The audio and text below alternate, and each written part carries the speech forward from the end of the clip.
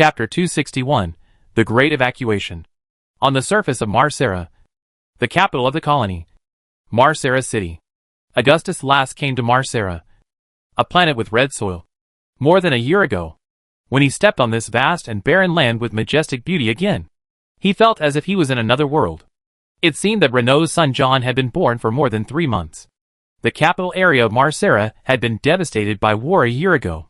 Now the main roads and buildings destroyed by artillery fire have been rebuilt and repaired, and have been restored to their pre-war appearance.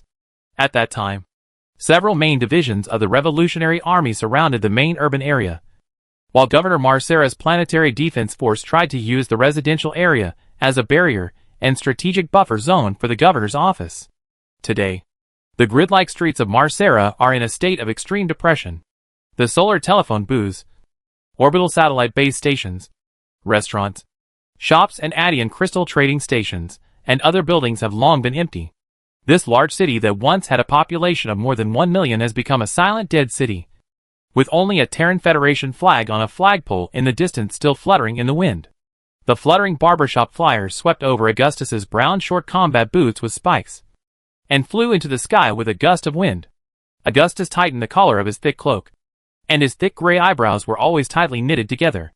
In the capital area at this time of year, the rainfall is rare, and the air is dry.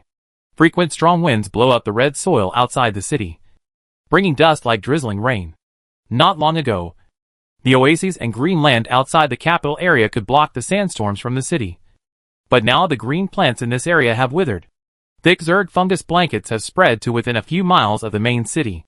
Both farmland and small rivers are covered with a layer of sticky fungus blankets like oil. Spore infection. Look at these houses. Mushrooms are almost growing on them.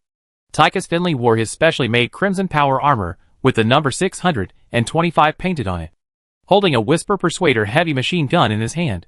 In the sky are the spaceships of the Omega Squadron, and underground are the worms that are still digging holes. The situation is not favorable. This is really strange. The entire Sara galaxy.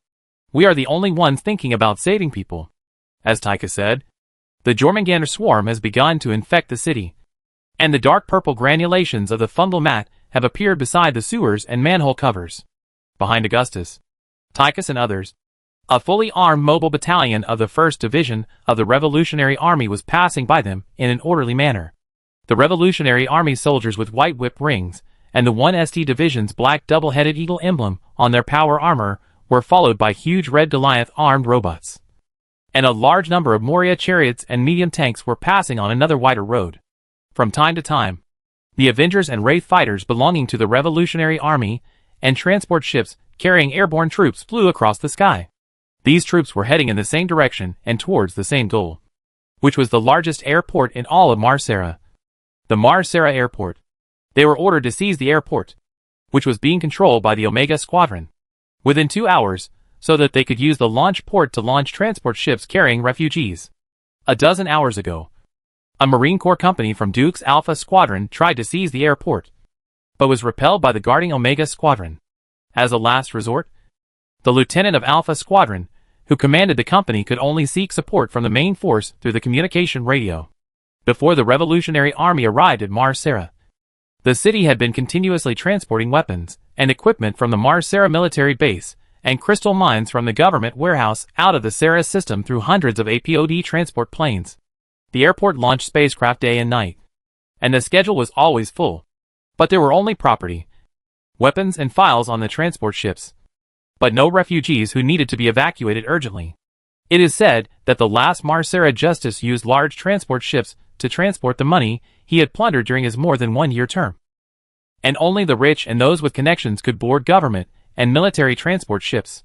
Even the Justice's dogs and cats could get a seat to escape from Mar Sara, and the refugees could not get a seat to escape the planet, no matter how much they cried.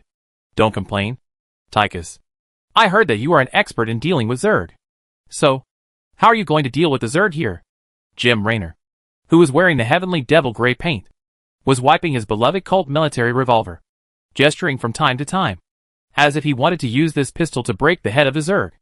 Not only is there an elite Omega Squadron stationed in the main city of Mar Sara, but there are also several squeaking and howling Zerglings that may appear at any time in its dark and narrow streets. These small and agile creatures can even travel through the sewer network of Mar Sara, waiting for an opportunity to drag passing humans underground. Before the Revolutionary Army entered the city, residents here often heard the sound of a large group of creatures suddenly rushing past their feet. And the thumping sound of horny feet stepping on broken metal was creepy. There are more and more missing persons reports. Bodies found gnawed clean. And bodies attacked by giant scorpion-like creatures. But the city government and the governor's office have not responded at all. As if they don't care about such things at all. Now, there are probably millions of Zerg under the city, digging out the city's sewer network and working hard to build the Zerg's underground kingdom. If the time is right, or the leader of the Jormungand swarm decides to attack, the swarm can destroy the entire city, like a big wave overturning a small boat in the sea. Burn them.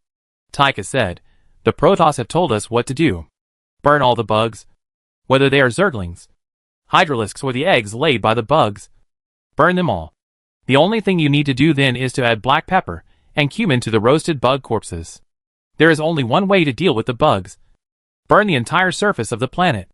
Then inject magma into their damn caves and seal the cave entrances with cement. The Protoss has shown us how. Yes. You should try the alien wings. Jimmy. New Sydney style. Hank said, I find it much more fun to burn bugs than people. But those monsters have no fat, so they can't be used as oil lamps. Sometime after the destruction of Char Sara, Tychus and other senior officers of the Revolutionary Army watched the documentary footage of the Protoss expeditionary fleet destroying Char Sara. This made a deep impression on Tychus, who once looked down on the Protoss, and he turned into an advocate of superior fire mechanics and a master of Zerg barbecue overnight. This also made Tychus and Hank, the commander of the flamethrower unit in the Revolutionary Army, have more common language. Burn the entire planet. If we could do it, we would have done it long ago. Augustus said at this time. At present, our troops can only compete with the Zerg in small-scale battles in local areas. Once it involves a full-scale war, we can only rely on fusion weapons to fight back. Boys, wait until we rescue Mar Sara's people before thinking about roasting the worms. At this time, there were a few sporadic gunshots in front of the Revolutionary Army's marching column. It was obvious that the vanguard led by Rick Kidd had engaged in a firefight with the enemy. But the gunshots soon stopped. And then Augustus received a report that the Omega Squadron had retreated. Augustus. Many residents stranded in the city gathered outside the Mar Sara airport. They set up tents outside the airport, just hoping that the Federal Army would have a change of heart and take them with them when they escaped. Colonel Rick's voice came from Augustus' communicator. When the Jormungandr swarm first invaded Mar Sara, the rich people who could afford to buy tickets for long-distance interstellar spaceships had already left. And now only the middle class and ordinary civilians are left. How many people are there? Let's set up a quarantine area first. We need to confirm whether these people are infected. Augustus said immediately. Maybe tens of thousands of people. Rick replied, I'm afraid we have to mobilize more transport ships to this area. At present, the Revolutionary Army has collected about 2 million Mar Sara refugees and is transporting them through the Mar Sara airport. The work of collecting refugees and organizing rescue is unexpectedly smooth. This is related to the efficient work efficiency of the Revolutionary Army officers with firm beliefs and the support of the Mar Sara people for the Revolutionary Army. But the most important thing is that the Federation has completed the work of collecting refugees in advance. Prior to this, the soldiers of the Omega Squadron had forced the residents living in the city into the refugee camp surrounded by simple tents and wooden fences, and then sent troops to guard them like guarding prisoners. When the Zerg invaded Mar Sara, the federal government did not take no measures at all. The federal government of the colony first implemented strict military control in the name of protecting all federal citizens. If this is still a tenable measure, then the act of forcibly driving the residents of cities and towns to refugee camps in the wilderness for centralized disposal is quite incredible. The Revolutionary Army on the Augustus side clearly knew that the Federation did not have enough transport ships to transport everyone out, and they might not even have a plan to rescue the Mar Sara people. The Federation's behavior of driving people out of cities and relocating them is even more incomprehensible, because if they are not prepared to evacuate refugees, cities are undoubtedly safer and easier to defend than the open wilderness. A few days after the Revolutionary Army landed on Mar Sara, the Omega Squadron soldiers stationed on the surface of the planet also evacuated Mar Sara without any regrets, leaving behind millions of desperate Mar Sara people. It's almost as if the Federation wants their people to die faster. Fortunately, the Revolutionary Army arrived in time, as Augustus promised when he left Mar Sara in the past. They will return one day, and they will definitely bring salvation when they return. The next evacuation mission is left to you. When Augustus said this to Rick, everyone could feel that the sky seemed to have suddenly darkened. The sky filled with misty red dust seemed to be covered with dark clouds in an instant, and the distant sun became looming.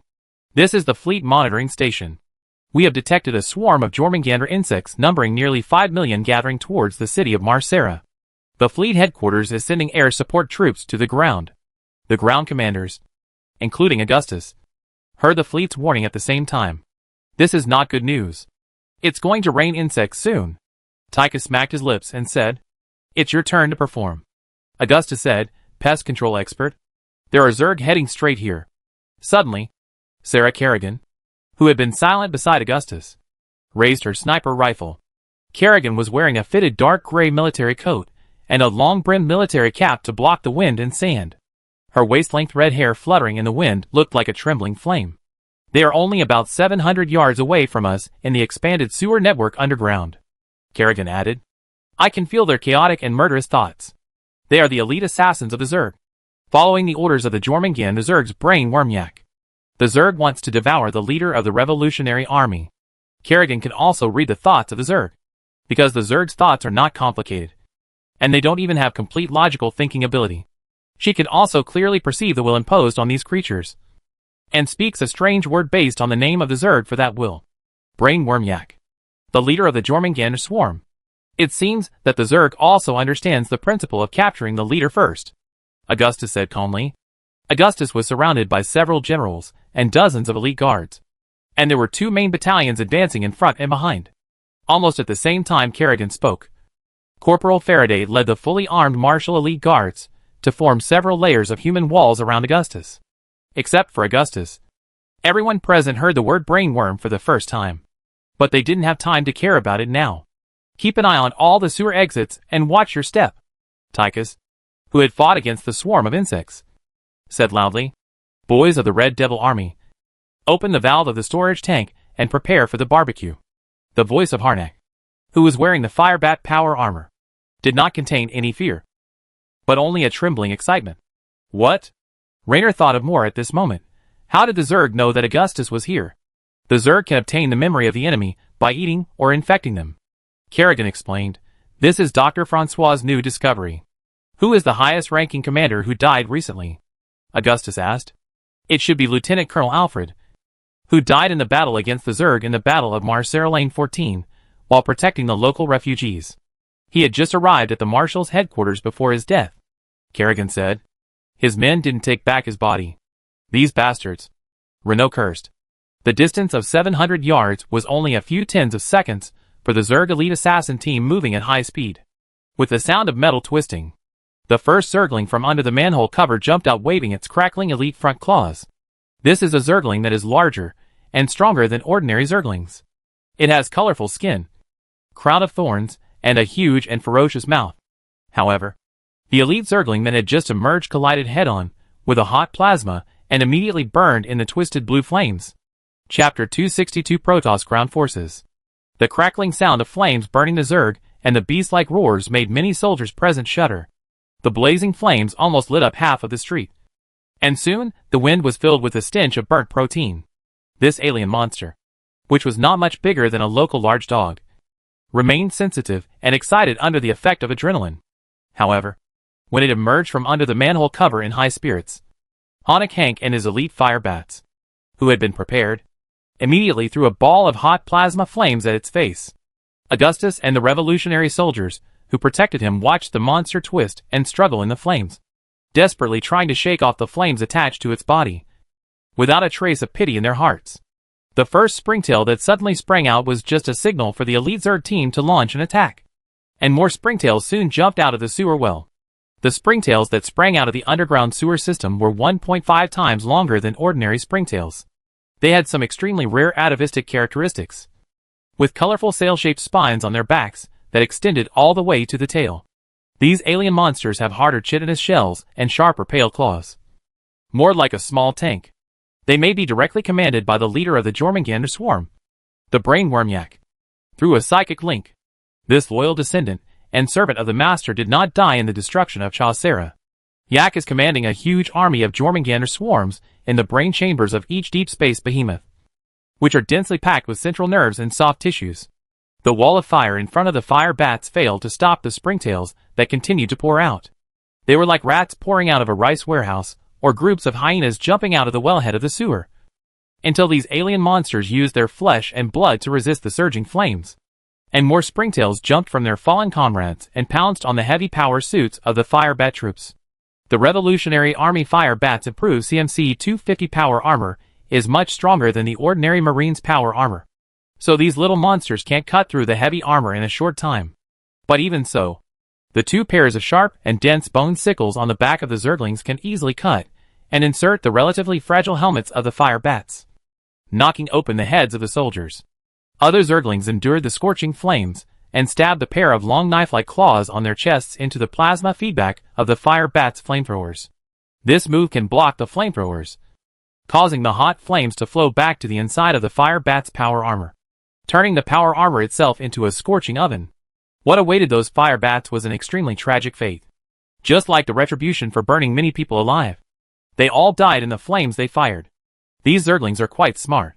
They have found a way to deal with humans instead of charging blindly. Local battles are breaking out all over Mar Sara, and whenever the Zerg in a certain area discovers the weakness of humans, this skill will be synchronized to all newly born Zerg through genetic material. Zerg, this dangerous and deadly race, has been evolving. They have tried their best to eliminate the defects in their genes until they reach the pinnacle of biological evolution, the best and the most perfect. Since the fire bat power armor is generally 2 feet taller than the ordinary CMC 200 or even CMC 300 power armor, the Martial Elite Guard soldiers holding Gauss rifles and individual rockets behind the fire bats can only fire from between the fire bats' shoulders to avoid accidentally hurting their comrades. Facing the wailing of the fire bats, the elite guards could only use rifle bullets to end their lives from behind, so that they would not have to endure the pain of being burned alive. Many fire bats did not die at the hands of the enemy. The most painful way to die was to be trapped in their own power armor and burned alive. At the same time, few people were willing to endure the high temperature and wear fire bat power armor. Therefore, the fire bats in the Federal Army were basically death row prisoners who had undergone resocialization. And only the fire bats in the Revolutionary Army were crazy people who volunteered to join the army. Augustus could hear the painful screams of the fire bats, and it was heartbreaking to see those brave warriors wailing. At this time, it was the best option for his comrades to end their lives with pistols, so that they could avoid the pain before death. To this day, countless revolutionary soldiers and intelligence personnel have sacrificed their young lives for the cause of revolution. Find a way to block the well, Augustus ordered. Throw all our grenades and explosives in. The Marshal's elite guard members behind the fire bats immediately executed the order. After Moria purchased a large amount of ammunition left behind by the Comorian Union after the Communion War, each revolutionary soldier carried much more grenades and bullets than before. With the help of power armor, the soldiers don't have to worry about the load, which is something the commanders of the ground and air transport forces should consider. Damn. It would be great if Xander was here at this time. He would definitely be able to take out a few boxes of explosives from his armor, Renault shouted while firing a C-14 Gauss rifle. Max Xander, the devil of heaven, was no longer with Augustus. He was now in charge of the commander of the airborne troops of the Revolutionary Army. The airborne troops of the Revolutionary Army, under Xander's personal example, became explosive maniacs who threw electromagnetic grenades at the enemy as soon as they landed, wherever the airborne division of the Revolutionary Army passed. It was as if they had just experienced a large-scale carpet bombing. Throw them all out, Tychus yelled at Corporal Faraday and his Martial Elite Guard soldiers. Even an old lady is faster than you. A shocking explosion responded to Tychus's roar. The blue electric pulses and arcs raised by the electromagnetic grenade surged out from the blown-up sewer manhole.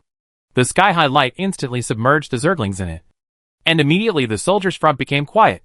But then a Zergling that was even larger than the previous one poked its head out from the brilliant arc. It had a huge head and bright red, blood-like skin, and its bright orange eyes flashed with a certain kind of intelligent and smart light. If the springtails just now were slightly larger dogs, Then this was a male lion in its prime. Its extremely hard leather skin was covered with a blood-red carapace, as if it was stained with dried blood. Under Augustus's order, the remaining fire bats retreated one after another. A platoon of the Marshal's elite guards used all their weapons to aim at the newly appeared monster and shoot. But then everyone was surprised to find that the bullets could not hurt it at all. "Wow! A big one," Tychus said. "I bet that's the mother of those bugs just now. And now it's here for revenge."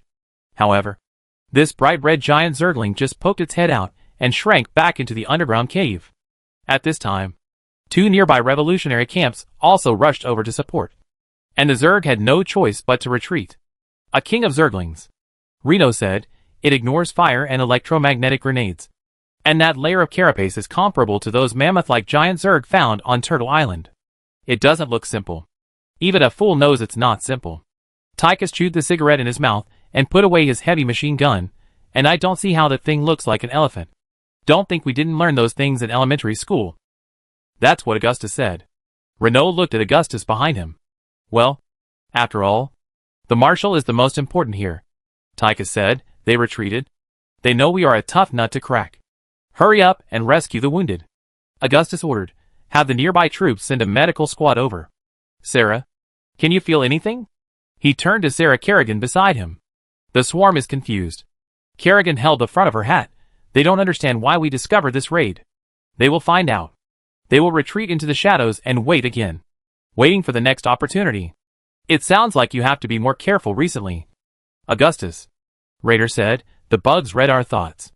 And they know that you are the soul of the Revolutionary Army, the leader of the brainworm yak. Jormungandr." Augustus repeated the name.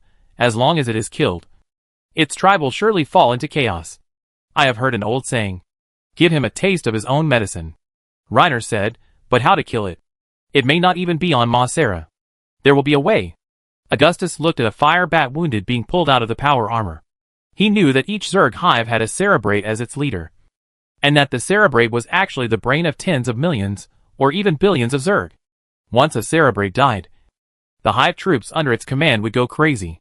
But the cerebrate was actually immortal, because the overlord of the Zerg could resurrect the dead cerebrate. Only the Nerazim, another branch of the Protoss, could kill the cerebrate forever and seal their chance of resurrection, Augustus said as he walked towards the wounded man who was being carried on a stretcher, noticing that his entire chest had been torn open by a Zergling, and the hideous wound indicated that the possibility of his survival was not high. The comatose fire bat did not wait for Augustus' greeting. He was carried to an APOD transport plane that landed nearby with his eyes closed. Honek was the soldier's direct superior. He silently carried the stretcher away. This was a soldier from the Mar Sara Shiro region. He was not only fighting for the revolution and the orders of his superiors, but also for his hometown. The surface of Mar Sara was full of Zerg, and such sacrifices were happening almost every minute. The Zerg are not the Federation army. They are deadly and numerous, and they will only retreat on their own initiative in rare cases. Augustus has already seen death, and dying in battle has become commonplace. Facing the Zerg, we suffered heavy casualties. Raynor looked at the charred bodies being pulled out of the scalding firebat power armor and closed his eyes in pain. "We are facing the Zerg, and it will take time to evacuate. We have evacuated more than 500,000 people, but it still takes time to take away the others. But the Zerg won't just stand there and watch. They are endless, and we can only fill them with human lives," he said. "Yes, our army is only a few 100,000 people," Augustus said. "We need reinforcements. Whether it is the Federation or the Protoss, believe that the people of the Federation are definitely the stupidest fools in the world. As for the Protoss," Raynor shook his head, "we know very little about them.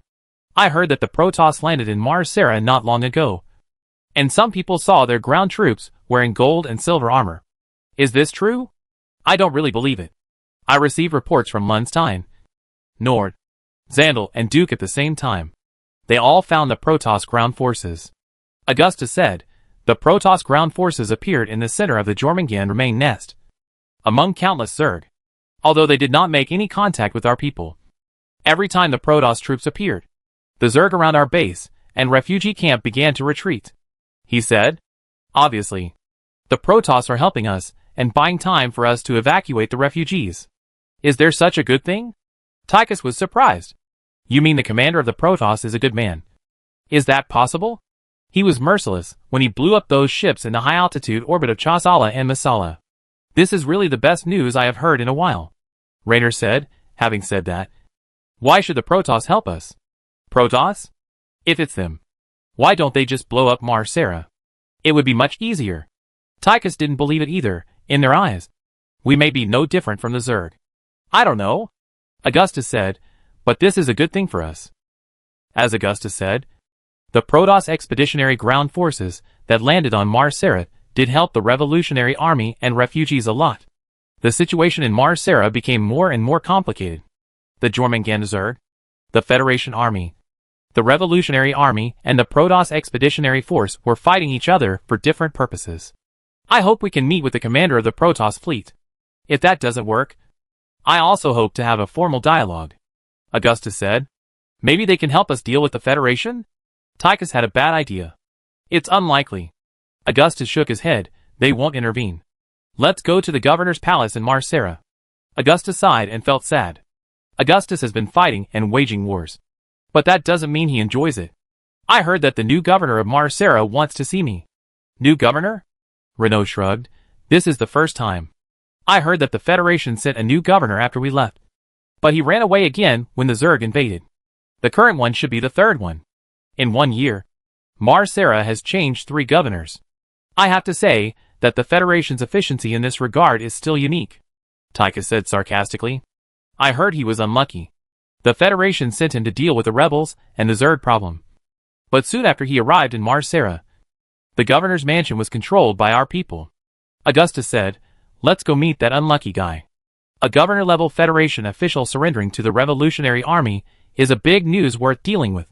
I remember the new governor's name is Pleyer. Don't scare him. Chapter 263 The God of War Governor. The capital of Mar Sara had experienced war. But the city hall, the governor's office, and the new Hagia Sophia were still well preserved. These longitudinal rectangular buildings have pointed and high domes, which are very different from the semi-dome houses of Mar Sara immigrants. Before this, only the most powerful and wealthy people in Mar Sara, or both, could enter the door of the governor's office. In the few days after the new Mar Sara governor, Mr. Pleyer, took office, this young and promising gentleman from Tassanis immediately rectified the corruption and malfeasance in the governor's office and its subordinate institutions. This unknown airborne governor gained the trust of the commanders of the capital's garrison and militia in a short period of time, and took over the control of these military organizations. After that, Governor Pleyer executed a number of federal officials who committed serious crimes and promoted his confidants from the grassroots. Before the landing of the Omega Squadron and the Revolutionary Army, he had actually controlled the administrative and military power of the city of Mar Sara. It is said that Governor Pleyer executed hundreds of federal officials who had neglected their duties, shooting 20 people every 10 minutes. And those who were shot were declared traitors and apostates at the same time. At the same time, the gangs entrenched in the capital area were also uprooted. If the fear brought by the aliens had not destroyed the will of the Mar Sara people, and the Omega Squadron invaded Mar Sara before the Zerg and deprived him of his rights as the governor, then this capable governor would have been able to easily control the situation. However, after the vanguard of the Revolutionary Army arrived in the capital area, this ruthless and talented Mar Sara governor quickly surrendered. He claimed that his surrender was not due to fear and cowardice, but just to seek a glimmer of hope for the people trapped in Mar Sara. Augustus rushed to Governor Mar Sara's office that afternoon and met with the young governor, who was believed to have offended someone, and was sent to the vast sea of insects. Nice to meet you. I am Augustus Minsk, the leader of the Federal Resistance Army. Augustus hurriedly passed through the courtyard of the governor's office full of rare treasures and plants, and met Governor Pleyer, who had been waiting for a long time behind the door made of a whole piece of Char Sara sun wood. After Char Sara was completely destroyed, this door must be priceless. What should I call you? Governor or Commander? Governor Mar Sara, who was opposite Augustus, was a rare Asian. He had short black hair and pupils, and looked to be about 30 years old. Governor Pleyer was wearing a neat blue suit. He was not tall, only slightly taller than Kerrigan, but he had a straight back and sharp eyes. The governor had a long face, and looked much younger than his actual age. While waiting for Augustus, Pleyer was having a meal. These days, the city of Mar Sara is full of refugees. When the former governor of Mar Sara fled, he took away almost all the property in the government warehouse. Pleyer can only survive these days with canned food and bread provided by the militiamen who are still loyal to him. Even so, this governor, who obviously came from an extraordinary background, still prepared luncheon meat, ham, coast meat, and stewed mushrooms for Augustus. The textile tablecloths on the table and the silver tableware left by the previous governor were placed in full compliance with the cumbersome etiquette standards of the nobles of Tarsones. Augustus believed that the other party was at least a small noble, who often mingled in the social circles of the creation family. Considering that the Zerg usually use spores to spread fungal mats and infections, Augustus and his followers Rainer, Kerrigan and others frowned when they saw mushrooms. I am just an unknown governor. I have my own ideas about commanding the army, but I am not qualified to be called a commander by a marshal. Governor Pleyer invited Augustus to sit down as soon as he saw him, and the latter accepted the invitation calmly. There are not many people left in this city. Omega Squadron drove most of them to the wilderness. I only have a few thousand militiamen and tens of thousands of civilians following me, he said. People who know me always say that my greatest strength is that I rarely make mistakes. So my superiors are always happy to let me do thankless work. I have declared my allegiance to you. Anyway, you can call me whatever you want. The best general is always the one who makes the fewest mistakes, Augustus said, Governor.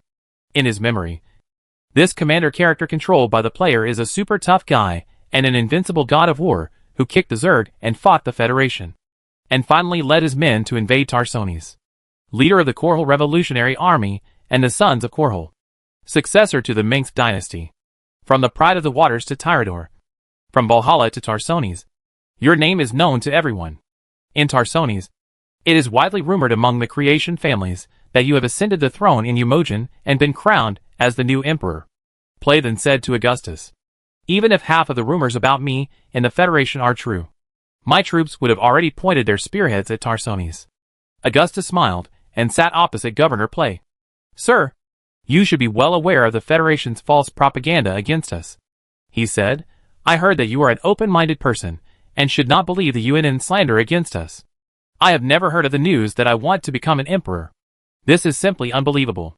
In this era, how can someone want to go against the trend of the times and reverse history? Just because the Federation's Genesis family is already a de facto royal family, they are also afraid that I will replace them. Augustus also wondered how the rumor about him wanting to become emperor came about. Now it seems that this rumor should only be circulated in the small social circle of Tarsones nobles. Similarly, the rumors about Augustus can be said to be increasingly demonized.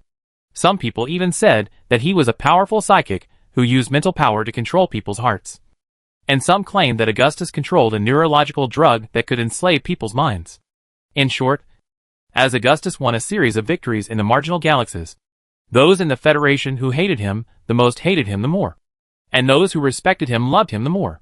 It is precisely because they are afraid that I will do this that they are using all their words to slander me, he finally said, taking a piece of perfectly roasted beef from the plate on the table.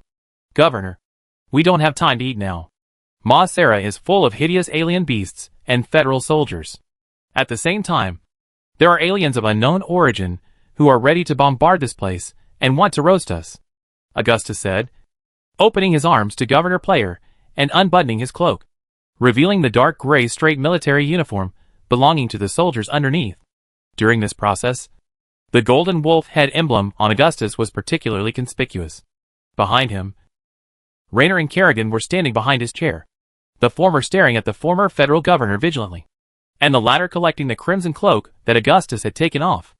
Only when you are full can you have the strength to fight the enemy, Marshal Augustus. Before this, no one like you has ever received so many names. Devil, Warlord, Roaming Starry Sky Tyrant, Instigator, and Source of Heresy. Pleyer was very respectful to Augustus, and his words did not sound like he was praising him. So, what do you think of me? Augustus attached great importance to the governor in front of him. Of course, you are not any of the people they say you are. Pleyer looked at Augustus and said, in fact, you fit all my fantasies about integrity and greatness. The Federation has abandoned everyone here, and only you came here to save us at the risk of being caught between two aliens. You are just too young. Really too young. I didn't expect you to be so young. I will take this as a compliment, Augustus said. Governor, What do you think of the two aliens who suddenly appeared in the Sara galaxy? To be honest, before coming here, I thought aliens didn't exist at all. It was just a lie for children. But the fact is that they really exist. And they are much stronger than us and humans. I am afraid that only the legendary Earth Federation can deal with them. The humans in the Copperless sector are just a small colony. Governor Pleyer said. The Zerg are the product of the Federation's biological laboratories. They thought these monsters were just independent species living in a few star systems. But they didn't expect their population to be all over the universe. The Protoss are the gardeners who keep order in the universe. Their mission is to eliminate pests and species they think are over-evolved, he said while chewing the food on the table. Although the decoration on the table was quite elegant, the former governor of the Federation, who was of distinguished status, did not eat very elegantly. His mouth was full of food, and he looked quite hungry.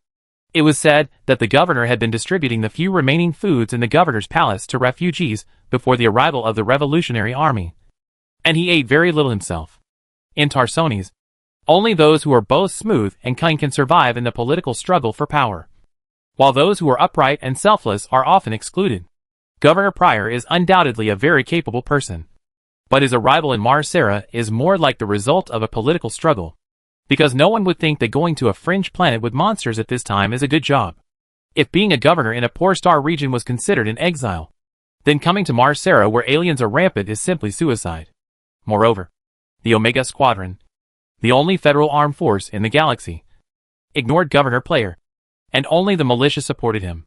All federal transport ships have basically evacuated Mar Sara, and the Federation even directly left a new governor here. Then, it is very likely that he was thrown to Mar Sara to take the blame for the former governor because he offended someone. The Zerg have lost themselves on the road of evolution, so the Protoss rushed to destroy them. This is closer to the truth, Augustus said. What I can tell you is that the Zerg that arrived at Mar Sara is only one of their infinite swarms. There are dozens of Zerg nests that are larger than the Jormungandr swarm, and this Protoss fleet is still not the only one among them. Governor, the Federation only cares about preserving their core regions and leaving the devastated outer systems alone, he said. I can't imagine what the people of Mar Sara would do without you. The governor swept the entire table while Augustus swallowed a few slices of meat. You are a very honest person. Augustus nodded and said, for these people you have never met, you are willing to betray the Federation and collude with the rebels. Isn't that what you did, Marshal Augustus? The governor and Augustus smiled at each other. When Governor Mar Sara took out a tissue to wipe his mouth, Augustus stood up, and everyone present knew that this small dinner was over. Let's go, Mr. Governor. There is no need to stay in this governor's mansion any longer. Let's go to the airport, Augustus said to Pleyer. After we leave, Mar Sara will definitely face the same fate as Char. What do you need me to do? Let me serve as your military clerk or civil governor. Or I can start from the most basic private soldier. The governor wiped his mouth with satisfaction. No.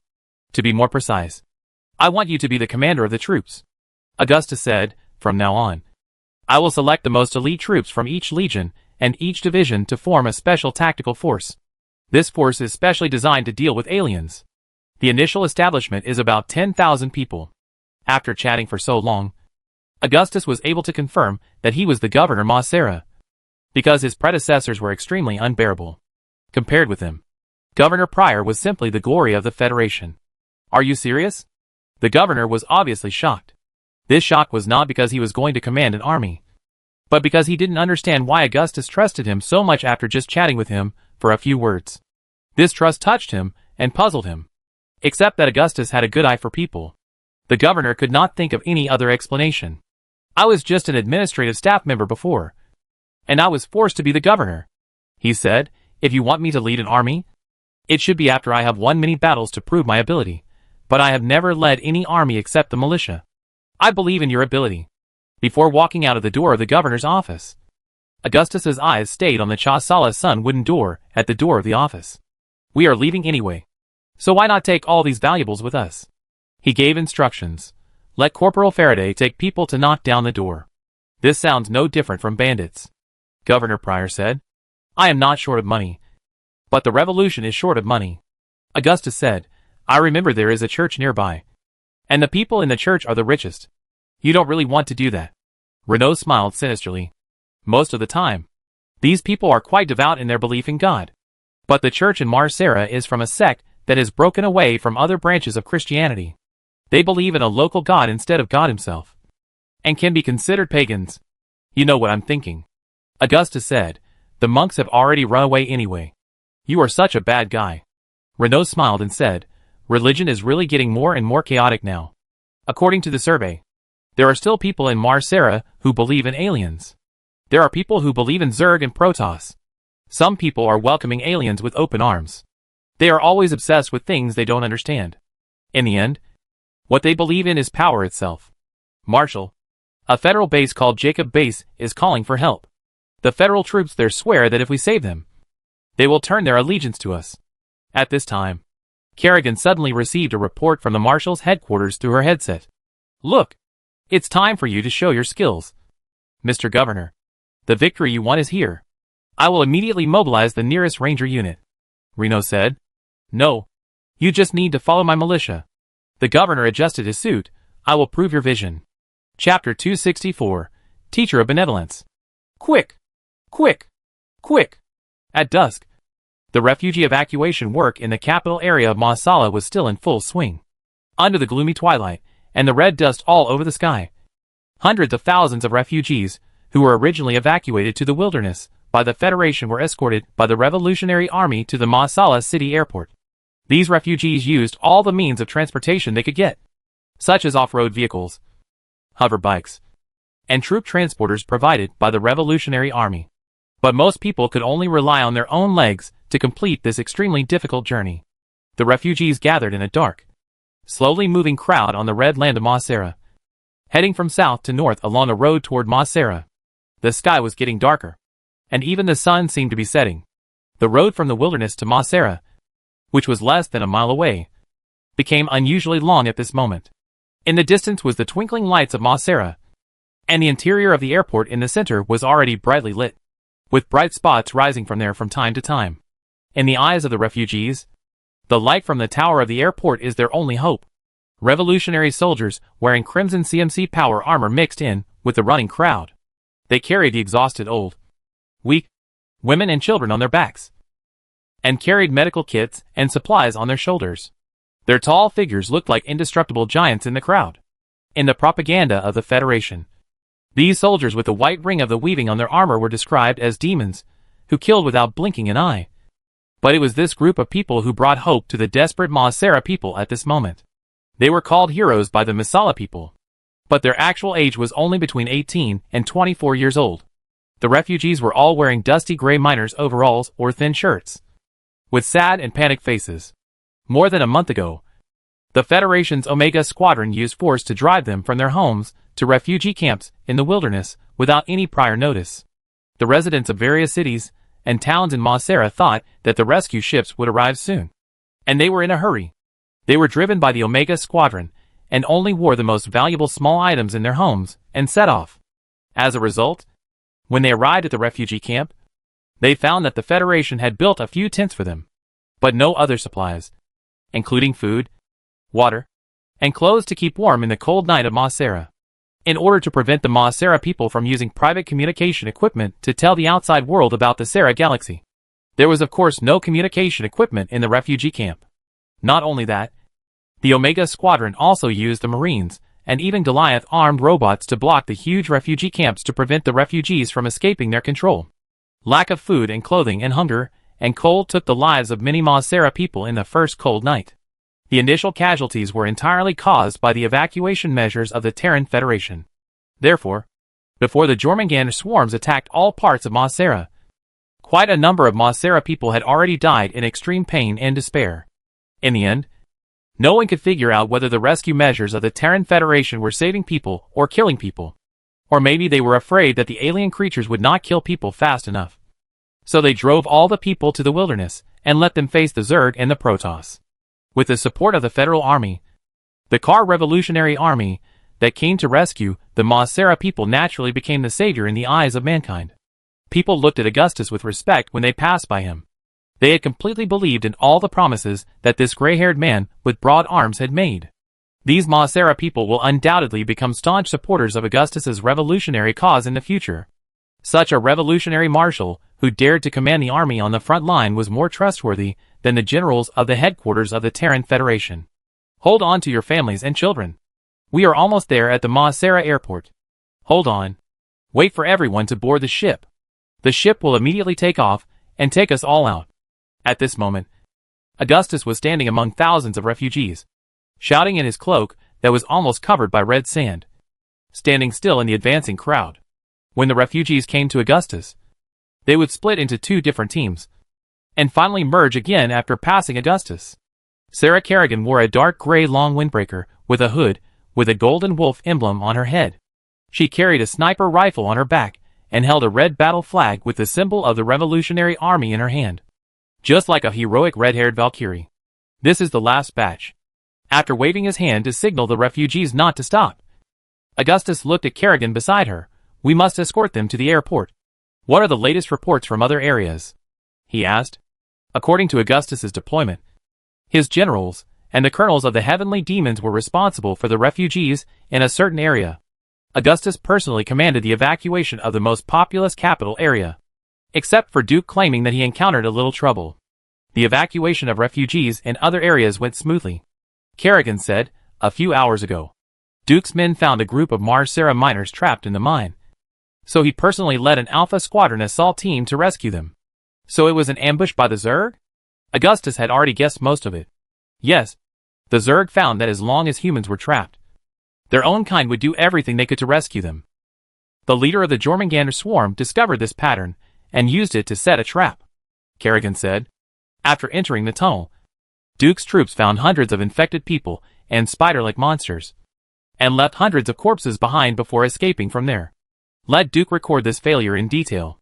All troops must read this report to learn from it, Augustus said. Although most of the soldiers in Alpha Squadron were resocialized criminals, the lost equipment was enough to make Augustus sad. Moreover, although the resocialized soldiers lacked ability, they were different from ordinary soldiers who would be terrified and stiffened when they saw alien creatures. Even if the resocialized soldiers faced more terrifying monsters, their hands holding the guns would never tremble. This will make Duke feel very embarrassed. Kerrigan said, you know his character. And you know that Duke cares most about honor and dignity. In other words, he loves to show off. That's good. Next time he gets carried away, he'll at least think about the consequences, Augustus said. Almost half of the negative examples read by the Revolutionary Army officers came from Edmund Duke, which made Duke feel ashamed. This also made him want to prove himself more desperately. Fortunately, Duke's recent incident of leading NORAD 3 to repel the Protoss fleet has restored some of his reputation, allowing Duke to gain the title of lone hero and brave guerrilla in the Revolutionary Army. What's the news about Governor Pleyer? At this moment, a middle-aged woman in front of Augustus suddenly staggered, and he immediately supported her like lightning.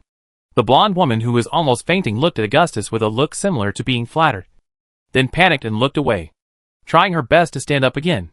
But she was so exhausted that she couldn't stand up again. I'm very sorry, Marshal. I'm sorry. She was only wearing a pair of worn-out shoes, and her feet were full of blisters. This is not your fault. It's the fault of the Federation and the Zerg. Augustus then shouted, Corporal Faraday, take this lady away. She can't walk anymore. Sergeant Claire, Corporal Faraday, who was standing not far from Augustus, immediately ordered one of his marshal's elite guards. A tall soldier wearing crimson power armor with a golden emblem on his shoulder armor immediately ran over and helped the woman next to Augustus. It's my honor to serve you, Marshal, the soldier said to Augustus. It is an honor to serve the people. Augustus replied to the soldier, Marshal Augustus, you are a hero. At that time, I thought you were traitors who disturbed the order, the woman said to Augustus as she was carried away. I made a mistake, she said. Let's go. Augustus patted the shoulder of the elite guard soldier and said. After the soldier carried the woman away, Augustus looked at the slowly moving crowd behind him and felt that countless eyes were looking at him, paying attention to his every move. The team behind Augustus still had no end in sight. Conservative estimates suggest that there were tens of thousands of refugees behind him. Where are Governor Play's men now? Augustus asked Kerrigan. He only brought less than 2,000 new recruits. Raider's men followed him. But I'm still not very reassured. In the last report, the governor had already led his assault force into Jacob Base and rescued more than 500 Federation alien physiologists and Federation soldiers from Jacob Base. The governor also ordered someone to obtain the weapons backup of Jacob Base through a disk. What are the losses? Augustus asked. Only a few people were injured. Governor Pleyer personally led the charge. I heard that he killed a giant bright red hydralisk by himself, and used its huge crest as a decoration on his helmet. Kerrigan said, the governor is now leading his men back to defend the city of Mar Sara. Augustus was stunned for a long time. Judging from the governor's face, he didn't look like a particularly good fighter. Soon, Augustus warned himself in his heart that he had made the mistake of judging people by their appearance. The governor is really good at fighting, he said. Perhaps I should consider handing over one of my most elite troops to him. I have already decided to hand over my guards division to Pleyer. Did they gain anything? Kerrigan walked closer to Augustus to prevent their conversation from being heard by others. They found the same psychic projector blueprints in the Jacob Base as we found in Mar Sara. But the psychic projector in the Jacob Base in Mar Sara is more advanced, and can emit psychic energy several light years away. The psychic emitter is still a secret that must not be made public. The Terran Federation originally planned to use the psychic emitter to attract the Zerg to destroy their enemies, and then drive away the Zerg and become the savior. If people knew that such a weapon really existed, they would not only doubt the Federation, but also the Revolutionary Army, especially when the current public opinion trend is completely controlled by the Federation. Fighting back and putting the blame on the enemy for what they did is a common tactic used by the federal government. This psychic transmitter has the ability to be put into actual combat, which means that the scientists of the Federation have made a breakthrough. Augustus said, a distance of several light years is enough to influence the route of a Zerg hive. In a sense, this distance may be just right. What did Swan say? I just had someone hand over the prototype of the psychic transmitter to him not long ago. He asked Kerrigan. Swan and Kaczynski are still studying this new weapon. Kerrigan said, they said this thing gave them a lot of inspiration. Since the psionic emitter can emit psionic energy, it should also be able to do other things by enhancing the intensity of psionic energy.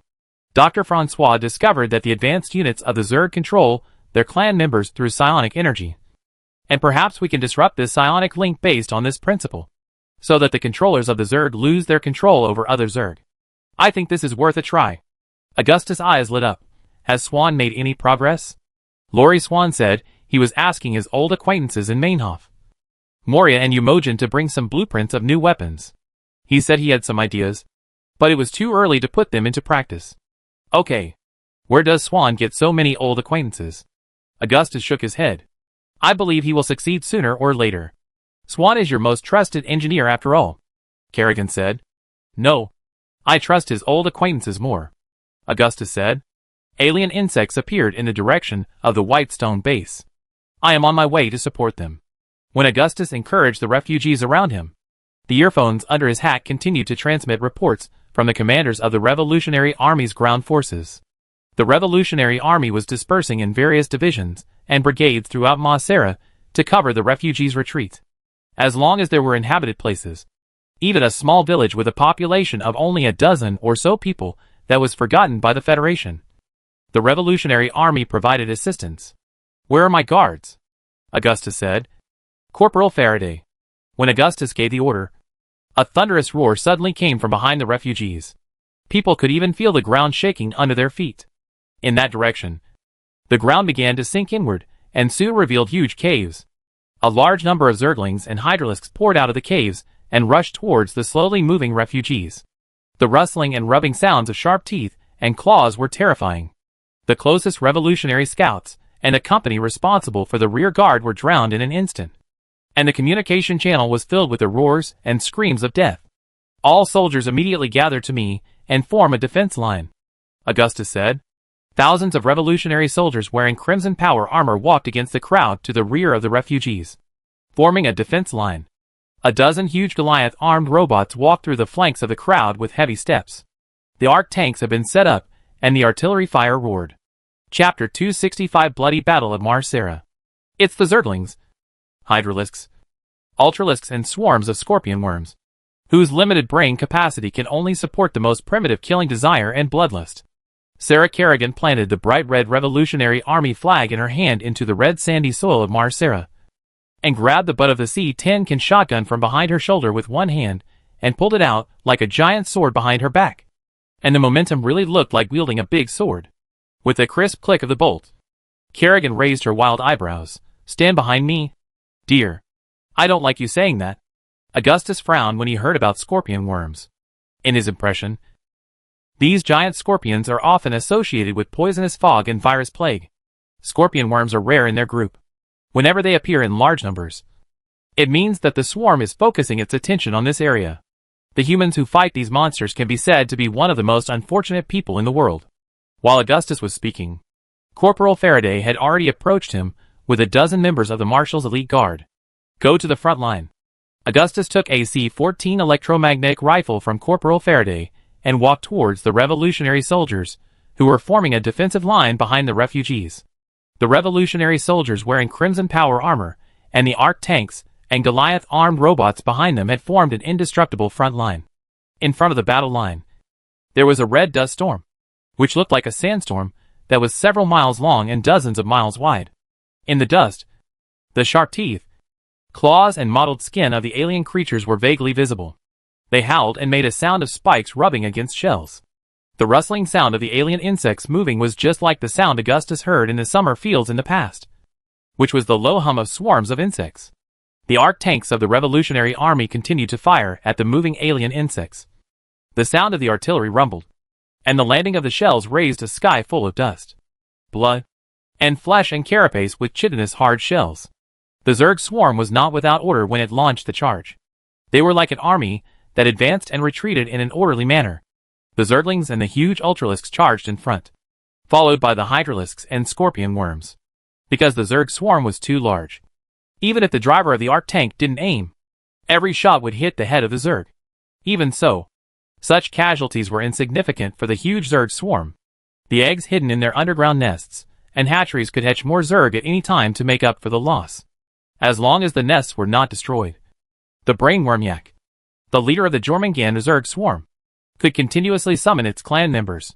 There are at least 100,000 Zergs. "Jimmy, where are your people?" Augustus said in the commander's communication channel. "The Rangers and I were just complaining about this matter. There are so many Zergs." Renault's response came immediately in the communication channel. His voice was mixed with the whistling sound of the wind. Obviously, this Mar Sara cowboy was happily driving a vulture. "In short, I and more than 2,000 Rangers are on the left and right wings of your current Zerg troops.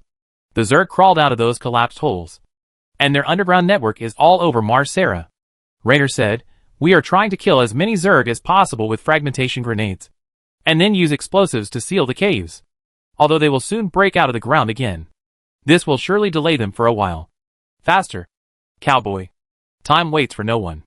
Augustus ran all the way, helping some refugees who fell from time to time. Fortunately, the physique of the Mar Sara people is much stronger than that of the people in the core world. Even if they have walked a long distance, they can still speed up again under the threat of death.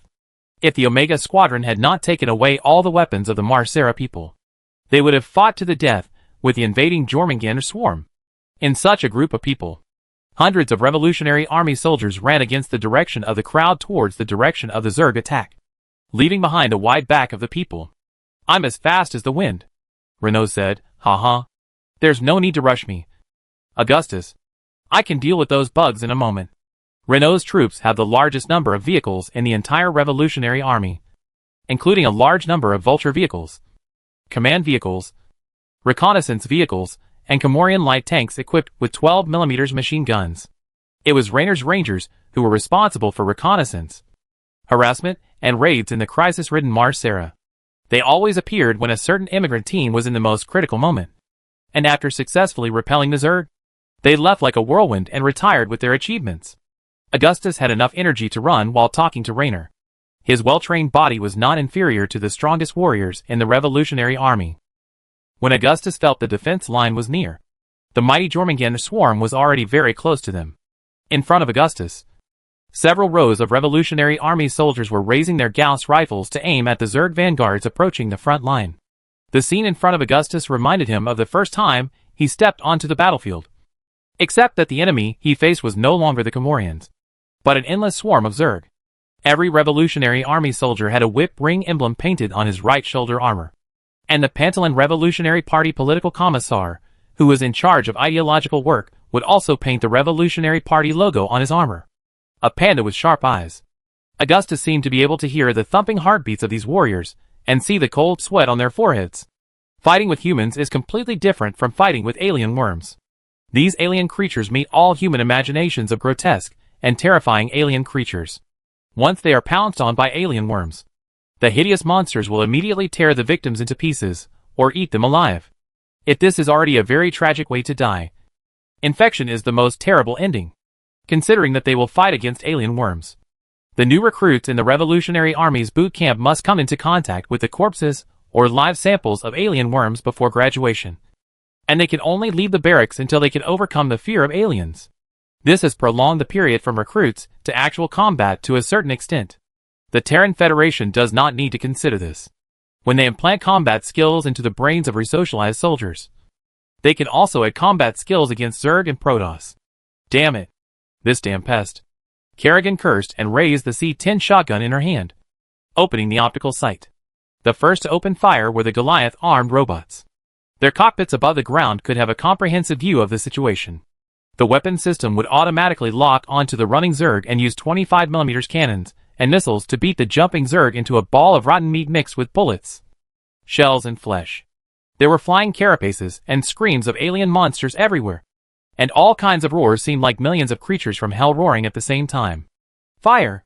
The commander of this unit was a lieutenant colonel from the 2nd Squad of the Heavenly Demons, who has now become an accomplished senior commander. Following the lieutenant colonel's order, the revolutionary soldiers could not wait to pour out the bullets in their rifles. The dense firepower immediately cleared a large area of running springtails. The magnetic nail bullets penetrated the relatively fragile shells of the springtails and beat them into a bloody sieve. Even if it was hit by dozens of bullets and its brain was pierced, the springtail was still able to run more than 10 yards before it died and fell to the ground. Between the springtails were huge thunder beasts, which were much larger than human tanks and all mechas. At first glance, the thunder beast's sturdy walking feet and the pair of sharp curved bone blades in its jaws resembled mammoths of the Earth era. But the multiple pairs of scarlet eyes on its head, the drooping tentacles, and the dripping saliva could not make people associated with mammals on Earth. The Zerg that appeared in Mar Sara far exceeded those in Char Sara in both species and number, with more than 100 million on the planet's surface alone. The thunder beasts, these monsters that were tens of feet tall, could almost ignore the bullets of human Gauss rifles with their thick shells behind them. Even the machine guns of Goliath-armed robots and Wraith fighters in the air were just a tickle to them. Every moment, Zerg fell under human gunfire and bullets. But then more Zerg pounced on them. When the Zerg in the front came within 50 yards, the Revolutionary Army soldiers began to throw the electromagnetic grenades they carried. With the help of the power armor servo system, they could throw them even farther. After Moria and his group, the Revolutionary Army had no shortage of bullets and grenades, and even had enough to throw out boxes of grenades at once. The blue electric pulses released by the electromagnetic grenades immediately engulfed the Zerg in the front and blew them into a pile of rotten meat. But at the same time, more Zerglings jumped out from the charred corpses, and the Hydralisks also entered their attack range, and their arched backs immediately ejected deadly spines wrapped in green acid. These sharp spines pierced the armor of the frontline revolutionaries in an instant, piercing their flesh. Fighting the Zerg on the vast plains was almost tantamount to seeking death. But at this time, the Revolutionary Army was the only barrier between the people and the Zerg. If it were in the past, Augustus would never choose to fight the Zerg here. But he could not let hundreds of thousands of Mar Sara people be slaughtered by the Zerg. Augustus, who fought alongside these warriors, could also feel this despair. It was not that human weapons could not penetrate the Zerg's shells. Even automatic weapons could hurt the screaming little monsters like Zerglings. But the problem was that the number of Zerglings was too large. It took only a few minutes from the appearance to the close combat with the Revolutionary Army. After paying thousands of casualties, the surging Zerglings quickly rushed to the defense line of the Revolutionary Army soldiers under artillery fire. A large number of screaming Zerglings pounced on the soldiers' armor and tore them to pieces. When a giant thunder beast rushed into the middle of the Revolutionary Army's front line, the Revolutionary Army began to retreat step by step. It shook its head and swept its huge long fangs left and right, knocking over a dozen soldiers in power armor every time, crushing their armor like crushing cans. The wailing in the communication channel continued, and the sound of bones breaking and flesh being eaten never subsided. Augustus could even see the spikes and protruding claws on the back of the Zerglings in front of him. And the sound of the Hydralisk spines piercing the armor was endless. As Augustus kept firing, a helmet with holes in it rolled to Augustus' feet. Right in front of Augustus, a Hydralisk that pounced on the front line used the bone sickle ejected from its forelimb to cut a young Korhal Revolutionary Army soldier in half. Blood and flesh flew everywhere, and bright red blood splashed on Augustus' face. Kerrigan fired steadily at the Hydralisk, and the 25mm canister bullet passed through one of its eyes, immediately taking the monster's life. The Hydralisk's snake-like body fell to the ground, and the end of one of its forelimbs pierced into the chest of a revolutionary soldier. The bone sickle pierced through his chest, bringing out blood. In this way, the soldier who just celebrated his 20th birthday this year fell to the ground in a hug with the Hydralisk. Hold the line. I am Marshal Augustus. I am fighting alongside you. Augustus shouted on the communication to maintain the morale of his soldiers. His words more or less encouraged the soldiers, who were facing countless Zerg.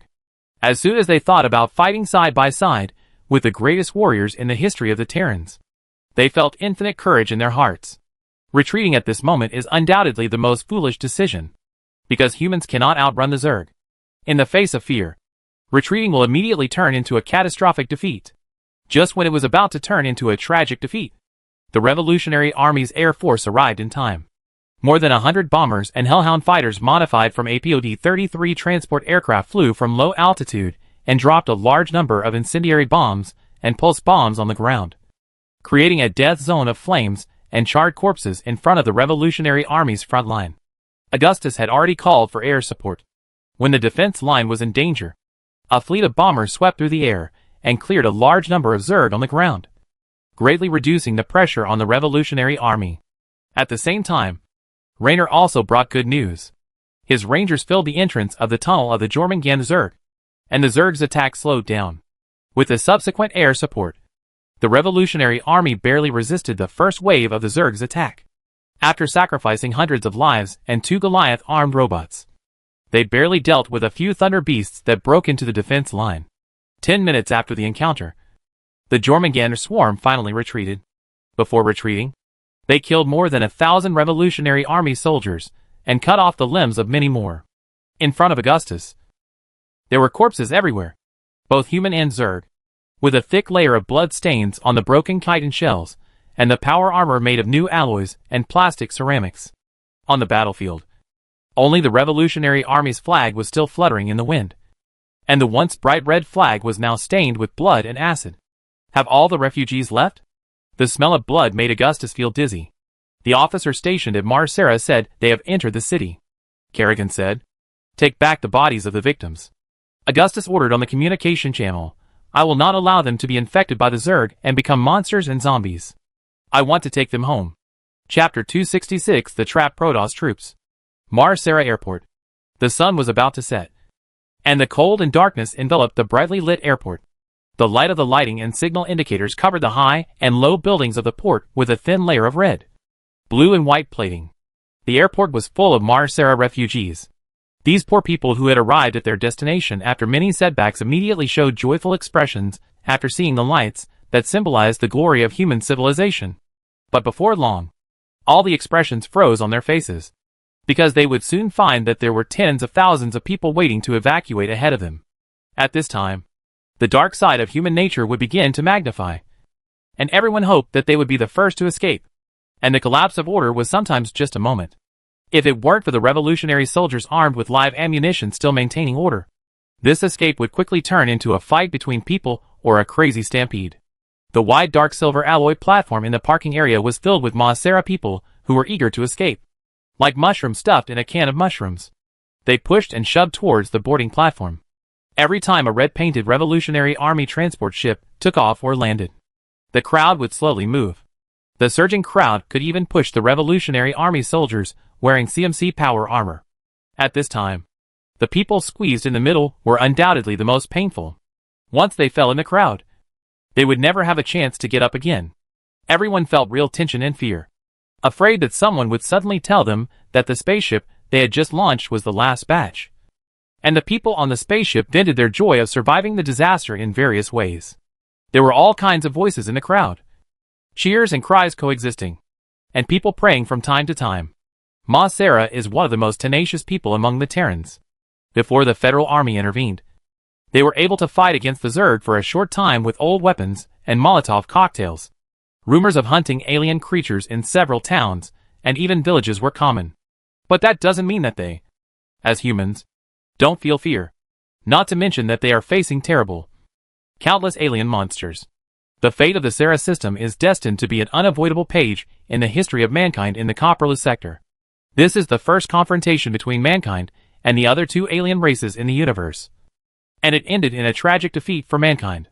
Augustus, who had just experienced a brutal battle, was walking quickly on the road from the port entrance to the command center, with only Sarah Kerrigan and Corporal Faraday and a few other soldiers following him.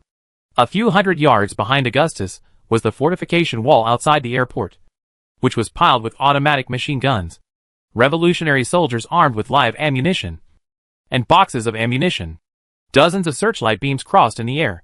In the past dozen hours, the Zerg that followed the last batch of refugees have controlled all areas outside the central city of Mar Sara, with the city center park outside the airport as the boundary. The infection is still spreading to the city center.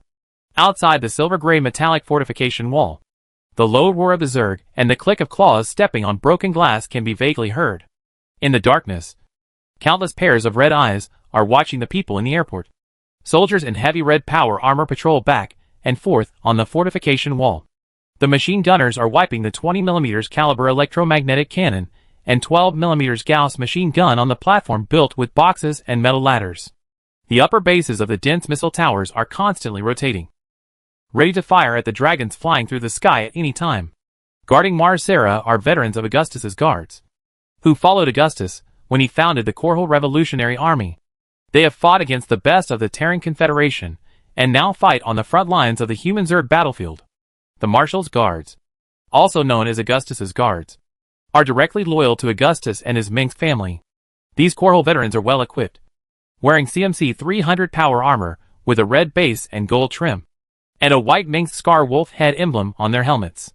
Augustus waved to his veterans as he walked, which immediately attracted many respectful looks. In front of Augustus, the launch port of the Mar Sara airport would launch a batch of shuttles and transport ships every few minutes. The orange flames turned the ground and the faces of the people looking up below red, and the tail flames of hundreds of thrusters formed a series of flame walls climbing in the dark night.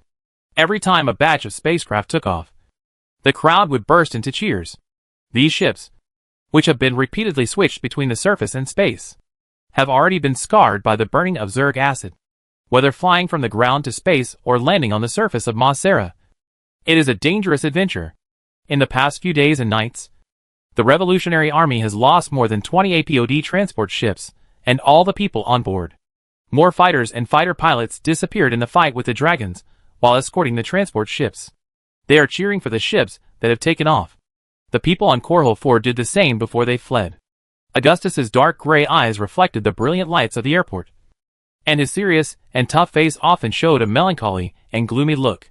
Sooner or later, there will be a day when humans no longer have to flee their homes.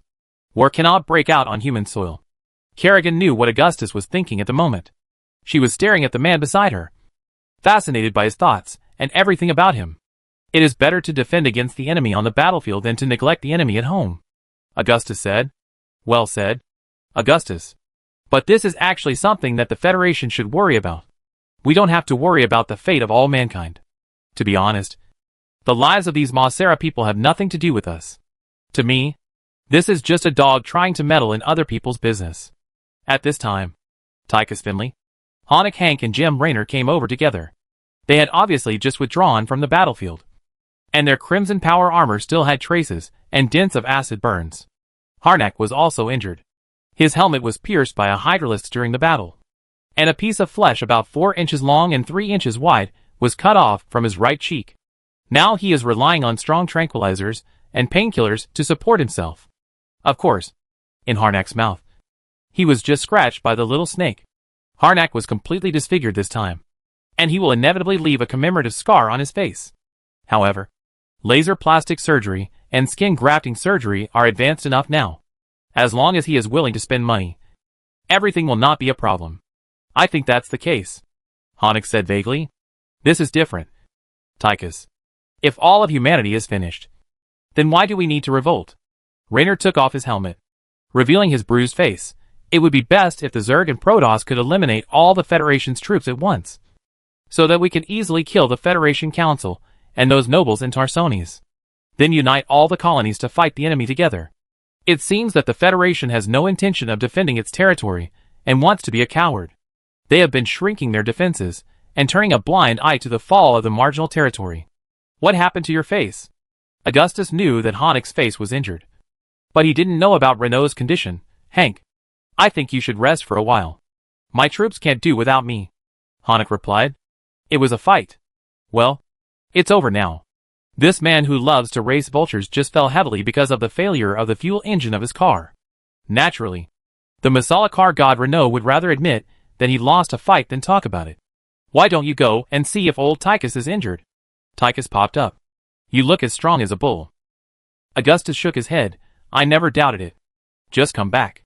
Then, Augustus asked the revolutionary generals in front of him, where are the others? We are lucky. We have brought back as many brothers as possible who died in the battle. But the situation is too bad for those troops that were almost wiped out. The unarmed refugees are facing a worse situation. During the process of fleeing to various airports and temporary landing points, some people were left behind from time to time. These people either lost their way or were eaten by alien insects. Those who did not return, Raynor said. There are a large number of missing persons reports everywhere. Augustus had already ordered the Marshal's command to contact the communication consoles of each division, telling his generals and officers not to leave anyone behind, no matter if that person was a villain or a good person. I'm afraid we don't have time to wait any longer. Send a few more mobile forces and near-ground armed speedboats to search for survivors nearby. As long as they succeed once, they may be able to save many people. Augustus kept an eye on the sky while speaking, alert for the possibility of the appearance of dragons or other arthropod-like insects similar to beetles and chelonians at any time. But it's already dark. Even if someone is still alive, I'm afraid they won't survive tonight. Tychus was not happy. The worst thing is that bugs don't sleep at night. I'll take the people, Reno said. I'm familiar with this area. As long as I can save a few more people, it's worth taking some more risks, Reno said, and walked to another helipad to organize people. At the same time, the noisy roars outside the fortification wall became more and more intense, and the sound of flapping wings and bursts of sharp whistles came from the air. Augustus' eyes widened a little and looked up at the sky. The sky was like a black curtain with countless stars, many of which were almost as bright as the moon. Each of them was a large Mammoth-class and Prowler-class human transport ship that was taking off, or their burning wreckage. However, the bright starlight was gradually obscured by black shadows, and a large number of Zerg flying creatures began to hover in the sky. Their number was so large that it almost looked like a moving rain cloud. Although the Jormungandr swarm was a hive mainly based on ground combat forces, their number was quite large. Even if the proportion of flying creatures was relatively small, their number far exceeded that of the human air force. Outside the airport, which was protected by a large number of pre-steel fortification walls, bunkers and electromagnetic guns, there was darkness except for the light of searchlights at a few outposts. In the darkness that Augustus could not see, the purple-black fungal carpet had covered more than 80% of the city of Mar Sara. On those sticky and spreading fungal carpets, dark red Zerg tissue granulation swayed among the hyphae, abscesses and human corpses, and stretched towards the sky, like a scene of fungal growth that was fast-forwarded countless times. The dark brown and flesh-colored Zerg spires replaced the magnificent glass curtain-walled domes of human skyscrapers, and the Zerg eggs were buried deep in the warm underground hatching chambers and the gradually cooling human corpses. In the moist nest, the white gelatinous substance like fly eggs wrapped around the humans who were dragged underground, and their terrified and twisted expressions were still clearly visible. In the darkness outside the wall, the sound of tens of thousands of Zerg running and the uneasy gritting of teeth came one after another. The shrill alarm sounded immediately on the fortification wall, and the officers kept running to ensure that every heavy machine gun team and gun position could fire normally. There was a commotion and exclamations from the crowd, but it seemed that those who were still stranded at the airport had made up their minds to fight the Zerg to the death if they really came. Damn it. The Zerg came so soon. Tychus cursed. Did you hear what those twisted little monsters said? It's time for dinner. I knew it wouldn't go so smoothly, he said after this. I must pack up and go back home. Fighting with Zerg is not worth my salary. You're complaining every day because you can't find a pretty girl. If you like, I'd rather you go back now. Augustus walked to the fortification wall behind him, listening carefully to the noise outside while walking. Oh, I'm just talking casually. Tychus shrugged and followed him shamelessly. I like burning insects the most. The Zerg don't seem to be coming for us. At this time, Kerrigan stroked her aching forehead and said, I can sense the thoughts of the Zerg. That's good. Tychus was happy. It's either the Omega Squadron stranded on the ground or some unlucky guys. Thank them for attracting fire for us. But these people should be not far from us. Otherwise those bugs would not pass by here. What else can you sense? Augustus looked at Kerrigan with concern. For a high-level human psychic like Kerrigan, she only needs to concentrate and sense carefully. And the voices in her mind and spirit will be significantly amplified. Just like ordinary people hear the sound of raindrops falling like thunder. It's the Protoss. Kerrigan paused. Contact our reconnaissance forces. Augustus had just finished speaking when he received an urgent report from the command center. Marshal, the reconnaissance boat discovered a small-scale Protoss ground force at the northernmost end of Mar Sara. We don't know why they are there, but it seems that the Protoss seem to be in trouble. Zerg surrounded them.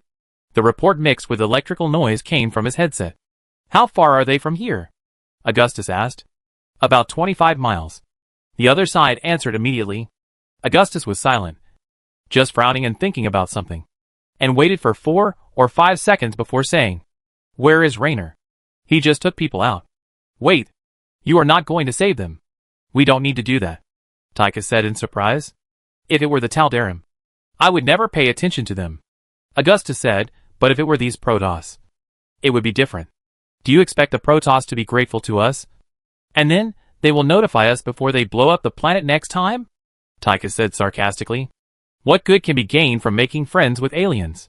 He said. We don't do things that have no benefits. Chapter 267 Only dead bugs are good bugs. The specific location is Tangming Street, Block 411, in the northern part of Mar Sara City.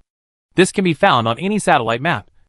Marshal, convey my order to General James Raynor and ask him to lead his troops to the above location immediately to carry out the rescue mission. Note that the rescue target is the Protoss. Augustus used his communicator to accurately convey his order. Yes, the Marshal's batch of spacecraft is about to take off. The Chief of Staff asked me to ask you. I will stay on the surface, young man, until everyone is safely evacuated. When Augustus spoke, he had already approached the fortification wall outside the airport and was climbing up the fortification wall widened and reinforced with fine steel through a spliced metal ladder. Kerrigan, holding AC-10 Ghost, followed Augustus, followed by Corporal Faraday, Tychus, and a squad of martial guards. This is fucking amazing. Jimmy Boy will be shocked. Won't he? He will definitely ask if our marshal is kidding. When the burly Tychus climbed up the ladder in his power armor, the soldiers behind him felt that the ladder was shaking. I learned a lot from the Tal'Darim Protoss. That is, the Protoss is an extremely arrogant race that despises life. Just like the bugs, it is useless to talk about morality and kindness with the Protoss, because they don't have such concepts at all. The temper of the Protoss is like a stone in a toilet, smelly and hard. Tychus continued to tell Augustus his opinion of the Protoss race. I agree with you, Tychus. But in other words, this statement is also suitable for you. Augustus climbed up the wide fortification wall and looked down at the city of Mar Sara outside the wall. The Revolutionary Army's engineering regiment used modular panels and all the materials they had at the Mar Sara airport and the Federal Engineering Station in less than 4 days to build this solid line of defense. But everyone just hoped that it could stop the Zerg for as long as possible. Fully armed Revolutionary Army soldiers stood on the fortification wall, with electromagnetic guns, Gauss heavy machine guns and flamethrowers set up, and dozens of rotating ground-to-ground missiles ready to fire at any time. After Augustus climbed onto the fortification wall, the officers and soldiers on it immediately saluted Augustus. After Augustus appeared, the soldiers were obviously full of fighting spirit. Presumably, even if they were asked to kill their way into the Zerg's lair, these iron-blooded warriors would not hesitate at all. I don't think so, Tychus's eyes were stern and he was about to get angry. But he didn't dare to lose his temper with Augustus. Tychus, whose face turned purple, heard a burst of laughter. So he could only yell at the marshal's guards behind him in anger. Don't laugh. Damn it. You idiots are only worthy of kissing my ass. What do you think of my marshal's guards?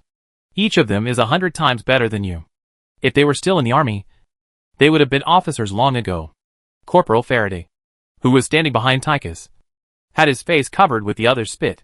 Corporal Faraday immediately said angrily, "Who are you? If Marshal Augustus didn't value you, you would only be a robber or a bandit now." Tychus immediately stood still, his face full of anger, veins popping out on his cheeks. And he looked ready for a big fight. But Tychus was not a brainless person. All his bluffing was to satisfy his own goals.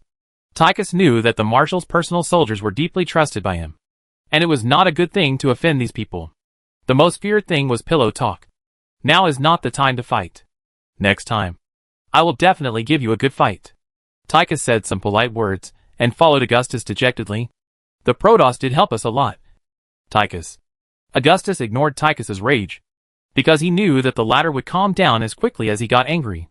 There are eyewitness reports of Protoss ground forces everywhere, and at least hundreds of thousands of people have been rescued because of their actions to stop the Zerg. Moreover, if the Protoss don't care about our lives, they can use their star destroyers to destroy the entire Mar Sara. August didn't even look at Tychus, but looked at the deep darkness outside the fortification wall. This proves that the Protoss hopes, or they are trying to keep all humans alive. As for those planets, cities and humans that the Protoss believe have been infected and are beyond cure, they will not hesitate to burn them together with the Zerg. The area in front of Augustus used to be a central park surrounded by greenery. In the arid and barren Mar Sara, this central park was an extremely rare beautiful landscape, because there were more than a dozen geysers and dense forests in the center. The people of Mar Sara once described this as the worst image project at the end of this century. And now this beautiful park is covered with a thick purple-black fungus blanket. There were many cars parked in the park for dignitaries and their families, which had now become twisted alloy steel frames wrapped in tumors and stickiness. The ground was littered with broken glass and tiles. Countless Zerg were gathering in the darkness, their red eyes glowing in the darkness. The Zerg were coming from the south of the airport.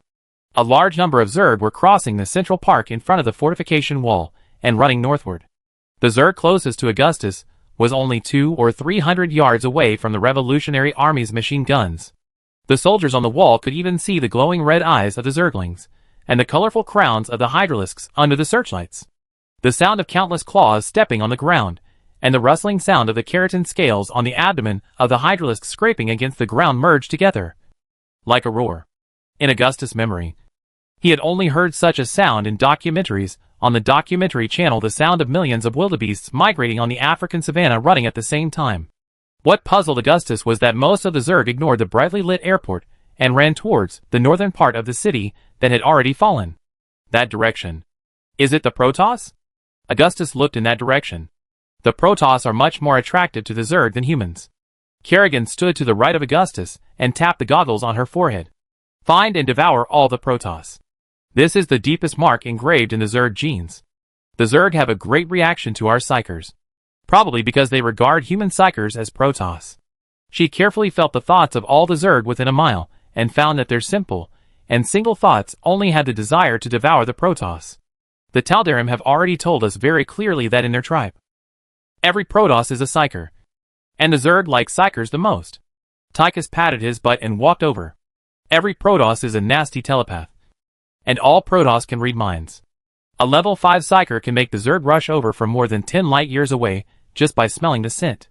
With so many Protoss gathered together, the Zerg will definitely go crazy. We still know very little about these two races. Kerrigan shook her head. Why did the Jormungandr swarm or the Zerg invade the Sara system? What is the historical origin between the Protoss and the Zerg? It's obvious. The Protoss and the Zerg knew about each other before we did, she said. Humans will start a war for many reasons. Nothing more than cultural conflicts and the pursuit of territory and resources. As for the Zerg and the Protoss, we can't understand their thoughts. Just like rats and ants can't understand what humans are thinking. We will figure it out. We just lack a deep communication with the aliens, Augustus said. Maybe we can reason with the Protoss. But what about the Zerg? Kerrigan said. To deal with the Zerg, All we can do is unite with the Protoss to defeat them, Augustus said, as he turned on a holographic projection device he carried with him, of course. What I hope most is to be able to directly or indirectly control a Zerg hive army. This holographic projection device itself only has the function of projection. And its only and most important function is to project a small holographic projection plan of the city of Mar Sara in front of Augustus. On this holographic projection map, the red triangle represents the Zerg, and the ice blue square represents the Protoss. At this moment, a large number of red triangles are converging towards the north of the city, and on the fluorescent green background, they look like a stream of steam from the valve of a battlecruiser. The ice blue square representing the Protoss is being devoured by the Zerg at a very fast speed, while the dark green icon of the human rescue team is like a sharp knife tearing a hole in the Zerg. Good job, Jimmy, Augustus said, looking at the screen. As he was speaking, the roar of the transport ship taking off, and the cheers of the crowd came from behind Augustus and others. More people escaped from this virtual hell on Earth. In the distance, the swarm of insects roared in response, and the sharp chirping and flapping of wings were getting closer and closer, as if billions of giant locusts were flapping their wings at the same time.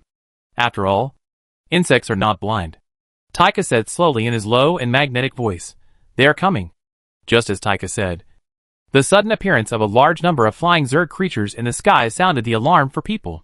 The huge king worm was like a hot air balloon suspended in the sky, although it was just a black dot above the head and the eyes of humans on the ground.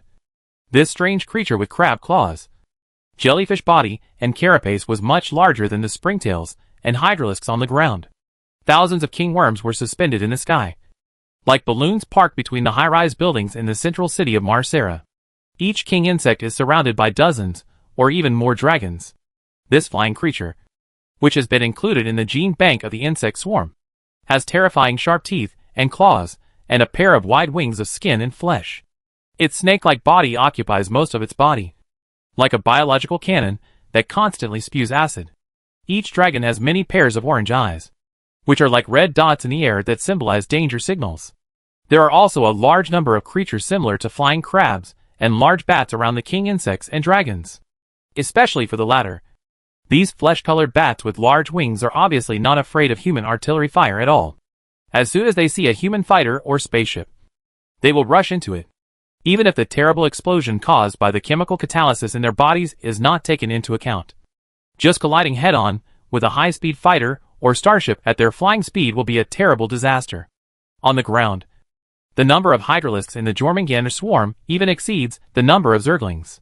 From the surface, about 7 or 8 giant hydralisks with blood-red shells and huge crowns are leading their tribe. The bugs are coming! The soldiers on the sentry tower shouted loudly, and everyone rushed to their posts. I just need to kill a few tons of bugs to refresh myself. Tychus's bad character is reflected in all aspects, but he is undoubtedly an insect exterminator. I have killed a lot of bugs. What's the big deal if I kill a few more? Only dead bugs are good bugs, Tychus said as he walked to the machine gun tower nearby, politely asked the main shooter to roll down, and then pulled the heavy machine gun and started shooting happily. This man may be a villain with a bad character, but if he is asked to do bad things or fight, the great villain Tychus will never hesitate. The enemy is only worthy of licking our asses. Tychus roared and cursed, and the shells flew under the orange gun flames. Free fire. Don't save ammunition. When the commander on the fortification wall gave the order, everyone on the fortification wall opened fire at the same time. The front row of Zerglings and hydralisks fell under the dense firepower of the Revolutionary Army, and the blood, broken shells, and hissing suddenly resounded throughout the night sky.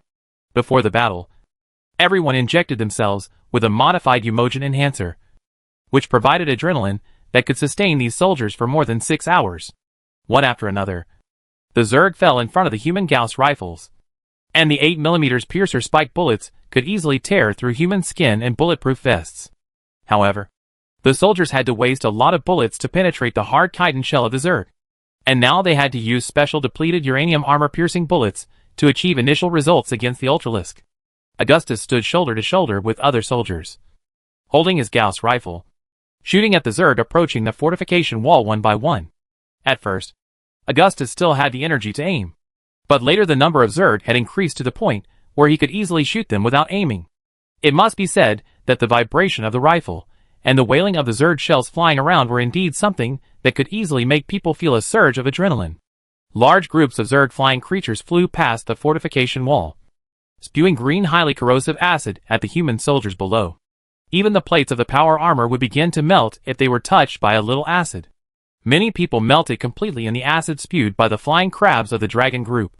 They only had time to scream a few times before twisting and falling, like cardboard dissolving in strong acid or thin paper, people curling in flames. Only a piece of black residue remained. The anti-aircraft firepower of the Revolutionary Army shot down many flying Zerg creatures, but they were still numerous. Groups of Zerglings and Hydralisks fell in front of the fortification wall until the ground was covered with blood, and the fragments of internal organs and shells almost covered the ground. Then, without any warning, the Zerg retreated briefly. But soon, inhuman roars came from the darkness. The wail of human dry vocal cords, one after another. Staggering infected, one after another. Alien monsters that were once human began to walk towards the base from all directions. Some of the infected were even wearing damaged power armor, holding Gauss rifles, and shouting to fight for the ideals of the Federation or the Revolution. Now, these humans who turned loyal to the Zerg staggered towards their former compatriots, with their teeth and claws bared, and the cracks on their hideous mouths were full of tentacles and saliva. "Hold on, my warriors," Augustus shouted. "Whether it is the Federation, the Protoss, or the Zerg, they can't defeat us." Chapter 268, Blade of Tassadar. The battle lasted until 5:20 in the morning. The walls of the fortifications in all directions of Mar Sara were filled with infected human and Zerg corpses, and the blood dyed the entire battlefield red. The defense line was broken up by the Zerg several times and recaptured by Augustus's soldiers. The casualties exceeded the total number of casualties in the Guards division in previous battles. The number of infected people has exceeded Augustus's estimate, and it seems to be more than the total number of missing and dead in Mar Sara. The scientists of the Revolutionary Army could only speculate that this was either the Federation alien laboratory of Mar Sara conducting experiments on people from other planets, or that the infected people could even reproduce themselves.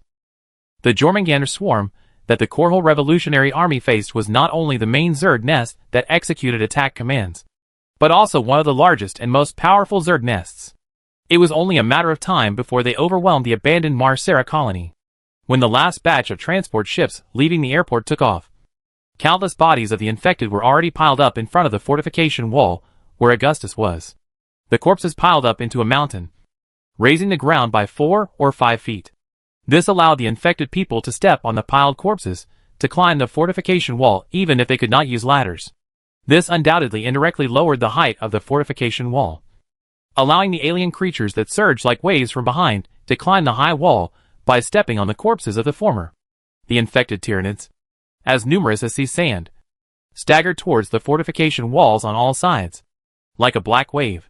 At the same time, transport ships continued to take off from the launch port on the high platform in the center of the airport. Every half an hour, a large number of transport ships quickly climbed up with red-orange tail flames. A large number of Zerg flying creatures closely followed these spaceships, engaging in a thrilling high-altitude competition with the brave human fighter pilots while swarming towards the transport ships that were rising higher and higher. From time to time, huge flesh-colored bats named exploding mosquitoes by the Revolutionary Army's xenomorphologists would crash into the thrusters at the tail of the transport ships, blasting the transport ships that were climbing straight up into a ball of fire. The fragments of the transport ships that disintegrated in the screams fell to the ground like fireworks, and the humans in them either died instantly before they could react, or were burned alive. When the scourge rushes to the ground, they will undoubtedly become a terrible living bomb. Anyone who has experienced everything will never forget this thrilling night. Which batch of evacuees is this? Augustus was swinging his Gauss rifle with an empty magazine to sweep at the infected who climbed up the wall on countless corpses, hitting him until his brain burst. Kerrigan, who was next to Augustus, held the C-10 canister rifle in her hand and accurately blasted 2 distorted infected people one by one. Then she shook her long fiery red hair and turned around to kill the infected who climbed up the wall on the other side one by one. Even Kerrigan was exhausted after fighting all night, with beads of sweat on her forehead. Corporal Faraday, wearing a crimson CMC 300 power armor, held a railgun and fired at a hydralisk mixed in with the infected army. A -12 Malawang Quach's piercing bullet directly shattered the monster's jawbone full of spikes and fangs. Every bullet shell ejected from the shot made a dull sound when it fell to the ground. There were corpses everywhere around them, including those of the Revolutionary Army soldiers, as well as a large number of infected people and Zerg. Those infected were now nothing more than a mass of alien monsters resembling humans. A wriggling mass of twisted flesh fused with deformed tissue shells and curled tentacles. Clothing, hats, power armor, and other things they wore when they were still human had become a mixture of veins and tendons, looking like tumors with broken metal and cloth embedded in them. The control tower swore that was the last batch, and everyone was successfully evacuated. A signalman at the command center answered. The transport ship that will pick us up will arrive on the ground in 15 minutes. General Warfield said they were held up by the Zerg Air Force and can't provide us with more manpower. Listen, boys. The rescue will arrive in 15 minutes. Hold on. We'll be rescued soon. Take care of the wounded. If you can't take away the bodies of your comrades, you'd rather burn them than leave them to the Zerg. Augustus switched to the command channel while changing the magazine in his hand. Char's tough guys. Each of you is a hero. As Augustus spoke, a dragon with a bright purple shell descended from the sky with a whistling of bullets. This monster with a wingspan of more than 30 feet, about 10 meters, flew through the low sky like a snowy owl falling to the ground to kill, and landed on the heads of the two marshal's guards beside Augustus. Lancer, shoot at your heads. Augustus raised the Gauss rifle in his hand and started shooting at the dragon that was rushing towards him. At this time, his gun-holding posture was no longer as stable as before. So many bullets were fired empty. Upon hearing the sound, the two marshal's guards immediately raised their guns and fired at the top of their heads. The alien dragon was only a flesh and blood body after all, and its open wings soon had many holes, as if the membrane was pierced. But this did not affect the normal flight of the alien dragon. It really was like an evil dragon falling from the sky, casting a fast-moving shadow on the ground. A few hours ago, the flying creatures of the alien insects could not invade the airport and defense positions recklessly under the cover of the Revolutionary Army's anti-aircraft missiles and machine guns. But now their number has increased, and the human anti-aircraft firepower is still constantly weakening. After descending to a height of 40 or 50 feet, the egg-laying organ at the end of the dragon's snake-like tail accurately projected at least a dozen bright green symbiotes. After being hit, a revolutionary soldier at the bottom was immediately blown into a pile of fragments and armor and bones dissolved by acid, and the screams disappeared in an instant. Then other symbiotes bounced and landed at the feet of another soldier not far away. The symbiotes shrank into a bright green color in an extremely short time, becoming a short life cycle from birth to decline. Bang. Sarah, kill it! Augustus shouted. Kerrigan turned around when she heard Augustus's shout. The psychic's talent for shooting was almost innate. She completed the steps of aiming and shooting in a few seconds. The 25mm canister bullet hit the body of the dragon with a sharp whistle. The dragon immediately screamed and fell down, making a dent in the protective wall. But even so, the dragon was still alive after falling. One of its wings was obviously completely broken, hanging down helplessly, with bullet holes all over its body, and blood flowing from wounds all over its body to the ground.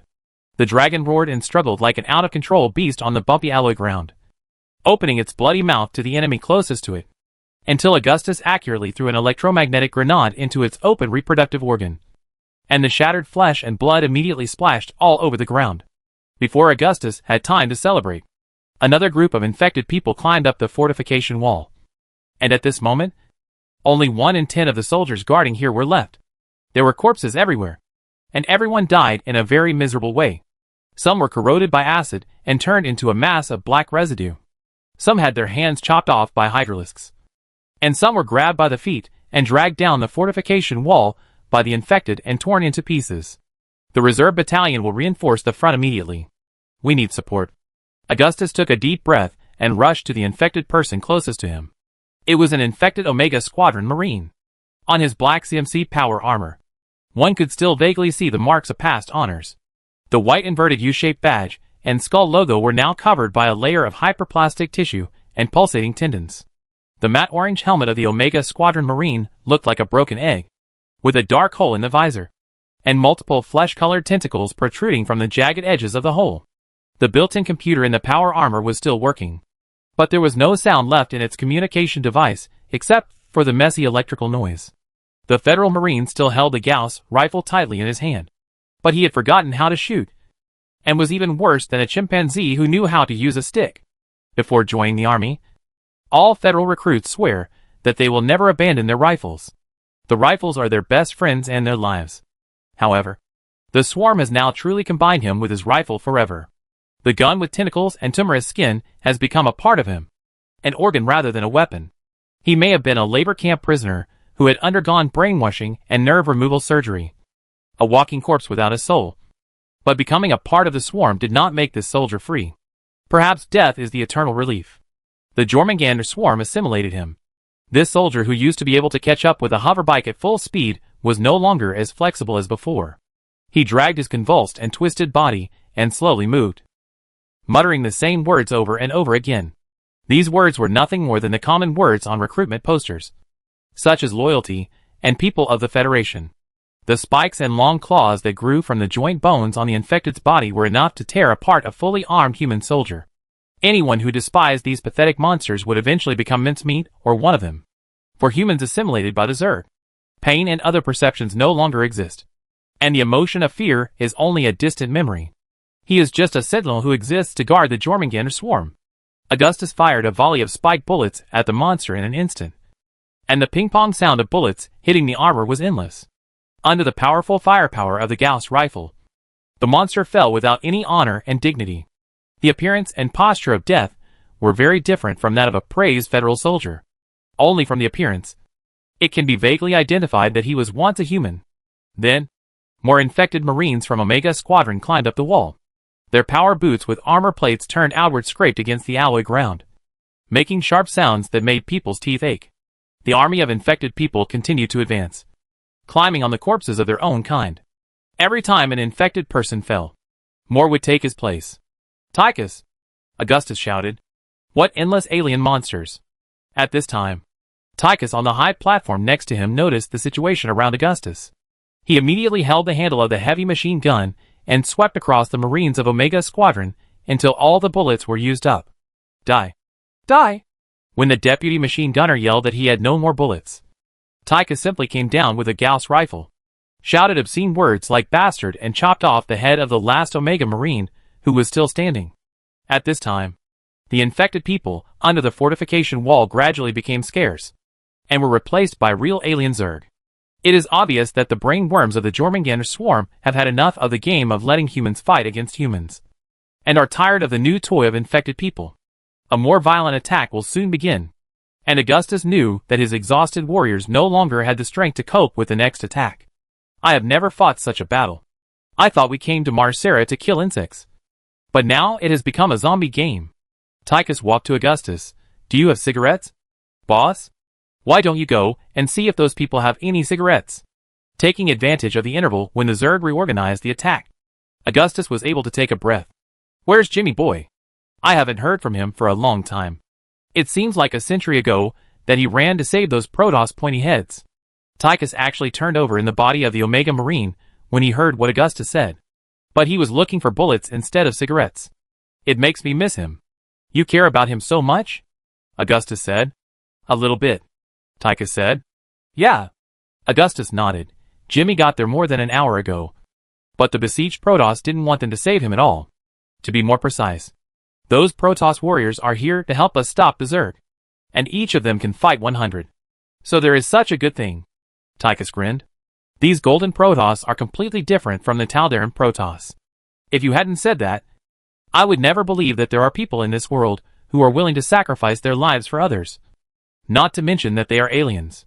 "You can't say that, Tychus. There are always good people among humans, and there are also good aliens." Augustus said.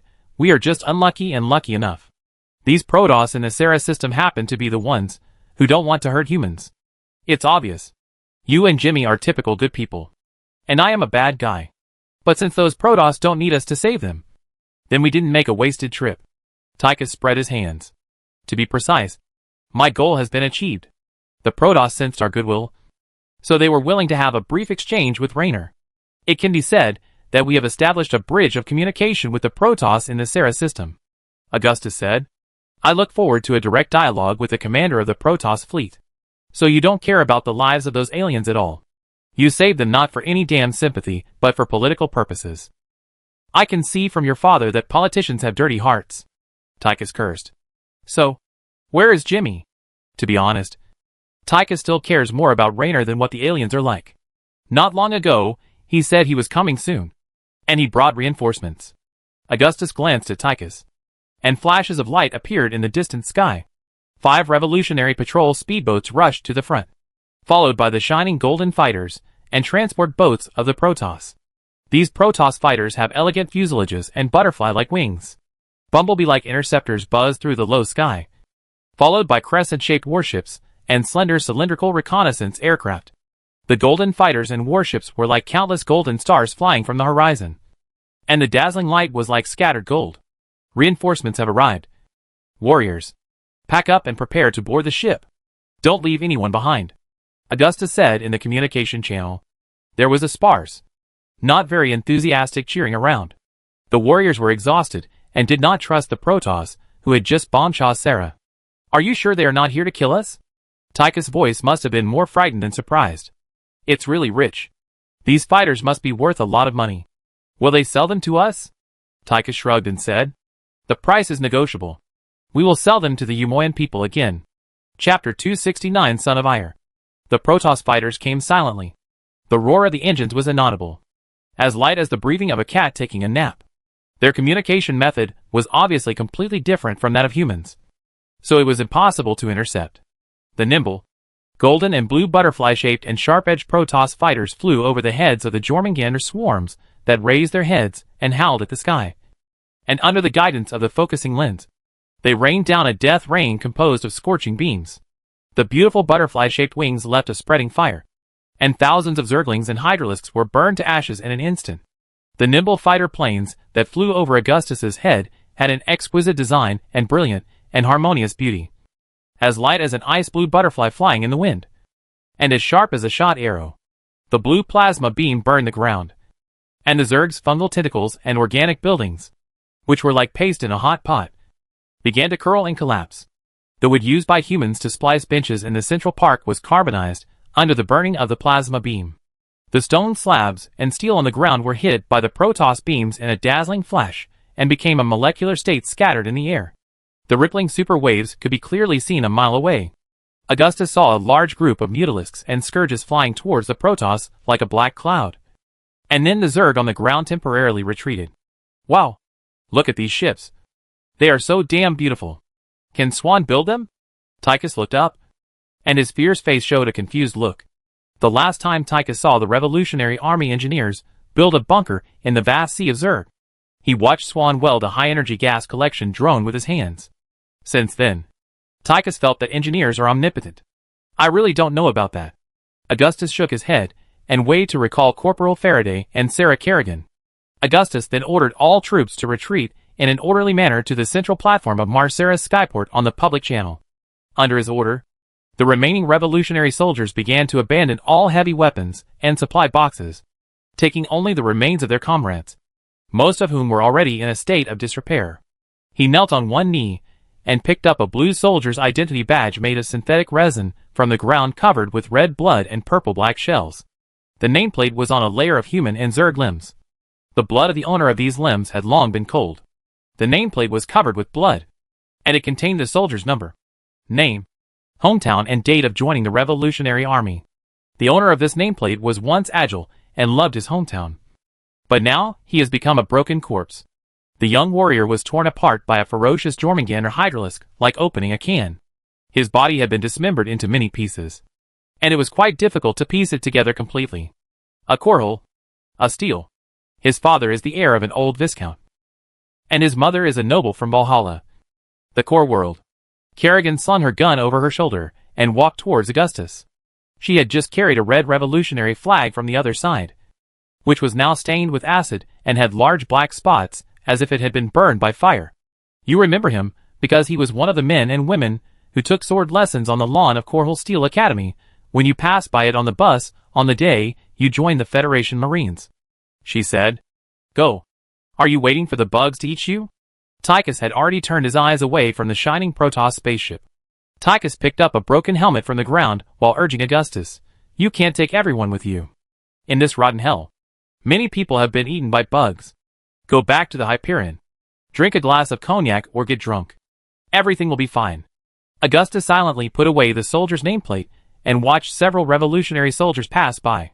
"Let's escape the sad place first, and then mourn those who are not as lucky as us," he said. "Augustus, the ship that will take us back to the fleet has arrived." At this time, Kerrigan reported to Augustus, "They are finally here.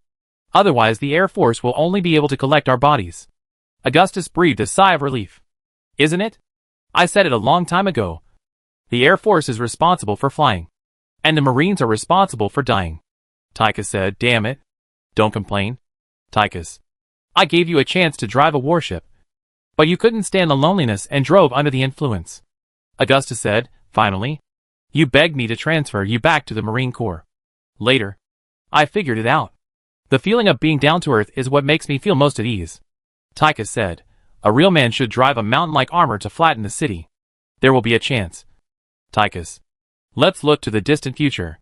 As he said that, Augustus took a last look at the battlefield full of corpses, and followed a team of medical soldiers carrying stretchers to run towards the launch port. The Protoss troops attracted almost all the attention of the Jormungandr swarm. These two races that suddenly broke into the human vision seemed to be born enemies, who could not tolerate each other. The surviving soldiers of the Revolutionary Army Guards Division retreated in an orderly manner along several runways towards the airport under the leadership of officers at all levels. They were able to maintain order even in such a situation. After a day and night of fierce fighting with the Jormungandr swarm, the main attack nest of the alien swarm, only less than 1,000 of the more than 4,000 soldiers who participated in the battle were left. The officers of the Revolutionary Army were extremely brave. More than half of them were killed in battle. And there was even a situation where one battalion could only be commanded by a lieutenant. Since Augustus's Guard Division only receives a small number of new recruits from Corhol every year, the actual establishment of this division will only become smaller and smaller. The officers, and even soldiers, who are still alive will be promoted at a very fast rate. At present, only those who have been through a lot of war in the non-resocialized army can resist the charge of the Zerg on the battlefield without collapsing. And Augustus's Guard Division is the elite among the elite. In this unit composed mainly of Corhol veterans, anyone who shows cowardice in combat or proves to have any doubts about the significance of the revolution and Augustus's ideas will be persuaded to withdraw. The Guards Division only accepts real warriors. And except for the Corhol people, they will hardly accept soldiers from other planets. During the retreat, Augustus dispatched the retreating troops while observing the battlefield in the distance. The golden and blue Protoss fighters were encircling and suppressing the Jormungandr Zerg in the sky and on the ground. They were light and elegant, and even the smallest spacecraft had a plasma shield gleaming with an ice blue luster. The Protoss fighters circled at a speed and turning radius that human fighters could never achieve, hunting the violent Zerg with cold cruelty. If the enemy they faced was the human colonial resistance forces, the latter would obviously collapse at the first touch. But the Jormungandr swarms did not care about casualties or losses when attacking, and they would sooner or later overwhelm the Protoss troops. From time to time, a series of butterfly-shaped Protoss fighters turned into golden and blue flashes under the attacks of mutalisks, scourges and flying crabs. And the amazing shock waves and radiation generated by the explosions of these fighters would destroy more Zerg in an instant. After Augustus confirmed that the last platoon had entered the platform where the launch port was located, Jim Raynor, who had been out of contact for a long time, contacted him again. "Augustus, these Protoss will help us stop the Jormungandr swarm for a while." Raynor's voice came intermittently from the headset of the communicator beside Augustus' ear. He should be on a revolutionary battleship that was fighting a Metalis. "You are really one of my lucky generals. Jimmy, those Protoss don't need our rescue. So how did you get involved with them?" Augustus stood at the entrance of the launch port and watched the last soldier of the Guard Division walk in, followed by Tychus, Kerrigan, and others. "Ah, drive slower, Jack. I almost vomited the military ration number 10 I ate yesterday. Those dragons can't catch up with us." Suddenly, there was a bumpy sound and explosion from the other end. "It's Matt. Matt Horner. Sir." A small voice came over. It was Matt Horner, who Augustus brought back from Teledor 9. Matt Horner has been driving a small speedboat for the Revolutionary Army in the past few months. Even as a new recruit, Matt's driving skills are already perfect. It's not the first time he has come into contact with this kind of light vehicle of the Terran Federation that can be seen in many fields. I'm sorry, Matt. I won't make this mistake again next time. Drive slowly. Matt, don't rush. Reno added, actually, the situation was a bit complicated. At the time, my spaceship was 1,600 feet, about 500 meters in the air, at least a few thousand yards away from the Protoss trapped on a street. And the voice of the Protoss commander on the ground appeared directly in my mind. At this time, Reno was tied tightly to the seat of the fighter boat that was turning in the air with a safety belt. There was nothing he could do except pray that the plane would not crash. It wasn't that they hacked into our communication equipment, but it appeared directly in my mind. It was like a thunderbolt. I thought we were hit. Psychic language. Augustus glanced at Kerrigan beside him as he walked into the launch port. At least Kerrigan couldn't do that now. Yes. Since I met John, I have learned more about this. According to the other party, he is a high-level Templar of the Protoss Empire, the son of Ire, and the Apostle of Kara. Those were a bunch of names I didn't understand. But strangely I could understand what they meant. Templars are warriors among the Protoss. The speedboat that Raynor was riding on was flying among at least 100 Mutalisks, and sometimes had to use speed to dodge the acid that was flying. As long as the driver made a mistake, everyone on the airship would die immediately. Then he said there were thousands of Hydralisks in front of us, and asked us to leave there immediately. Raynor said, "The answer is obvious. I went to rescue them. I certainly would not run away." Raynor's voice was filled with a lot of static noise as Augustus boarded a shuttle. Then I led my men to parachute on top of them. Crushed a lot of Zerglings when I landed. Shot a Hydralisk with one shot. And exploded an Overlord with one pistol bullet. Raynor said, "My men fought side by side with those Protoss. And with the subsequent support of the Protoss fighters, they beat the Jormungandr swarm into a panic. I admit that there is some exaggeration, but the truth is not much different from what I said. Even the high-ranking Templar of the Protoss, I bet that he is an important person, was surprised by our bravery and selflessness." He said, "Before that, those Protoss always thought that humans were a selfish and greedy race. They never thought that there were brave people like me and us among us." At this time, Jim Raynor was still a young man, with a strong sense of justice and passion, and he had a lot of momentum. The most important thing is that Raynor is pure. Augustus asked Raynor to save people, so he really went there to save people, without any other purpose. This was enough to surprise the Protoss. I think that Protoss high-ranking Templar must have found it very funny when he knew that you were going to save them. As Augustus spoke, the shuttle he was riding in began to slowly rise into the air after a tremor. "No. You have to understand that the Protoss have no damn sense of humor at all. They don't understand that you are joking at all." Raynor said, "The Protoss expressed their gratitude for our rescue and considered us to be respectable warriors. It seems that you have tried." "Jimmy," Augustus said calmly, "you should leave Mar Sara. Everyone has evacuated, and there is no need to continue to hold on here." He said, "Mar Sara is completely finished." Raynor sighed. "Originally, I was thinking of returning here with Elizabeth and John after retirement, just like what you and I did in Mar Sara in the past, and being a small sheriff." "Matt, take us away," he said. "Before that, it's better to notify our Protoss comrades." "Sir, I'm not sure our communication equipment can contact the Protoss. Their communication method is different from that of humans." Matt's voice sounded far away from Raynor, whether it's a loudspeaker shouting or something. "Let's do it anyway," Ryan shouted. "Damn. These Mutalisks are everywhere." "Jimmy, see you on Hyperion," Augustus said. Outside the shuttle window, 100 roaring, orange-red tails were rising into the sky. Several squadrons of A-17 Wraith fighters were escorting the evacuated spacecraft. And in Augustus' eyes, they were just a few black dots moving away. In the trembling of the shuttle, the brightly lit Mar Sara airport was getting farther and farther away from Augustus. Because the airport has an independent nuclear fusion power station, it can still maintain the normal supply of electricity after the fall of Mar Sara City. And the lights will always be on. As the shuttle continued to rise and pass through the sparse clouds, these lights gradually turned into blurred spots of light.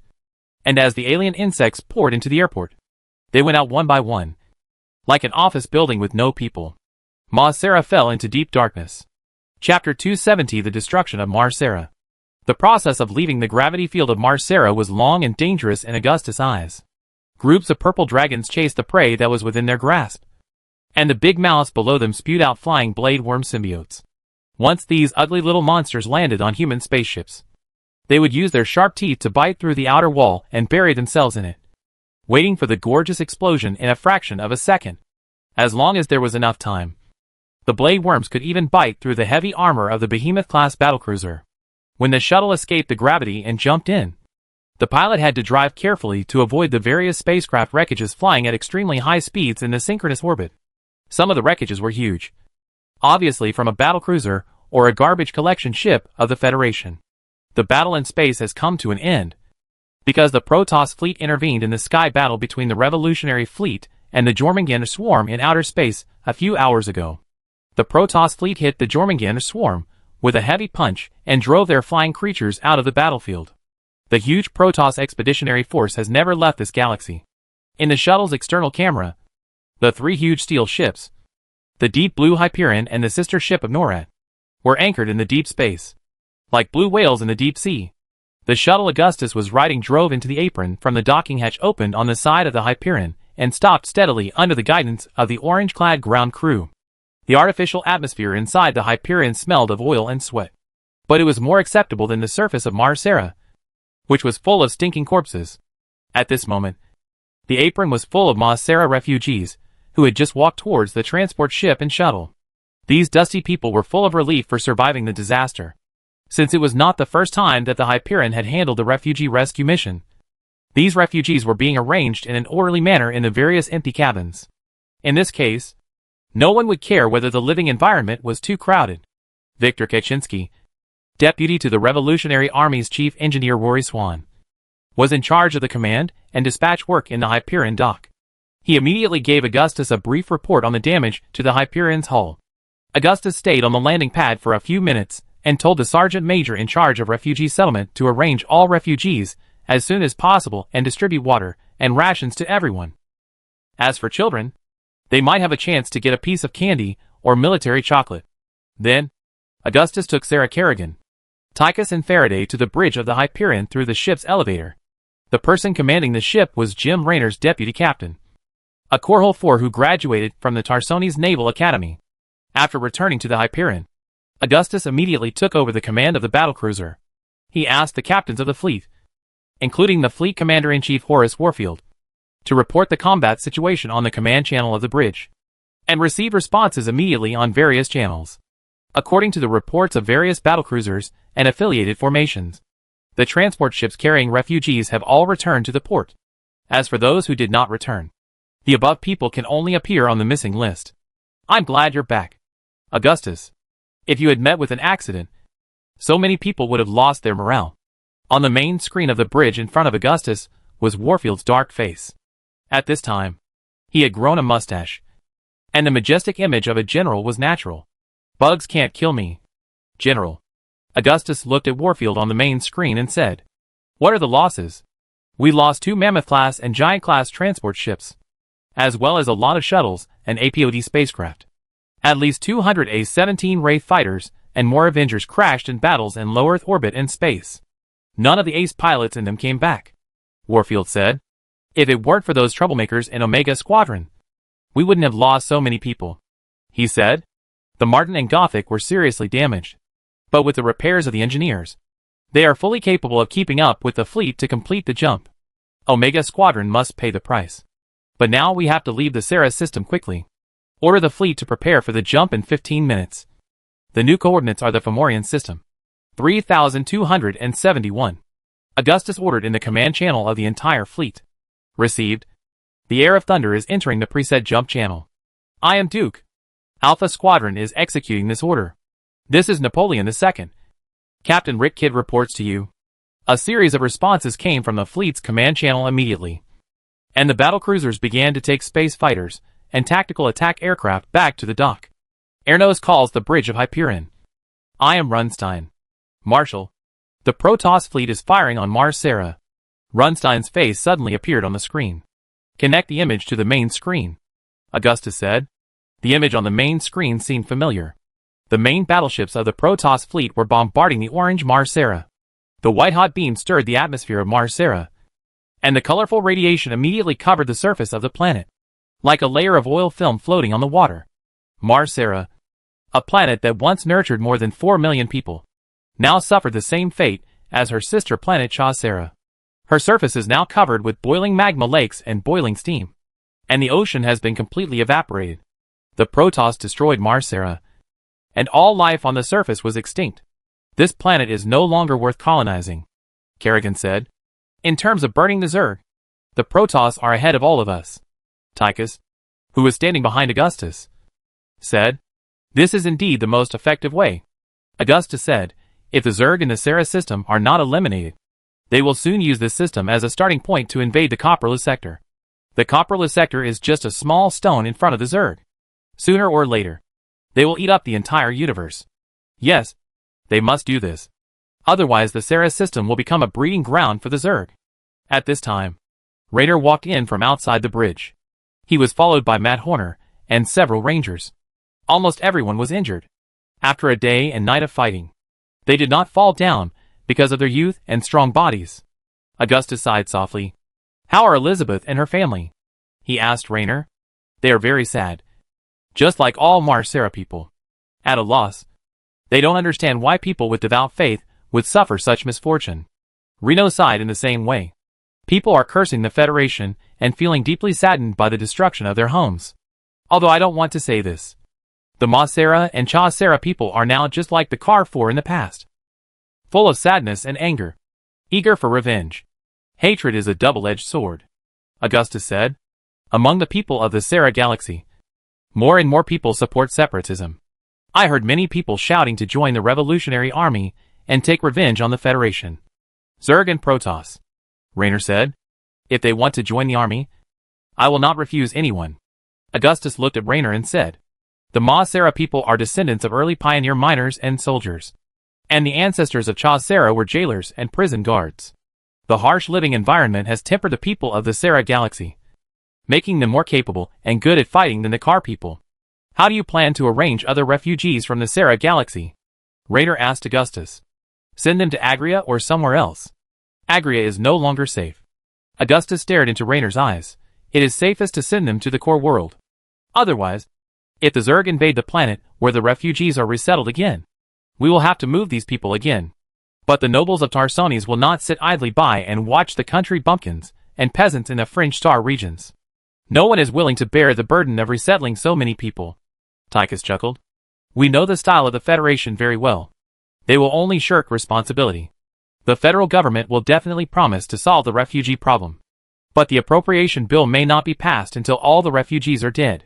In any case, we must transfer refugees to the core world as much as possible," Kerrigan said, "or somewhere outside the territory of the Terran Federation.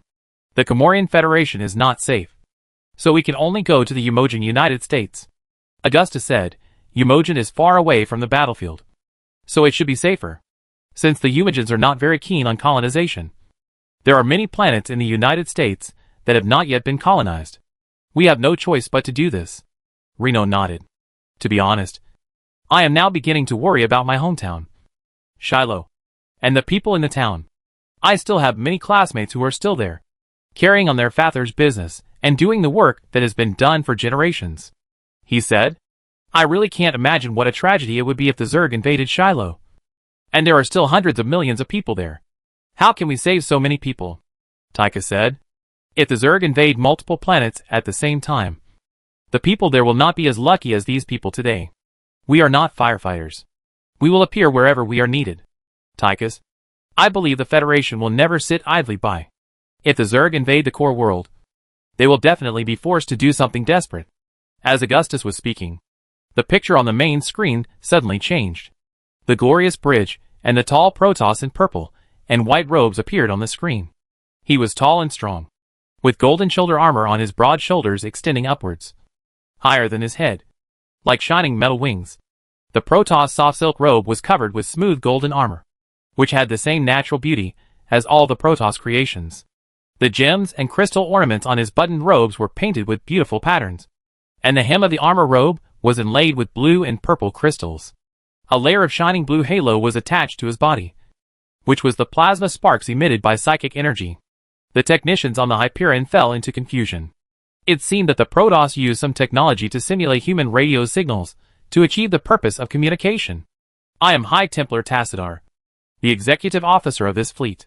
The voice of the Protoss in shining armor was deep and soft, but it was like the roar of sea waves and thunder. The Protoss did not use their mouths to speak. Their voices were a direct reflection of their thoughts, and the most direct expression of their emotions. This is incredible to humans. But this is how the Protoss are born. We are the Templars of the Protoss Empire, ordered to destroy the Zerg that invaded the human world. I am deeply sorry that we came too late and failed to save your people who were infected by the Zerg. I am the commander of this human fleet, Augustus Minsk, the Marshal of the Coral Revolution. Augustus's face remained unchanged. Greetings to you, Protoss Executor Tassadar. Your righteous act of saving humanity is witnessed by me and my compatriots. He said, you really understand. I can understand. Tassadar's sky-blue eyes were very different from those of humans, as if they were burning flames. The flames in his eyes swayed with the fluctuations of his emotions, and the subtle changes in his facial muscles formed an expression in a sense. You are different from all the humans we have seen. They hate us and fear us. I can understand why they are like this. Because that is human, he said. You can understand that we are doing this to save humanity instead of simply slaughtering people. Compared to death, being infected by Zerg is the most terrible fate. Tassadar praised Augustus. You are an outstanding leader, wise and kind. This is also a respectable hero among the Templars. Thank you for everything you have done for humanity. Augustus said, I hope that the experience of fighting side by side in the Sara system can become a bridge to maintain the friendship between humans and the Protoss Empire in the future battles with the Zerg. If the Coral Revolutionary Army and the Protoss Empire meet on the battlefield, I think we should not be enemies of each other, but should help each other and eliminate the threat of the Zerg together. After all, the Zerg are our common enemy. I think that should be the case. There is no need for the Protoss and humans to be enemies of each other. Tassadar's voice was still as deep as the sea. Although Augustus did not hear any laughter, he believed that if Tassadar was a human, he should be laughing at his words. Because the Protoss Empire is much more powerful than humans. They neither regard humans as a threat nor seek help from humans. We never expect gratitude, because this is what the eldest son of God has done for countless epochs. Protect the weak races and maintain order and balance. Tassadar has no intention of mocking humans. He is open-minded and tolerant, selfless and upright. Most Protoss are arrogant and look down on humans. But Tassadar is an exception. Augustus Minsk. I hope we will never meet on the battlefield, Tassadar said. The remnants of the Jormungandr swarm are on the run, and we must destroy them once and for all. Now, we must leave. May Adon grant eternal peace to our enemies. Chapter 271 Homeland Lost. About 3 weeks later, Icaros 4 in the Umojan United States. As an agricultural world among the United States Alliance planets, Icaros's capital airport has never had so many people pouring in one day. This made the airport overwhelmed and had to limit the tonnage and number of ships entering the port. Augustus, wearing a dark gray fitted officer uniform, was standing at the exit of the terminal with a silver frame and a blue crystal glass dome, watching the refugees from the Sara galaxy pouring out of the exit. Beyond the exit is the pure blue sky and fresh air of Icaros 4. And the white alloy buildings of Umojan stand among the green lawns and forests. As the terrain rises and falls, a flock of brown birds are flying into the distance. All this is as beautiful as a world in a painting. Icaros is one of the most beautiful planets in the United States, belonging to the Umojan colony. Its fertile soil has created thousands of hectares of fertile fields and charming golden autumn. If it weren't for the fact that the Icaros people abused pesticides in recent years in pursuit of crop yields, causing irreparable environmental damage, then this planet would be much more beautiful than it is now. After learning about the fate of the Sara galaxy and the massive invasion of the Zerg, the Umojan Democratic Council, adhering to the original intention of establishing the Council for Humanitarian Care, agreed to use Icaros 4 as a transit point for the temporary placement of refugees from the Sara galaxy. At the same time, Umojan also asked Augustus to share his experience in fighting the Zerg, while the United States-affiliated worlds and dominions were also strengthening their defenses. A strong sense of crisis has always inspired the Umojans to strengthen their armaments. Now, those in high positions in the Umojan world have reacted. and the threat of the Zerg invasion will replace the oppression of the Terran Federation for a long time. The existence of the Protoss and the Zerg will no longer be a secret unknown to the public. The new generation born and educated in this era will naturally accept the understanding that humans have to compete with the other two races in the universe for resources and living space. If they are not careful, the fate waiting for the humans on the planet Copperloo is likely to be the extinction of the race. Even if humans will never give up the internal struggle, fighting for the survival of the race will become something that the humans of Copperloo, and even all humans in the Pantalonian sense, must face. Kerrigan, Rayner, Faraday and others were following Augustus with a team of elite guards, while Warfield, Tychus and Harnack all had their own missions. Every time they arrived at a friendly or neutral planet, the Revolutionary Army would replenish the losses in personnel and materials and repair warships. At this moment, the exit of the port passage was filled with Umojan alien research experts and infectious disease prevention experts wearing white biochemical protective suits and orange goggles, as well as a large number of doctors, in order to enter the refugee camp prepared by the local government for the Sara galaxy. These people must also prove that they do not carry the Zerg virus, although the doctors in the Revolutionary Army have tested them, and the existing Zerg virus is not highly contagious and the latent period is not long. It is only some Zerg species with deadly viruses that spread the virus plague. But the Umojan people still emphasize retesting to ensure that the risk is controlled within a very low range. Those who can stand here to be retested are lucky, because those who were previously tested by the doctors of the Revolutionary Army were either turned into monsters and thrown into space, or were lying in the cabin of the medical ship dying. The medical level of the Umojan United States is as high as their achievements in the field of high-tech. Is it possible that even they have no way to solve the Zerg virus? Looking away from the people who kept pouring out of the exit, Augustus looked at Sarah Kerrigan beside him and asked, "No one is hopeless." Kerrigan gave Augustus a sad look. The arrangement of amino acids in the Zerg virus is unprecedented in human history, and it is mutating every moment. The doctors on duty have been telling those infected that we have a solution, before people find out that there is no cure. At least it can give patients hope. It will save them from suffering. The people of the Sara system have suffered enough. Has our alien biological laboratory made any progress? Dr. Francois believes that the genetic material of the Protoss may contain a way to deal with the Zerg virus. Kerrigan replied. The doctor has already tested the effect of the Zerg virus on the Taldaran Protoss with his assistants and students. Kerrigan knew what Augustus was thinking. By the way, I remember there was a Taldaran Protoss in our alien laboratory. I heard that he just took a considerable amount of terrazine every day and just lay there and waited to die. In order to get terrazine, he was willing to participate in various experiments of Franco's. Franco's action is as strong as ever. Augustus asked with concern, what was the result? The implanted virus cannot infect the Protoss. But this may be because the Zerg virus that can infect the Protoss is completely different from the one that infects humans. Kerrigan said. It's a drop in the bucket. Augustus didn't have much hope for this. Tell Dr. Franco's that the fate of billions of humans depends on the results of his experiment. This is a heavy burden. You are putting Franco's on the moral stake. Rayner shrugged. You always do this. Augustus, you know the nature of each of us and know how to inspire us. He said. Duke is a villain. He is selfish and pursues honor. You satisfy his vanity. Tychus only cares about money, so you will give him money. This is the embodiment of your wisdom. Jimmy, at a deeper level, this is just an exchange of interests. Augustus' eyes are calm and cold. But you treat us differently. I can't think of anything you can use me for. Renaud said. That's different. Jimmy. Augustus was silent for a while.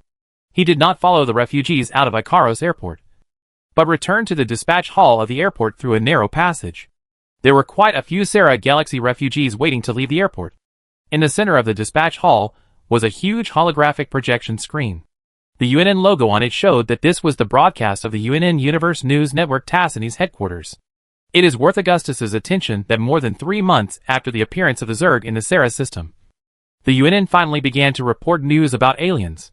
The people in the hall stared at the big screen with anger on their faces, cursing the federal government's evasion and inaction. In the Sara system, the Revolutionary Army saved the refugees regardless of sacrifice, while the Terran Federation not only did not help but also wanted to deal with the Revolutionary Army. It can be said that the Revolutionary Army is desperately pulling the refugees out of the abyss, while the Federation wants to kick both the Revolutionary Army and the refugees back. And then close the coffin. I can already imagine the sensation this news has caused on Tarsonis and other Federation worlds. Augustus looked at the main screen. It is obvious that the news of the discovery of an alien intelligent race has caused an uproar in the territory of the Terran Federation. Kerrigan said, in the beginning. The UNN and other mainstream media only told the Federation that there are two races in this universe.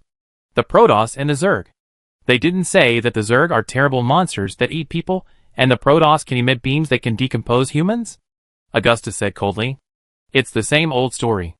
They avoid the important points and break down the facts into multiple fragments, and then reassemble them according to what they want. As long as they change the word order and add some rhetoric. What they want to express may be completely opposite to the facts. Kerrigan said sarcastically. In fact, at the beginning, humans still thought about how to share human culture with aliens. Toy companies even launched commemorative editions of Zerg and Protoss toys, which were a great success.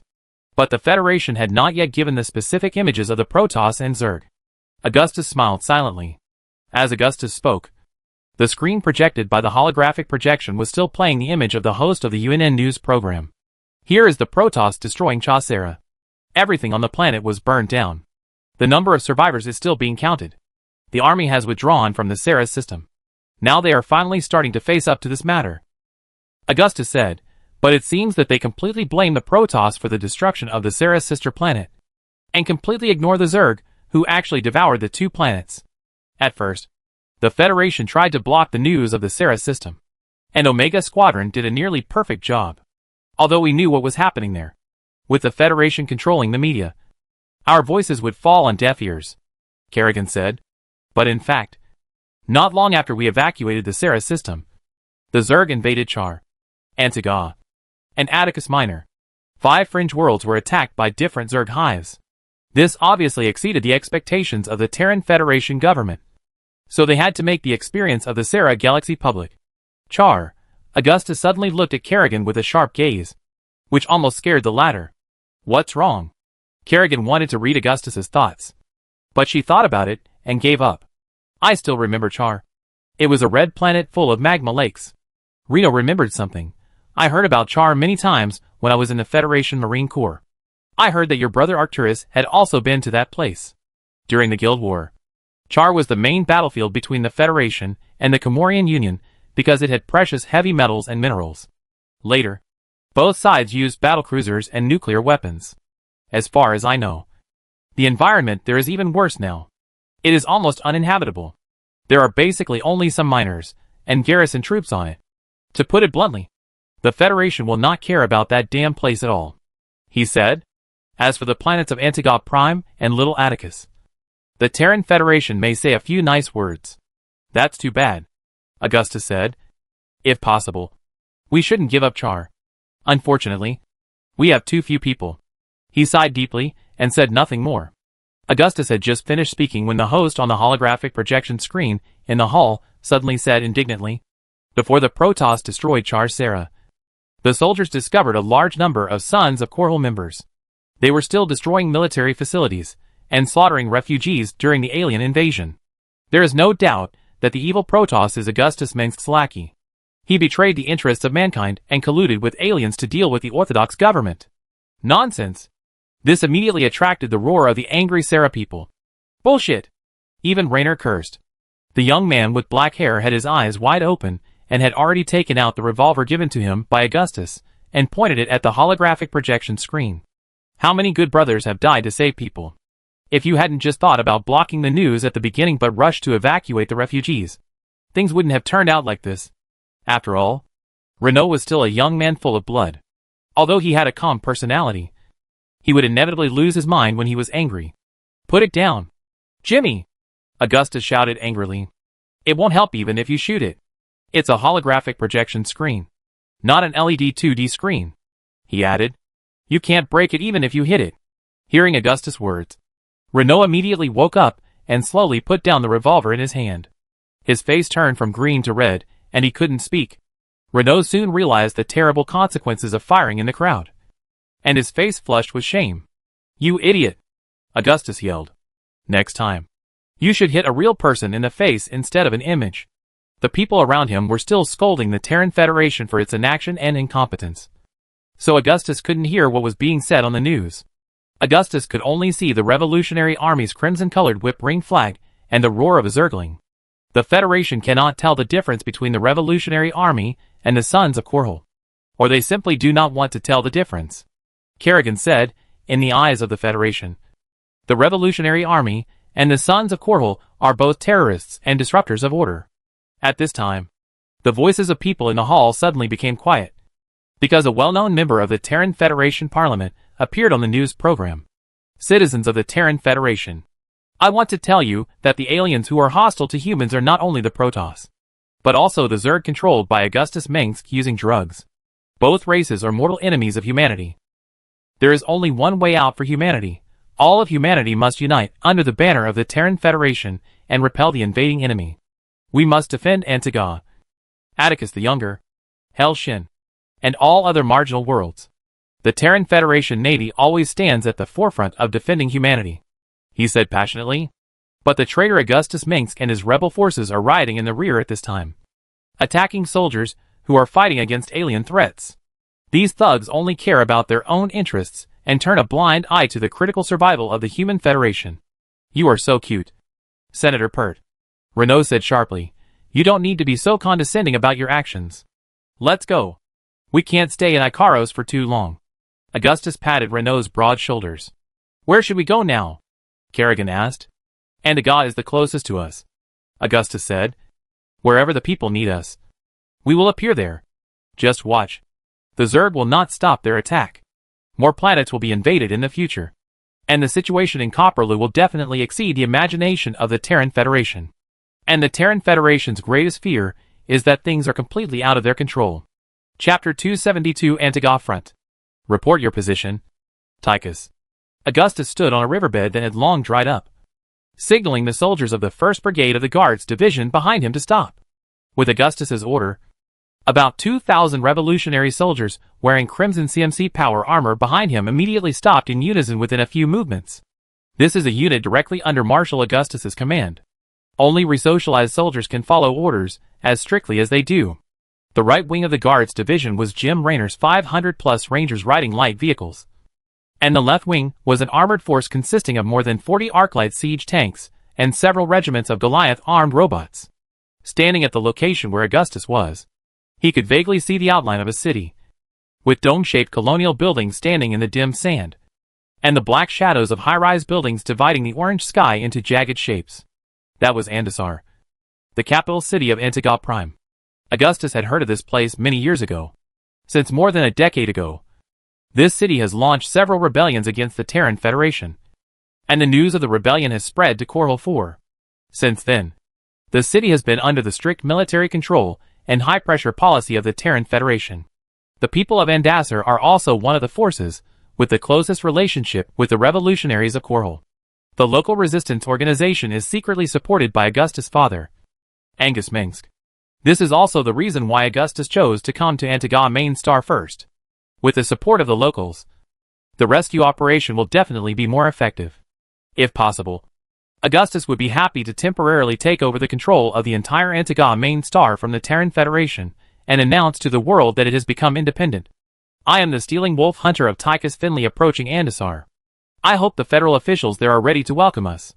Tychus' voice came clearly from the communication device in Augustus' helmet. Although the number of Federation troops stationed on Antiga Prime far exceeds the total number of troops stationed on the 2 planets of the Sara system, they are still in a very disadvantageous position when fighting the Zerg. Therefore, when the Antiga government began to seek support from other surrounding planets and Tarsones, Augustus's fleet received a large number of distress signals before arriving at the planet. The information revealed in the signals all indicated that the main defense forces and military fortresses of Antiga Prime had been destroyed by the Zerg. The Federal Army has been defeated, and the weakly defended cities of Antiga have been exposed to the sharp claws of the Zerg. In the past few weeks, the Antiga governor has personally commanded several battles aimed at defending the main cities of Antiga. But the reckless command of this layman has led to disastrous consequences. The Antiga governor mistakenly believed that the Zerg were just a group of beasts without any intelligence. So he hurriedly gathered all the troops and marched towards the seemingly defenseless Zerg main nest. However, It turned out to be an obvious trap. Antiga's planetary defense forces, the colony marines, and the militia were all wiped out. And even the federal general, who commanded the army, was dragged into the underground nest by the Zerg. The Antiga governor, who was hiding in the governor's office, fled the planet overnight, and his whereabouts were unknown. Since then, before the federal fleet arrived at Antiga's main planet, Antiga's federal military forces were all annihilated. And the Quora Revolutionary Army that arrived at Antiga at this time became the only military force that could possibly save the Antigans. Augustus was leading his army to rescue Andasar from the swarm of insects. Because the federal garrison stationed in the city refused to open the airport to the Revolutionary Army, the Revolutionary Army had to go to the main city of Andasar by land from the nearest landing point. We encountered a lot of insect scouts along the way. Damn. There are insects everywhere here. Like a rotten red apple with worms. The voice of Tychus in Augustus's helmet suddenly became intermittent and interrupted from time to time. I must remind you that the bugs here are faster and stronger than those in the Sara galaxy. As soon as they appear, they will rush to destroy you immediately. Compared with this, the Jormungand Zerg in the Sara galaxy is just a cat slowly teasing a mouse. Then, as if it was strongly interfered with by the signal, Tychus's voice was interrupted by a burst of electrical noise. However, Augustus was not worried about Tychus's safety. He should be worried about the enemy, who was about to face this revolutionary army Tyrannosaurus. The only thing Augustus needs to worry about is that an uncontrolled Tychus will destroy everything along the way like a mad beast. Fortunately, Augustus has finally taught Tychus the principle of putting the people first. And he will not destroy the houses of civilians. Marshal, alien insects are found at 2 o'clock. The number is unknown. When Augustus tried to establish a communication link with Tychus again, Corporal Faraday beside him pointed to the right front of Augustus. It's the Zerg. They are not easy to deal with. I would rather deal with several times more federal soldiers. Renault took a few steps forward and took out his revolver. The Zerg's awareness has obviously increased. The underground of this area has been eroded by them. They are moving under our feet. Sarah Kerrigan took her C-10 shotgun from her back and pulled down the eyepiece on her head. The soil on the surface of Antiga Prime is dry and hard. But this does not prevent the Zerg from digging their caves deep underground and building a well-developed underground worm tunnel network similar to an ant nest. Through these underground passages connecting various hives to hatcheries, the Zerg can appear on various battlefields in a very short time and launch surprise attacks, or blitzkrieg. Establish a line of defense. Augustus frowned. The soldiers behind Augustus responded immediately. The soldiers drew their guns and loaded their guns. The arc tanks retracted their twin 80mm cannons, with the hissing sound of the pressure relief valve opening, and set up the stabilizing bracket. The Goliath-armed robots moved to the front line, with the fire bats wearing heavy power armor. Like giants, with heavy steps. The rotating machine gun barrels kept calibrating the angle according to the judgment of the aiming system. Brothers, watch your back. Be careful of being ripped out by bugs, Raynor added in the command channel. At this time, the HUD display screen on the visor of Augustus's power armor helmet showed a series of terrain data. Antiga Prime was once a world with vast oceans and dense lakes. But now only the traces of erosion all over the surface of the planet, and the dried-up ocean can prove that this planet was once a blue ocean planet. Antiga is now not much different from Mar Sara. The only thing worth praising about her is the unique scenery of desolate and barren, and the melancholy beauty in the mouth of poets. It is also because of this that the surface of Antiga Prime is mostly flat alluvial plains, canyons and hilly gullies that were once the seabed. There are almost no obstacles on the vast red plain in front of Augustus. And he can see everything at a glance. Therefore, he can easily see the swarm of insects running in the distance. Just a few miles away from Augustus, the dust raised by the swarm of alien insects when they ran covered the sky, and the sun seemed to be blocked by the dust raised by the swarm of insects when they ran. This is a new hive army. The image on Augustus's helmet zoomed in as the camera focused. With just a brief comparison, he could see the difference between the Jormungandr group in the Sara system and the Zerg in Antiga. The Zerg that appeared in Antiga had bright orange crowns and partially protruding shells of the same color. Compared to the purple Jormungandr swarm, they were obviously faster, and their attacks were as fast as lightning. The Zerg in Antiga are obviously different from the Jormungandr in the Sara system. The different colored crowns and decorative specialized tissues should be for the convenience of distinguishing the different groups. Kerrigan said, generally speaking, both the Terran Federation Joint Command and the Revolutionary Army Marshal Command would only name the Zerg that appeared in each star system with the name of the star system, such as the Sara Zerg Swarm or the Antiga Zerg Swarm. But soon, humans discovered the obvious differences between the various Zerg hive groups. And they did not just stay in the same star system or the same planet. Each Zerg hive group is different. For example, some groups are huge in number and always drown the enemies that block the way with a tide-like attack, while some groups are small in number but specialize in hunting or searching for excellent genes in the universe. Others will be completely driven by the violent genes and excessive hormones in their bodies, slaughtering everything like crazy berserkers until they die. These violent Zerg only obey the masters of their own clans, and in some cases, they will even attack their own kind. It is this difference that makes humans name the Zerg of each hive with special names, in the code name of the Terran Federation command system. These Zerg in front of us are named Garm Swarm Garm, the Hellhound in Norse mythology, the guardian of the gate of the underworld. Always appears in the image of blood all over the body. Kerrigan said to Augustus. The Zerg that appeared on the other side of the planet had metallic blue crowns, and they were named Surtur, the first fire giant in Norse mythology, with a huge flaming sword. According to the intelligence we got from the fallen Antiga Federation Command Center, the combat style of the Gam Zerg is also very different from that of the Jormungandr Zerg. Even when they are in an absolute advantage in numbers, they are accustomed to launching unexpected attacks. Once the attack is blocked or at a disadvantage, the Zerg of the Gam Zerg will immediately retreat. She said, now we know that each hive group is controlled by an unknown alien creature called the brainworm. The brainworms of the Gam swarm seem to have a very cautious character. Usually, unless there is a certainty of winning with one strike, the Gam swarm will not take the initiative to attack. As for the Surtur swarm, they seem to rarely appear. So the alien brainworms have already eaten us. Let them also see the human Hellhound missiles. Where is our air support? Augustus shouted in another channel. The squadron is on the way, sir. His question was immediately answered by an Air Force lieutenant colonel, who was flying a heavy bomber and leading a formation to fly over the ground troops. The revolutionary pilots, who had experienced many battles and received special promotions, were all aces among aces. Each of them had the courage and awareness to die with the enemies of Korhal at any time. There are Zerg everywhere on the ground. Sir, where should we fire? They are everywhere. The voice of the Air Force lieutenant colonel came immediately. Then fire everywhere. Augustus answered quickly and without hesitation. As you say. Guys, we are flames.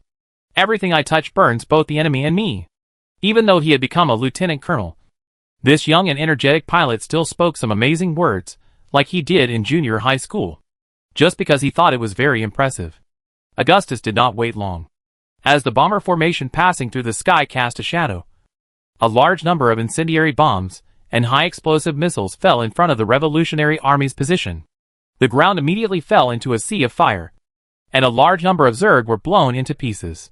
The Zerg's howling suddenly weakened a lot. However, after a short period of calm, the rustling sound rang again. Although the bombing killed a considerable number of Zerg, it was unable to stop their pace. Compared with the Jormungandr Zerg, the Gam Zerg swarm obviously has more Zerglings.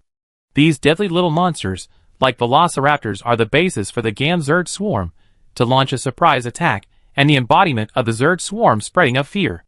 The arc tank opened fire first, and the destructive firepower of the 120mm impact cannon immediately covered the front group of Zerglings, followed by the ground-to-ground missiles carried by the Revolutionary Army's Goliath armed robots specifically for dealing with Zerg. The fierce firepower slaughtered the Gam Zerg swarm in front like a storm. Under the human artillery fire, even the Zerg's hard shell could not withstand it. However, at this moment, the red hard land behind the Revolutionary Army's front suddenly began to collapse, and a large number of Gam Zerg with dark orange skin poured out from the sunken cave. Damn it, Renault cursed. I knew these bugs would do this. They are much smarter than Duke. That cold-blooded and cruel bastard. The front troops moved forward. The 3rd and 5th battalions moved closer to Major Nalifa's arc tanks. Hold the front line. Reinforcements will arrive soon, Augustus ordered.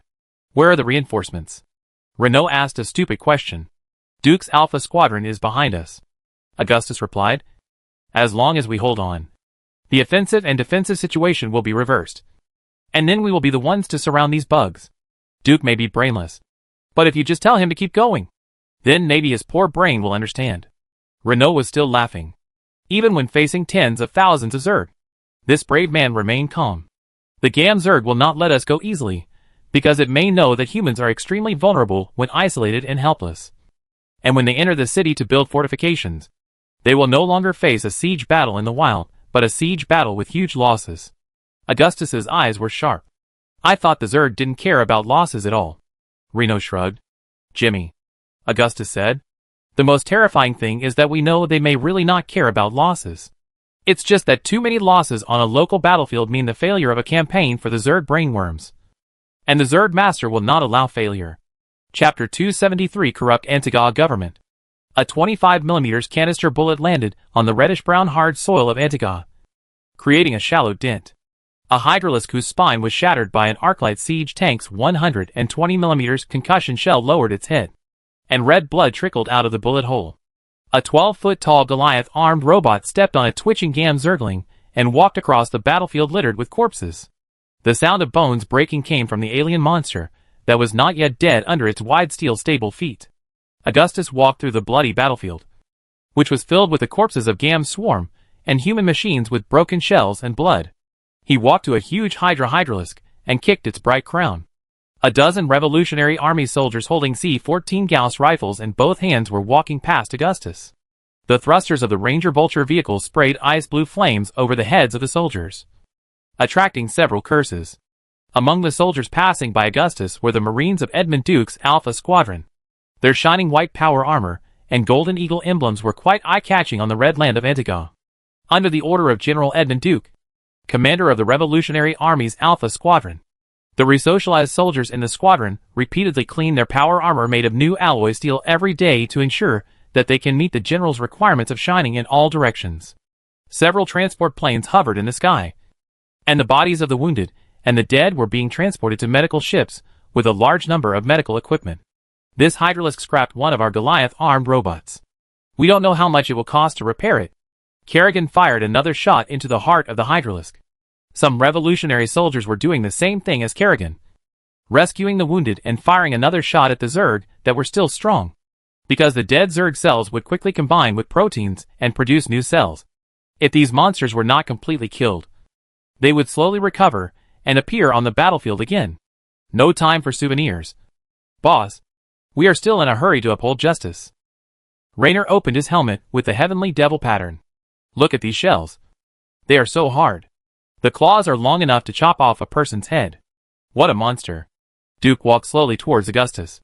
He shook off his helmet, and the scalp of his pointed head was slicked with oil. The alien monsters I encountered when I was in Brutus were not even 1/10,000th as scary as the Zerg, he said. Duke's support came quickly. The Marines of Alpha Squadron became very brave and immediately launched an attack on the Gam Zerg behind Augustus and others, breaking the siege of the Zerg. Although the commander of Alpha Squadron is a reckless butcher and a strategic gambler, it is undeniable that the military quality and combat capabilities of the soldiers of Alpha Squadron are quite outstanding. Otherwise, they would not have been hated by the Comorians in the past. Come on, General. The last time you boasted about defeating a few carnivorous beasts, we were as happy as if you had just saved the world. Renault shrugged. We are saving the world now. Duke was not very happy. He reminded Renault, General Renault, you have to remember your identity. You are a general. There is no such thing as laughing and joking on the battlefield. Duke did not get along well with Renault's heavenly demons. He had better relations with people like Collins and Pleyer, who were also federal defectors and officers. Similarly, Renault also looked down on Duke's cold-bloodedness and arrogance. When they were together, they always ridiculed each other. I must have said something inappropriate, Raynor said. Augustus tapped the chitinous crown of the hydralisk in front of him with the iron glove of his dark gray power armor. The Zerg of the Gam swarm are larger than those of Jormungandr, and the most obvious difference is that they are faster and stronger. Even though the brain is dead, the monster's tough muscles are still tense, and its huge heart, which is still alive, is still beating, pumping blood out of its healing wounds.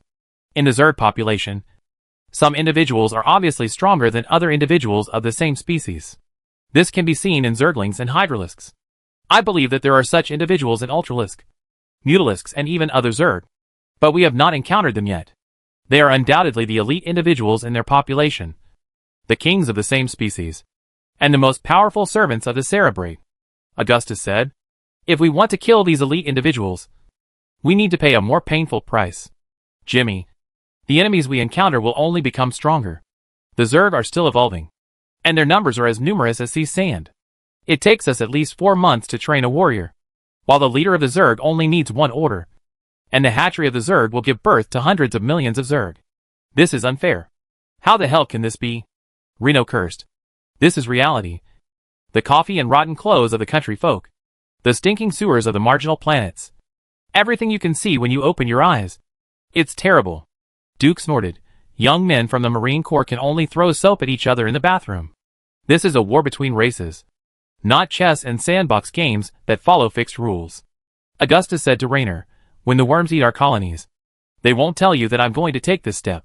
The Terran Federation may not have figured out that the war between the Zerg and humans is about the fate of a race.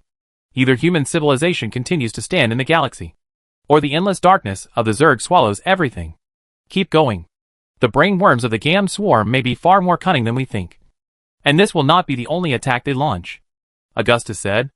If I were it, I would patiently wait for humans to let down their guard and make a fatal mistake. Here, brothers, the worms are lying in their wet cavity room watching us to see if we make a mistake. But Augustus's tough guys will never make a mistake. Raynor shouted to the passing soldiers. We are the Marshal's personal soldiers. Raynor's words were immediately answered by the soldiers. Maybe the Zerg are in their nests watching those idiots of the UN commenting on the Zerg on TV, questioning the intelligence of humans because of the idiocy of these noisy alien experts. Duke said. Don't doubt it. The Zerg can definitely do it, Augustus said, and caught up with the advancing troops. When the brainworms find out that we have given their tribes various names based on mythology, they may find it interesting. Kerrigan walked behind Augustus. He had to bypass the huge bloody worm creature in front of him. The body of the swarm tunnel worm was like a stranded blue whale. Its dozens of tons of body exuded a disgusting and pungent smell under the scorching sun of Antiga. Augustus crossed the huge tunnel worm and followed the army all the way west. The land in the Antiga capital, Ansar, is mostly flat and hard, which is very suitable for human armored forces to gallop. What Augustus regrets is that there is a lack of stable water sources here, which means that it is undoubtedly quite difficult for him to grow vegetables on the main star of Antiga. A Terran Federation military base outside the main city of Ansadar soon appeared on the HUD display screen in Augustus' helmet. The large military base once housed a regular Federal Army battalion, but now the base is dead silent. The isolation walls and iron grills outside the military base are covered with a sticky, fungus-like attachment, like torn skin. A huge command center has completely turned dark brown, as if it was wrapped in moldy yogurt, like a rotten brown apple wilting in the sun. Only the radar is still running in the base, but no one knows who is controlling the equipment. In the past, the battlefield of Antiga was always circling with scavenging birds, but now there is not even a single living thing here. This is really weird. Raynor pointed at the outer wall of the military base. It's really weird, isn't it? Kerrigan said. Zerg infected this military base, and the people inside have either turned into monsters or been eaten skin and bones. Blow it up. Otherwise, who knows what more terrifying monster will jump out of it, Duke said. The outer wall of the military base was covered with a layer of purple-black flesh-colored vines and thorns with snot-like membrane wings, and Augustus did not take long to find that those vines were deformed human intestines. General Duke is right. We can't let these monsters continue to harm people, Augustus ordered. Blow up these buildings. A company of Goliath-armed robots and about 20 Arclight tanks surrounded the silent base. A large number of Revolutionary Army soldiers began to switch to grenade launchers and short-barreled grenades. The dense artillery fire razed the Federation's military base to the ground in a few minutes. A shrill howl came from the smoke. Augustus could see a huge Zerg queen being cut into several pieces by sharp metal fragments in the collapsed wall of the command center. Around this Zerg queen were Terran Federation Marines wrapped in amniotic bubbles, their dark brown power armor covered with spikes, like new sprouts breaking out of the ground. Oh my god! If we hadn't seen this infected base, who knows how many hideous monsters would have emerged from it? Raynor was shocked. We destroyed a hatchery of abominations. Augustus's reaction was not much better than Raynor's, but he remained quite calm. Can anyone hear me? I'm Normantown Sheriff Josen. We're surrounded. Who can come and save us? At this time, many people's power armor built-in computers received a signal like this, There are wounded and children here. Who can help them? Go and have a look, Augustus said. The people who can hold on until now must be the best warriors in Antiga. He said, send out scouts first. This is probably a trap. At this time, Augustus's troops were already quite close to the distant city of Ansidar. The distant city was like a giant with dark gray skin lying on the red plain of Antiga. It was a gray industrial city. A city built on the basis of Antiga's mining industry. Ansidar's bureaucracy was corrupt and chaotic, and the local tax laws and decrees were chaotic and contradictory, changing from day to day. One federal official after another kept plundering the wealth here, and the embezzled and recovered bribes were used to take care of everything in the federal parliament and the creation family, or to hire lawyers to defend in court. Later, the people there had to establish order and laws themselves, which was one of the reasons for the frequent rebellions in Antiga. However, the local rebel forces were simply unable to deal with the Federation's resocialized soldiers. So they now regarded the achievements of Augustus Char's revolutionary army as an exciting success. Augustus's troops continued to advance, passing through a salt marsh covered with red thorns, and a devastated colonial town slowly appeared in everyone's eyes. There were a large number of Zerg swarms wandering around the town, and most of the buildings had become rubble. Only some Antiga militias were still using old-fashioned weapons to guard the last few bunkers and automatic machine gun towers. Even the militia is better than the Federation. Renault has every right to say this. Because he was a militiaman in Mar Sara, we have to rescue them quickly. Time is running out. General Duke, Augustus said. Everyone follow me. Duke took the lead and led hundreds of resocialized soldiers from Alpha Squadron to support the besieged Antiga militia. Hurry up, you brainless apes. What's going on? This place is so close to Ansidar City. Isn't there anyone to rescue them? I heard that there are not many Zerg attacking Ansidar. Raynor said. They are not too busy to lend a helping hand to the nearby satellite towns. The answer is obvious. Those frightened federal officials are holding all the troops tightly in their hands, fearing that if they send more than 100 people, the city will fall, Augustus said. Since the Federation executed the last batch of governors and officials of the Sara system who escaped, these cowards dare not escape again. Marshal, the fleet in Antiga's high-altitude orbit has just discovered a golden Protoss fighter. General Warfield said that he received a message from the Protoss fleet. Suddenly, Kerrigan reported to Augustus. They said they will not purify Antiga Prime for now. Purify? Purify by burning. Reno said, the Earthlings used to deal with psychics in the same way, burning them alive. Because they think those people are witches. I see. Augustus nodded. I knew Tassadar would come to Antiga. Wherever there are Zerg, there are them. Chapter 274, Liberating Antiga. I never thought you would be here. You are the people of the Revolutionary Army. Sons of Korhal. Duke's Alpha Squadron moved forward and soon dispersed the Gam swarm Zerglings near Norman Town, opening a path to the town for Augustus. Not long after, Augustus met the sheriff of Norsun Town outside an old gas refinery outside the town. The local sheriff was wearing an old CMC 200 alloy steel power armor with spots of lavender paint on it. He was wearing a P180 pistol and carrying an old shotgun on his shoulder. We happened to be nearby. Officer, what happened here? Where are the Federal Marines? Augustus, followed by Kerrigan and others, walked towards the dutiful small-town sheriff. Asking an insightful local would help Augustus figure out what happened here. Behind Augustus stood a row of guards wearing crimson power armor and gold badges. A huge Goliath-armed robot stood next to it. The machine gun under the cockpit swept the purple-red bushes swaying in the wind on the reddish-brown land, with the sound of the servo system rotating. The bushes here still bloom with small yellow flowers. But those bushes on the land covered by fungus blankets have withered. The mayor of Ansidar has transferred all the troops here to guard the city. They left us to those monsters, and let the people of Normantown fend for themselves. A sigh came from under the sheriff's open mask. A bald face with a long white beard appeared in front of Augustus. We tried to escape into the city, but the monsters came too fast. The day before, we just heard that some monsters with worm eyes attacked a self-operated mine. And the next day, monsters rushed into the town and overturned garbage cans and oil drums. He looked very old. Maybe even older than Augustus' grandfather. The police heard that a big dog had knocked down a child. So I rushed over with my men. I have lived for more than 60 years. I have seen a woman dismember her husband and the cannibalistic demons in the northern city-state of Antigone. But I have never seen a half-eaten, worm-filled corpse like this. We all know how scary it is that the Zerg eat people. And this may not be because of hunger, but just to satisfy their primitive hunting desire.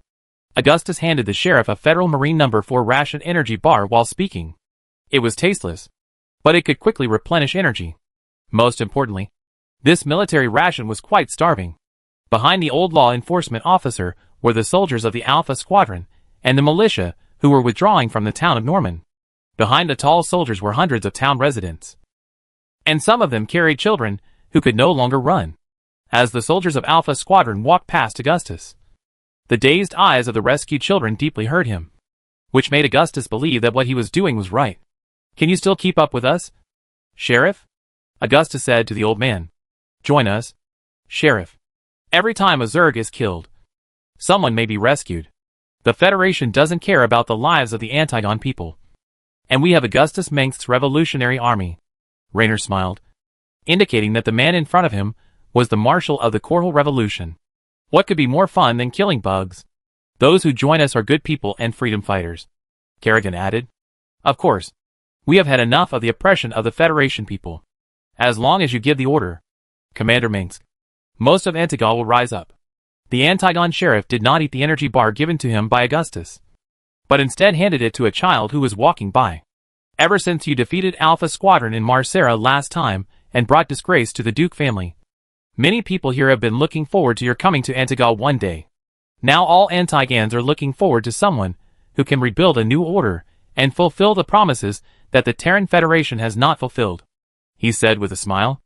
"I have a bucket of red paint at home, but unfortunately I didn't bring it out." The sheriff pointed to the soldiers behind Augustus, and then took out a poster from the storage unit on his power armor. It read, "Augustus Mengsk, the best devil in heaven, the hero of Coral, the savior of the Terrans." There were also a few lines of small words below, which were words that Augustus had said before, such as "the fire of revolution could set the prairie on fire," and some other words that he himself was not sure if he had said.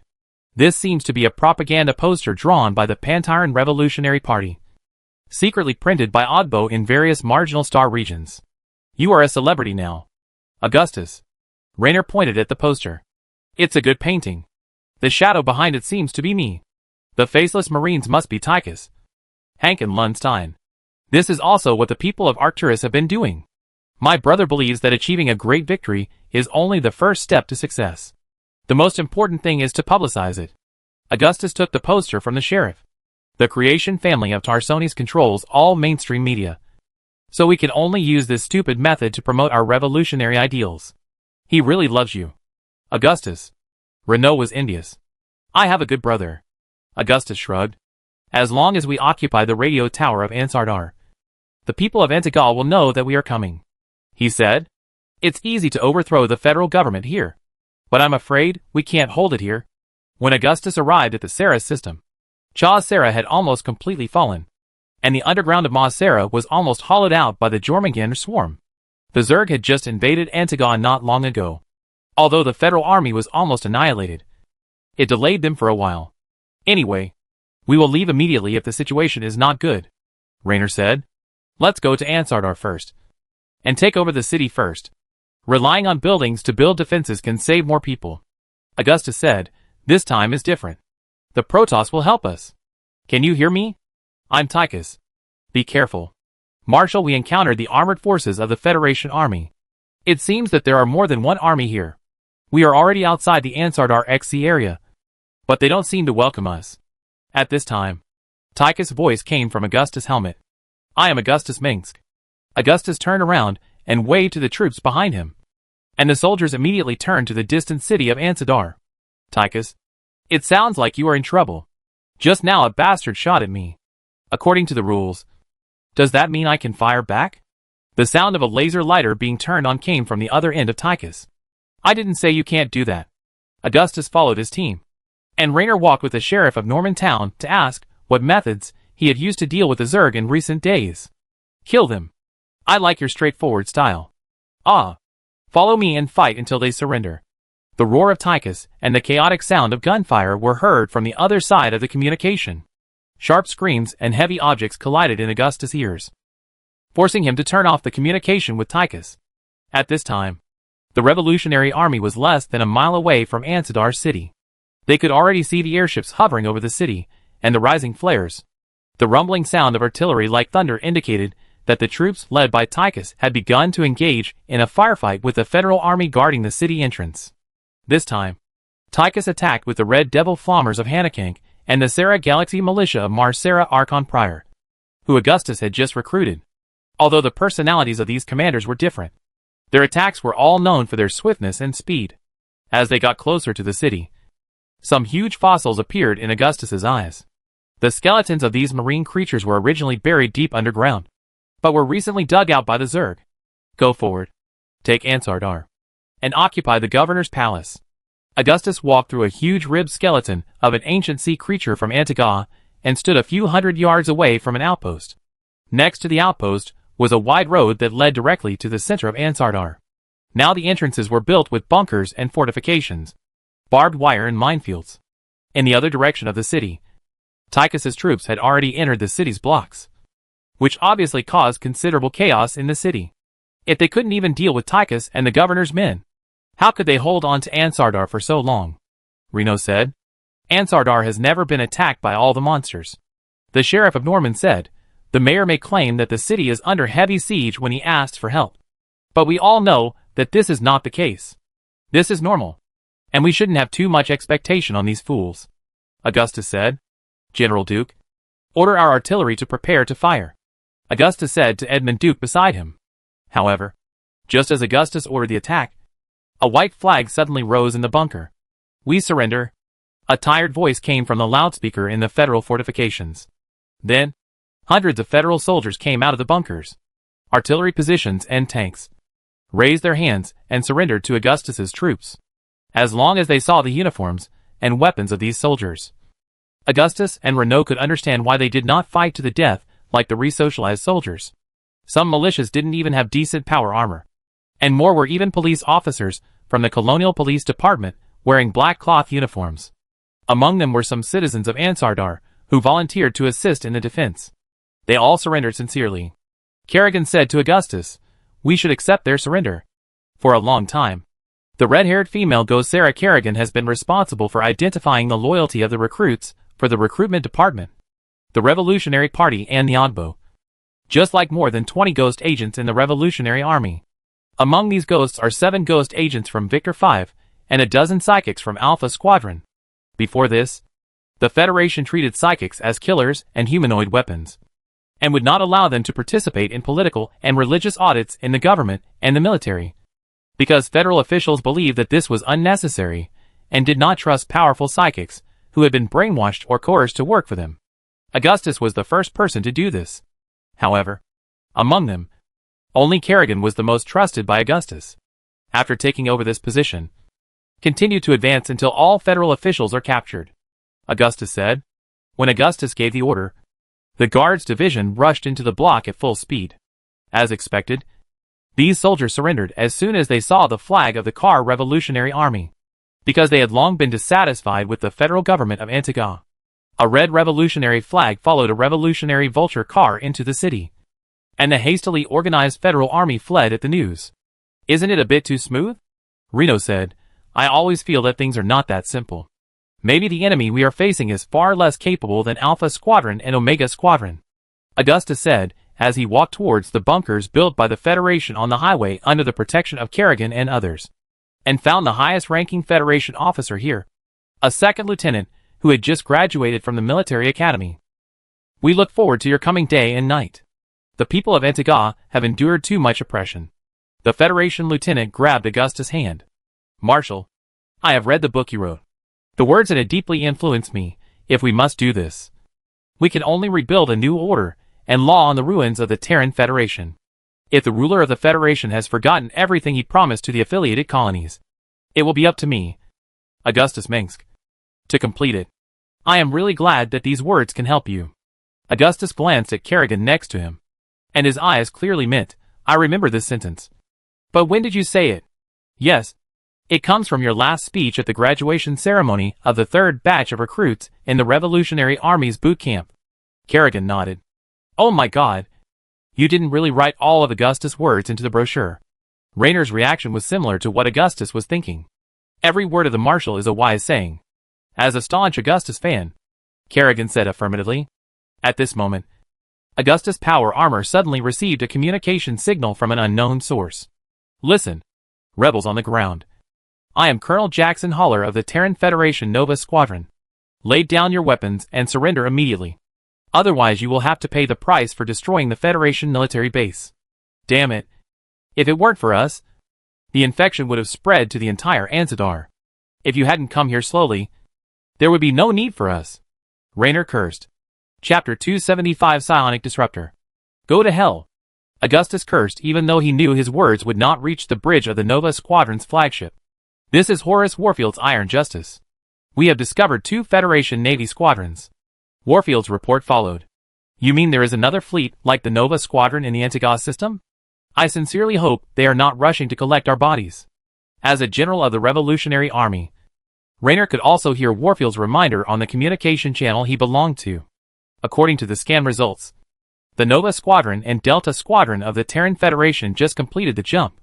Warfield said, there are at least 30 Behemoth-class battlecruisers and 2,000 affiliated warships, ships, and interstellar fighters.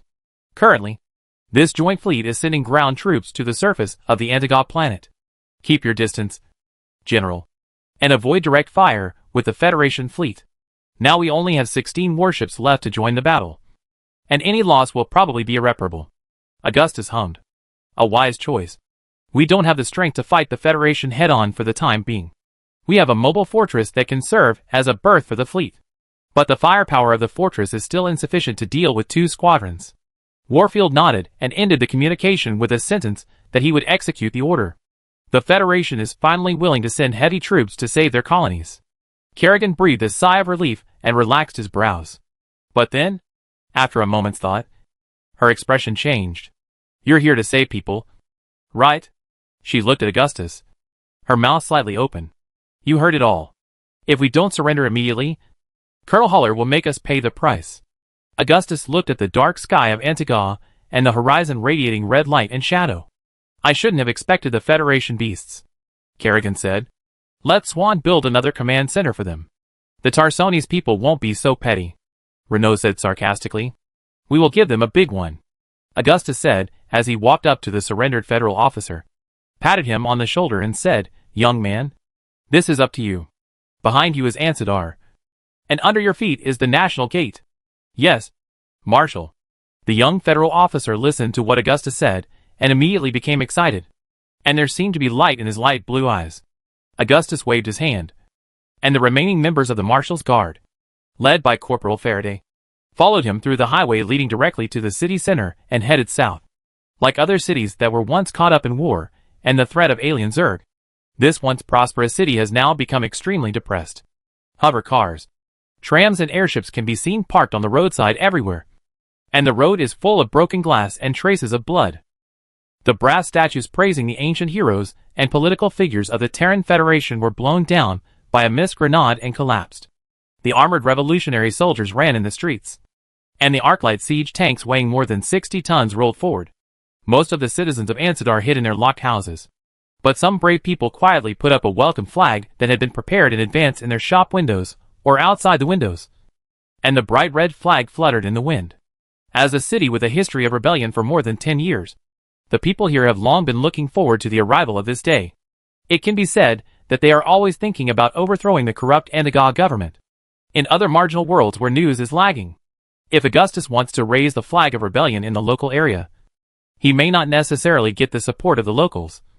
But on Antiga Prime, he does not need to have such concerns at all. After all, the history of rebellion of the Antiga people is much longer than that of Korhal 4.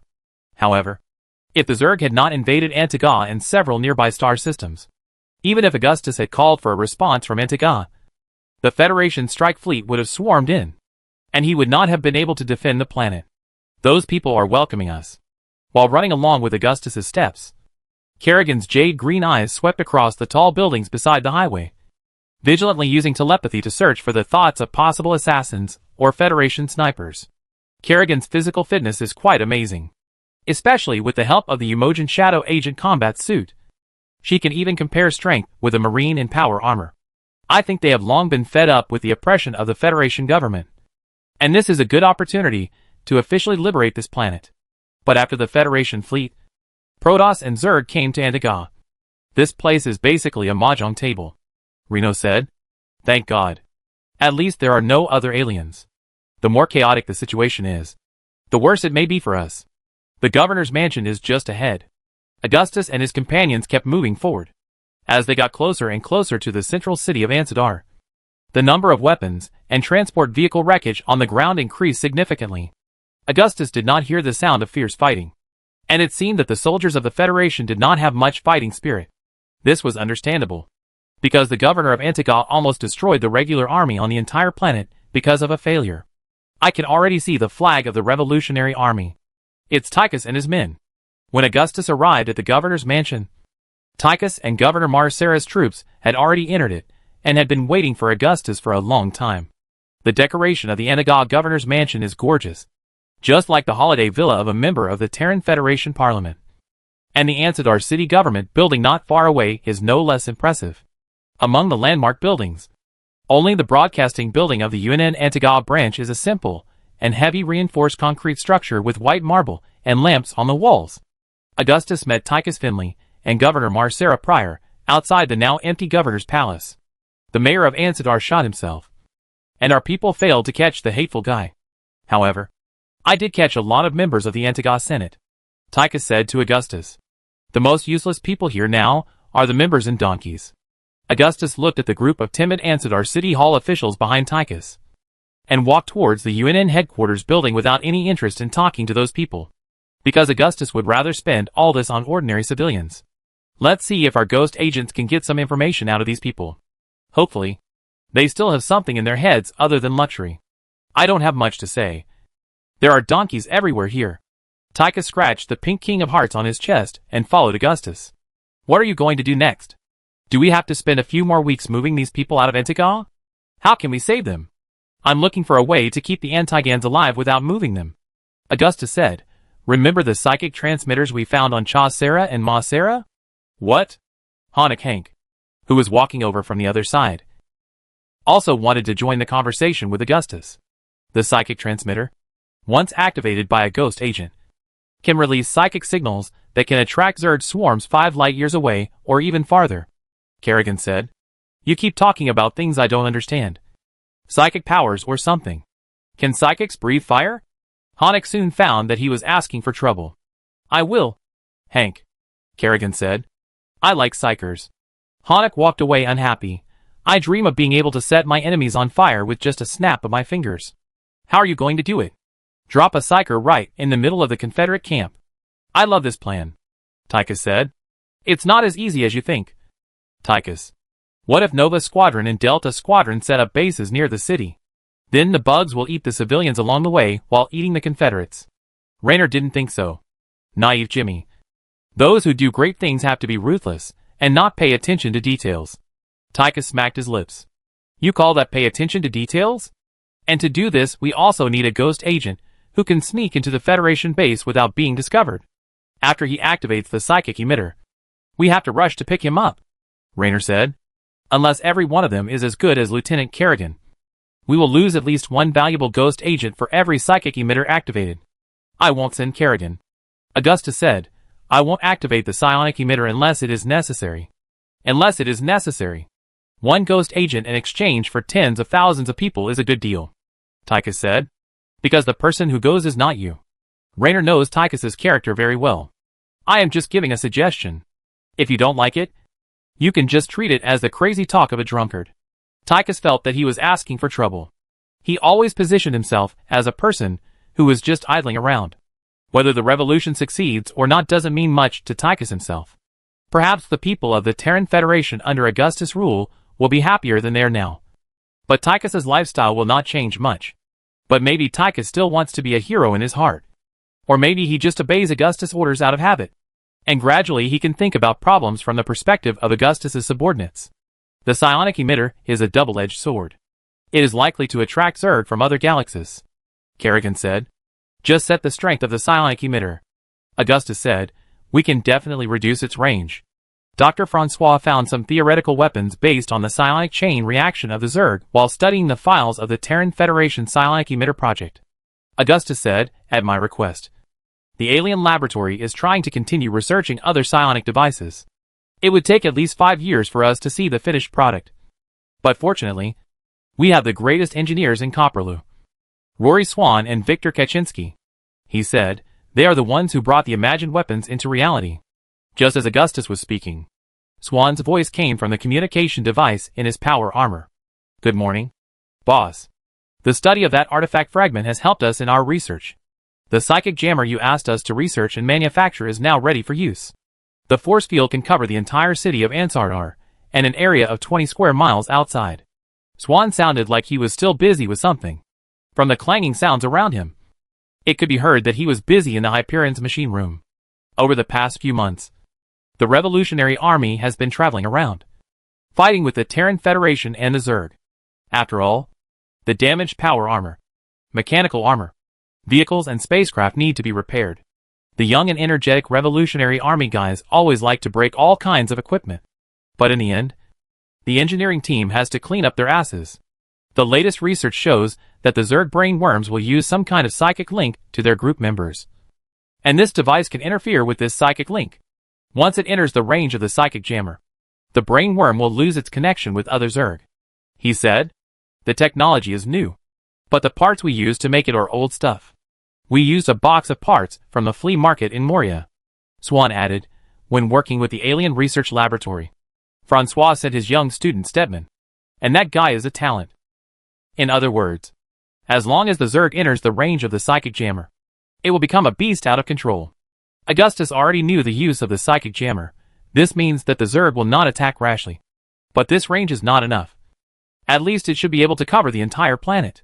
Everything has to be done slowly. Right? It's still the same.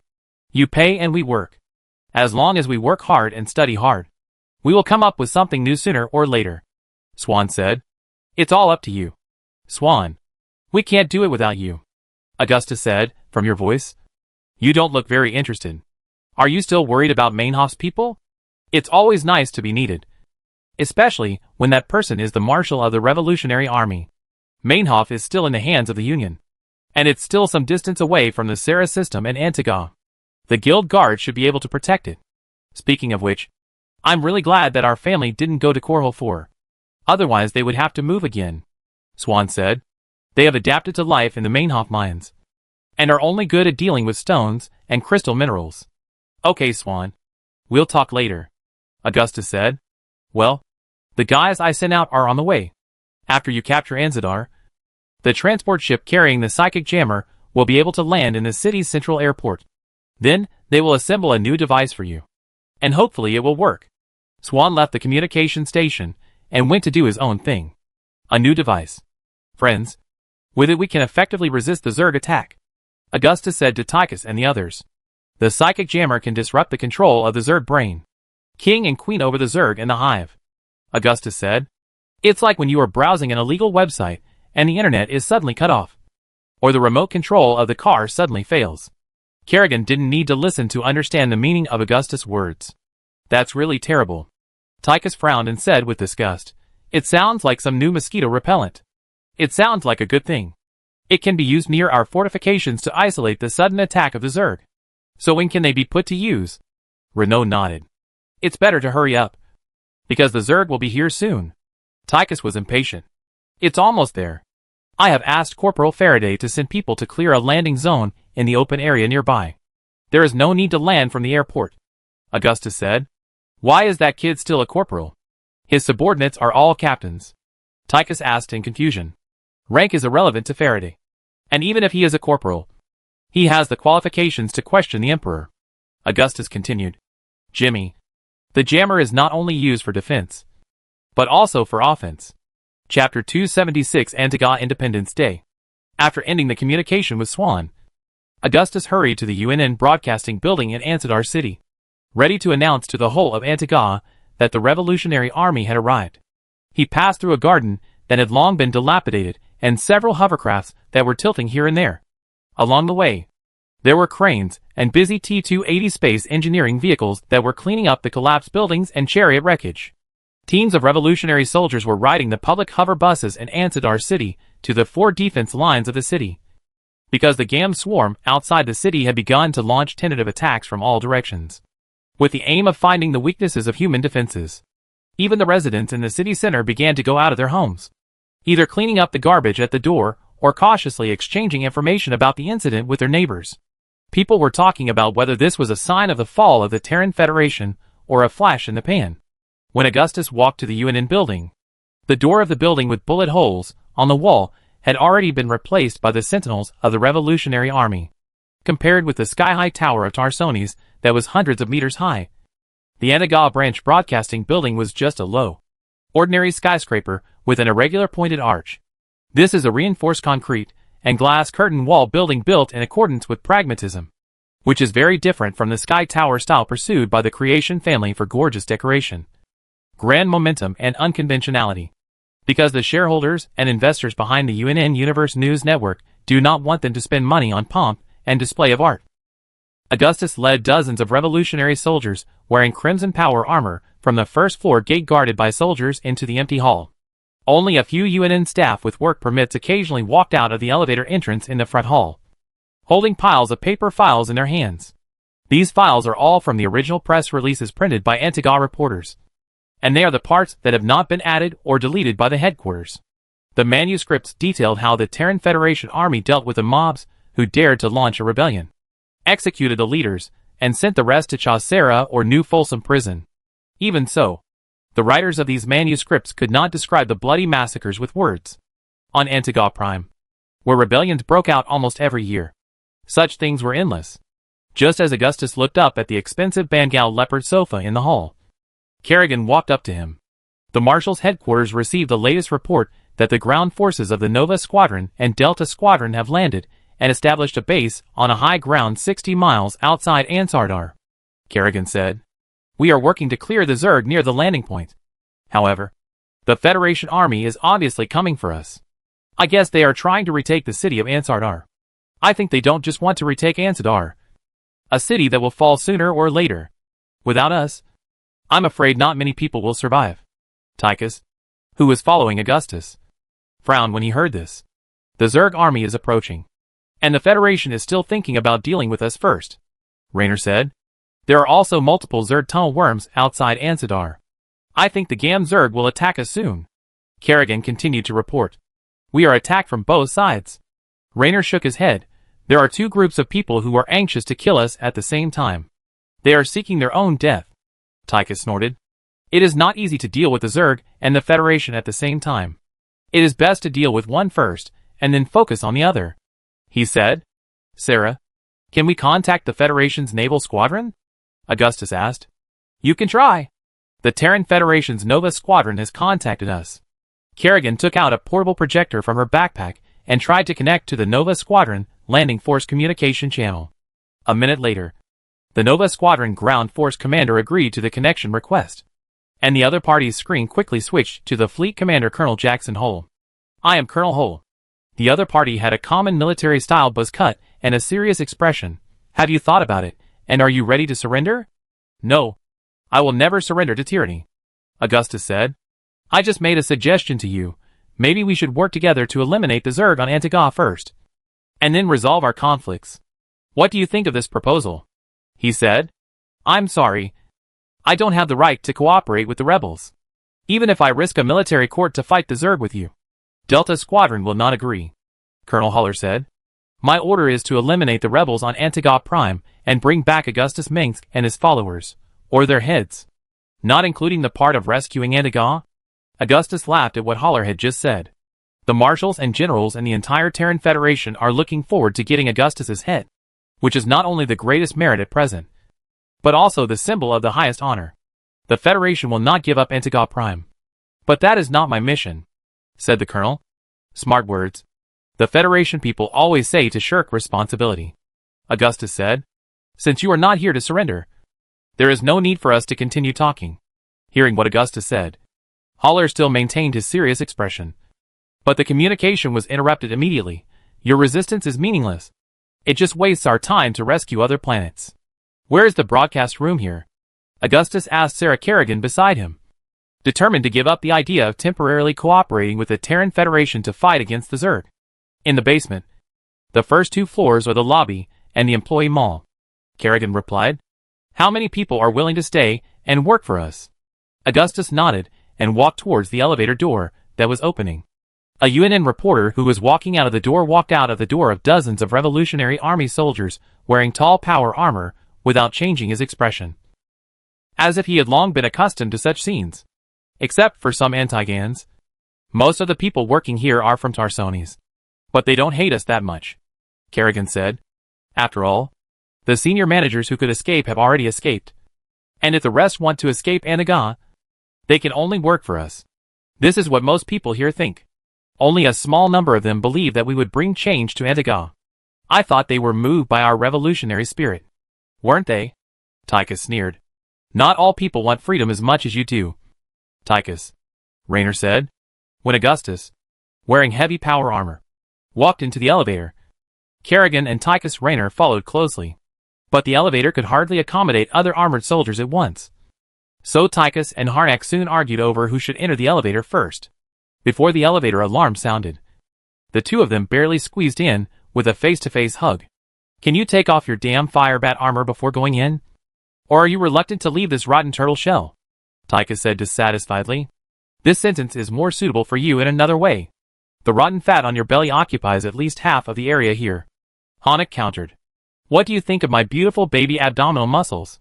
Tychus' eyebrows almost twisted together. Even the girls in Tarsones and Corville love it. Go to hell, Tychus. They just like your money, Harnack said sarcastically. You farted. Tychus was furious. Although the war made Harnack more calm, he was still a thorn in the end. After all, there was a funny story among the Revolutionary Army that Harnack had a fight over Augustus's, but when he first entered the boot camp, Tychus was another tough guy. His unique values made him a bad bastard. When Tychus and Harnack were arguing endlessly, Augustus couldn't help but think of the way Harnack and Josephine quarreled endlessly in the boot camp, which made him feel sad. When the elevator door reopened, the lights in the underground broadcasting room were all on, and dozens of broadcasting room staff stopped their work and looked at Augustus at the same time. Keep working, gentlemen, Augustus said to them. Maybe you are still doubting what you are doing now, but many years later someone will tell you that you are doing great things at that time. This guy just likes to say these beautiful words. Guess who he learned it from? Tychus, who was standing behind Augustus, whispered to Reno next to him. Be careful not to let Augustus hear it. He always holds grudges. Last time Hank mentioned that he wore a skirt, we punished him to recite the Book of Fortitude, a book said to be written by an ancient king in the Earth era, telling about war, diplomacy and art, and a must-read for the descendants of the Minsk family. Reno said, I have read that book. The person who wrote him must be a wise king. My opinion is that it is not as good as a fashion magazine with naked women. Tychus said, this must be a nightmare for Harnack. After all, he gets a headache when he sees words. Do you have a photo of our marshal when he was a child? He asked. That's top secret, Tychus, Raynor said. Augustus certainly doesn't want this to be known to everyone. He will be the Prime Minister of the Republic in the future. Come on. There is no such Prime Minister. He only read books about monarchy when he was a child. And he won't be one when he grows up. Tychus quickly shut up because he noticed that Kerrigan was staring at him. This meant that his nonsense would most likely reach Augustus' ears in the dead of night one night. Augustus would not give Tychus any trouble. But Tychus would always have to pay a price, such as prohibiting him from going to bars, drinking and flirting with girls, because Augustus himself was not as generous as he appeared. But no one had ever suffered bad luck for angering him. That damn girl won Augustus's favor with her beauty. She was just a serval maid. After Kerrigan turned around, Tychus said to Raynor again, You are jealous of a woman. Damn it. You are a man. And you're, but is not as good as that girl's. Renault poked Harnack, who was staring at a screen and thinking about something, and said, Shut up, Tychus, and say less. Hank, what are you daydreaming about? I'm hungry. What are you chattering about? Augustus finally couldn't help it. Shut up. Tychus spread his hands and looked at Renault, and the 3 of them immediately became as quiet as chickens. We are talking about. Renault said a few words, but his voice was obviously getting lower and lower. until it was as low as a mosquito and disappeared. Kerrigan clapped his hands, and the staff members all resumed their work. After Augustus nodded to Kerrigan, Kerrigan took out a disk for storing files from his backpack and inserted it into the interface of the main control computer in the broadcasting room. Then, multiple screens in the broadcasting room displayed multiple images. When several staff members set up cameras next to Augustus's resolute face under the matte mask of the power armor immediately appeared on the studio's screen. The signal tower in Ansardar is still working properly. If the signal towers in other cities have not been destroyed, we can broadcast to the world even if the communication satellites have been destroyed by the Zerg, Kerrigan said. It's time to start. She entered the code on the console. If everything goes well, all the industrial cities and towns in Antigua will be able to hear what you say. Can it be transmitted to other planets? Augustus asked. Yes, but the Federation will obviously not allow those planets to broadcast these images. But the signal may be received by caravans and private organizations, Kerrigan said. Very good. Before the camera was pointed at Augustus, he had already made sufficient preparations. People of Antiga, I am Augustus Minsk, the leader of the Korhal Revolution. Augustus's portrait appeared on the largest screen. We all know that the Sara system has been destroyed by the Zerg. It is precisely because the Terran Federation's alien experiments there attracted those monsters. And we have absolute evidence to prove this. As Augustus spoke, multiple archives of data on the Terran Federation's alien experiments in the Sara galaxy appeared on multiple screens, including many records of their secret executions of revolutionaries and political prisoners in the Char Sara prison. Now, the alien threats are coming one after another, and they are here to destroy all humans. We must unite to defend our homeland, Augustus said, and the Revolutionary Army will always stand with the people of Antiga. Looking back on the history of Antiga's resistance to the tyranny of the Federation, I learned a truth. That is, once all those who are not afraid of power unite under the same flag, those rulers who only demand and oppress will no longer be able to exploit their people with greed as in the past. When a government can no longer fulfill the promises it made at the beginning of its establishment and becomes corrupt and degenerate, we should overthrow it and re-establish law and order, he said. Today, I want to announce to the world that Antiga Prime has broken away from the control of the Terran Federation and become a free country. One day, the name of Antiga will shine everywhere.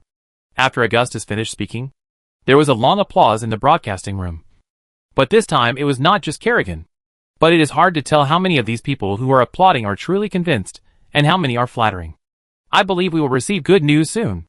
The support of the Antigans will make our work on this planet more efficient. But before that, we need to deal with the Zerg and Federation troops in Antiga. It's really exciting. Today, Antiga has been in your hands, Tychus said. Now only we want this broken place of Antiga. The Federation can't wait to kick it away immediately. Chapter 277 The Federation Army Splashed by AoE.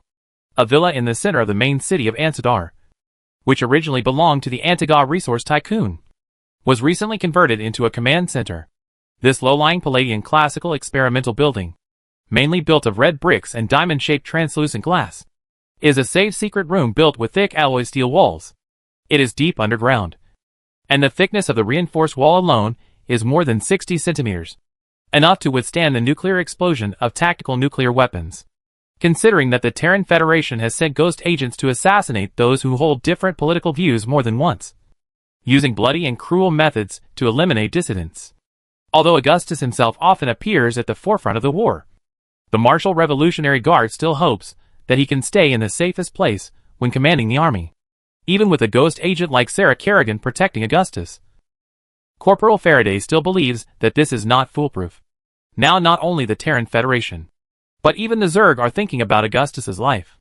As for what the Protoss think, no one knows. There is no guarantee that they will not have a day to tear their faces with the Revolutionary Army. There are many tough guys who can lead soldiers to charge into battle and generals, like Warfield, who are capable of commanding the overall situation in the Revolutionary Army. As long as Augustus is still standing on the battlefield, the Revolutionary Army is an army with soul.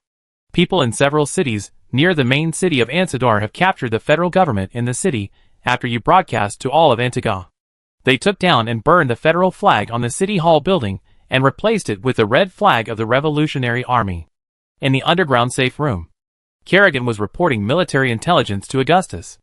Good news has also come from other areas. In some places, federal officials have taken the lead in the rebellion. Their homes have long hidden our flags. Along with this, there are also requests for us to rescue or eliminate the local Zerg, she said. Maybe they have a Comorian flag hidden in their house. This is not surprising. Augustus laughed it off. We don't have enough manpower to guard dozens or hundreds of cities and settlements yet. The fewer areas and directions we need to defend, the better. He stood straight, one hand behind his back, and the other hand was marking something on the tactical map on the LED screen. It was the star map of Antiga Main and its 2 satellites, as well as the map of the main battlefield on the surface of the planet, covering a battle line that stretched for more than 10,000 miles. Concentrate the main population in the largest cities, and then send troops to garrison there. And then use the psychic disruptor to build defenses. Let the locals store food and prepare for a long battle. We must defend Antiga. Augustus was speaking, staring at the battle map on the screen, while picking up a small glass of brandy from the wine cabinet next to him. To this day, the Minsk family's love of alcohol still affects Augustus, which can be seen in his father and brother. When Augustus was thinking or feeling depressed and painful, when coffee was no longer effective, he would often cheer himself up by drinking a small amount of alcohol. Augustus had a good alcohol tolerance, and he always tried strong liquor lightly. The last time he got drunk was when Josephine died.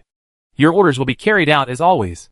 Kerrigan casually pinned her long red hair tied behind her chest while speaking, and walked past the mahogany table and chairs on one side.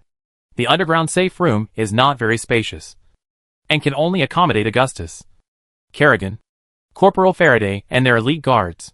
Even so, this underground room with redwood floors is fully equipped with all the necessary equipment, including automatic washing facilities, tables, chairs and beds. The warehouses on the lower floors store enough water and food for the residents to live for several years. The room is powered by a miniature fusion reactor. And even if the entire planet becomes dead silent, the underground safe room can maintain normal operation. Such standards were prepared to deal with a possible nuclear war. Because after the Federation used nuclear bombs to destroy Korhal 4, people no longer doubted that the federal government would impose nuclear bombs on the rebellious colonies under its rule. The network of the Gam Zerg near Ansadar is still increasing, and the signals of Zerg life forms detected have exceeded 200,000. When Kerrigan approached Augustus, the mechanical intelligent adjutant in the lower right corner of the screen began to issue a warning. The Zerg is about to attack, the mechanical adjutant said. Sarah, how is the deployment of the psychic disruptor going? Augustus sipped the wine in his glass. The engineers of the engineering corps have assembled it and are activating the psychic disruptor. The leading engineer reported to me that they will be able to activate the psychic disruptor in 10 minutes. Kerrigan said. The sooner the better. As Augustus spoke, the screen switched to a bird's-eye view of the city of Ansadar taken by the fleet in high-altitude orbit. At this time, the swarms of Gam insects with dark orange shells were gathering on the high platforms on all sides of Ansadar. The squeaking and howling alien monsters rushed towards the alloy steel fortification walls outside the city like a rising tide. The bunkers buried deep in the ground, and the missile clusters on the walls adjusted the shooting angles with the buzzing sound. On the tallest building in the Ansadar complex, it seemed that countless golden and red flags of the Revolutionary Army were fluttering.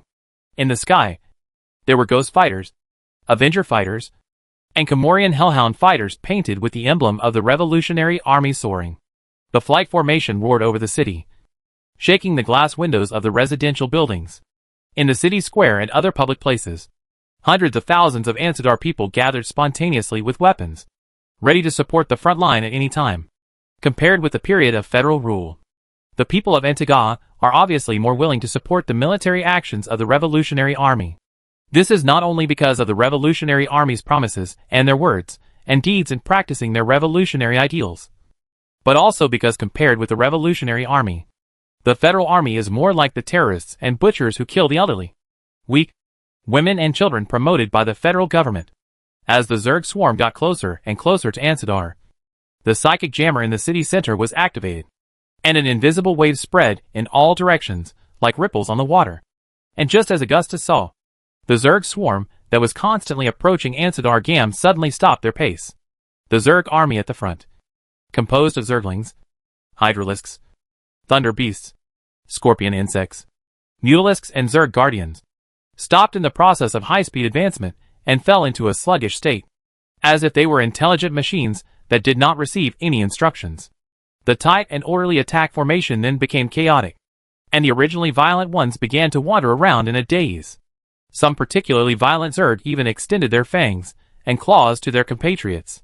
Soon the Zerg began to fall into a violent state of fighting each other, and the Zerg born in different main nests were killing each other.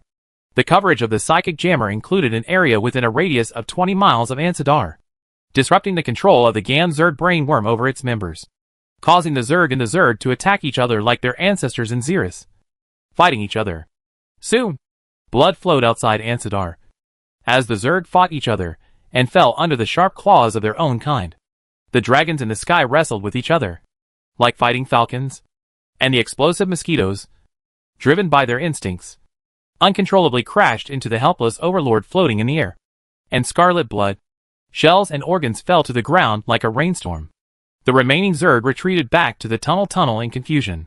It would probably take a long time for the brainworm, the ruler of the Gam Zerg, to figure out what kind of weapons the Antiga humans used to cause such chaos and make him lose control of his tribe members.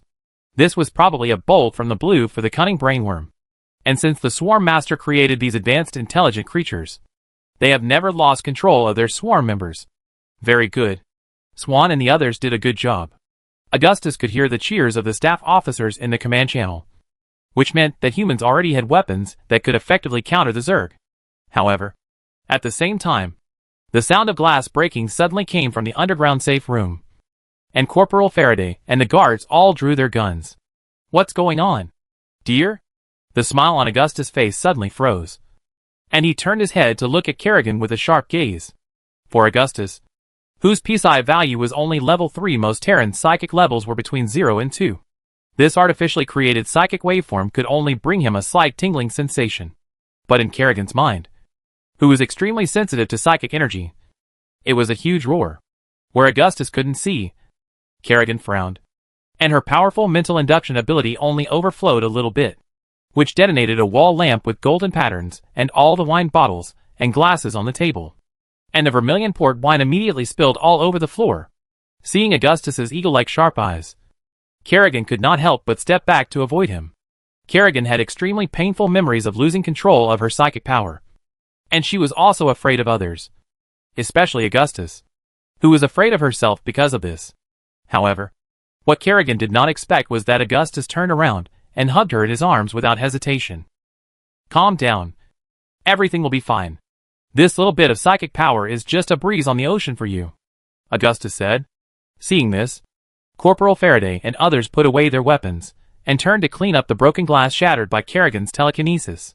Does the psychic jammer affect you too? He asked. I can feel that my psychic power has been weakened, Kerrigan said. But it's not obvious. It's obvious that the psychic power of the Zerg is different from that of us humans. Augustus believed that this weakening might not be a bad thing for Kerrigan, which meant that the possibility of the Overmind discovering her was reduced again. What is your current psychic power level? He asked Kerrigan. It seems that there is no change. Kerrigan put down her goggles. Still 10. I know this feeling. All the top students say so, Augustus said. Kerrigan blushed and withdrew from Augustus's arms. Although Kerrigan also longed for the feeling of being protected. She was not a weak girl. In fact, after putting on the Ghost combat uniform, Kerrigan could kick a person's neck. Adjutant, contact the engineering corps on the Hyperion and ask them to make more psychic jammers. I need to deploy this equipment throughout Antiga.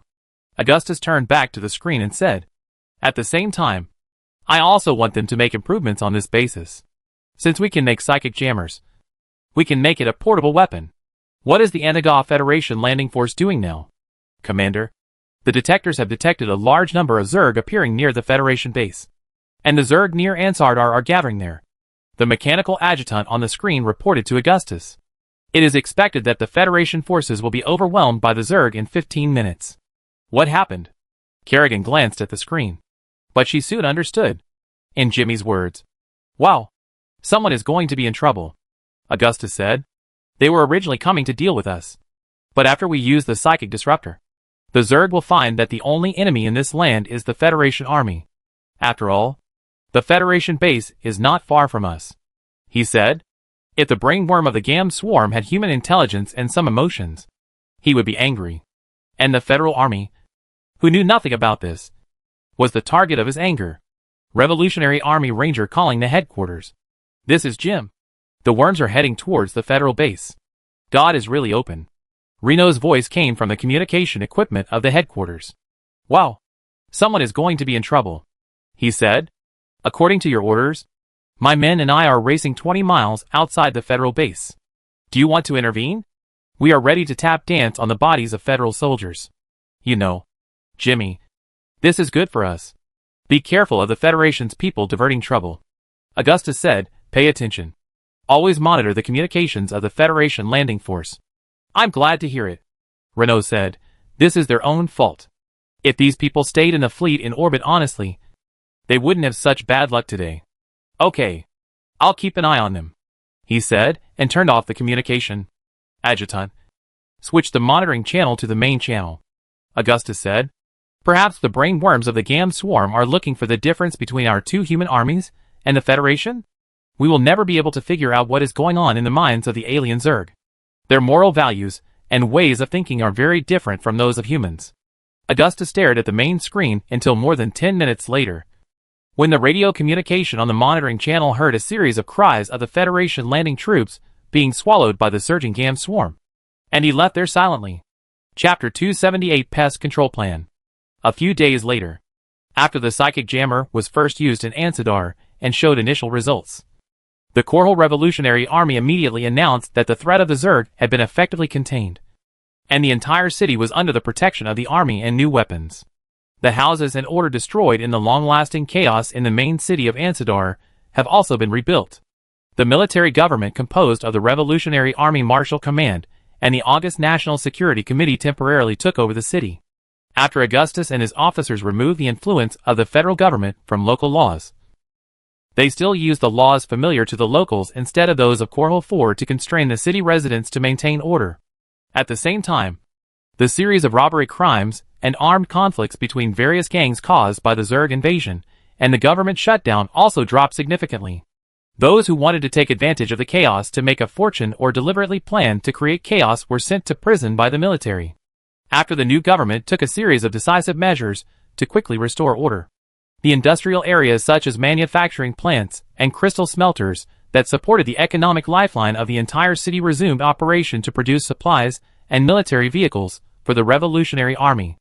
At the same time, in the dull and depressing first-level military blockade established to resist the invasion of alien insects, young people who lost their jobs and had nothing to do because of the war, and the large number of local street punk racing gangs turned to the Revolutionary Army's recruitment center in Ansidar. Unlike those federal soldiers who were attracted to join the army by the cool walking meccas, generous treatment, and comfortable routine vacations in the propaganda, the recruiting officers of the Korhal Revolutionary Army never rely on deception, coercion, or other shady methods to obtain recruits. When joining the Revolutionary Army, the new recruits will be fully informed of the significance of enlistment and the consequences of enlistment. Even so, whenever the Revolutionary Army arrives in a place, there are always countless people who want to join the Revolutionary Army. Some people just want to defend their hometown, while others are fascinated by the glorious and illusory ideals behind the Revolutionary Army. They firmly believe that they are fighting bloody battles not for the interests of the Federation creation family and Federation officials, but to re-establish freedom and a new order. Especially in a place like Antiga Prime, the so-called freedom fighter is much more popular than the title of Federation lackey.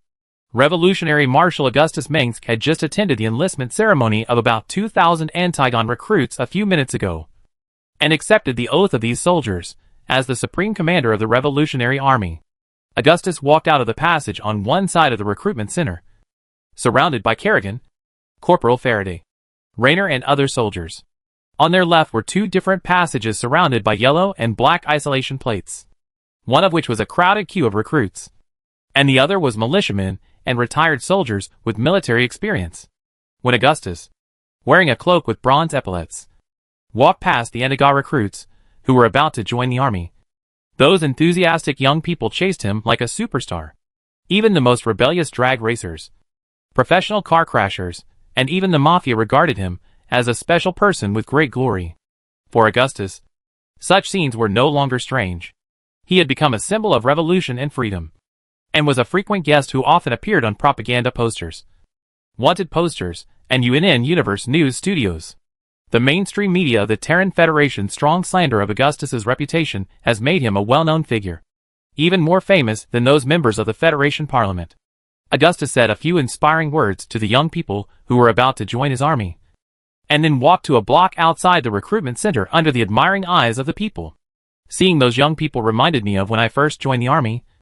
I was 16 or 17 years old, ignorant and naive. Rather than adults, who can be responsible for their own choices, they are more like children who have not yet grown up. Augustus said, most of the first to die on the battlefield are these people. When facing the Zerg, they are so nervous that they even forget to shoot, regardless of courage and wisdom. Many people died when they first stepped onto the battlefield. Only the luckiest people can live to the year of retirement. He said, there must always be people to serve in the army, and there must always be some people to protect more people. If this war that sweeps across multiple galaxies continues, it is very likely that hundreds of millions of soldiers will die as a result. Kerrigan said, but without you to form an army and let so many people fight for a common goal, even if there are more warriors, they will eventually be scattered.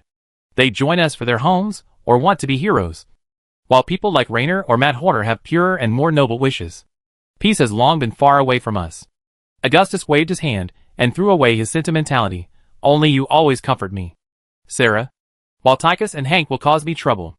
It must be said that in Augustus' eyes, Kerrigan, a beautiful girl with a head of soft and smooth red hair, is petite, with a pretty face and a perfect figure, except for the harshness revealed to protect herself.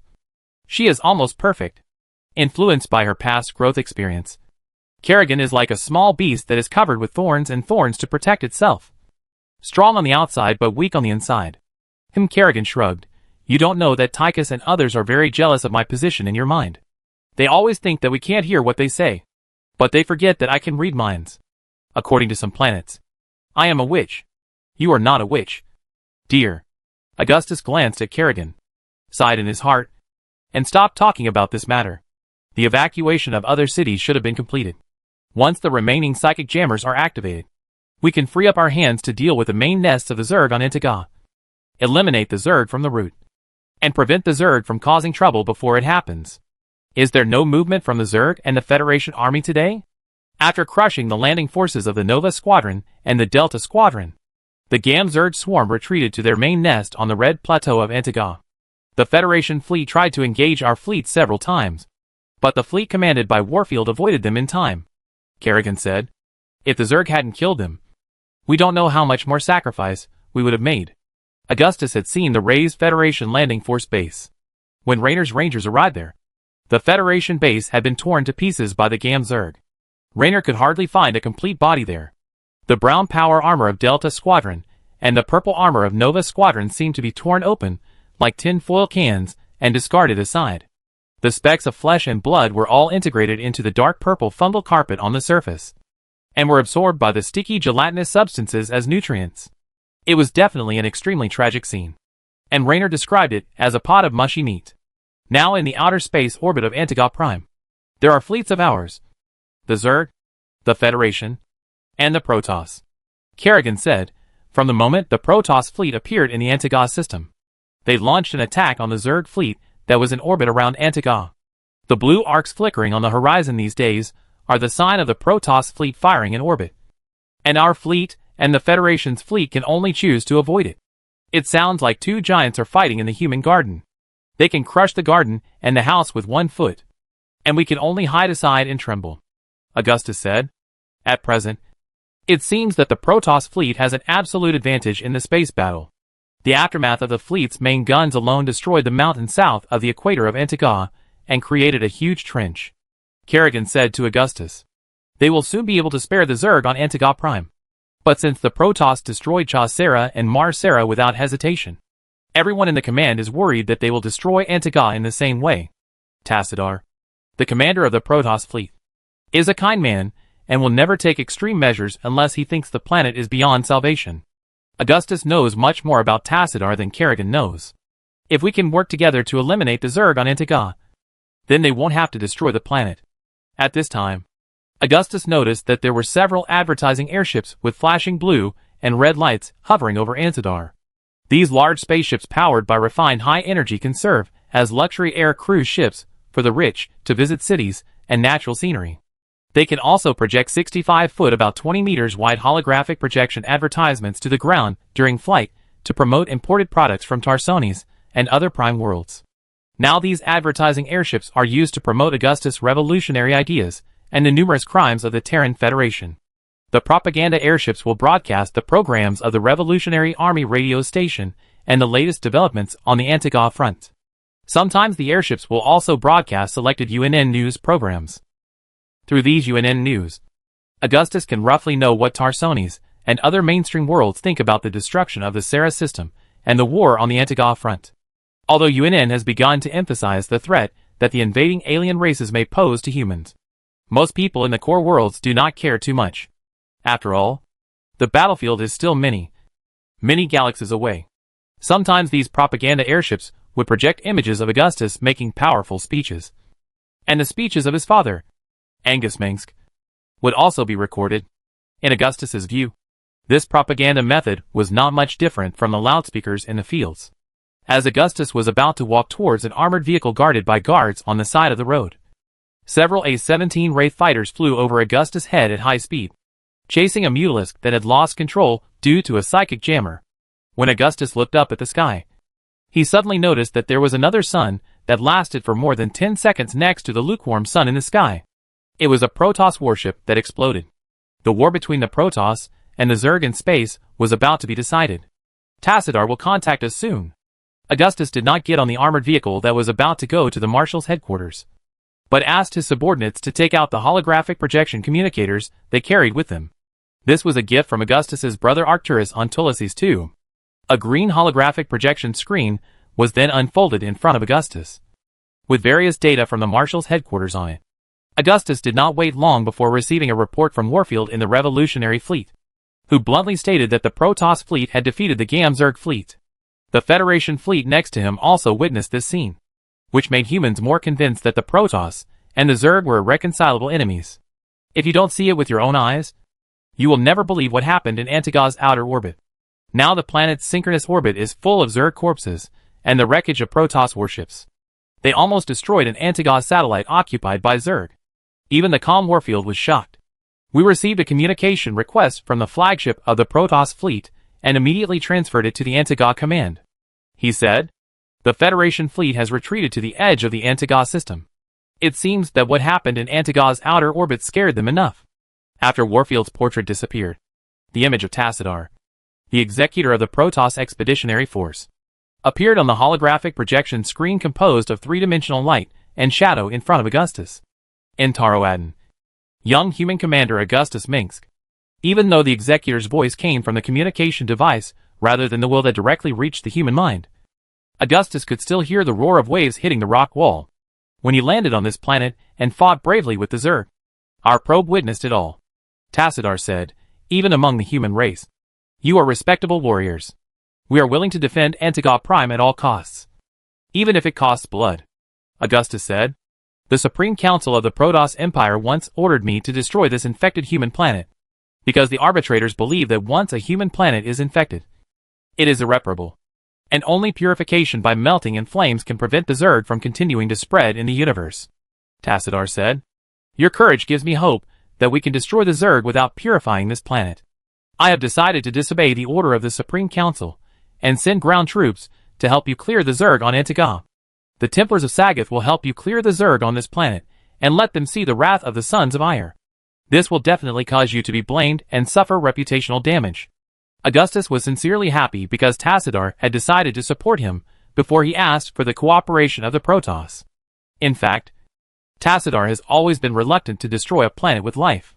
As long as there are other ways to save it, he will definitely try. Hail to you, Executor Tassadar, Augustus said sincerely. Hail to the warriors and those who go to die. Chapter 279, Calling the Fleet. In September, the gray industrial buildings of Ansardar were shrouded in the golden sunlight at noon. To the south of the Golden City were the iron-gray canyons and steep mountains.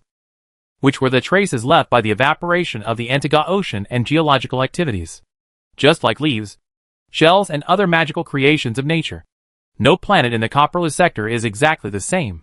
The vast land of Antiga was once a holy place for geologists to study the evolution of planets.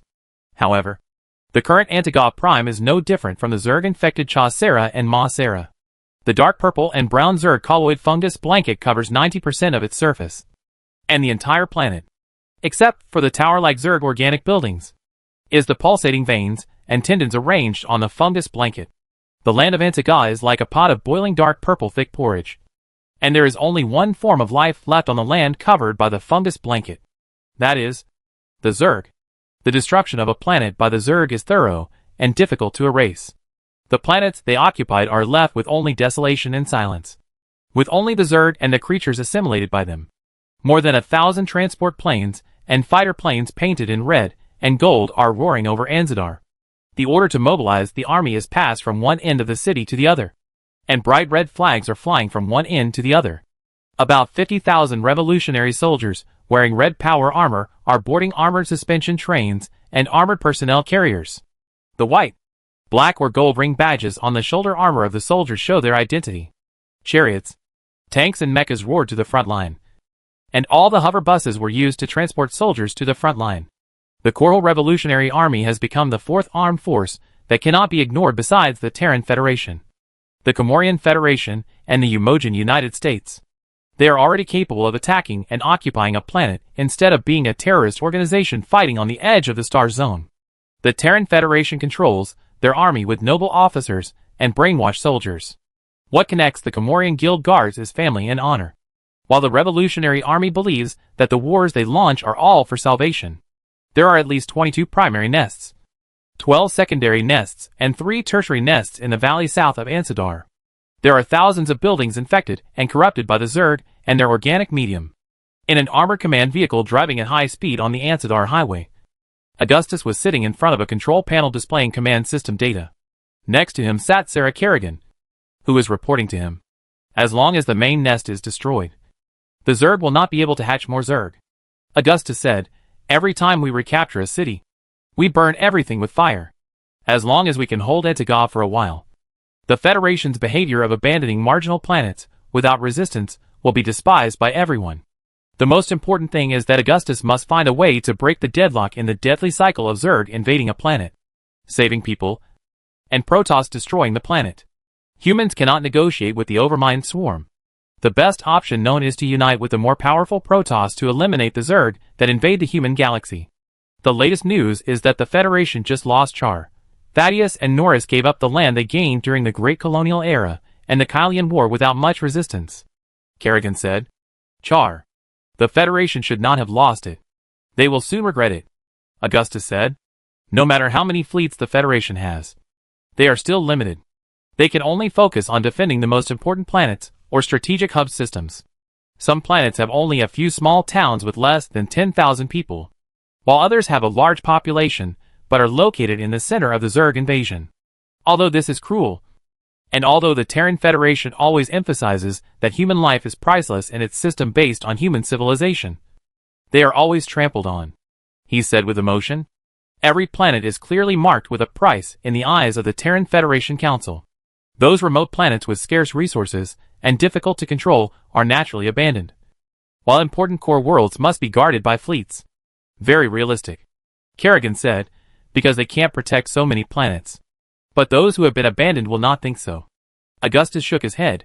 The Federation is right. The dead will not tell them what to do. Now, worlds like Tarsones have heard rumors that the rebels took advantage of the Zerg invasion to capture Antiga. In the Federation's overwhelming propaganda, the threat of the rebels seems to be more worthy of attention than the alien invasion.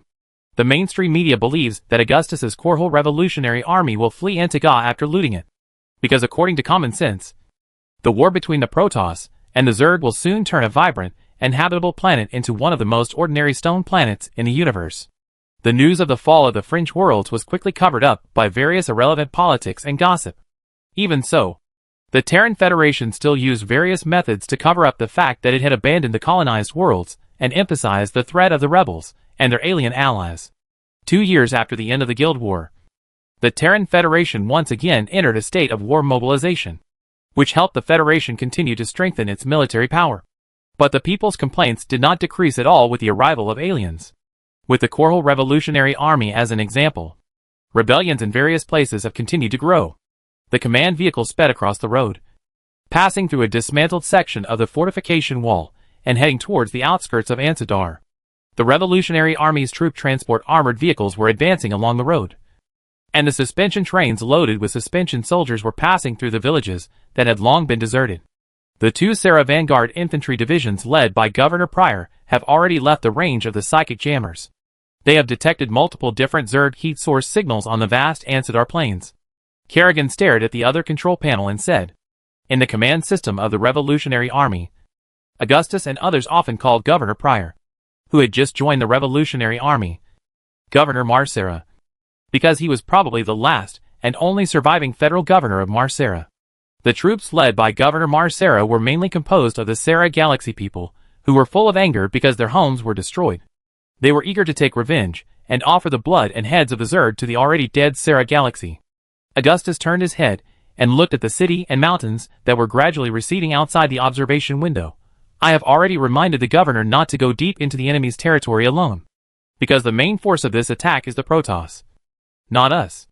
As soon as he finished speaking, with a slight humming sound, hundreds of black, twisted spacetime rifts appeared in a wide red plateau in the distance, like black holes swallowing light and energy vortices colliding with each other. About half a minute later, the first huge, suspended blue-purple crystal tower appeared from the surging spacetime rift. Then, it was like the scene on the canvas became reality.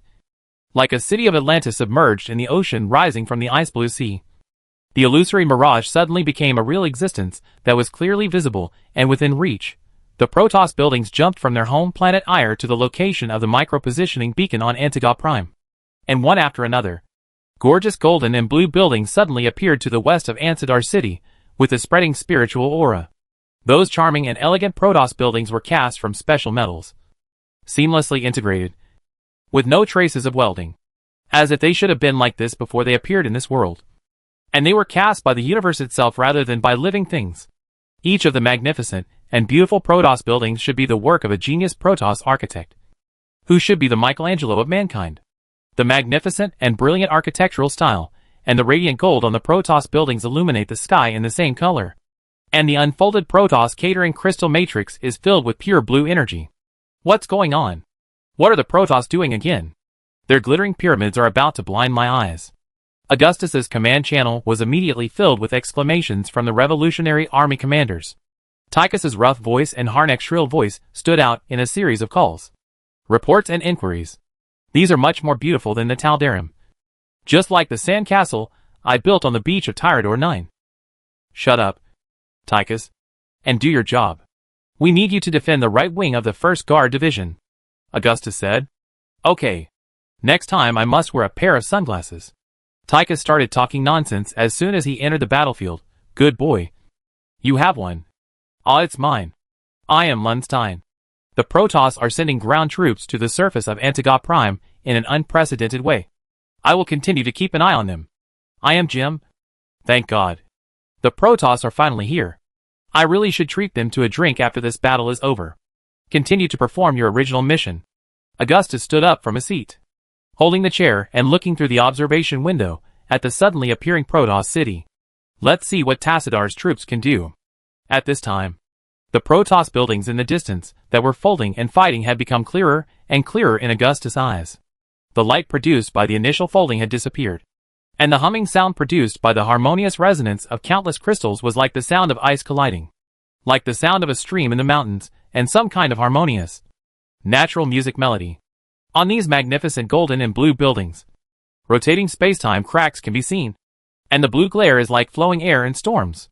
The Protoss Expeditionary Force Templars, wearing golden armor, walked out of the gorgeous and elegant buildings.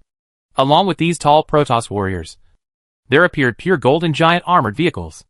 The Protoss chariots moving slowly on the ground were made of curved, smooth golden armor pieces layered together, shaped like a golden silkworm chrysalis. Thousands of spider-shaped walking mechas walked out of the shining portal. This golden Protoss army seemed to appear from the City of the Sun. And their armor seemed to be made of gold and sunlight.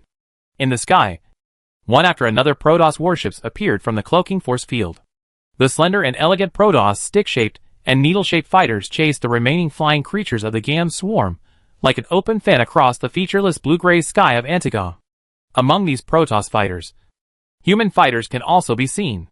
Although Tassadar could not fully understand the meaning of Augustus's so-called first military exercise between the human Revolutionary Army and the Protoss Expeditionary Force, this magnanimous Protoss leader still agreed. This is the Protoss army. This is the first time I have seen so many regular Protoss troops.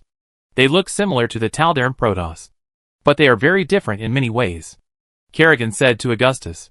Even from such a long distance, I can feel the powerful energy contained in those Protoss buildings and Protoss warriors.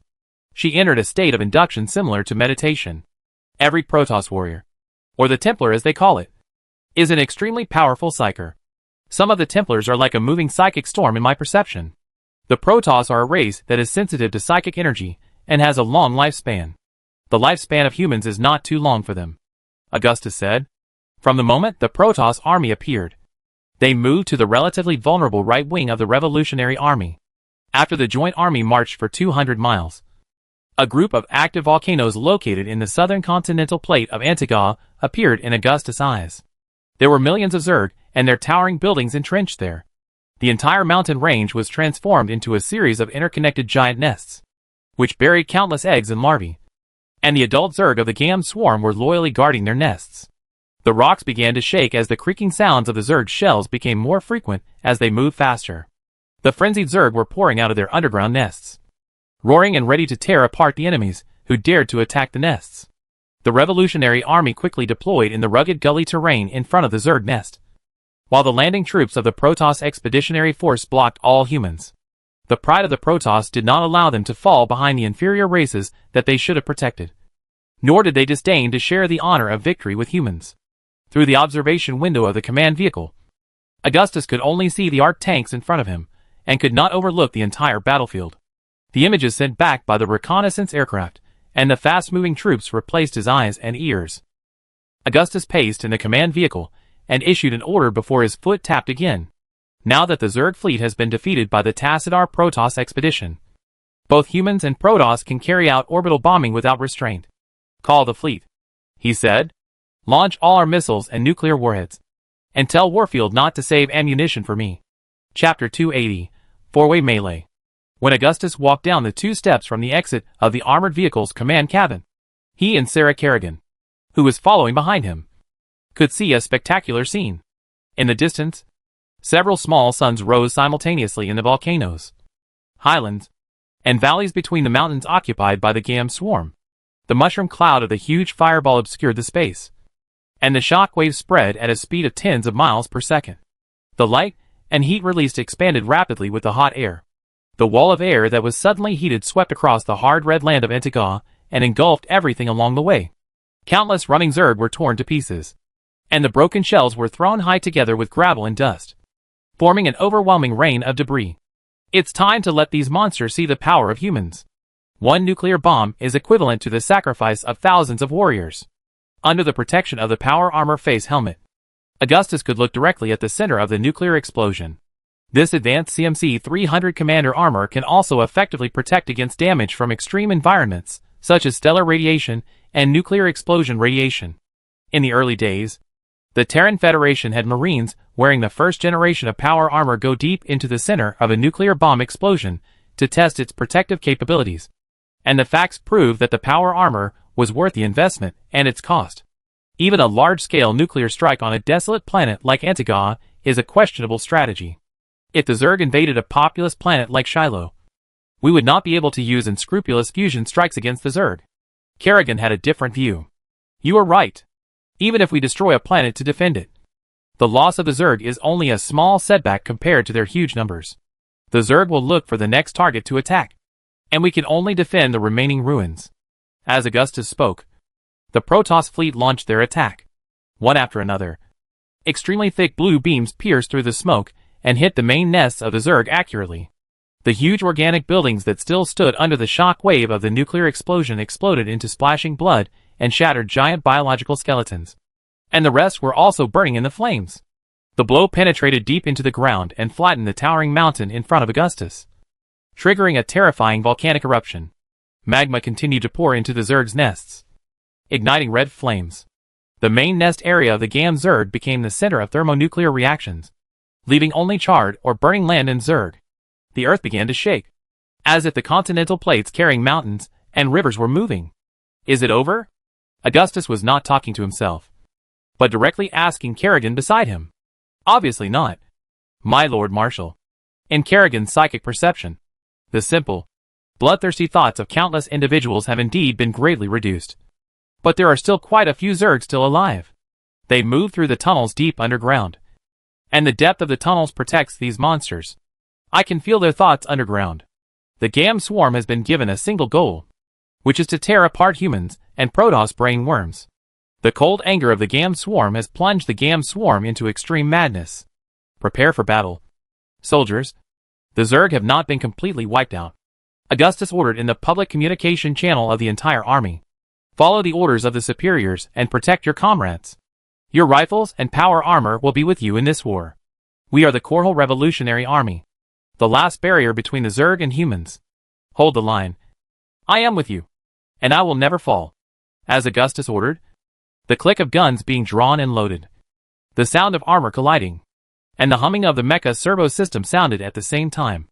Countless figures that seemed tiny on the earth dragged out long shadows one after another in the light released by the fire and explosion. Even the 16-year-old boy seemed to be a mountain standing tall. Various responses never stopped in the communication channel. Different oaths from various troops proved to Augustus that they were ready to give everything for the final victory of mankind. Even though Augustus could not hear what they said, Augustus took out a Gauss gun from the armor command vehicle and used an optical telescope to scan the front line of revolutionary soldiers. Fire bats, Goliath-armed robots, chariots and tanks. The front line composed of armor, steel and engines was like a high wall. The battle line stretched for several miles from east to west. The golden red paint was the perfect protective color and camouflage for the land of Antiga. Just a few seconds after Augustus finished speaking, a large number of Zerglings and Hydralisks emerged from the hard red soil in the southwest. The rustling sound of their shells rubbing against the ground and the creaking sound of the Zerglings as they moved were chilling. Thousands of Zerglings used their claws to easily crush the hard soil and gravel from the land in all directions, roaring and drilling out from the ground.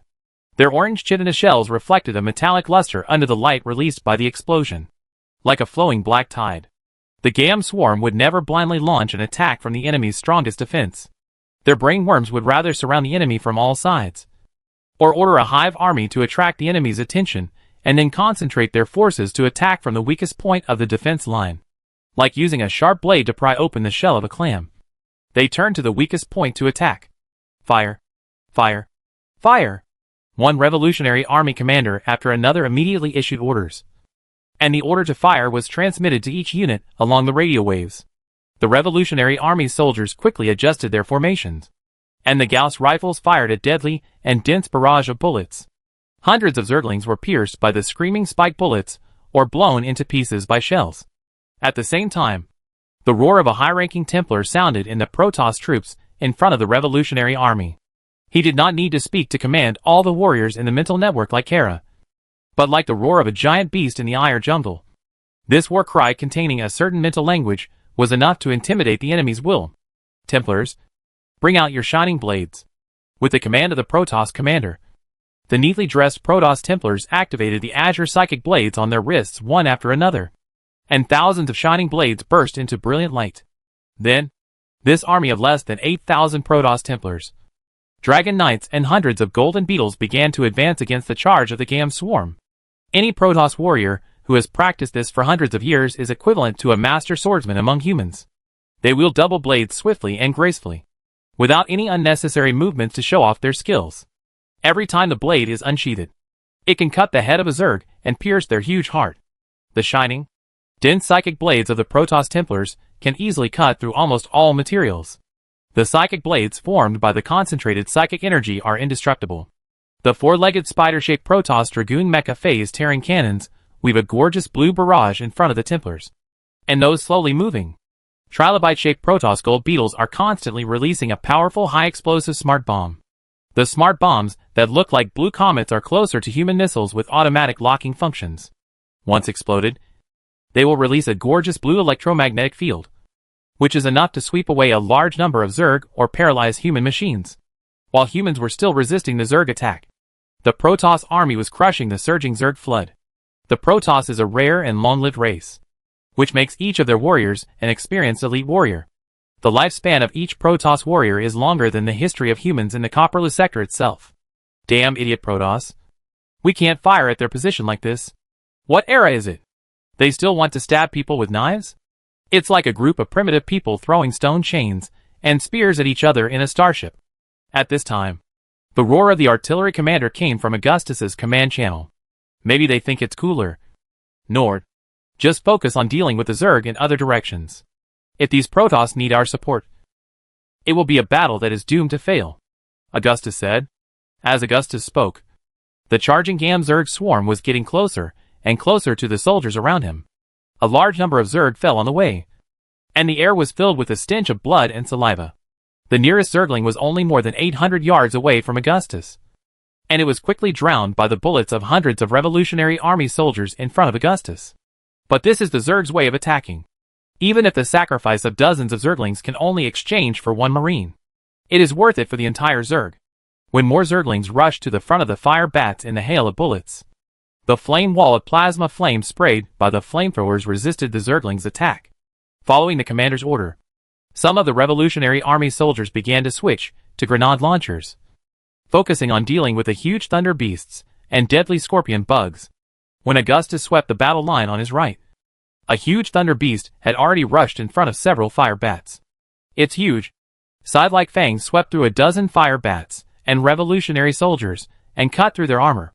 It rushed into the soldiers and slaughtered them wantonly, like a rhino charging. This caused disastrous consequences. When the battle line was broken, more and more Zerglings and Hydralisks ran under the monster, ruthlessly harvesting the lives of human soldiers. When Augustus looked over there, he could clearly see a springtail leaping up and landing on the chest of a Revolutionary soldier. It was as light as a cat jumping onto a bed or a desert jerboa jumping into the grass. It looked like a child stumbling into the arms of a giant. But its bloody fangs and claws indicated that it was definitely a monster from a nightmare. It was not a harmless pet or a weak ball of yarn. When the springtail hit a human, it was like a bloodthirsty velociraptor. The screaming little monster opened its bloody mouth that extended all the way to the base of its ears. From a certain angle, it was a weird smile without any sense of humor, like the smile of a Cheshire cat. It stretched out a long spiked claw and pierced into the soldier's dark orange matte mask, and the blood immediately dyed the inside of the helmet red. The alien insect was obviously not satisfied with this, and it immediately pierced the spike of its other forelimb into the chest armor of the power armor.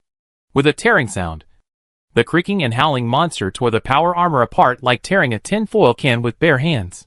It dragged the dead Revolutionary soldier away from the roaring crowd by holding a foot in its mouth, and the Zerglings behind followed and roared and tore him apart. These hideous monsters also let out different roars while tearing apart, which sounded to Augustus like the excited roars of wild dogs sharing their prey. A dozen orange-shelled Hydralisks crawled forward, their long snake-like bodies scraping through gravel and sand. They inserted their long sickle-shaped forelimbs into the ground, arched their backs, and ejected hundreds of poisonous thorns. These thorns, which were enough to pierce the armor of the front plate of the tank, instantly nailed the fire bats in the front to death. Immediately, several matte helmets with thousands of holes rolled to the ground, and light and shadows fell from the dense holes on the helmets. Sergeant Mond, take your men to close the gap. Otherwise we will have to spend more to take him back. Anger filled Augustus' mind. He yelled while taking an electromagnetic gun from Faraday beside him, and fired at the huge thunder beast. At this time, the huge thunder beast was already covered with wounds, with bullet marks and huge wounds all over its body. At least 40 anti-tank rocket launchers and more Gauss rifles were facing it. Even so, the thunder beast also stood, until it was hit by several armor-piercing grenades and fell down. When the behemoth fell, it also crushed several fire bats and dozens of Zerglings and Hydralisks, stirring up a cloud of red dust. When more supporting soldiers rushed to fill the gap, the charging Zerg were finally temporarily pushed back. However, hundreds of Revolutionary Army soldiers were already lying on the ground. Many of them were brutally torn to pieces, and those who were rescued by their comrades in time lay on the ground helplessly. Even the tight servo system of the power armor could not lock the huge wounds they had torn open. Only a large amount of sedatives and analgesics injected could keep these soldiers awake. Most of the soldiers with blurred and distracted eyes could not hold on until the rescue ship arrived. Their arteries were cut open, and blood flowed as fast as the sand in an hourglass. Finally, the Gam swarm retreated, abandoning the destroyed hive, and began to retreat. Gradually, cheers came from the Revolutionary Army's front line. The swarm has retreated. Augustus' forehead was covered with sweat. Medic. Save people quickly. Destroying these hives means that there will be no more Zerg near Ansidar for quite a long time. So we have time to continue advancing until the Zerg are driven out of Antiga, he said to Kerrigan, who was putting away her shotgun. This is the fleet. I'm Warfield. A dozen seconds later, just as Augustus was about to order an army to go deep into the destroyed main nest to eliminate the Zerg that might survive, Warfield's voice suddenly rang in his ears. Delta Squadron and Nova Squadron have moved to the high-altitude orbit of Antiga Prime. They are opening the bomb bay, Warfield said solemnly. I suspect they want to bomb Ansardar. Federation? They must be crazy. Augustus said, the Protoss building is right next to it. Unless they want to annoy the Protoss, Kerrigan said immediately. But maybe the Federation doesn't care about this at all, because they see both the Protoss and the Zerg as enemies. Chapter 281, Killing a Mindworm. What? Are they really going to do that?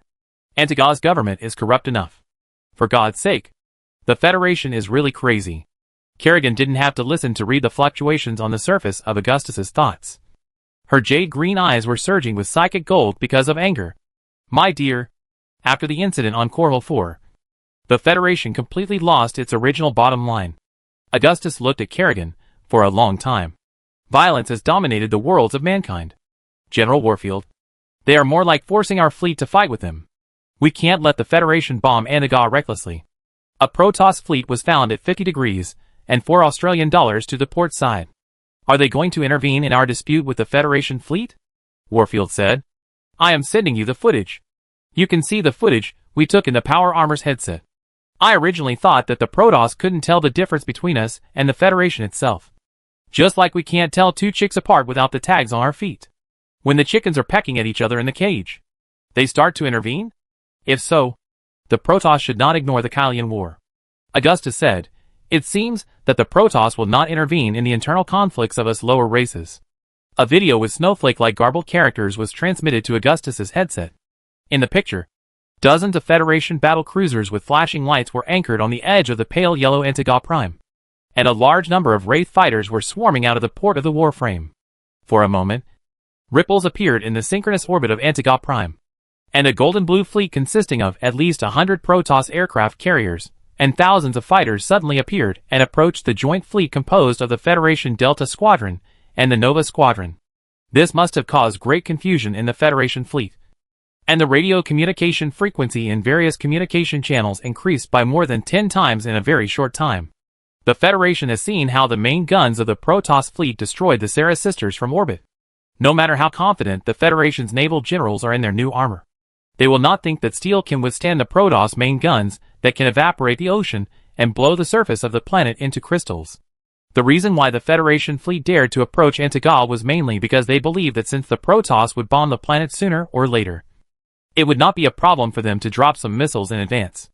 Another reason was that they clearly saw that the revolutionary fleet in space was not attacked at such a close distance to the Protoss fleet. But now the commander of the Federation fleet has figured out that people are different. The Protoss fleet has made a gesture of attacking, but they did not launch an attack immediately. The brown and purple painted steel fleet of the Federation and the gold and blue fleet of the Protoss confronted each other for several minutes, until the flagship of Delta Squadron jumped away first, and the Federation fleet retreated. The Protoss fleet saw through the intention of the Federation fleet and forced them away. And this Federation fleet has wasted too much time in Antiga. I guess the Federation Senate in Tarsonis is angry at their incompetence. If the commander of this fleet was not the general of Nova Squadron, but Duke of Alpha Squadron, he might have rushed up. Augustus no longer paid attention to the war in outer space orbit. These Federation bastards will pay the price for their actions and suffer the consequences. Augustus immediately ordered the dispatch of the Reno Rangers and the troops of Governor Mar Sara Pleyer to search for possible surviving hives. and ordered the Air Force transport planes to land immediately to transport the wounded and corpses. Then, the Revolutionary Army Engineer Corps on the Ansardar Plain established a communication base station at the location of the destroyed Gam Hive. Several Revolutionary Marine divisions began to withdraw to Ansardar, while the 1st Guard Division under Augustus was responsible for the rear. When ordering the troops to retreat, Augustus remained in place to pay attention to the movements of the Protoss ground forces. He found that this Protoss force was resting on the bloody corpses of tens of thousands of Zerg. And some Protoss were doing things like cleaning the battlefield, cutting off valuable Zerg fangs and claws, as a memorial should be related to the customs of some Protoss tribes. The Protoss troops always kept a certain distance from Augustus's revolutionary army and had no intention of communicating with humans. The main Zerg nest in this area has been cleared. This means that the Zerg in the Ansardar area have been cleared. Next, we only need to deal with the remaining Zerg nests in Antiga. Kerrigan was talking to Augustus when she suddenly noticed that he and Corporal Faraday and others looked up into space. Kerrigan tilted her head, and her long fiery red hair was thrown to one side. When the sparks on the battlefield flew past the ends of her hair, even the wind in Antiga was red. A magnificent Protoss warship was emerging from the dark clouds in the Antiga sky. Rather than saying it was a warship, it was more like a magnificent golden palace or a work of art condensed by obtuse angles. Acute angles, beautiful geometric shapes and spirals. Its slender and streamlined golden body was gracefully and lightly formed in the sea of clouds, like a golden leaf and a golden ship that cut through the waves. Storms and lightning lingered around the body of this warship, and countless wasp-shaped and butterfly-shaped warships were surrounding it. Above Augustus and the others, several Wraith fighters with orange flames at their tails were flying towards the incomparable golden giant ship, leaving several trails of condensed water vapor in the sky. The flagship of the Tassadar Expeditionary Force, the Star Shuttle, Kerrigan said as he looked at the warship. Based on the intelligence currently held by the Korhal Revolutionary Army, the fleet led by Executor Tassadar was just an expeditionary force temporarily formed by the Protoss Empire to eliminate the Zerg. And the history of the expeditionary warships themselves could even be traced back to more than a dozen centuries ago. In other words, at least when humans were still looking at the stars by the fire, the Protoss might have been able to build these super battleships that were powerful enough to burn planets. How beautiful! Augustus lowered his head. War and aesthetics coexist. This looks more like something to be displayed in a museum. In terms of our human chronology, these battleships are antiques. Kerrigan suddenly realized that when Augustus looked at the Protoss battleships, his gray eyes seemed to be filled with pink peach blossom stars. The noble ladies of Tarsones did not enjoy such treatment, including Kerrigan. Of course, Augustus was not just admiring the Protoss warships. If possible, he hoped that human warships could also have main guns that could flatten planets, solid plasma shields, and a large number of powerful carrier-based interceptors. Even antiques can easily destroy the steel giants that humans are proud of. The Federation ships destroyed by the Protoss fleet due to Zerg infection in the orbit of Mar Sara were directly vaporized. Augustus said to Kerrigan, "If Tassadar hadn't been commanding this fleet, we wouldn't have had a chance to get close to Antiga."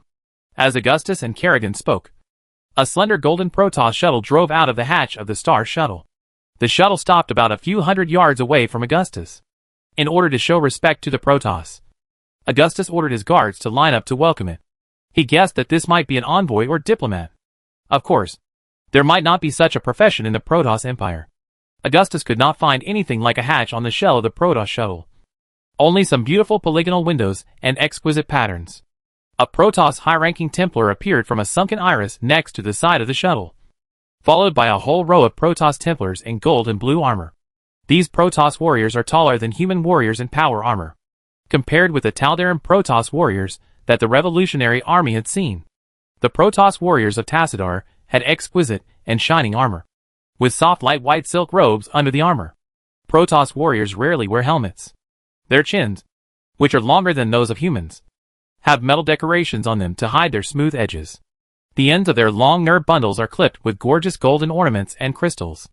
A tall Protoss wearing purple and white robes and armor appeared last.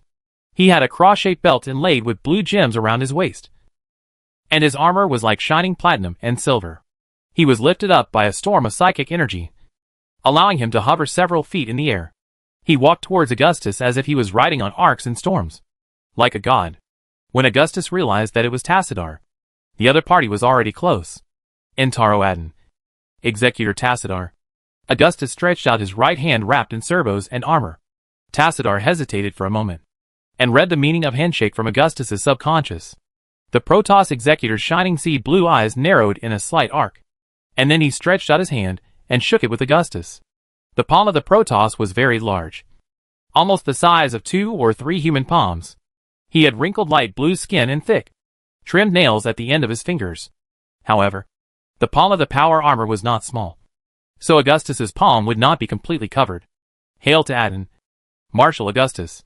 Tassadar's voice appeared directly in Augustus' mind. You may not know the meaning of Adden. I want to tell you, my friend. He is a hero of our race, and saved us from the doom of being destroyed by the Dark Templar. Although humans are a race with low-level psychic powers, and cannot control their thoughts compared to the Protoss, it would be easy for Tassadar to read Augustus' thoughts. But he did not do so.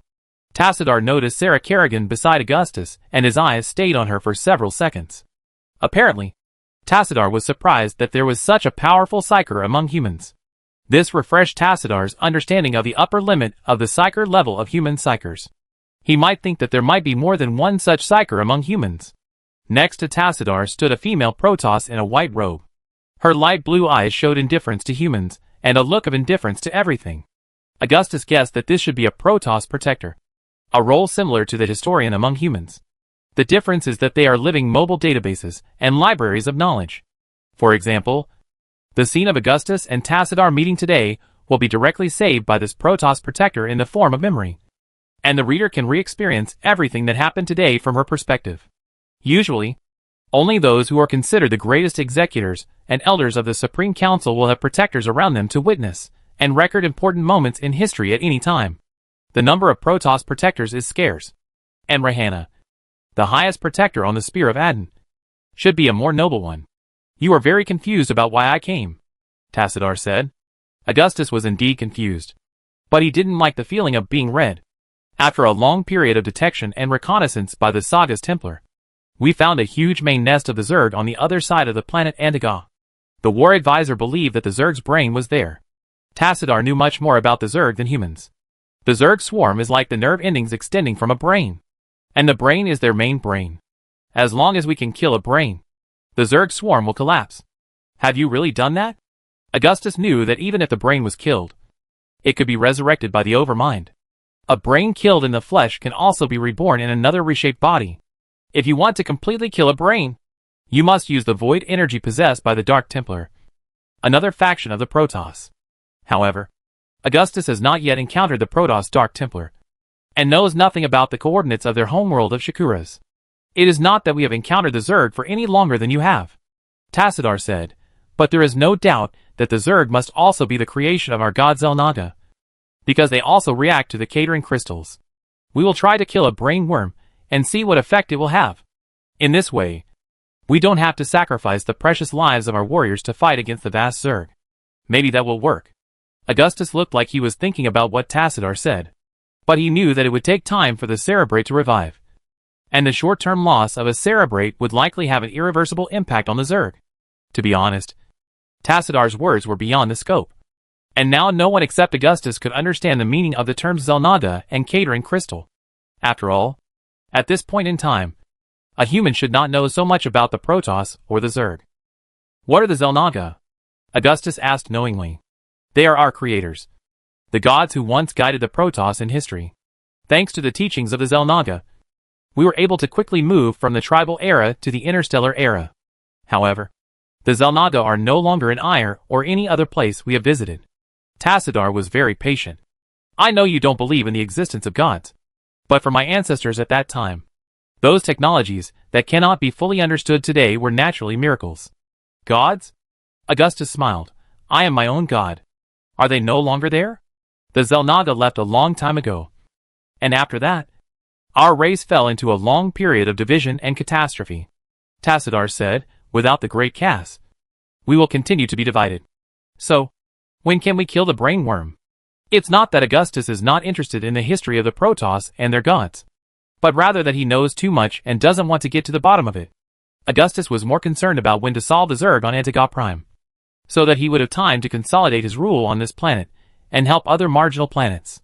Before the next sunlight cycle, after the moon sets, Tassadar said. Do you really think we can help you? Augustus said, it seems that you don't need our help to kill the brainworm. We are happy to fight side by side with real warriors. And compared with the natives, we really don't know the terrain of this planet, Tassadar said. What I learned in the Fortress of Aden and the Templar Academy told me that pride is of no benefit to a war. He said, I have seen the power of humans in you and in you. Chapter 282 Searching for the Brainworm. The next day, Augustus woke up on time and reached out to knock over the classical electronic clock before it was about to tick. Kerrigan, who was beside him, was looking at Augustus calmly with her charming jade green eyes. Her long red hair tied up before going to bed spread out on the pillow. During the more than 2 years that Augustus served as the Marshal of the Korhal Revolutionary Army, former Federation Ghost Agent Sarah Kerrigan had been serving as Augustus's personal bodyguard in various senses. This is an enviable job, especially for the female ghosts and heavenly demon medics who admire Augustus. But so far, Kerrigan has proved that her position is irreplaceable. Good morning, dear, Augustus said as he stood up and picked up the shirt on the hanger, the dark gray military jacket and trousers, and walked towards the sonic bathroom on the creaking mahogany floor. It's a sunny day. I hope this weather will make you feel satisfied. Kerrigan admired Augustus's bronze skin and Greek sculpture-like muscles, and felt her fascination with this man. It was actually very simple to capture Kerrigan at the age of 16. Kerrigan had never felt cared for and loved by the opposite sex. But Augustus gave it to her. Kerrigan was still just a girl at the age of 28. And she always had many unrealistic fantasies about love. A red-haired girl who was trained to be a cold federal killer finally found the meaning of her existence in the revolutionary cause, and found the feeling of love and being loved in Augustus. When Augustus came out of the sonic bath, he was already wearing the uniform of the Revolutionary Army Marshal. Augustus had many sets of such uniforms, and each one was ironed and arranged by Kerrigan himself. At this time, Kerrigan had already put on her black Umojan Shadow Guard uniform. This uniform was redesigned to add the function of weakening the wearer's psychic signal, which could make it difficult for the Zerg, who were extremely sensitive to psychic energy, to detect the signs of her presence on the battlefield. This tight black uniform perfectly outlines Kerrigan's curvy figure, and Augustus can't find any fat on her body. The breakfast of the Revolutionary Marshal is no different from that of the senior officers of the Marshal's command and ordinary revolutionary soldiers. Hot croissants, peanut butter and espresso can ensure that Augustus is always in the best condition for the next day. That Protoss executor Tassadar is much easier to talk to than we thought. When they destroyed Mar Sara without hesitation, we all thought they were just pure destroyers. While Augustus was concentrating on the food on the table, Kerrigan was sorting her backpack. It's not a conflict, Sarah. Augustus swallowed the last piece of bread and drank the coffee in the cup. I hope the troops I named are waiting for me on the landing pad. Augustus put down the cup and climbed up a metal ladder in the safe room. After opening several layers of security doors, he climbed out of the room and came to a low red brick house. Corporal Faraday and his elite guards were guarding there. These loyal and brave warriors had sworn to stand between the Marshal and danger at any time. Among them were Jim Raynor and Honik Hank, who were already ready to go, and Tychus Finley, who was yawning, had just walked in from the door. Tychus was never late, but he would not arrive even a minute early. This burly man always believed in the creed of touching anything at work, and he was only active in rare cases. Marshal, I still don't think it's wise for you to lead the team yourself, Corporal Faraday said as soon as he saw Augustus. Come on, kid. While Augustus was kicking the Comorians' asses with the heavenly demon, you were still rolling in the mud in the streets of Stilling, Tychus said with a sidelong glance as he walked past Corporal Faraday. There's nothing our Marshal wouldn't do. Renault's confidence and trust in Augustus even exceeded his own. I know you are worried about the safety of the boss. Honik patted Corporal Faraday on the shoulder. Don't worry. We will definitely die before him. Don't worry, Corporal. I'm not old enough to be stuffed into a nutrition capsule or a coffin. Augustus looked at his men's watches. I hope the troops hunting the brainworms are ready. I will lead the most elite soldiers drawn from various troops, since the Protoss Expeditionary Force is the main force of this battle. Augustus does not plan to deploy too many troops at the location where the Gam swarm brainworms are located. What he needed was a most elite team that could kill the brainworm with one strike at the lowest cost, Augustus said as he led the way out of the gate of the Red House. Not far away was a landing pad with dozens of APOD transport ships parked. Each transport ship had a golden-red paint job, with the Revolutionary Army's white whip ring and black and white panda head emblem on it. About 2 companies of Revolutionary Army soldiers with more than 200 people were standing near these transport ships. The one who was giving the order to stand at attention was Augustus's newest capable general, Governor Mar Sara Pleyer. In the Corhole Revolutionary Army, Pleyer was awarded the rank of lieutenant, mainly responsible for commanding the troops in the Sara system. Your troops are ready, Marshal. Lieutenant Pleyer was in high spirits and full of fighting spirit. Thank you for your outstanding work, Mr. Pleyer. Augustus said, get on board. We must arrive at the assembly point at the scheduled time. I hope those Protoss are worth cooperating with. Tychus does not trust the Protoss. Judging by his own judgment, all people should be full of lies. Not to mention some aliens. If the Protoss want to use us as a gun, I will kick those blue pointy-headed asses hard. Augustus shook his head and turned to Raynor and said, Jimmy, when I'm not in the command center, you will command the Revolutionary Army. This should not be a problem for you. The senior staff in the command center will help you deal with those damn documents. It sounds like you just want to avoid your job, Raynor said. I don't think I can be a marshal. I'm not as capable as you. Sooner or later, these rabble will be handed over to you, Jimmy, Augustus said as he boarded an APOD transport ship with a roaring engine, followed by Kerrigan and Corporal Faraday. You are the boss. You have the final say. Raynor spread his hands. The fleet of transport planes painted in red and gold quickly took off and climbed rapidly in the orange-gray sky of Antiga, gradually driving out of the force field of Ansardar's psychic jammer.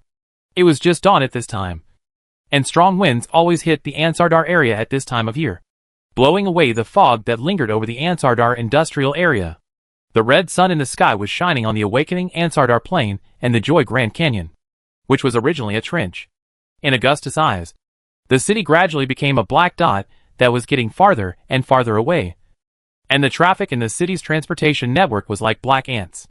The transport ship that Augustus was riding on began to accelerate after rising to a height of several thousand feet in the air, and the horizon became a rotating halo coil that was left far behind. About 2 squadrons of the Revolutionary Army's Wraith fighters were escorting the transport plane formation, and from time to time some fighters left the formation to drive away the alien dragons that tried to approach. This mixed formation flew out of the atmosphere and into space, leaving the ground far behind.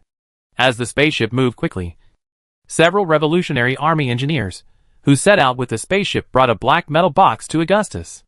We don't have a production line for mass production of psychic jammers yet. All jammer parts need to be welded by engineers, and the output is limited. An engineer wearing a gray-green flat cap said, It takes at least 3 minutes to start the psychic jammer and keep it running stably, he said, but once activated, the Zerg within the force field will go crazy. Even crazier than when they have sanity. Be careful. Even so, they will still attack our warriors. In other words, Swan wants us to use it sparingly and not damage these hard-earned equipment. Augustus nodded. Currently, the Corhole Revolutionary Army has activated a total of 4 psychic jammers in Antiga to protect 3 cities and a major military fortress. There are about 6 million Antigans in the cities and fortresses. The Revolutionary Army's assault team is still continuously researching psychic transmitters and psychic jammers in the hope of making more progress. The development of new technology is not achieved overnight. Even if there is a theoretical reserve, it may take a long time to manufacture the weapons and the concept. Just like Augustus wanted Swan and Umoyan to research the Yamato cannon technology in advance a long time ago. But they have not made any achievements to this day. That should be what he meant. The young engineer showed no fear when facing Augustus. It would be nice if all the bugs died immediately once activated, Tychus said. This shouldn't be difficult. I think Swan and the people in the technology lab should study this kind of thing. It would be great if all the bugs died as soon as the red button was pressed. If we can make the psychic link between the brainworm and the kingworm connecting to its clan members backfire on itself, then we should be able to achieve this effect. The young-looking engineer didn't think this was an extremely crazy idea that was impossible to achieve. Just do it. Augustus will pay you. And there will definitely be a bonus when the time comes. Tychus was happy to be generous to others. Anyway, he wasn't the one paying. Colonel, I didn't join the Revolutionary Army for the bonus. The engineer shook his head and said, Unfortunately, It can't be done with current technology.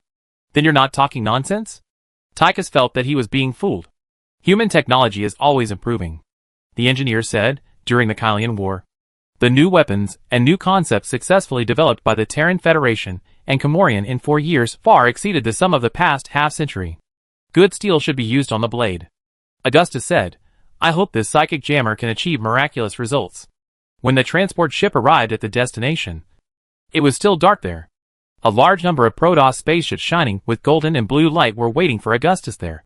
And each golden spaceship was like a brilliant sun. The Protoss fleet in Antiga's orbit had already carried out a series of orbital bombardments on the land beneath their feet. The ground was swirling with red flames and flashes. Some Zerg towers ignited by Protoss beam weapons were still burning, and the flames burned the sky red. The Protoss troops had already landed on the ground and were advancing towards the burning Zerg nest. Even though they had been swept by the beam weapons of the Protoss warships, there were still a considerable number of Zerg alive on the ground. They were either the lucky ones hiding deep underground or the thick-skinned thunder beasts. A large number of shining blades of light were like blue torches emitting brilliant flames. From time to time, psychic storms sweeping across the land swept up hundreds of charred Zerg corpses. The blue arcs were like thunder snakes, and the Zerg shells fell like rain. The camera on the belly of the transport ship was directly connected to the HUD in Augustus's helmet, so he could see clearly what was happening on the ground. It seems that we don't need to take action. Tychus's narrowed eyes were calculating something shrewdly. Wait until the Protoss deal with these Zerg, and then we will take action to kill the brainworm. How many Zerg are there below? Augustus asked. The sensor on the spacecraft shows that the Protoss army has an absolute advantage, and the Zerg are retreating step by step, Kerrigan said. Land, Augustus ordered. After the spacecraft landed on the harder surface on the other side of Antiga, Augustus and others who walked out of the hatch could clearly feel the burning heat in the air. The land under their feet seemed to have turned into a time full of flames, and the ground was full of Zerg corpses with black smoke. Augustus saw some smooth golden wreckage of Protoss mechas. It seemed that the battle here was not a one-sided massacre. The Protoss also suffered a lot of losses. A high-level Protoss Templar who was running at high speed came straight to Augustus, followed by a dozen Protoss Templars in armor. The double blades and eyes of each Protoss warrior were emitting bright light in the darkness. Marshal Augustus Minsk, the Zerg here suddenly attacked us, and we had to attack the Zerg main nest here in advance. Perhaps it was due to his nature, although the high-level Templar used a respectful title for Augustus. His tone was not enthusiastic and respectful. The Templars are searching for the brainworms hiding in the main nest. Maybe you can help us. Chapter 283, Twias Thunder Beast. Augustus stared at the Protoss high-ranking Templar, who was suspended in midair by psychic power. The beautiful patterns and sickle-shaped lightning emblems engraved on his simple golden armor, the dark blue battle robe and scorpion tail-shaped logo on the armor indicated that he was a warrior from the Sagoth tribe. This is a branch of the Iron Protoss tribe with a long history. They are descendants of hunters and assassins in the Age of Strife. Their ancestors are as elegant and deadly as the striped big cats in the Iron rainforest. The Sagoth Templars have always been cold-blooded killers who are good at the art of killing.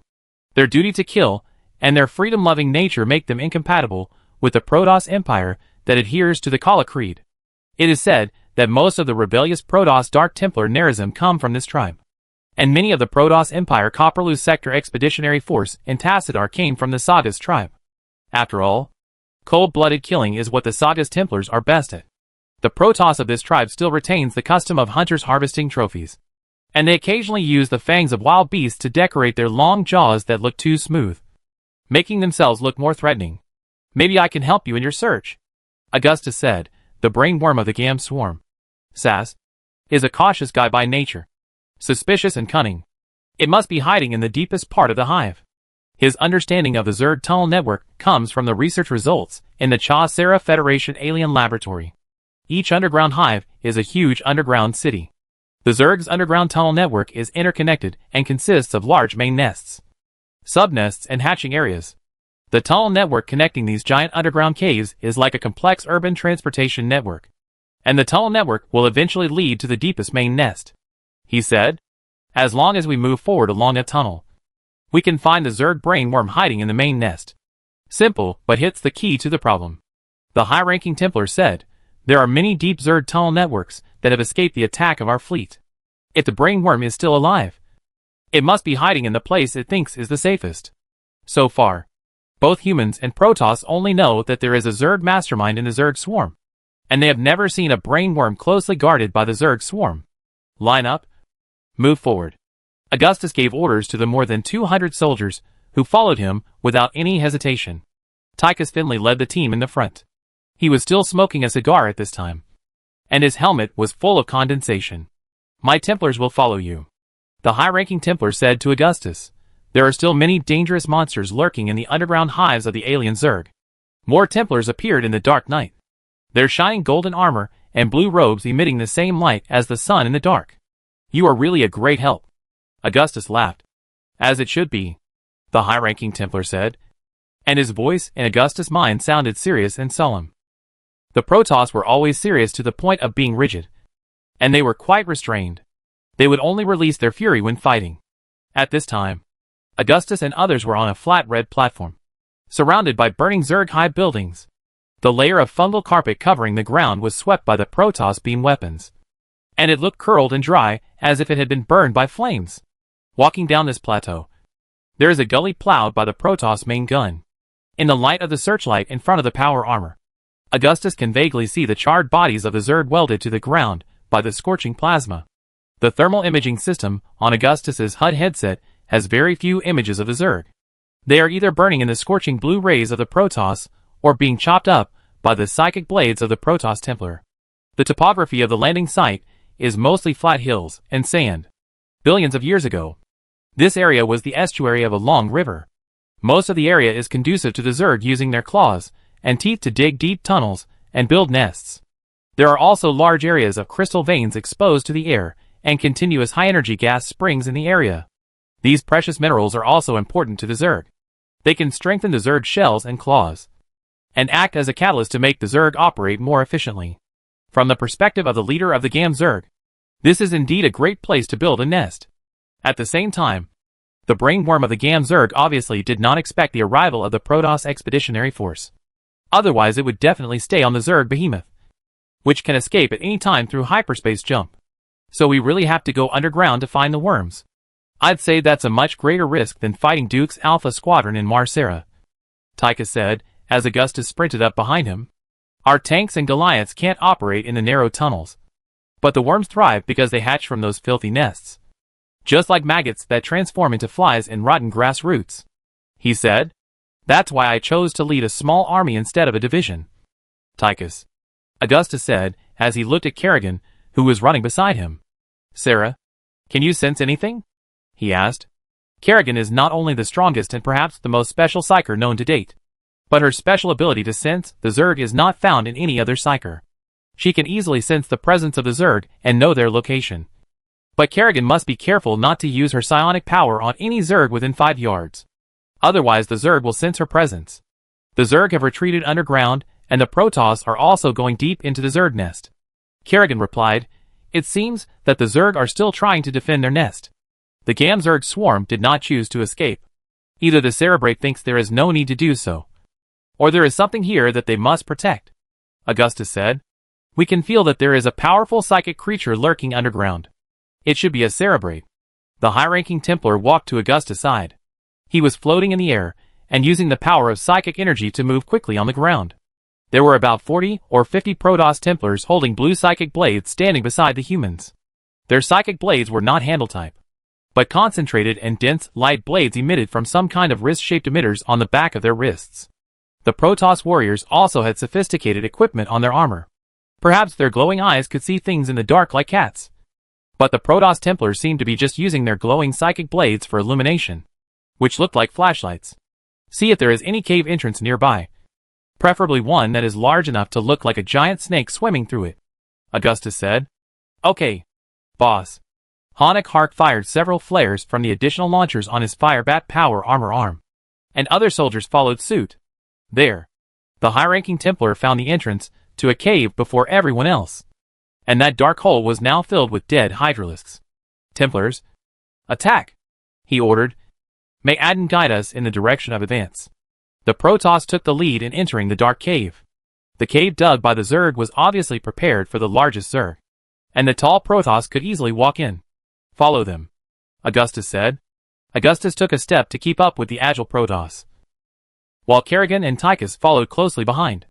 In the light of the power armor searchlight, the entrance of the cave appeared unusually smooth, covered with a layer of white sandy soil, and even the jagged rocks were smoothed by the rough armor plates of the hydralisks that guarded here daily. The cave seemed to be formed naturally, and the work done by the Zerg here was just to widen and deepen it. Stand back. Let me explore the way. Tychus stopped Augustus before he wanted to lead the way into the cave, and walked in first. Don't get in the way of me beating the worms. Understand? Let the knowledgeable stand in front. Boss. Honik put on his helmet and threw a lit laser lighter in. The young man who had worked in the Shiloh underground mine for a few weeks knew some knowledge in the underground pits, such as if the narrow pit was filled with toxic gas or leaked high-energy gas. A lighter could send people to the sky. The Zerg are cleaner than we thought. Tychus didn't notice what Harnack was doing. He just noticed that the Zerg cave was much better than he thought. There was no mucus, sticky fungal blankets, or disgusting acid. In fact, the entrance to the cave was more like a reptile's nest, which should be related to the habits of some Zerg species. Stop talking nonsense, Tychus, and watch your step, Augustus shouted in the communication channel. When they really walked into the dark and narrow cave, a gently sloping underground passage appeared in front of everyone. Augustus felt a sense of oppression and tension, and he quickly focused his attention on the rock walls and sandstone on both sides. Activate the oxygen generator and air circulation system inside the armor. Do not breathe the air inside. It is likely to be poisonous. Augustus gave orders in the channel. Even Kerrigan put on a helmet, and her advanced combat suit with many circuits buried inside had functioned similar to power armor. At first, the passage was quite wide, enough for the Revolutionary Army soldiers in power armor to pass through. But after walking more than 200 yards in a straight line, it gradually became narrower and shorter, and the slope became steeper and steeper. The troops led by the high-ranking Templar of Sagas had already walked far away, and their nimble footsteps were difficult to detect. And now they were even less audible, with these Protoss warriors clearing the way for Augustus. They didn't have to worry about whether one or two crazy Zerg would suddenly appear in front of them. After walking for a few more minutes, the underground tunnel became narrower and narrower, and finally it could barely accommodate two soldiers in power armor passing side by side. Just as Augustus hesitated to move forward, they gradually came to a fork in the road. The tunnel they had walked through before was divided into three, each leading to a different direction. There is wind. These tunnels are connected to each other. At least one passage is used as a ventilation duct. What we need to find is the hub tunnel that leads directly to the main nest area, Kerrigan said. The Protoss must know the exact direction. Augustus said, they are much more sensitive to the Zerg's psychic energy than we are, and they are fully capable of confirming the direction with the help of more sophisticated equipment. Stop. Augustus stopped and searched for the Protoss's broad footprints with huge toes on the ground. Follow me, Augustus said. The next step was another tense advancement in the underground worm tunnel. It must be said that walking in the dark underground is not a pleasant thing, when the thrilling fun of exploring the unknown turns into horror and death. Even the most desperate Comorian adventurer will be nervous. Gradually, scattered Zerg corpses and clusters of dark purple fungal carpets began to appear on the ground. The originally clean pit immediately became damp, and the strange, flesh-colored food tissues were like fat or organs on the intestines, sticking to the rock walls and the ground. Almost all the dead Zerg were killed in one blow. Whether it was a Zergling or a Hydralisk, their heads were cut off or stabbed in the heart. During this period, Augustus did not even hear the screams that should have echoed in the Zerg tunnel, which shows that the attacks of these Templars were as swift as lightning and thunder. Take back what I said just now. Zergs are just a bunch of bad kids who don't like to be clean, Tychus said. Oh my god. It's disgusting. Honik screamed. Hank, light up the fire, Augustus shouted. Honik excitedly lit the flamethrower on his arm when he heard what Augustus said, and burned those strange tissues to ashes together with several other fire bats in the team. The road ahead was even more difficult to walk. There were corpses of Zerg and tumors with strange smells everywhere. There were also some spider-like monsters among them. I think they were Zerg species specially hatched to guard the nest. Keep going. After dealing with the tumors, Augustus waved his hand and ordered the troops behind him. After walking for nearly 10 minutes, Augustus did not encounter any traces of the Templars. Only the increasing number of Zerg corpses revealed what kind of enemy they had encountered. until a thunderous roar made the humans realize that they were in an underground tunnel full of alien monsters. The roar was accompanied by the vibration of the sand and stones under their feet. It is conceivable that the owner of this roar was a kind of incredible giant monster. The passage came to an abrupt end behind a pile of Hydralisk's corpses. And what appeared in front of Augustus was a huge cave, which was tall enough to accommodate a huge Zerg hatchery, a dragon spire, and densely packed Zerg mantle chambers and green Zerg eggs, some of which were even bigger than tanks. The Saga's Templars were fighting a monster much larger than an ordinary Ultralisk. It had bright red skin and more than a pair of giant sickles. It was a walking, solid shell and spiked behemoth that even the Protoss Templars looked small in front of it. Oh my god! What the hell is going on here? Tychus cursed. It didn't collapse under its own weight. How on earth does this monster's organs work? It should be sluggish and must keep eating to replenish its consumption, Kerrigan said. An elite individual of the Ultralisk, Augustus said, without the help of the Protoss. It is enough to destroy all of us. The good news is that I can confirm that the Cerebrate is nearby. Chapter 284 Brainworm Sass. This huge underground cave is supported by crimson soil and solid rock walls. Thousands of flesh-colored insect curtains several feet long are hung on the dome of the cave, like pulsating green intestines. Between the hanging insect curtains are black holes of varying sizes, with many pairs of inverted triangles emitting scarlet light inside, which are the alien dragons spying on the invaders. The interior of the cave is full of dark purple fungal carpets and some kind of black mold, just like the skin of a rotten apple. A large number of wriggling, pulsating red insect intestines are spread on the ground, like densely packed red earthworms or densely woven spider webs. Stepping on these thick creeping fungus carpets felt like walking in a sticky gelatinous fluid, like the glue on a fly trap. Augustus felt like he was walking in the mud of a swamp, and every time he lifted his foot, he made an uncomfortable puffing sound. The Protoss troops, led by the high-ranking Templar Sagas, were still fighting the huge and ferocious Tosker. Dozens of shining blades shone brightly in the darkness, and the hissing sound of the psychic blades burning the air, and the echo of the monster's earth-shaking roar echoed between the rock walls of the cave. What is this? It stuck to my iron boots. Tychus was still concerned about other things at this time. It looks like some kind of feces. I mean, it's the feces of the Zerg. Honik turned on the flamethrower on his firebat power armor, and the surging flames immediately illuminated the road ahead. It should be the excrement of the Mutalisk. They will hunt other creatures far away from the hive and the fungal blanket. Kerrigan said, "You all know that the Zerg also eats people. Watch out." Augustus shouted in the communication channel.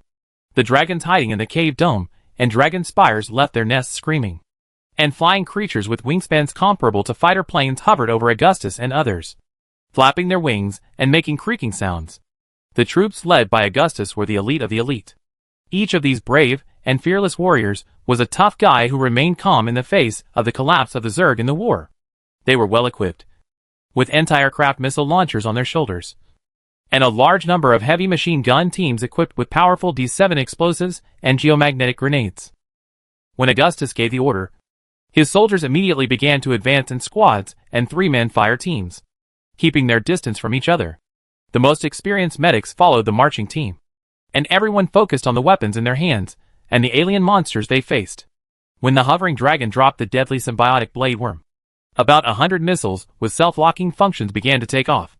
The screaming flying creatures scattered to avoid the missiles, and the most unfortunate ones had already been blown into flying fragments. There were still a few jumping symbiotic blade insects that landed among Augustus's revolutionary soldiers. The acid and chemicals produced by the violent explosion instantly melted the human soldiers wearing alloy power armor. Prepare to activate the psychic jammer. Several Revolutionary Army engineers under heavy protection immediately started to activate the assembled psychic jammer under Augustus's order.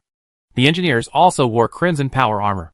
Using these heavy armors did not take much effort for them, because most of the damaged power armors were repaired by the Revolutionary Army Engineer Corps. The Hydralisks and Zerglings on the ground had been killed by the Protoss Templars, so the pressure on the Revolutionary Army was much less. The huge Ultralisk with crimson skin and a stronger shell still gave people a huge sense of oppression in this cave. The Templars in shining golden armor surrounded the Ultralisk, like hunters besieging a wild beast. The Tosk Ultralisk was much larger than the average Ultralisk, like a walking building, and the height of its huge crown even exceeded 150 feet, about 45 meters. Really like a moving mountain. Such a monster can completely ignore the spike bullets of the Gauss rifle. Perhaps only the large-caliber shipborne railgun can hurt it.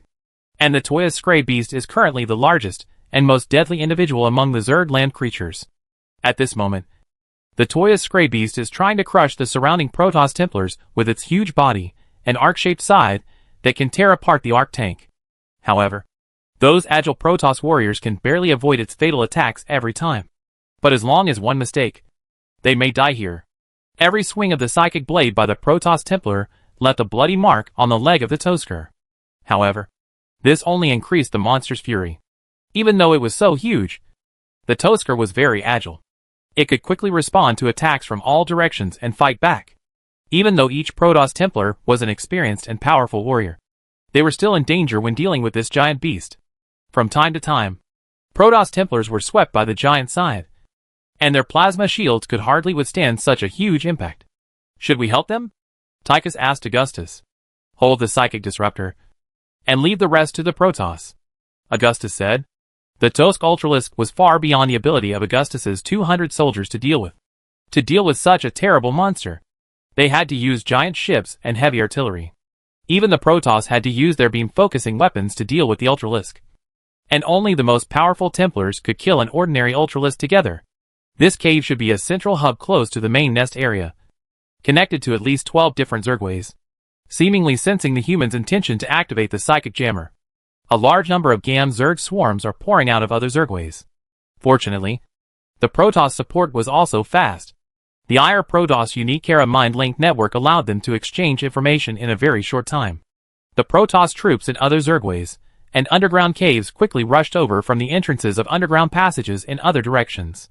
The high-ranking Templars of Tassadar led their army, and the golden blue walkers with 4 flexible walking legs were like fish in water in the narrow underground caves, easily moving through the uneven cave depressions and lowlands.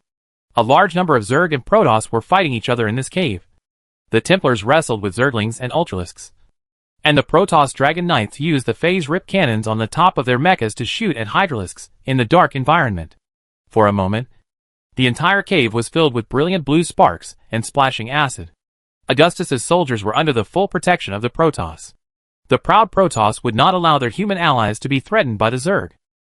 Augustus and his elite guards guarded the psychic jammers that were activated between them, while the rest of the soldiers were using rifles, grenades, flamethrowers, individual missiles, and enhanced Comorian high-explosive grenades to repel enemies that attempted to approach, whether on the ground or in the air. Sarah, concentrate.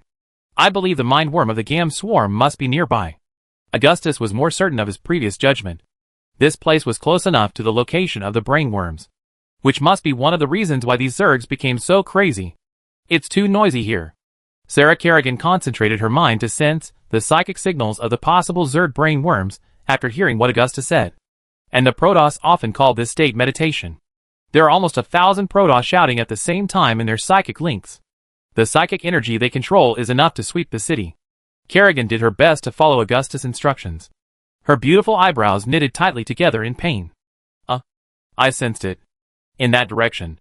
After sensing silently for more than 10 minutes, Kerrigan suddenly pointed forward, which was the entrance to a cave guarded by the Toes screw. The Protoss must have noticed it, too. Usually, the number of Toes screw is very small, and they tend to only appear in the main nest area and are directly controlled by the brainworm.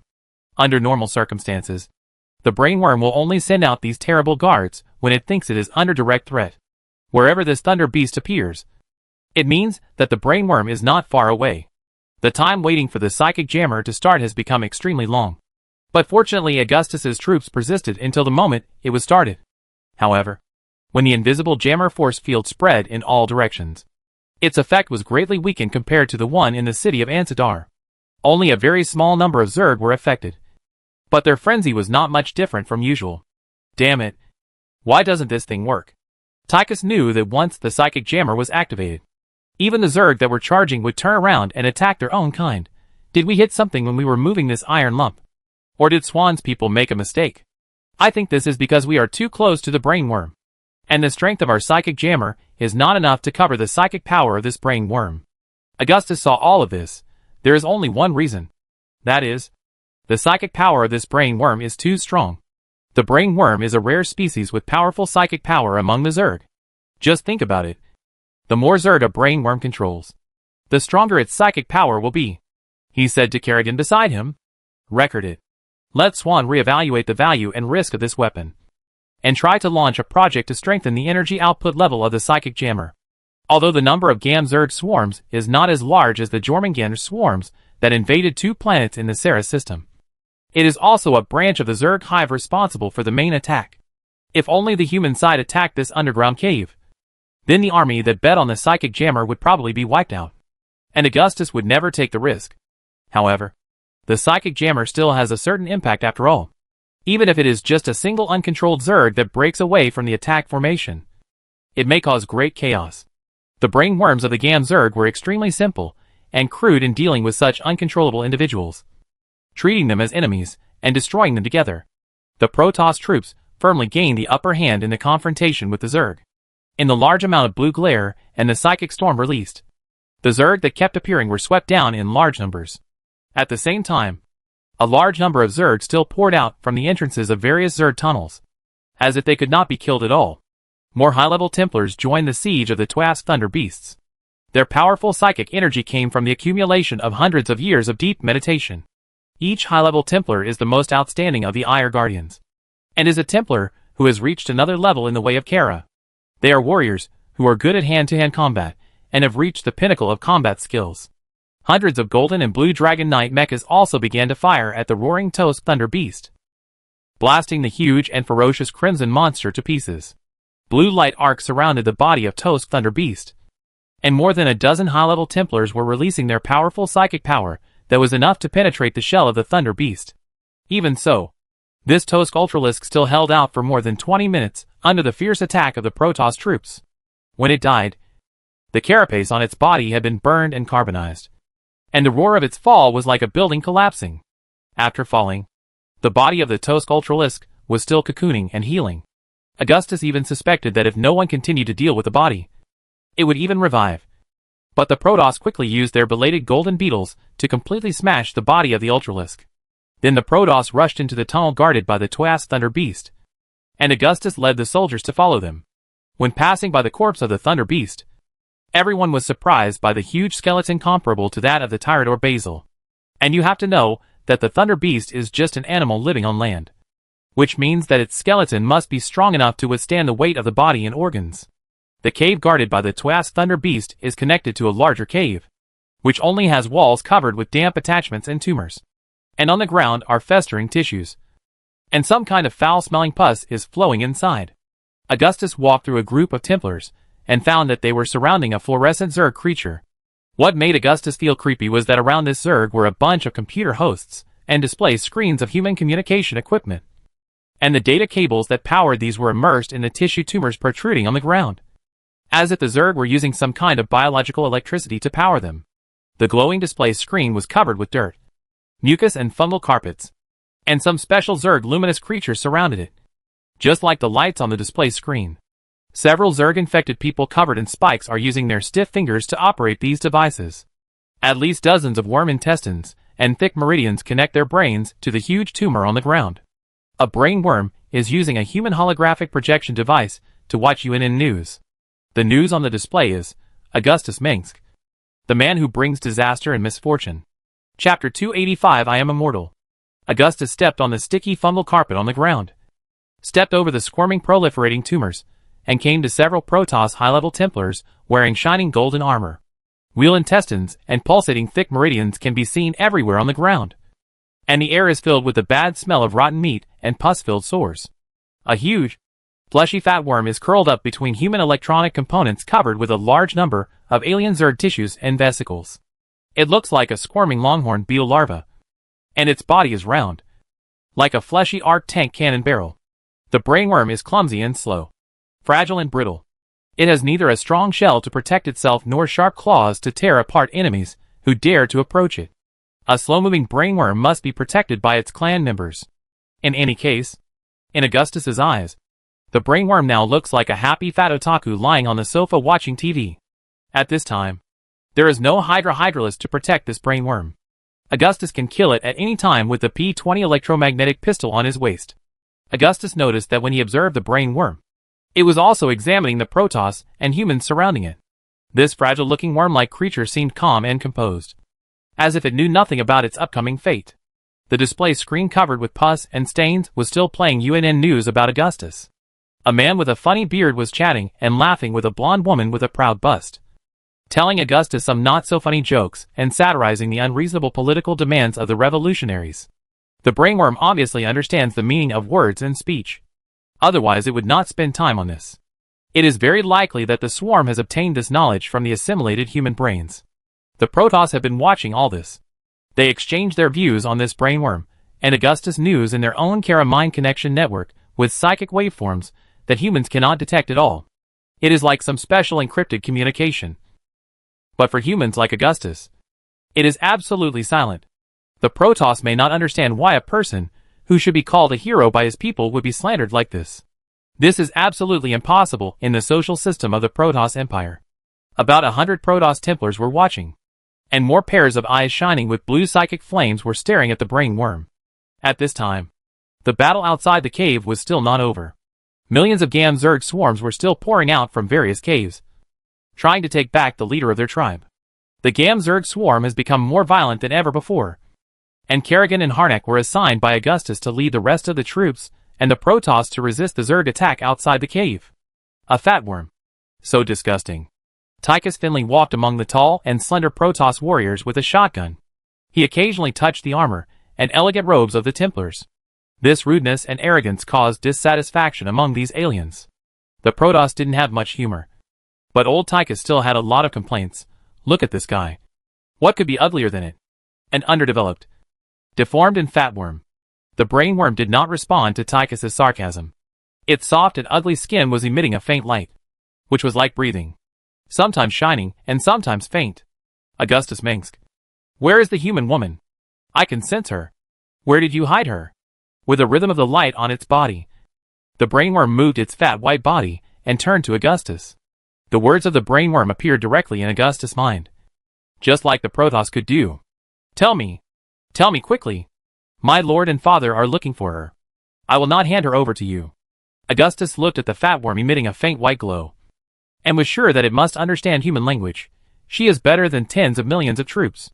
Augustus knew clearly what kind of monster Kerrigan would transform into once she was captured by the Zerg overlord. The Queen of Blades in history had slaughtered 8 billion people. She possessed the power of the Zerg and the experience and wisdom of humans. This terrible opponent was comparable to thousands of troops. Even if Augustus's own feelings were not involved, he would never let Kerrigan fall into the hands of the Zerg. Otherwise, the human race would only lose a powerful psyker, while the Zerg would have an extra queen capable of sweeping across Copperloo. Just thinking about how many people would die, Augustus would sincerely feel fear and hatred for the blue face of the Queen of Blades. Why not do that?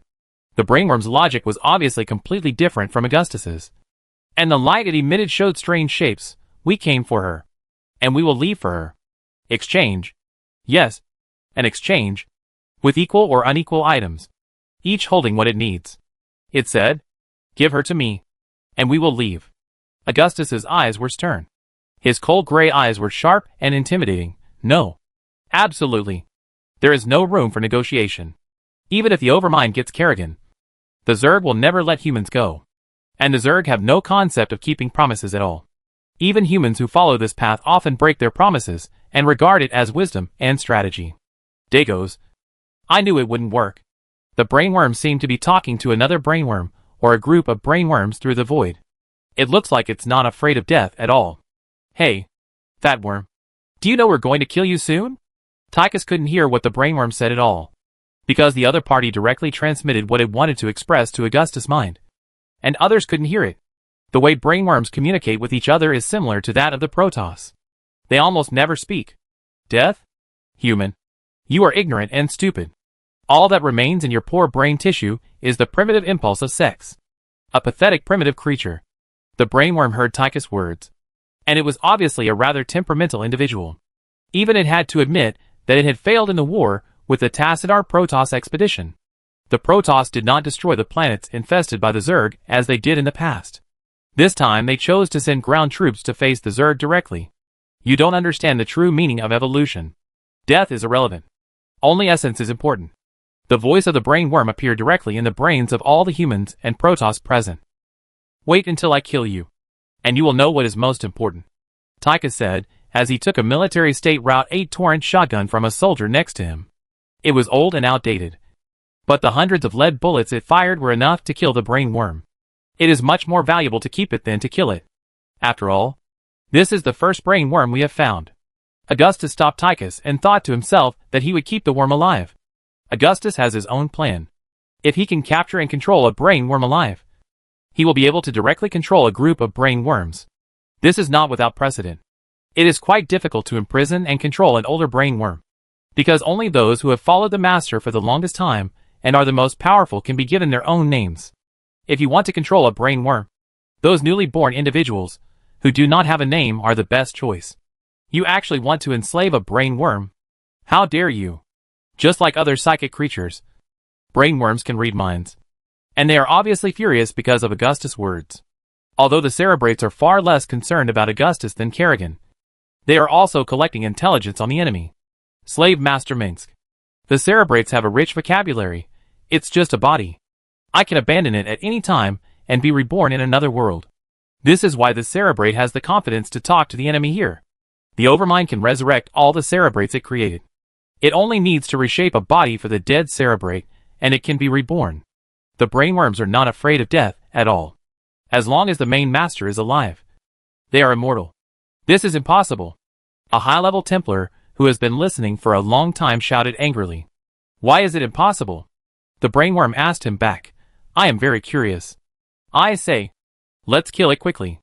The bugs outside are already crazy. Tychus's way of dealing with enemies has always been simple and rough. At this time, a high-level Templar led a group of Templars in. It was Tassadar, the executive officer of the Protoss Expeditionary Force. All the humans and Protoss present spontaneously made way for him. Cerebrate sass. Tassadar came to Augustus and fell from midair, standing on the ground covered with fungus. The executor didn't seem to care whether it would dirty his blue battle robe. I am seeking a dialogue with you, he said to the Cerebrate. Why did the swarm come to devour or kill? There are billions of stars in this universe. Why did you choose this world? Cerebrate Sass wanted to say why I have to talk to an enemy like you, but it held back. We are enemies. I don't need to explain to the enemy. If you want to capture me alive, greedy Protoss, then I advise you to save your trouble. It said lightly, you don't have much time. The noble swarm will devour everything. How many brainworms like you are there? Are they as powerful as you? Tassadar was far more cunning than Augustus imagined. He was trying to use the brainworm's competitive spirit to get more information. Of course, I am one of the few who got a name. Sass's complacency stopped abruptly. Enough. Protoss, don't think you can get anything from me anymore. After a moment of silence, Tassadar looked at Augustus, as if seeking his advice and opinions. We don't have time to waste. Augustus's communication channel was full of the shouts and screams of the soldiers. He had determined that the idea of capturing the brainworm Sass alive was meaningless, unless the Overmind was dead, unless the brainworm could no longer be reborn elsewhere. Kill it, my brothers and sisters, Tassadar ordered. You don't need to do it. Before the Templars showed their psychic blades, Tychus pulled the trigger of his shotgun and fired a series of bullets at Sass, and the ugly fat worm immediately splashed disgusting juice. The brainworm Sass screamed and howled sharply, and the pain as a protection mechanism still existed in his gene sequence. Even at this time, Sass still had the energy to leave a polite speech. I will not die. I will be reborn in a world of ashes and flames. When I returned, death and shadows arrived as expected. The Zerg is an immortal creation that devours everything, and the universe is its food. After Tychus fired a burst of bullets, the glowing fleshy worm died. Then, just as Augustus, Tassadar and others saw, a pale yellow ball of light suddenly rose from the curled and shriveled body of the brainworm. And the ball of light looked like a jellyfish with tentacles. Tychus cursed and changed the bullets, and continued to fire at the ball of light. But the bullets just passed straight through the light balls. Tassadar's bright blue eyes shone even brighter, as if flowing with thunder and lightning. He stretched out his hands, and released a powerful psychic pulse formed by deep blue arcs towards the rising ball of light, but still failed to hurt it. The humans and the Protoss used all means, whether it was live ammunition or energy weapons. They could not make the ball of light show signs of weakness. The rising ball of light kept passing through the dark dome and rock wall of the cave until it disappeared. With the death of the worm, the Zerg in the underground tunnels completely fell into madness and put all their energy into fighting with their own kind. The pressure on humans and Protoss in the underground tunnels was also greatly reduced. Before the brainworm, Sass, returned and took over its tribe, the Gam Zerg and Antiga would fall into a state of madness for quite a while. The coalition of humans and Protoss could take advantage of this period of time to eliminate the remaining Zerg and regain lost territory. What on earth is that thing? Tychus kept muttering in his heart. Soul? This is really weird. A world of ash and fire. Just as Tychus and the others were still puzzled by the ball of light, Tassadar had already grasped the information revealed in Sass's words before his death. A world full of volcanoes, lava and volcanic ash. Augustus's reaction was as fast as Tassadar's. Is that the base camp of the Zerg in this star zone? Tassadar looked at Augustus. Obviously, the dead brainworms will be reborn in that world. Augustus said, the supreme ruler of the Zerg must be there too. It is very likely in the Copperless sector. Otherwise it will take a long time for Sass to get back. All the planets known to be invaded, occupied or colonized by the Zerg can be counted and confirmed. Tassadar said, and there are very few planets that meet these conditions. Char. Augustus knew the script. Chapter 286 All Tactics Converted. In early October 2491, the last Zerg main nest on Antiga Prime was cleared by the Protoss Expeditionary Force, and the newly renovated Governor's Mansion in Ansadar main city also welcomed its new owner. On the vast red plateau of Antiga, the deep purple Zerg fungus blanket is slowly receding, and the ravaged land is exposed to the sun again. When the vegetation is extinct, and even the fungus blanket can no longer bind the sand on the ground, the red desert spreads rapidly like a flame in the wind. The lands covered by the fungus blanket will remain barren for a long time. Antiga's fragile ecological environment has long ceased to exist, and the planet has completely become a reddish-brown stone planet. The threat of the Zerg swarm is gradually becoming distant from the people of Antiga, and even if their homes are destroyed and their families are slaughtered, pain and sorrow still torment those who are still alive, and life must go on. Reconstruction work is underway around the 4 existing cities. With the help of the Human Revolutionary Army, the survivors pick up the rubble and begin to build new homes on the land that has been occupied several times. Fearing that Antiga Prime would become a major battlefield in the years ahead, residents of all small and medium-sized settlements, including towns and villages, were uniformly settled near cities with strong fortifications. In the beginning, both water and food were in serious shortage, and the nearby colonies were affected by the Zerg invasion and could no longer provide support for Antiga. The Antigans were left with only themselves, and they could only survive on synthetic food, groundwater, and food from hydroponic farms. More people joined the Revolutionary Army's garrison in Antiga to defend their homeland. All Antiga people recognized the Revolutionary Army's dominance on the planet, which had in fact become independent from the federal government. In the cheers of the Antiga people celebrating their victory, Augustus Mengs became the new Antiga governor. Although he himself did not recognize the title, the revolutionaries took over the administrative and judicial powers of the Antiga federal government with ease, and did a better job than their predecessors. And the sheriffs and police chiefs, who came from the Revolutionary Army, were the most popular people in Antiga. The red and blue star flag that symbolized the authority of the Terran Federation was thrown into the fire. The new flag replaced the symbol of people's understanding of the authority and duties of a government. 20 years ago, people in Antiga would not tell others that they were members of the Federation, and now they would not do so. Antiga is part of the Terran Republic. If you want to know where the capital of the Republic is, it is of course in Korhal 4. The Terran Federation, which once ruled Antiga, no longer has much energy and interest to deal with this planet that has already openly rebelled. The Federation Congress also believes that Antiga Prime, which is sandwiched between the Zerg and the Protoss, will surely meet the same end as Mar Sara and Mar Sara. The rebels in Antiga will definitely lose too many people for rescue as in the past. The federal parliament has realized that the threat of the Zerg is not as simple as 1 or 2 planetary alien experiment project accidents, because more than 4/13 of the territories of the Federation have reported the discovery of Zerg. The outer interstellar trade routes are almost paralyzed, and some marginal planets that are the main food production areas have been severely damaged, which has caused the precursor of a food crisis in the core world of the Terran Federation. 6 standard months after the Zerg invaded the human world, Many Terran Federation planets were lost one after another. This terrible disaster even extended to the territory of the Comorian Federation, forcing Umoyan to withdraw the scientific expedition team far away from the homeland. Countless people died, and the lives of billions of people were affected. In less than half a year, the damage caused by the Zerg to the Terran Federation exceeded the total damage in the Kylian War. Even if the members and nobles in the Federation Parliament had illusions that the aliens would stop after invading a few planets, they had to face the fact that the alien invasion was a greater threat to subvert their rule. This huge disaster forced the Terran Federation to call on their fleet to strengthen the defense of the Core Star Zone and try to rescue those worlds they believed were still valuable. However, on the detection radar of the Revolutionary Army, Omega Squadron and Delta Squadron were still hovering in the star system near Antiga to monitor the Revolutionary Army's every move. Even when several surrounding colonies were invaded by Zerg, it was noon in Ansidar, with clear skies and bright sunshine. This was a rare peaceful time since the Gam Zerg and Surtur Zerg invaded Antiga, and the Revolutionary Army also had enough time to rest and send personnel to transport the wounded back to Umoyan. Augustus was entertaining his new friend, Tassadar, the executive officer of the Copperlu Expeditionary Force of the Protoss Empire, in the banquet hall of the governor's palace on Antiga Prime.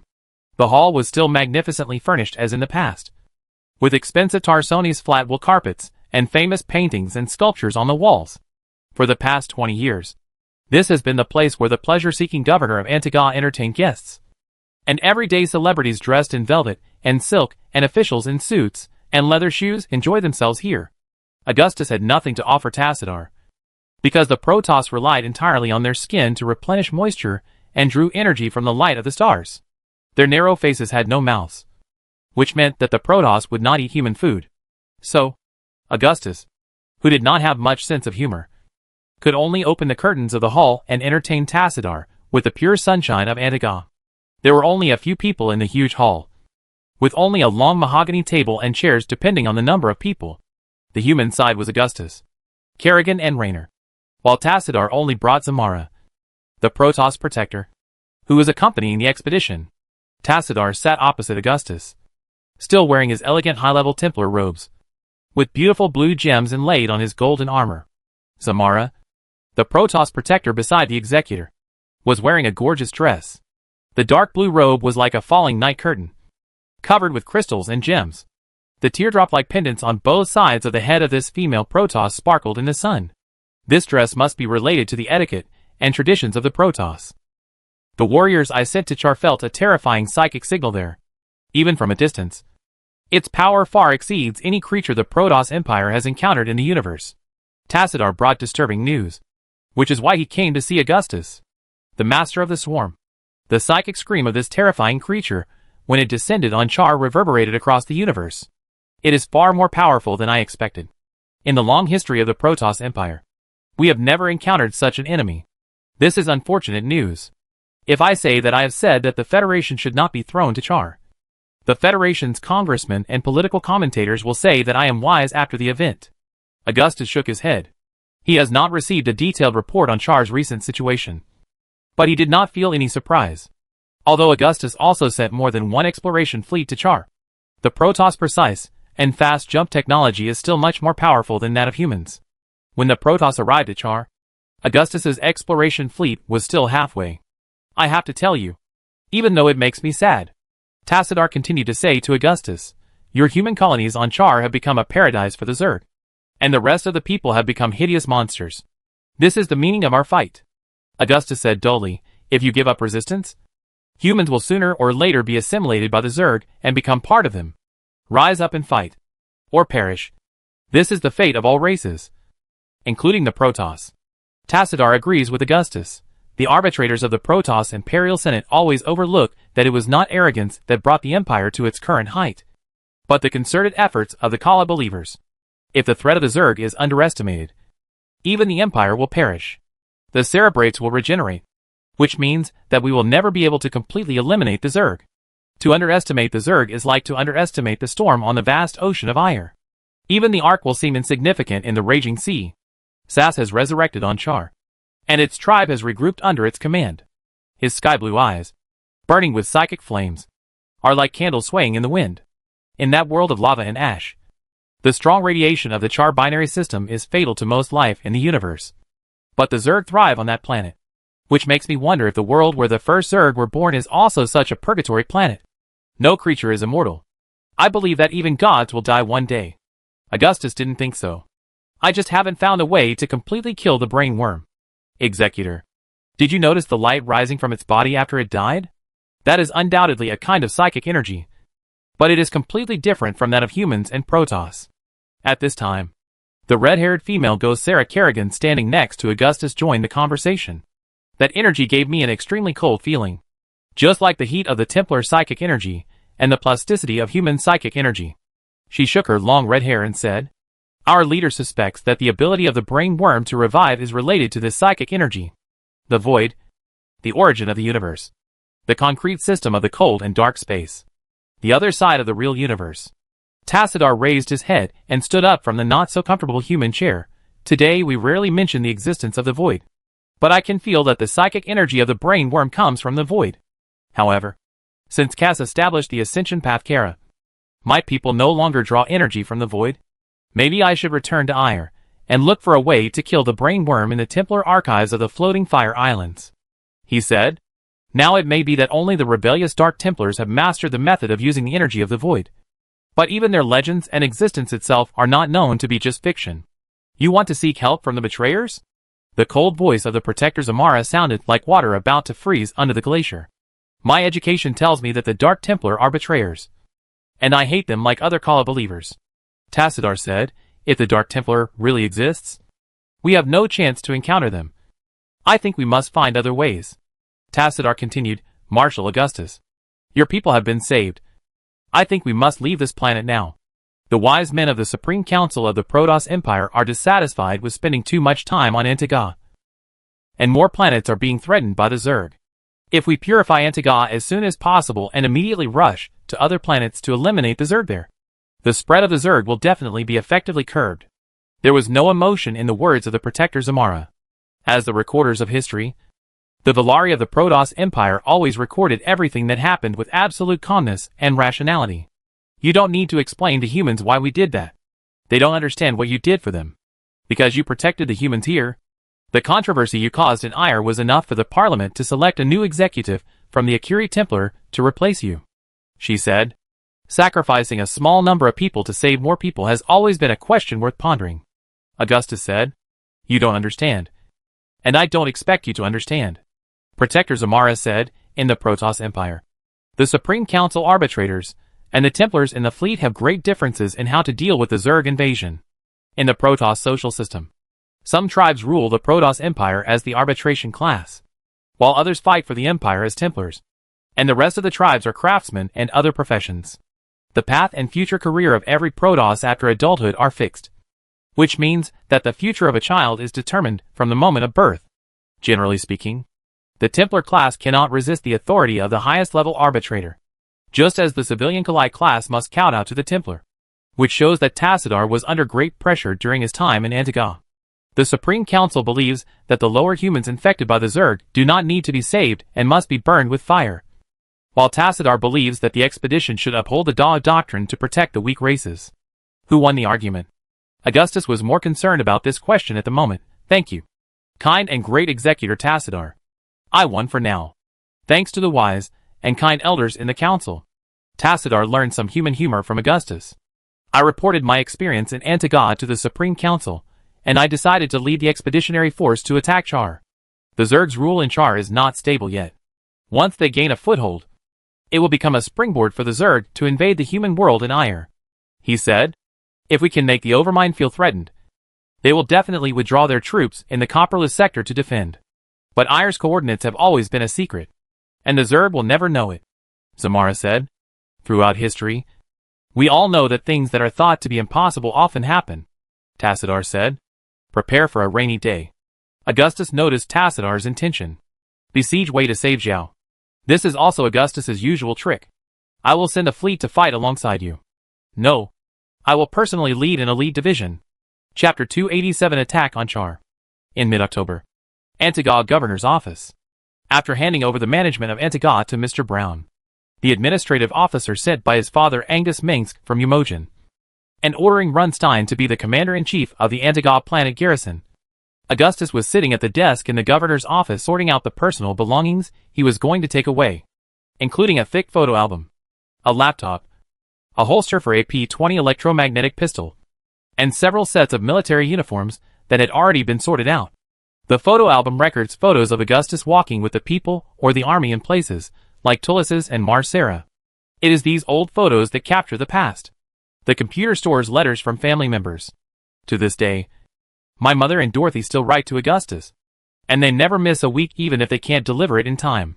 My brother Arcturus also often writes to Augustus, most of which are about the latest situation of the mines he operates, and occasionally talk about the past of the Korhal and Minsk families. Feeling sad about the past, Augustus often read these letters without missing a single word. Rainer's son John is almost 1 year old, and his nephew Valerian has grown into a handsome blonde boy at an amazing speed, which makes Augustus think that time flies so fast. John Rainer's psychic talent is awakening rapidly as he grows up, which makes his family worried. Fortunately, the Umoyan Shadow Guard is taking care of the child to prevent his overly powerful psychic power from hurting others or himself. Angus Minsk, accompanied by his wife Catherine, has established himself in the elected council of Umojan, and has restored his former reputation among his people by actively promoting policies that are favorable to the Korhal. 19-year-old Dorothy Minsk has earned the reputation of Dorothy of Korhal IV and Flower of the Empty Crown of the Minsk dynasty in Umojan for her beauty, talent, and wisdom, in order to protect the routes in the Copperloose sector from the threats of interstellar pirates, Zerg, and Protoss. Arcturus established an elite armed force composed mainly of the core members of the Sons of Korhal, and armed them with 1/40 of the money he earned from mining. In addition, Arcturus's mining area extends to the desolate Dinar sector outside the Copperloose sector, in order to transport the mined crystal ore, high-energy gas, precious metals, and other industrial raw materials. Arcturus also established a transportation company across 2 sectors, with about 800,000 Char and Umoyan people working for him. However, although Arcturus realized his ideal when he was young, he did not feel much satisfaction. Dr. Hansen of Agria, another territory of Augustus, would report to him every 2 or 3 months about the situation inside. Except for the Chimera pirates and several Comorian pirates who visited Agria, there was no enemy that could not be resisted. Agria's remote location in the Copperloose sector is no longer a critical factor in curbing its development. The unique natural environment has enabled agriculture and biotechnology to flourish. After selling a large amount of food to the Kelmorian Federation, which was experiencing a famine, the cargo boxes printed with the Agria White Cross logo saved the lives of thousands of poor Kelmorians. After Angus transferred some of Korhal's cutting-edge technology to Agria and carried out targeted immigration, the population of the planet has reached 5.6 million, and the economy is booming. Some of the emails came from more distant worlds. Even across the Copperloose sector, the colony fleets that escaped from Korhal 2 years ago have landed on different planets and have contacted Umojan one after another. One of the remaining 5 colony fleets crashed into a single helium white dwarf due to a navigation system failure.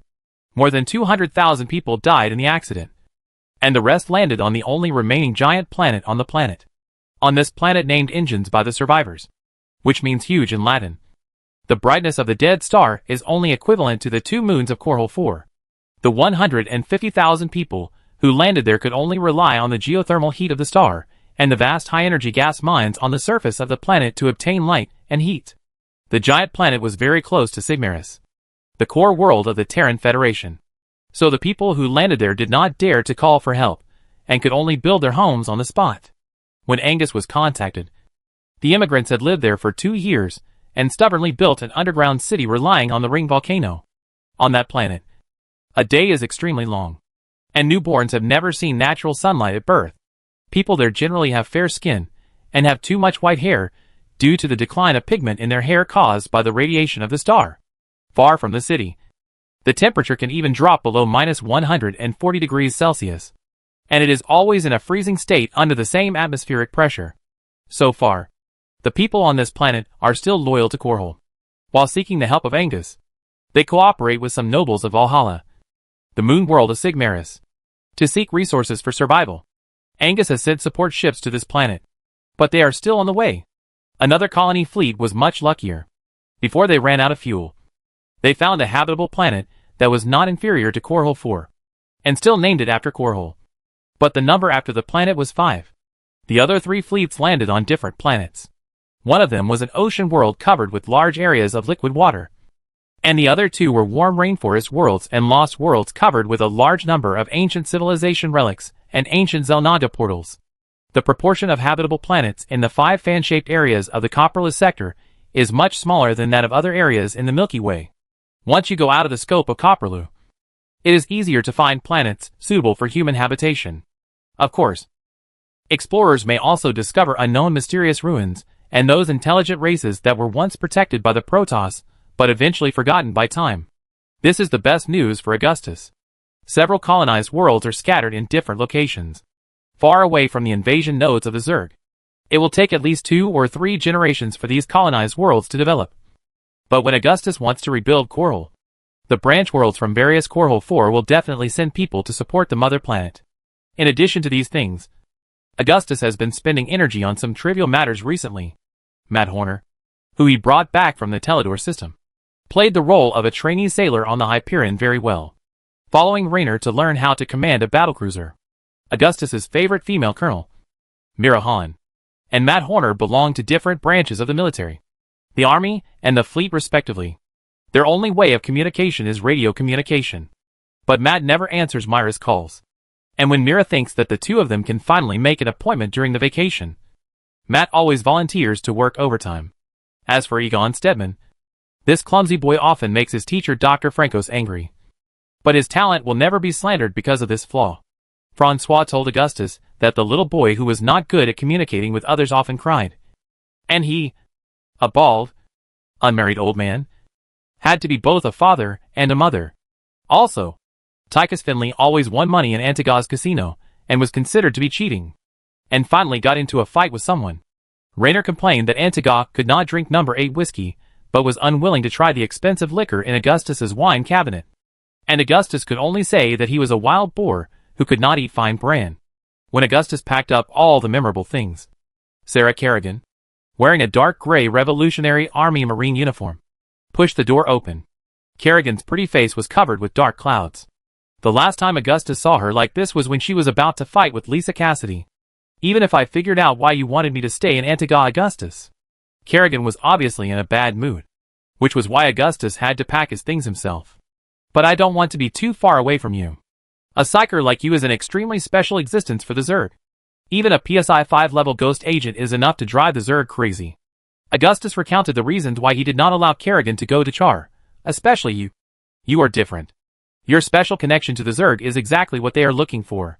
Sarah, you have read the memory of my conversation with the brainworm Sass. He said sincerely, you know what the Zerg masterminds are thinking. It said that the world would be saved if I was handed over. But you refused. Although Kerrigan understood Augustus's approach, her depression and worry about her lover still lingered. Of course I will refuse. Why would you doubt it? I will never abandon you, even if you are in the middle of a disaster. Augustus picked up a red butterfly knife from the table and handed it to Kerrigan. Do you like it? A weapon for killing people. Kerrigan took the ornate butterfly knife, and the deadly weapon immediately spun in her hand, with a crisp snap and whirring sound. The butterfly knife was as agile as a part of Kerrigan's body. You can use it to peel apples. Dear, Augustus said and kissed Kerrigan on the forehead, which dispelled all the latter's complaints. Your mission is to follow Warfield to rescue the refugees of Atticus the Younger and bring them to Antiga. You are responsible for serving as the general's psychic advisor and investigating whether there are spies from the Federation among the refugees. Augustus spoke to Kerrigan in a soft voice. This tone of Augustus's subordinates had only heard from his family. Then all you have to do is wait for me to come back. Don't worry. No one can kill me before I conquer this world, he said. But if I'm not here, who will protect you? Kerrigan asked. Corporal Faraday's soldiers and the ghost agents of Alpha Squadron, Augustus said, after arriving in Char. I will sit side by side with the Protoss executor Tassadar and act together. If the Templars under his command can't protect me, you can't do anything. Right? You always convince me, Kerrigan said in annoyance. To boast. That's why I can lead those warriors. Augustus picked up his laptop, and Kerrigan took down other things for him. As for the power armor and other weapons, They had already been transported to the armory on the Hyperion. The sun was shining outside the door of the governor's office, and a golden and red flag of the Revolutionary Army was fluttering in the wind. The force field of the psychic jammer was still protecting the capital city of Antiga. Thanks to Rory Swan's efforts, dozens of psychic jammer force fields have covered major gathering places, military bases and farms. A group of revolutionary generals were waiting for Augustus, including Edmund Duke, Jim Raynor, and Tychus Finley of Alpha Squadron. As for Governor Pleyer of Mar Sara, Hanak Hank and other generals of the Heavenly Devils, they were sent by Augustus to other nearby planets to rescue refugees there. Originally, Antiga Prime, as the center of the Zerg invasion wave, was always considered by military analysts of Tarsonis to be the most dangerous place in the universe after Char Sara and Mar Sara. However, after the psychic jammer was put into use, Antiga suddenly became a gap in the vast sea of Zerg that swept the Terran Federation. Antiga Prime, a planet destined to be destroyed by the Zerg and the Protoss, has suddenly become a safe refugee settlement and transfer center. A large number of people are being transferred from the land ravaged by the Zerg to Antiga by the Revolutionary Army, even without Augustus to command. Those Revolutionary Army generals, who have long been able to take charge, can complete this work. The current situation is that with the Zerg ravaging the Terran Federation territory, the Federation fleet and the Revolutionary Army are trying every means to save people. However, the Federation only wanted to hold on to important planets, and was unwilling to care about the lives of those underdeveloped remote worlds, because they could rebuild such colonized worlds at any time. And what Augustus's Revolutionary Army did was what the Federation was unwilling to do, saving those refugees who seemed worthless. During this period, Augustus put the goal of rescuing refugees as much as possible above overthrowing the Federation. This man who received compulsory education was well aware of the principle of winning the hearts of the people and the world, and was familiar with the art of slaying dragons and the theory of kings. Augustus never claimed to be a savior. He was just doing what the ruling class of the Terran Federation was unwilling to do. The shuttle is ready, Marshal. Tychus, wearing a larger Revolutionary Army uniform, said to Augustus, "Damn it.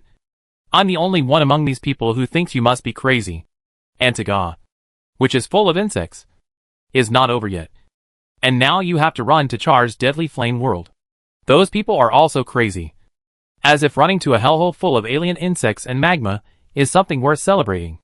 During the Kylian War, the Federation and the Comorians were about to blow up Char with nuclear bombs. But you still went with them." Duke's snake-like triangular eyes squinted at Tychus. "I'm the only one who is loyal to the Marshal and volunteered to fight." "That's great, old man," Tychus complained. "No one stopped you from doing this. I hope you don't fall into the steaming lava lake because your left foot trips over your right foot." "I'm not that old yet, man," Duke responded without showing any weakness. "I hope you won't end up with your head in the pants of that anti-grand whore." "Shut up, gentlemen. There are plenty of people willing to pay a few credit coins to listen to your quarrels, and maybe someone will be happy to give you a few bananas," Augustus said, turning around and saying his final goodbye to Kerrigan behind him. Augustus kissed Kerrigan goodbye gently, which attracted a frivolous whistle from the soldiers. "Great." Hanak clapped his hands in praise. "We will meet again." Augustus stroked Kerrigan's red lips with his fingers. "By then, I will have found a way to kill the Zerg overlord and the brainworm. I hope everything in this world is as you wish." Kerrigan kissed Augustus again. "Then I hope for world peace," Augustus said with a smile. At this time, several propaganda airships were floating in the sky above the governor's mansion, and sharp-edged Protoss fighters with blue-tail flames were flying away over the ring highway in the main city of Ansardar. "Let's go, sir. I've had enough of Antiga's sand and red soil," Tychus said to Augustus. As Augustus boarded the shuttle and slowly ascended into the air, he could see the city below, separated by a highway ring road and a maglev train track. It was morning, and the people of Anzadar were walking in the pedestrian streets of the city. Those who were leaving for work or school took the reopened maglev buses to leave their homes. People have adapted to life with the threat of the Zerg gone. After a while, the men will have the leisure to drive their families on vacation like before. Even the park in the center of the city was renovated by Swan's men, and flowers and grass were replanted. The bronze-colored city of Ansadar in the sun is definitely not magnificent among the many cities in the Terran Federation. But for Augustus now, its value is even greater than the wealthy and prosperous main city of Tarsonis. Putting aside those annoying class contradictions, the world where people live and work in peace and contentment is what Augustus expects. The shuttle flew steadily into space and entered the docking orbit of the Hyperion. As the shuttle slowly entered the dock, Augustus could still see several Mammoth-class and Hercules-class transport ships passing through Antiga's atmosphere, loaded with refugees from other planets. This meant that at least tens of thousands of people had saved their lives. The only problem that followed was that Antiga's scarce material reserves could not support the large population that continued to pour into Antiga. So Augustus had to seek help from his old mercenary friends Hill, the Comorian Federation, and the Umoyan government, asking them to provide ships and supplies. Of course, even the minimum employment price and materials at cost price that uphold the humanitarian spirit are still astronomical figures. And even the money Augustus earned from mining in the past few years is not enough. So he can only rely on his brother Arcturus to pay. It is worth mentioning that some planetary people who did not receive timely rescue escaped in time through their own efforts. They tried every possible way, either to repair the old antique immigrant ships left by their ancestors, or to seek help from the trade transport fleets, or even pirates passing through the galaxy. Augustus led Raynor, Duke and others to the bridge of the Hyperion through the ship's internal ladder. When they walked through the bridge door that automatically recognized their identities and opened, Swan, who had been waiting in the bridge for a long time, immediately walked towards Augustus. Boss, I analyzed the Protoss's things called catering crystals. They were taken from the Protoss buildings destroyed by the Zerg in Antiga. I don't know if this counts as stealing, but who cares? Swan was still wearing his orange gray work clothes made of wool textiles, with bright goggles on his forehead, and his Mainhof accent was mixed with a lot of Korhal. Guess what? I guess you're a big winner, old man. Augustus chuckled. Good morning, Swan, Raynor said. Any beer? What did your shiny dwarf head find? Tychus said. Thanks, Jim. If you want some, I have plenty of beer and brandy in my cellar. Swan replied to Raynor. We found a lot of interesting things, such as the catering crystals, which contain endless energy just like the void crystals we found in the corridors of Mar Sara Purgatory. He said. The catering crystal is definitely not formed naturally. How should I put it? It actually contains an intricate matrix structure, one ring inside another, with a tight structure, comparable to our most precise microcircuit electronic components. No, it should be said that our electronic components are comparable to theirs. They are not at the same level at all. Can you imagine that the Protoss carved a sun into a crystal? I can probably imagine it. Augustus nodded. Perhaps the gap between us and the Protoss is like the gap between paramecium and humans. You must have gotten some inspiration from the Protoss catering crystals. Otherwise you would rather stay in the armory and smear dirty motor oil on your face than come here, he said.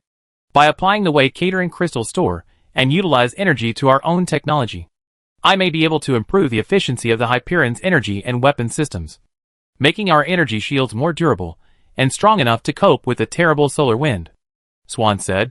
The fusion strike cannon that you asked me to study, which can destroy a city with one shot, has made a breakthrough in the weapons laboratory in Umojan. This means that we will soon have powerful ship-to-ship weapons. Augustus was overjoyed. Then, I know what you are going to ask. Swan touched the back of his head. The Umojan said that after calculation, such a weapon can destroy a city with just a few shots. But no one knows if this is true. After all, there is no real city to conduct shooting experiments. Okay, you're right, Augustus said to the navigator on the Hyperion. Prepare for the jump, Captain.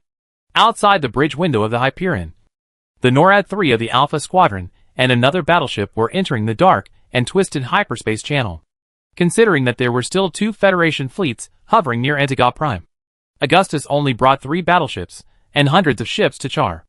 Augustus also ordered Runstein to strengthen the defense in the outer space orbit and deploy a large number of space mines and major mines on the route that the Federation fleet must pass to prevent the sudden attack and orbital bombing of the Federation fleet. Further away is the extremely magnificent Tassadar Protoss expeditionary fleet. The number of Protoss aircraft carriers alone exceeds 150, and thousands of Protoss fighters and transport ships surround their motherships. Such a huge military force is enough to easily flatten the main fleet of the Federation. In addition to the fact that the Zerg have not yet established a foothold in Char. This is also the reason why Tassadar dares to lead his army directly to the heart of the Zerg territory. The brilliant and shining Protoss fleet will arrive at Char before Augustus's human fleet. They are the main force in the battle against the Zerg. Chapter 288 Down. Straight to hell. Sailors, we are about to get out of the hyperspace jump state. Cheer up. The victory song and beautiful girls are waving to you. When Augustus walked out from the tile floor of the bathroom in the captain's cabin of the Hyperion, Renault was speaking on the fleet-wide broadcast channel. Augustus could feel that the Hyperion was vibrating slightly, which was a sign that the battleship was about to complete the jump. Among the human battlecruisers, the Behemoth-class Hyperion is already considered a relatively old battleship, but it is one of the few warships that has shield upgrade technology, Umogen titanium alloy steel armor, and Nemesis missile bay upgrade technology. Except for a few flagships, most of the Behemoth-class battlecruisers of the Terran Federation can only rely on armor defense. The Leviathan-class battlecruisers have long become history. Whether in terms of weapon level, speed or power engine, they will be at a great disadvantage when facing the new generation of warships. Augustus put on his shirt, jacket and trousers with white trouser lines in the shortest time, and took his gun. After the fingerprint and gene unlocking procedures, Augustus saw Corporal Faraday and another marshal's guard behind the open door of the captain's room. If the navigator is not mistaken, then we will soon reach our destination, Augustus said to Corporal Faraday. Char, the Combine and the Federation have almost destroyed it. The surface is completely uninhabitable, and the remaining people live on the space orbital platform of Char, Corporal Faraday said. Before the Zerg landed on Char, only the mining companies and pirates under the Federation nobles would patronize there. This is a good place. A few years ago, the Federation and the Union fought over Char not only because of the rich reserves of heavy metals on it. Augustus held the bulkhead with wool blankets hanging next to the captain's room of the Hyperion, wondering where Swan got these things from. Their only use was to prevent the staggering trainee sailors from hitting their heads on them. The most important thing is the location of Char. Neither the Union nor the Federation wants to lose it, Augustus said, as he followed the arrow mark on the wall of the cabin to the deck of the command layer. Once Char is captured by one side, the other side's multiple planets will be exposed to the attack firepower of the assault fleet. Char was one of the first planets invaded by the Zerg, and its fall brought about a chain reaction. Of course, no one wants to stick to a mining world with a harsh environment. Being an official here is a lucrative job. But Char is a veritable hell on Earth, he said. Char is only magma and scalding air. The Hyperion is known as the Iron Palace in the sky. Its interior is also quite spacious, enough to accommodate 6,000 crew members, a large amount of supplies and weapons, and can berth a small fleet of Wraith fighters. But this design was originally designed to save space on warships sailing in deep space. So there was too little space left for the aisles. In some extremely narrow aisles, passers-by even had to stick close to the pipes that emitted hot air. When setting off, all the refrigerators of the warship were filled with frozen meat, potatoes, and other supplies. When a battlecruiser had to undertake the task of transporting an entire corps of Marines, some of the Marines were forced to sleep in the narrow aisles. Augustus had already adapted to the environment of the Hyperion. Just like the engineers under Swan, he would go to the auxiliary engine room under the lower deck of the Hyperion during his free time and climb the layers of pipes there like climbing a mountain. Similar activities, like copperloose squash, real man bumper cars, and rugby, are the favorite sports of the fleet soldiers. Because these young and energetic young people are bored most of the time and have nowhere to vent their energy. After passing through a passage leading directly to the main control room, Augustus climbed a steel ladder more than 10 feet high. When he stepped into the elevator, he saw Matt Horner, a new recruit of the Revolutionary Army, and the first mate of the Hyperion, who were also preparing to board the bridge. This 16-year-old boy, who was a little shy at first, was loved by the commanders of the Hyperion. Horner had almost all the advantages of a commander, with good conduct, seriousness, meticulousness, strong sense of responsibility and justice, and was able to complete every task assigned to him and strive for excellence. Matt Horner is also a person who loves learning. During his break time, he read all the books Augustus gave him in his small compartment, which was not spacious and could only accommodate a single bed. At the same time, he was also reading manuals and a large number of professional books about human ships. Matt has no bad habits except chocolate, which is completely opposite to Tychus Finley. You look excited, Matt. Augustus looked at the young man who was much younger than him and said, according to the Protoss, Char has at least billions of Zerg in more than a dozen different hives. Aren't you afraid? No, sir, because I am sure that I am on the great path of saving all mankind. And I joined the Revolutionary Army for this reason. Matt saluted Augustus. I did the same when I first joined the Federal Marine Corps. Augustus smiled. It is not easy to stick to your original intention, especially when fame, status, and power come one after another. This is where I should learn from you, Matt said. Have you written it down? You must remember exactly what you said. Corporal Faraday whispered to his subordinates earnestly. This is worth learning. Augustus shook his head. In the Revolutionary Army, the idea of individual worship was almost unstoppable. He could not imagine what this would bring after overthrowing the rule of the Terran Federation and establishing a new regime. When the elevator stopped, Augustus saw Tychus Finley in another elevator that was opening next to him. His face was ruddy, and it was obvious that he had drunk a lot of cocktails in the bar on the Hyperion. Drinking is strictly prohibited in the fleet, but Tychus is an exception. He spent all his cleverness on how to steal alcohol. Good morning, Marshal. I heard that you are going to throw us all to Char. Tychus was trying to light the cigar in his hand while speaking. Tychus is a man who pursues the principle of enjoying life in the moment. As long as he has money, he will spend it on wine, cigarettes, and girls. From the type of cigarettes in Tychus's hand, you can tell how long his fleet has been sailing, because he always enjoys the best batch first, and will try inferior cigarettes when he has no choice. That's about right, Tychus. If necessary, you and I will be the first to jump, Augustus said. Hypocritical guy. I don't expect you to do that. Tychus felt that he was asking for trouble. When Augustus walked into the bridge of the Hyperion, there was a black vortex radiating dazzling light outside the observation window opposite him. It was the sub-jump space-time channel that was being opened. The equipment in the bridge was running at full capacity. The seats in front of the command console and the sensor monitoring station were full of people, and more people came and went on the bridge deck. Precision instruments, valves, wires, and measuring instruments formed the overall picture of the bridge. There was another slight tremor, and the Hyperion jumped out of the hyperspace channel, and a world with strong flashes from time to time suddenly appeared in everyone's eyes. A call suddenly came from the relatively quiet fleet communication channel, and Jim Raynor, who was standing in front of the main screen, looked back at Augustus. The Hyperion has arrived in Char. Marshal, welcome to the world of purgatory and death, Raynor said. Char, the crematorium of the world. Is anyone still alive here? Augustus asked. What about the reconnaissance fleet I sent out?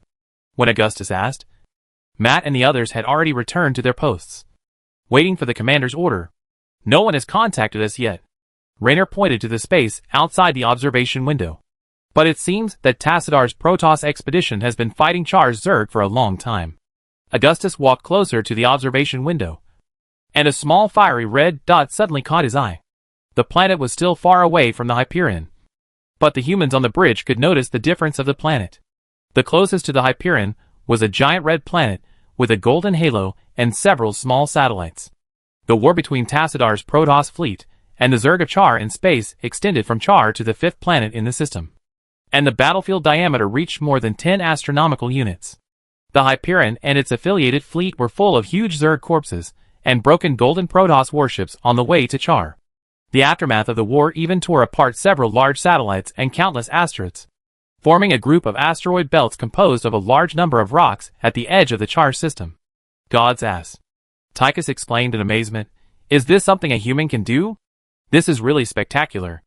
As Augustus spoke, a piece of debris from the Protoss aircraft carrier flew past the bridge wing of the Hyperion at a very fast speed and flew to the edge of the Char system. Further away, a huge swarm behemoth was floating in the cold deep space, like a dead small moon or a whole continent thrown into space. The huge wound on its skin full of vesicles and pustules was even wide enough to accommodate a battlecruiser. The seemingly dead monster itself was a giant battleship that could travel through deep space. A huge hole with a diameter of more than several hundred feet runs from Behemoth's head to its tail. Even though it seems to have lost the vitality of a living creature, its internal meridians, tendons, and organs are still working. There are still a large number of dragons and swarm guardians crawling out from the trenches and valleys between its skin. A large number of maggot-like larvae are wriggling inside it, preparing to transform into cocoons. Avoid that behemoth. We are no match for it, Augustus ordered. In the cold and dark space, The Zerg had noticed the human fleet that suddenly jumped into the Char system. Although this fleet was insignificant compared to the powerful Protoss expeditionary fleet, there were still a large number of Zerg approaching them. Find Tassidar's flagship, the Star Shuttle. As Augustus spoke, a Protoss aircraft carrier closer to the Hyperion was firing, and the bright flash of the firing instantly illuminated his face, like the fire in the fireplace. Detecting, Renault walked to the observatory. The radar scan of the Char system appeared on a main screen projected by a holographic image, with various triangle or square signs on it, which were Zerg and Protoss warships in the high-altitude orbit of Char. The main battlefield has moved from the edge of the system to the high-altitude orbit of Char, where bright flashes occasionally burst out, as if there are several supernovas exploding. We have contacted them, and they responded to us. After a while, Raynor reported, I am Tassadar, Marshal Augustus. Tassidar's face with light blue skin appeared on the main screen, and his sky-blue eyes, that seemed to burn with flames, were still as shocking as before. The fleet has been fighting on Char for 4 solar cycles, Tassadar said. We still cannot break through the Zerg's defense in Char's high-altitude orbit. We have detected that hundreds of millions of Zerg eggs are hatching in the numerous main nests on Char, and the Zerg in these Zerg eggs must be variants specially prepared for space warfare. Once the Zerg on Char hatch enough flying creatures, our fleet will be at a disadvantage in this battle. I am sending ground troops to Char to destroy those main nests. If you can spare a hand to help us destroy a few main nests, friends, the Sons of Ire will be grateful. The great Archon Dragon Knight Taldarin will fight alongside you. As soon as Tassadar spoke, Augustus could see a golden flash bursting out from the Star Shuttle, and the sky-covering mosquitoes were attacking the Protoss fleet. Goodbye, my friend. May Adon bless you. What? Are you going to help? Tychus looked at Augustus. We are just pendants on these Protoss's pointed heads and tassels on the hilts of their swords. Just leave these things to them. Could it be that we have come all the way to Char just to watch an unprecedented space fleet battle? Raynor thought for a while and said, I can see that Tassadar, the executive officer of the Protoss Expeditionary Force, is much more noble than those in the Federation Council. If we help him once, he will definitely remember it. He said, don't forget, we owed Tassadar a lot in the Sara system and Antiga, but no one said that gratitude should be returned. Not to mention that this is risking life. Tychus curled his lips. What I hate most is people like you, which makes me look like a despicable villain. Attacking Char will definitely force the Zerg to return for help, which will undoubtedly reduce the pressure on many marginal worlds. Aside from that, Tassadar's friendship is worth the risk, Augustus said. Jimmy, how many nuclear bombs do we have left? Augustus said. Not many. Raynor said. 2 Apocalypse-class nuclear bombs and 2 50 million tons of tactical hydrogen bombs are enough to destroy several Zerg main nests. But after that it's all up to us. We used a lot on Antiga Prime. While talking, the Hyperion and other warships retraced to the vicinity of Char after a short jump, but kept a distance from the Protoss and Zerg fighting in high-altitude orbit. At this time, on the right side of the Hyperion was Edna Duke's flagship NORAD 3, and on the other side was the Alpha Squadron scientific ship Amerigo.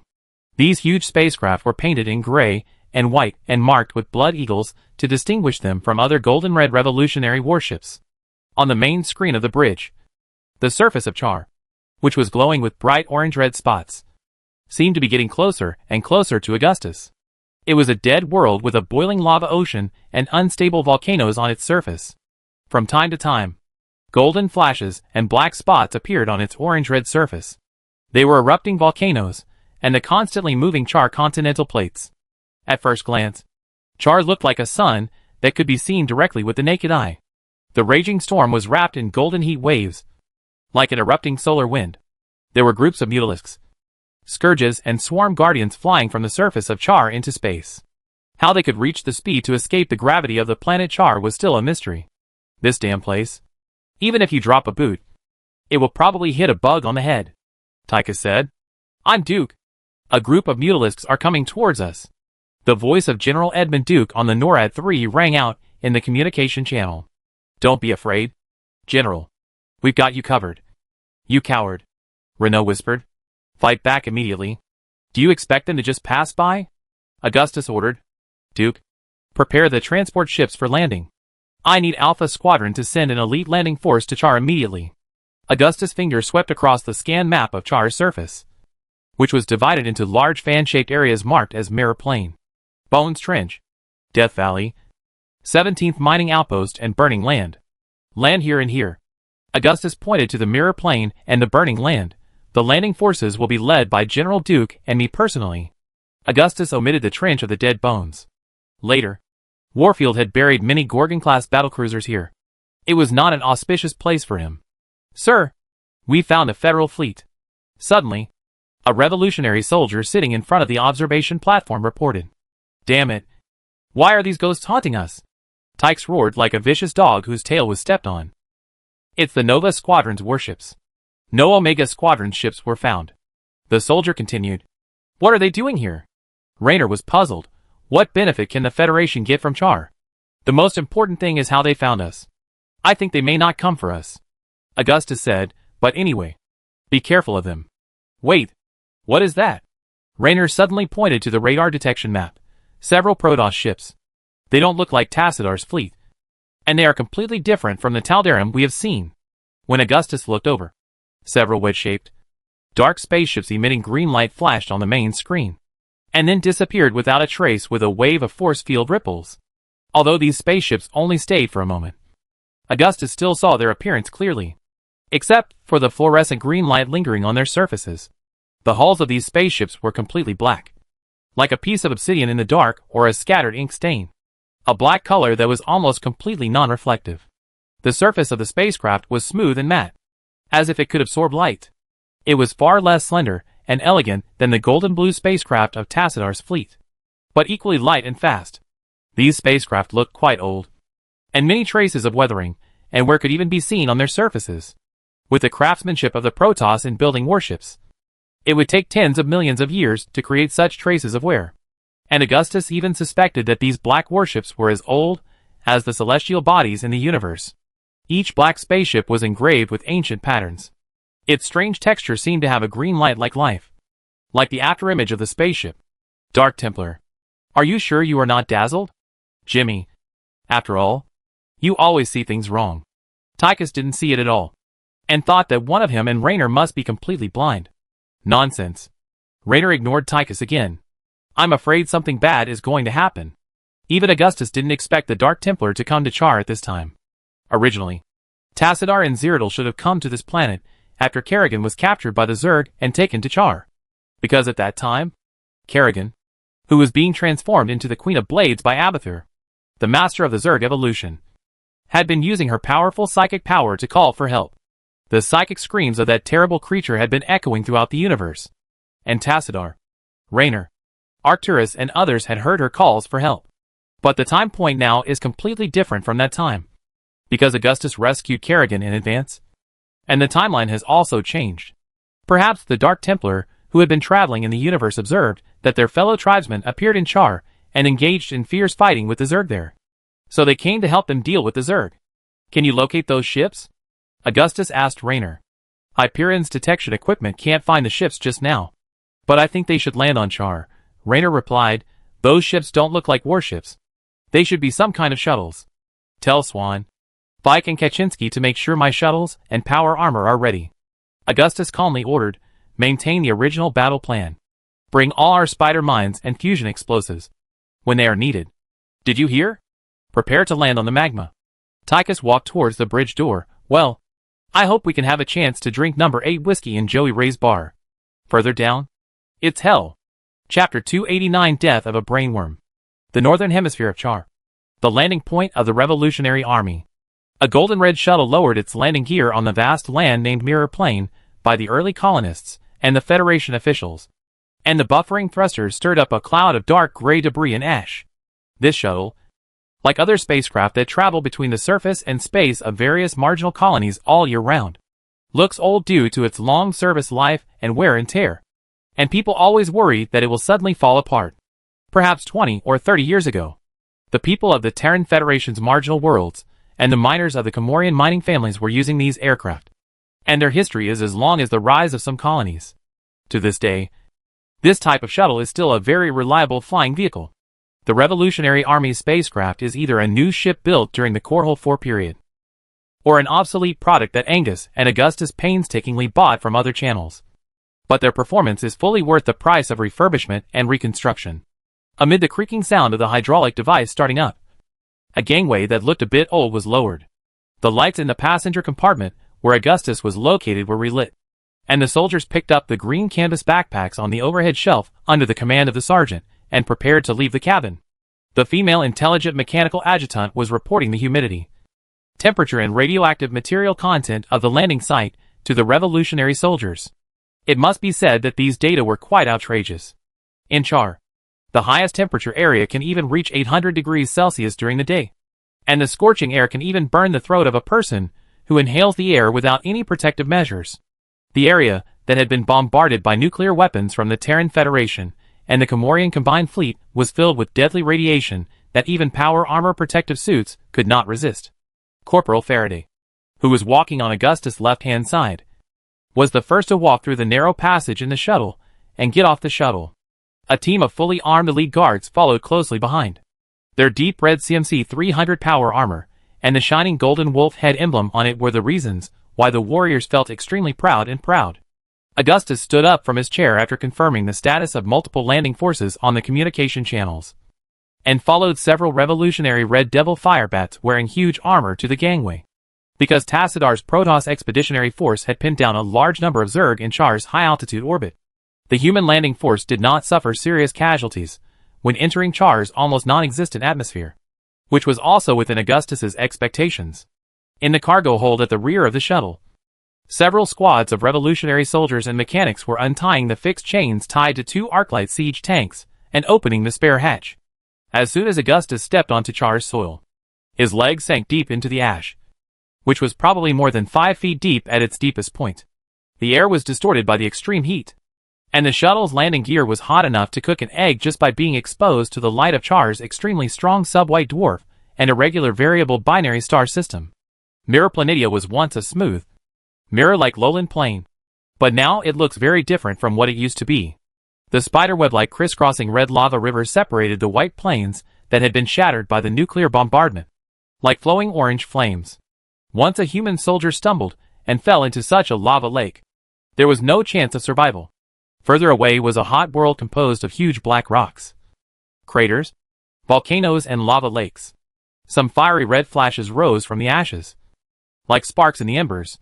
In addition to the lava lakes, there were large and small holes on the ground, all of which emitted gray smoke columns, and sometimes spit out a burst of gray smoke like an oyster spitting out the fine sand in its shell, like smoke rings from a pipe. Most of the caves are quite dangerous, and the hot air coming out of them can burn people to death.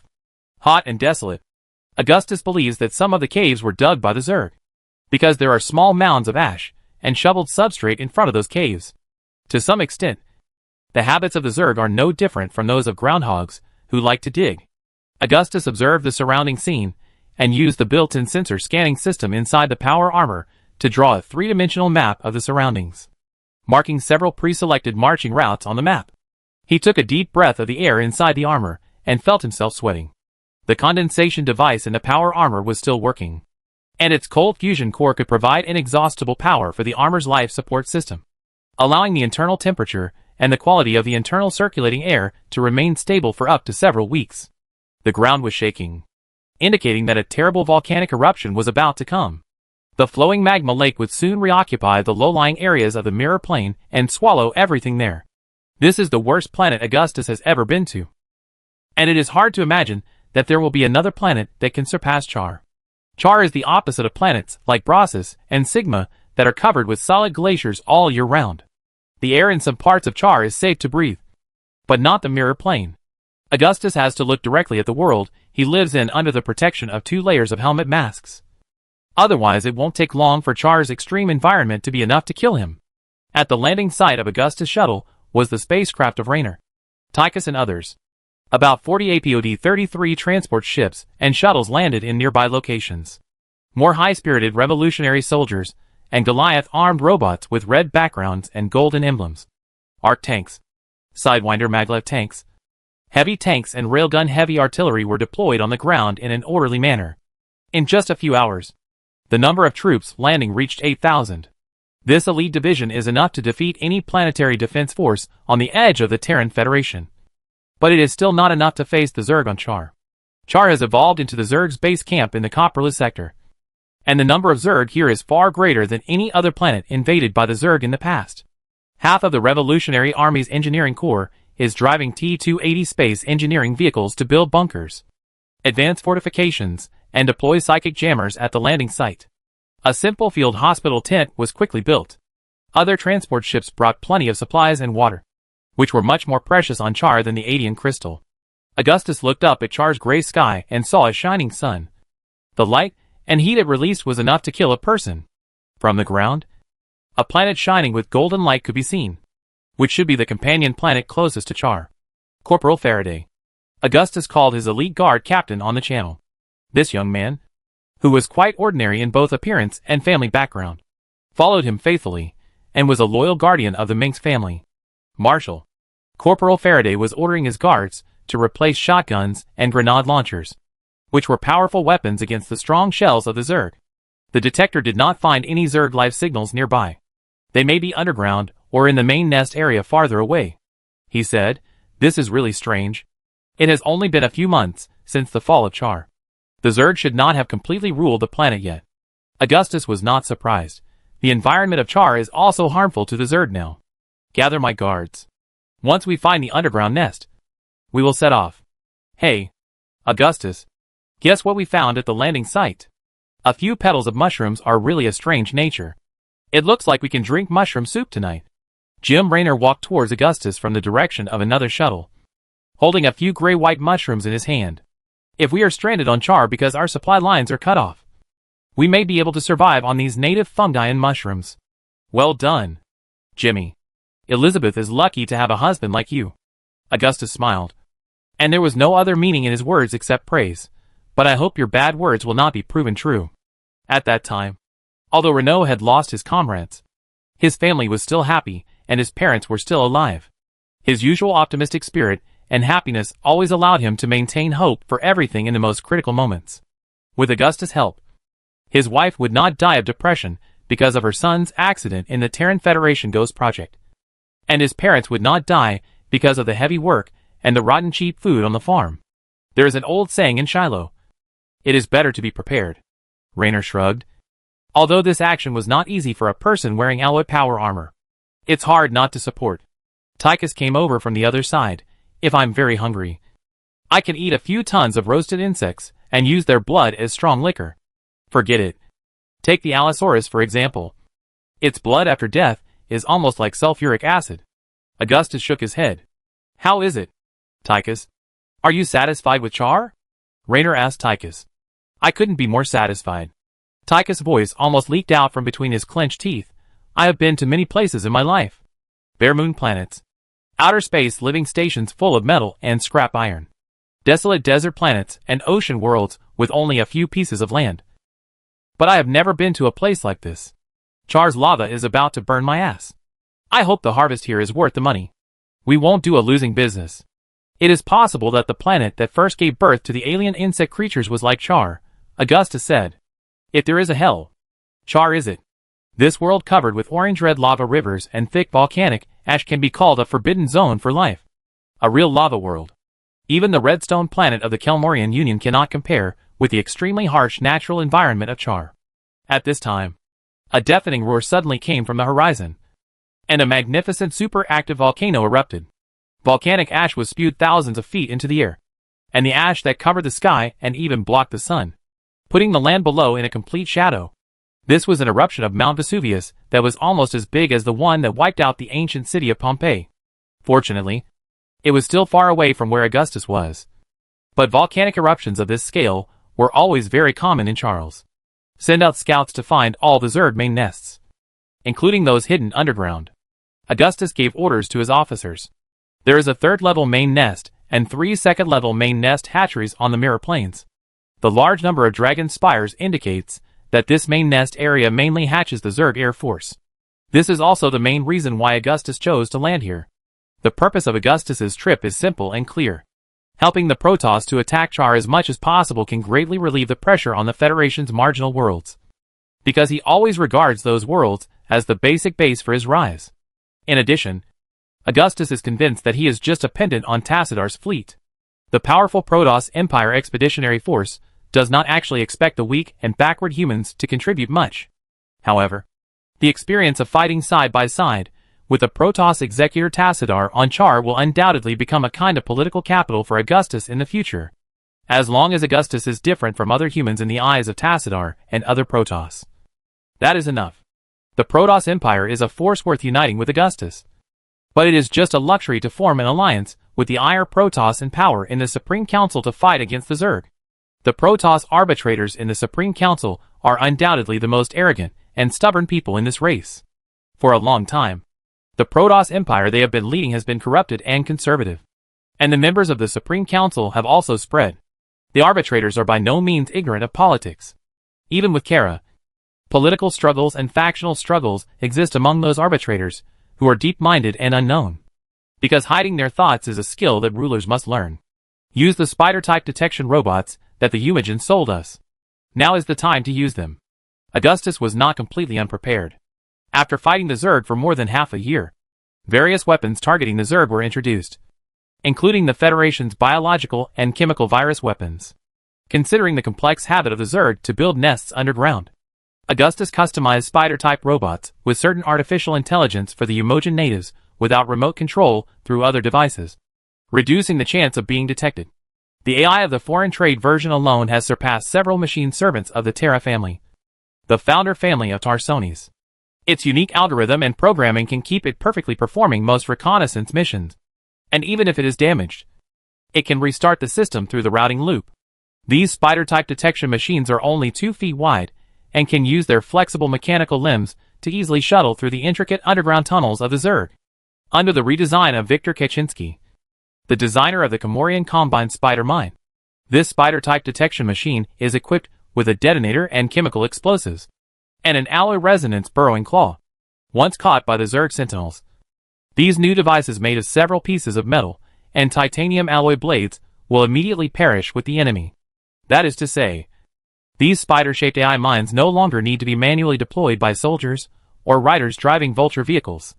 They can sneak into the main nest of the alien insects or the military base of the Federation army by themselves, giving the enemy a surprise.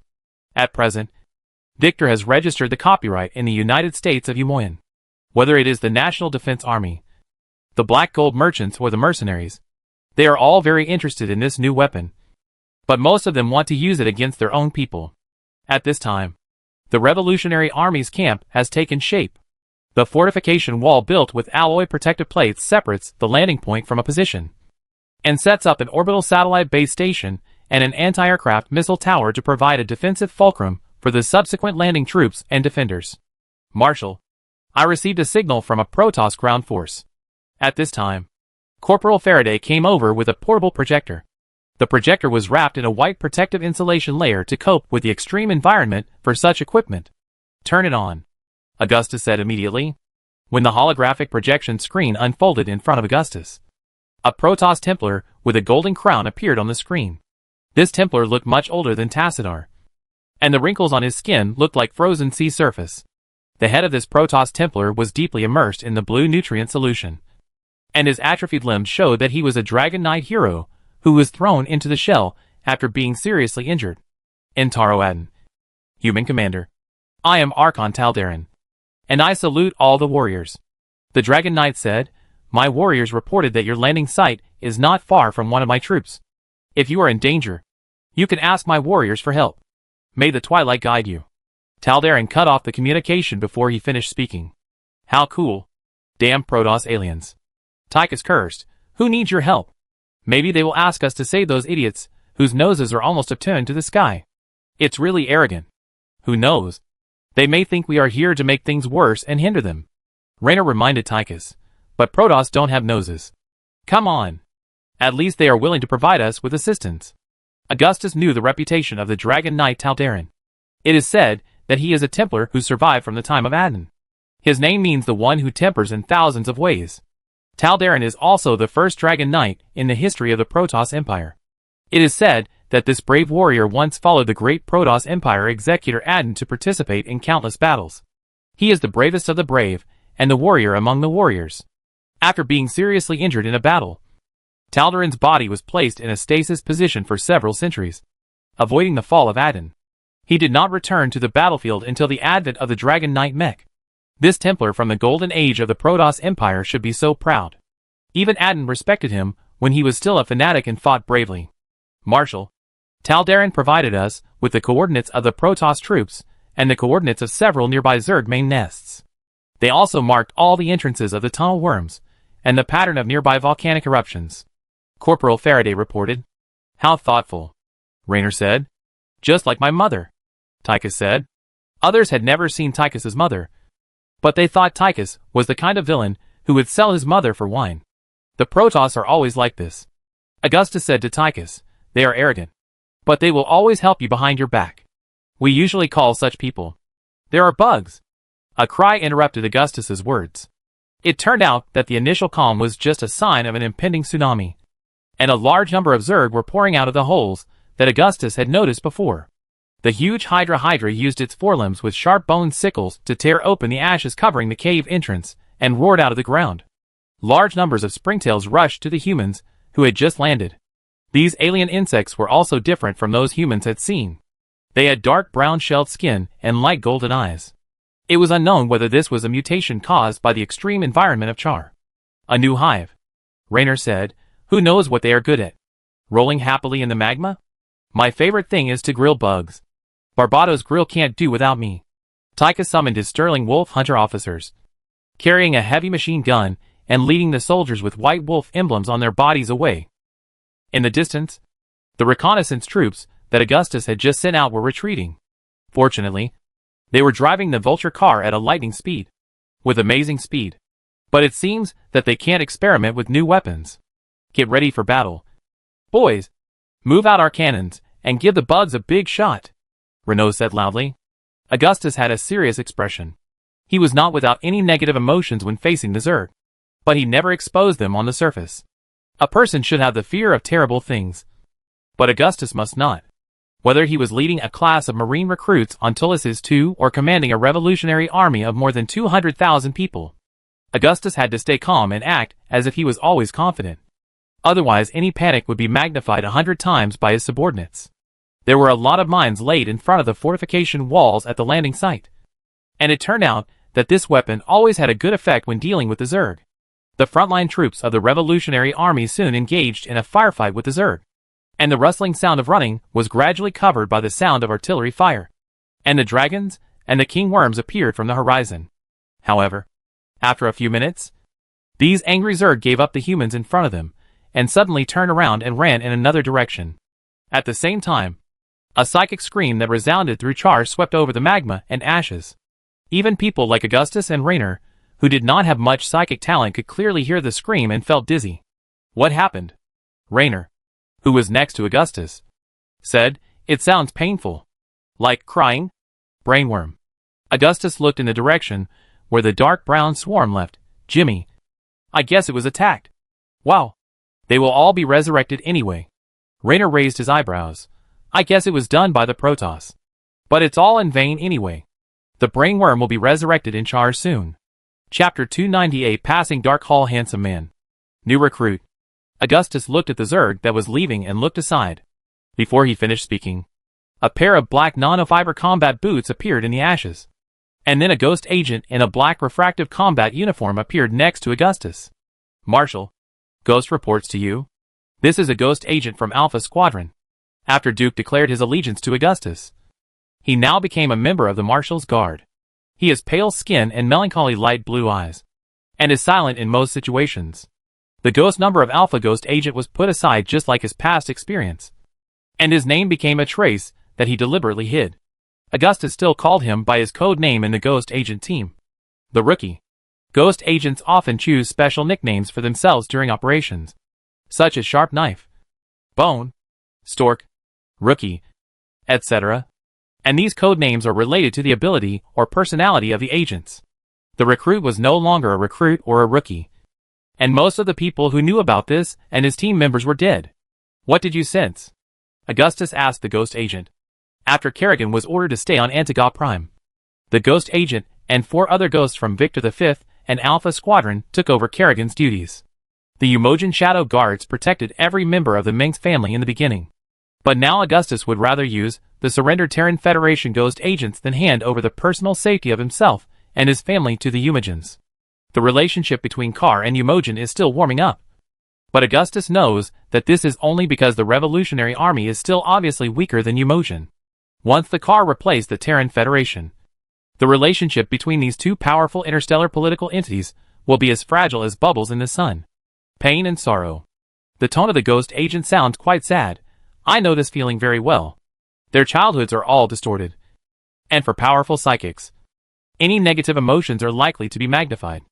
That should be from a Zerg brainworm. But the psychic strength is not as strong as that of Sass.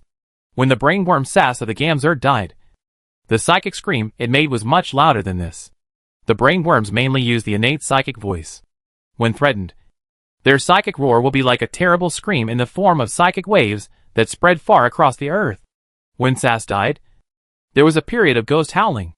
I heard that everyone who stayed on the ground heard Sass's screams. I hope that guy knows how shameful he is. Raynor said. The location of the brainworm should be not far from us. Augustus said to the ghost, can you sense where it is? To track a powerful psychic creature like the brainworm, you must rely on the help of human psychers. Although their sensitivity to the Zerg psychic power is far less than that of Sarah Kerrigan. East. The ghost's deep breathing was revealed through the breathing mask on the helmet. And the sound was as distant as a ghost underwater. I can confirm it. Marshall. That is. Renault, who was listening on the side, had his brain spinning rapidly. The burning land. Augustus said, Duke's troops landed there. They may be in trouble. On the map, the Mirror Plain, the burning land, and the Death Valley are three adjacent areas. Just an artificial regional division. Without any dangerous terrain barriers. Augustus immediately contacted Duke's Alpha Squadron. And they knew no more about what was happening than the people on this side. According to Duke, his troops were attacking a Zerg main nest according to the Marshal's order. And then the Zerg in front of Alpha Squadron suddenly went crazy. Augustus then ordered Duke to slow down the advance. Search for dark Protoss ships that might be docked nearby. And send a troop to support him. Jimmy. Gather people. We need the best Vulture motorbike riders. A combat company will be enough. Augustus suspected that the person who killed the brainworm was most likely the Dark Templar. But there was no evidence to prove it. If nothing unexpected happens, the one leading these Dark Templars should be their Archon Zeratul. The old Dark Templar left his hometown of Shakuras many years before the Zerg invasion. He has been traveling in the universe, looking for relics related to the Zelnanta and exploring forgotten knowledge. Only the Dark Templar can cut off the mental connection between the Cerebrate and the Zerg Overlord built with void energy, completely severing the induction between the Overlord and a certain Cerebrate, so that the Overlord can no longer revive his Cerebrate at will, thus killing the Cerebrate in the true sense. Okay. I'll drag our best vultures out of the cargo ship right away. Renault suddenly realized, you don't want to find the body of the brain worm. I guess the worms around here are all crazy. They must be looking for the murderer. We are looking for the murderer. After killing the brain worm, they may not have gone far, but are observing the reaction of the alien Zerg. A lot of things flashed in Augustus' cold gray eyes in an instant. He thought to himself that he didn't know when he would find those elusive Dark Templars next time. I need them to deal with the alien Zerg. But the brain worms can't be killed. Renault sighed. But as long as it's your order, I won't object. I hope we're still in time. At this time, the psychic jammer set up by the Revolutionary Army Engineering Corps at the landing point has begun to operate, providing an invisible barrier to isolate the Zerg for the nearby camp. Tychus. Augustus first announced his order to the officer in charge of defending the landing point, and then found the line of Tychus in the communication channel. Retreat. Return to our landing point in Char, and wait for orders. Go! Go! Go! Go! Go! What's going on? My heavy machine gun is still hot. The crosshairs are stable. And I just blew up the heads of several Hydralisk monsters. Tychus did not doubt Augustus's order. When he was in the Federal Army, he always tried to take advantage of the Federal Army's orders. Although he never gave up complaining, he followed the Revolutionary Army Marshal's orders in a strict manner. When will the next attack be? Wait for orders. Augustus said to Tychus, now you are the supreme commander of the landing point. Where are you going? Tychus asked. It will take some time to explain. While Augustus was talking, Renault had already dragged out several modified vultures with his men. Follow your orders, Mr. Finley. This makes me uncomfortable. After saying that, Augustus lost patience to listen to Tychus' nonsense. On the battlefield, he always seemed to have endless things to say. Even the spirited young man Renault couldn't compare to him. The vulture prepared for Augustus looked no different from others. With a slender wedge-shaped body and a propeller with a curved jet duct, the vulture is painted crimson with gold and off-white trim. However, like many vulture riders, this vulture has undergone a series of modifications. Of course, this is illegal, and the police at the Tarsonis Police Department can tell which cars should be fined just by the roar of the vulture engine. Augustus' vulture engine uses the latest twin-turbocharged design of the Comorians, and the fuel is compressed and refined high-energy gas. If necessary, this vulture can even reach a speed of 300 miles per hour.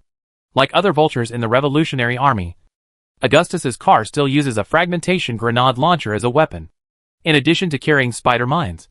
Its ammunition storage box still stores the spider detection robot previously designed by Viktor Kaczynski and named Victor Destroyer. This exquisitely designed vulture was given to Augustus by his brother Arcturus, because the man, who is already in his early 30s, still remembers his brother's sincere love for racing. Arcturus's concern for his family only increased after he learned that his mother and sister almost died at the hands of Kerrigan. When he got on the vulture, Augustus, who rarely drove such dangerous vehicles as a Revolutionary Army marshal, couldn't help but think of his time at the Tullises II recruit training camp. Remember the time when we drove the vulture to avoid the pursuit of the military police? Augustus sat on it steadily, and the engine of this beautiful motorcycle immediately purred like a cat. A dozen Revolutionary Army vulture vehicles painted in the same golden red color were whizzing past Augustus and stopped not far away, on the land of Char covered with ash and black rocks. Engineers were measuring the land and driving space engineering vehicles to move huge rocks. Bunkers and missile towers rose from the ground. Revolutionary Army officers and political commissars with golden wolf head epaulets were standing on the fortification wall and using telescopes to observe the Zerg main nest and flames in the distance. Large numbers of Revolutionary Army soldiers lined up in 3 columns were walking behind the officers. Their gold-plated matte masks with fire pandas painted on them looked dull in the sun. Of course, Kulowski swore that he would never ride in your car again in his life. Renault rode on his beloved gray-green vulture. He still shudders and vomits when he sees a vulture. To this day, Colonel Ilya Kulowski, the devil of heaven, still hates vultures so much that his troops never use hover bikes as vehicles. This is a curse, and Colonel Kulowski has always emphasized that he must never ride in Augustus's car. I'm sorry. Augustus laughed. Come on, Agent, he said to the Alpha Ghost agent codenamed Recruit, hold on tight and fasten your seat belts. The other party showed a rare hesitation in his life, but in the end, his sense of responsibility and love for the Marshal overwhelmed his fear. You are really a devil. Renault was convinced that he had discovered the evil side of Augustus. It was said that when he was a student, this guy even took the trembling Dean of Studies to race a motorcycle on the dangerous and winding mountain road of Call for Stilling. In Moria, Augustus once raced with the boss of a private operator of the consortium. In the end, the weak-legged businessman had to agree to all of Augustus' requests. But I have to admit that racing a vulture car on a planet in the Copperloo sector is a romantic thing, Renault said as he caught up with Augustus. Augustus's convoy of vulture cars sped across the pale volcanic ash-covered land of Mingjing, passing through the caves and rocky hills that emitted Mars. The air was thick and dirty, filled with the smell of gray ash and choking smoke, like the ashes of burnt foil floating in the air. In the distance, there were volcanoes and craters with thick smoke, and smoke and boiling steam were pouring out of those volcanoes. Above Augustus' head, thick clouds of ash rolled, and these clouds emitted the red color of fire in the sunlight. Even after driving dozens of miles, the surface of Charles was still covered with a thick layer of ash. Perhaps Char once had vegetation and a variety of life, but now it no longer exists. Some people report that some primitive rodents still live in some relatively stable areas of Char. Even in a purgatory like Char, there are signs of life. The road conditions became much worse after Augustus drove out of the Mirror Plain. Sometimes they had to bypass extremely wide lava rivers and huge rocks. The complex terrain brought great obstacles to Augustus and his men, just like those seemingly solid but fragile ice layers. And some thick ashes were hot magma under them. During the march, One of Renault's rangers accidentally fell into the lava river, and the 20-something Mar Sara disappeared without a sound. This dealt a blow to the morale of Augustus's men, but the soldiers were still in high spirits. However, by the time Augustus's troops arrived at the junction of the burning land and the mirror plane, they had lost 2 brave warriors, and even their bodies could not be found. The burning land is a land of death composed of lava lakes and rivers scattered all over the place. Its surface radiates bright flames, and the scorching flames even burn the sky red. Between the lava lakes are rock islands made of cooled lava, and Zerg organic buildings that seem to be connected to the sky stand among the lava. The lava has turned the Zerg main nests, which are made of dark brown shells, sharp corners and spikes, into a fiery red, as if the firewood is burning red in the blazing flames of a fireplace. It is hard to imagine that the Zerg would choose this area as their main nest area. In this area where even a misstep will lead to falling into the lava, it is impossible for humans to survive, let alone survive for a few minutes. Augustus met Edmund Duke and his Alpha Squadron on a solid rocky land in the burning land. The area was made of hardened rocks and surrounded by volcanoes. The terrain was flat and could withstand the roar of heavy tanks and artillery. Alpha Squadron built a small, impregnable fortress on this land based on the command center and engineering station. There were several Goliath-armed robots patrolling the fortress, and 3 flags representing Alpha Squadron. Duke and the Minx family were fluttering in the scorching wind of the burning land. Although no one cares, Duke's loyalty is to Augustus himself rather than the Revolutionary Army. Once the vulture stops, Augustus reunites with the ghosts following him, as well as Raynor and Alpha Squadron. During this time, the ghost recruits highly praise Marshal Augustus's driving skills, but he eventually vomits on the ground. Duke looks very proud of himself. Apparently, although Duke still doesn't understand why the Zerg have become chaotic, he is happy to attribute it to his wise leadership. Marshal, we just destroyed a secondary main nest, and the Zerg, they are simply vulnerable. Duke didn't dare to open his helmet and expose his head to the poisonous air in the volcanic zone. Otherwise Augustus would definitely see his extremely proud face. Are the Zerg here still in a crazy state? Augustus confirmed that more than 3 hours had passed since he set out. If the Overmind had resurrected the dead Cerebrate, the Zerg clan that Alpha Squadron faced there should have returned to normal. Yes, they are still barking like mad dogs. Is there anything wrong? Duke asked Augustus. Idiot. Of course it's wrong. Raynor cursed. What qualifications do you, a marginal country bumpkin, have to question a meritorious general? When I was fighting bloody battles with Comorian, you were still eating mud on a stone planet. Duke had to hit back at Raynor, but he didn't dare to speak too loudly in front of Augustus. Have you found any traces of Protoss ships? Augustus asked Duke. Our detection equipment has not found even a single Protoss ship here. Duke changed the subject, but when the monster screamed, my ghost agents confirmed his approximate location. He pointed to a volcano in the distance that was spewing thick smoke. When Augustus looked at the discovery, he was surprised to find that the volcano's rocky walls were also covered with a layer of fungal mats. These fungal mats have undoubtedly adapted to the hot environment of Char. Before this, the most effective way to eradicate the fungal mats was to use fire to burn them. It's near the rock wall of the southern volcano. There are mad Zerg everywhere now. Have you sent people to investigate? Augustus looked at Duke and said, Of course. I sent 2 resocialization teams and a ghost agent. But they are still searching on the rock shelf of the volcano. Duke replied, Nothing was found except a few rotten rocks. Speaking of which, the Zerg there are absolutely crazy. My people noticed that there are at least 3 different Zerg nests fighting each other. They are fighting among themselves. There are conflicts among the Zerg? He said sarcastically, fighting for territory or something else. This is really funny. This is good news. It seems that the Zerg are not united. I hope this is true. Raynor rarely agrees with Duke. Maybe another hive is clearing out the Zerg that have lost control due to the loss of the brainworm. Augustus said. Why would they do that? Raynor asked, if the brainworm will be resurrected in Char, then the Zerg will not need to execute those that have lost control. It may be because it has no chance to revive. Augustus' voice became more serious.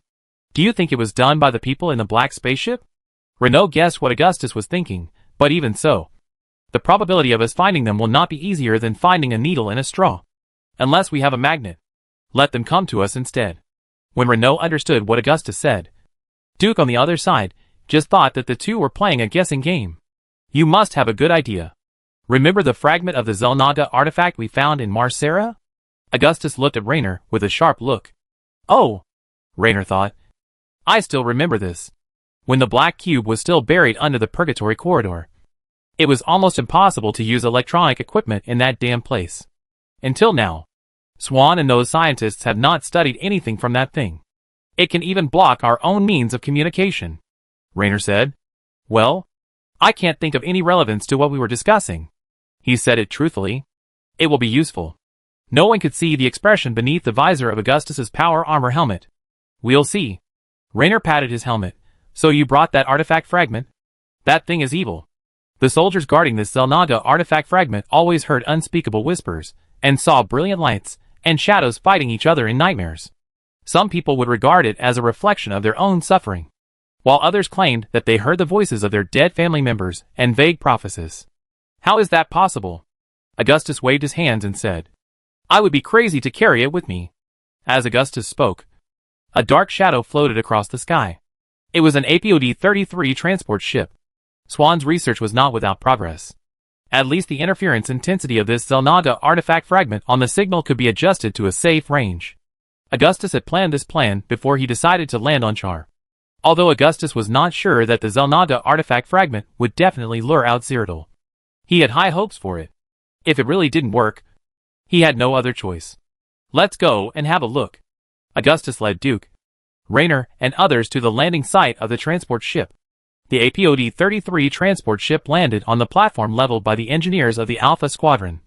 And several engineers were carrying boxes containing the Xel'Naga artifact fragments out. What should we do now? Raynor looked at the black box containing the Xel'Naga artifact fragment. It's simple. Use the device to amplify the signal of the Xel'Naga artifact fragment. Augustus replied, if they are nearby, they will definitely be interested in this artifact fragment. I hope this will not attract other uninvited guests. Chapter 291 Cyrodiil. Will this work? Renault walked towards the fragment of the Xel'Naga artifact that was suspended between the black inverted triangle brackets. The polyhedron with mysterious carvings on its surface was suspended in the air several feet high, emitting a faint blue light in the flying ashes and sparks. This mysterious irregular geometric body was obviously part of a larger whole, and it was extremely difficult to destroy. Swan used the hot melt laser drill, but was unable to shake it at all. And all human detection equipment could not analyze the core of this object. What exactly did the person who made it want to do with it? Raynor stood in front of the fragment of the Xel'Naga artifact, pacing around it amid the sound of the power armor servo engine. Augustus summoned Corporal Faraday and Ghost Agent New Recruit and asked the latter about the fragment of the Xel'Naga artifact. It is undoubtedly a container. A container for storing psychic energy. Ghost Agent New Recruit replied, but it is not complete yet. Otherwise its power may far exceed any weapon we have. I trust your judgment. Augustus' words flattered the Ghost Agent. When we can put all the puzzle pieces together, it will be a magical weapon that can deal with the Zerg and humans. Where does your confidence in this thing come from? The only way I can think of using it as a weapon is to hit the head of the Zerg with it. Reno has a big prejudice against the fragments of the Xel'Naga artifact. Why do we believe that this thing has such a great attraction to the things on the black spaceship? Or, we should set a trap nearby. Just like putting oil and spices in a mousetrap. Ah, if they dared to come. Duke, who didn't quite understand what Augustus and Reno were talking about, thought he finally had his chance to show his ability. They will become a pile of dead dogs that I will drown in the water. He gestured viciously, gesticulating, as if he was strangling someone's neck. Use your brain, General. We want to catch them alive, Renault said. Or you didn't? Eat shit. Young man, Duke roared angrily. He must have been so angry that his face turned blue. This Duke family descendant, whose character was so bad that it could be called terrible, was extremely irritable. Renault was so skilled that he could anger him with just a few words. And he was amused by the other party's angry but helpless appearance. In the final analysis, the origin and completely different ideological education were the root of the conflict between Renault and Duke. In Renault's own words, it was that if you were not from the same family, you would not be able to enter the same door. Augustus and Raynor were both familiar with Duke's easy-to-understand facial expressions. The only saving grace of this stubborn, 45-year-old former Federation squadron leader was that even if Duke had only a warship or even a gun, he would rush forward and fight the enemy head-on without hesitation. Jim, you shouldn't treat an old man like this, Augustus tried to mediate the conflict between the two men. He just hoped that this would not add fuel to the fire. Guys, take this artifact fragment to the command center. The Revolutionary Army engineer who was responsible for transporting the fragments of the Zelnada artifact carried boxes and other equipment to the command center of the Alpha Squadron under the order of Augustus. Even Raynor had to admit that although Duke was a complete idiot, he was, after all, an experienced officer with great insight and command experience. The location of the camp and fortifications at the landing point of the Alpha Squadron was so tricky that there was nothing wrong with it. In addition to the command center, there were also continuous marching tents and logistic supply centers. Duke's experienced engineers found a precious water source nearby, a non-toxic hot spring. After processing the ash, sulfide, and other impurities, the freshwater processor can transform the water into a precious resource that can be drunk. The command center is set up near an orbital satellite base station, and a water tower is set up on the other side. All equipment is powered by the power reactor of the cargo ship. These precious energies are hard to come by on Char. Duke's barracks are arranged like other officers from the Federation nobles, and the commander's environment must be comfortable no matter what. There are about 2,200 Alpha Squadron Marines guarding the base, almost all of whom are resocialized soldiers. All officers of Alpha Squadron have been replaced by officers and political commissars from the Corhal Revolutionary Army to ensure that Duke, who always likes to act on his own, will not squander this army. Alpha Squadron is equipped with CMC 300 power armor and has heavy weapons such as electromagnetic railguns. Apart from the inflexible minds of the resocialized soldiers, they are almost second only to the several veteran divisions of the Corhal Revolutionary Army. Augustus' most elite troops are now the Corhal Veteran Division led by heavenly devils such as Lundstein and Corhal Nobles, Milan Han's Port of the Dead Raiders Assault Division, Raynor Rangers, Tychus's Wolf Hunters, and the Sara Army commanded by the former Federation Governor Mar Sara. Prior, Governor Mar Sara's troops were given a new name, the Sons of Dante. The interior of Duke's Alpha Squadron Command Center was unexpectedly simple and tidy, with the usual military pragmatic style. But medals and weapons were hung all over the walls. The civilian staff and officers in the command center were basically dispatched by Augustus. In addition to giving Duke advice, they also had to keep a close eye on him at all times to prevent Duke from suddenly taking the Marshal's elite troops to fight someone. Standing on the entrance steps of the Alpha Squadron Command Center was Lieutenant Aisha, who was conveying orders for Duke. She was a petite but plump blonde with a charming smile, like a smiling cat. But no one in Alpha Squadron wants anything to do with her, because she cut off the genitals of 8 men in a week before being arrested and imprisoned and transformed into a resocialized soldier. Dangerous criminal routines are always the same. When you pick up a drunken and hip girl on the street, she may just be waiting for an opportunity. Augustus knew nothing about this. He just treated her as an ordinary resocialized soldier. Some soldiers may be arrested and imprisoned simply because they angered a federal noble, while others may have committed extremely heinous crimes. "Call my elite guards," Duke said to the messenger. "We need anti-stealth equipment, but no excessive defense." Augustus looked at the beautiful blonde female officer. She just tilted her head, obviously not understanding which of the two conflicting orders she should follow. During her confusion, Augustus just frowned slightly. "Do as the Marshal says," Duke said immediately. "I told you, Duke. Those poor guys who have undergone neural modification can only do some work, like serving tea and water," Renault said. "Or you would rather have a servant who can only follow orders than a wise lieutenant." "No.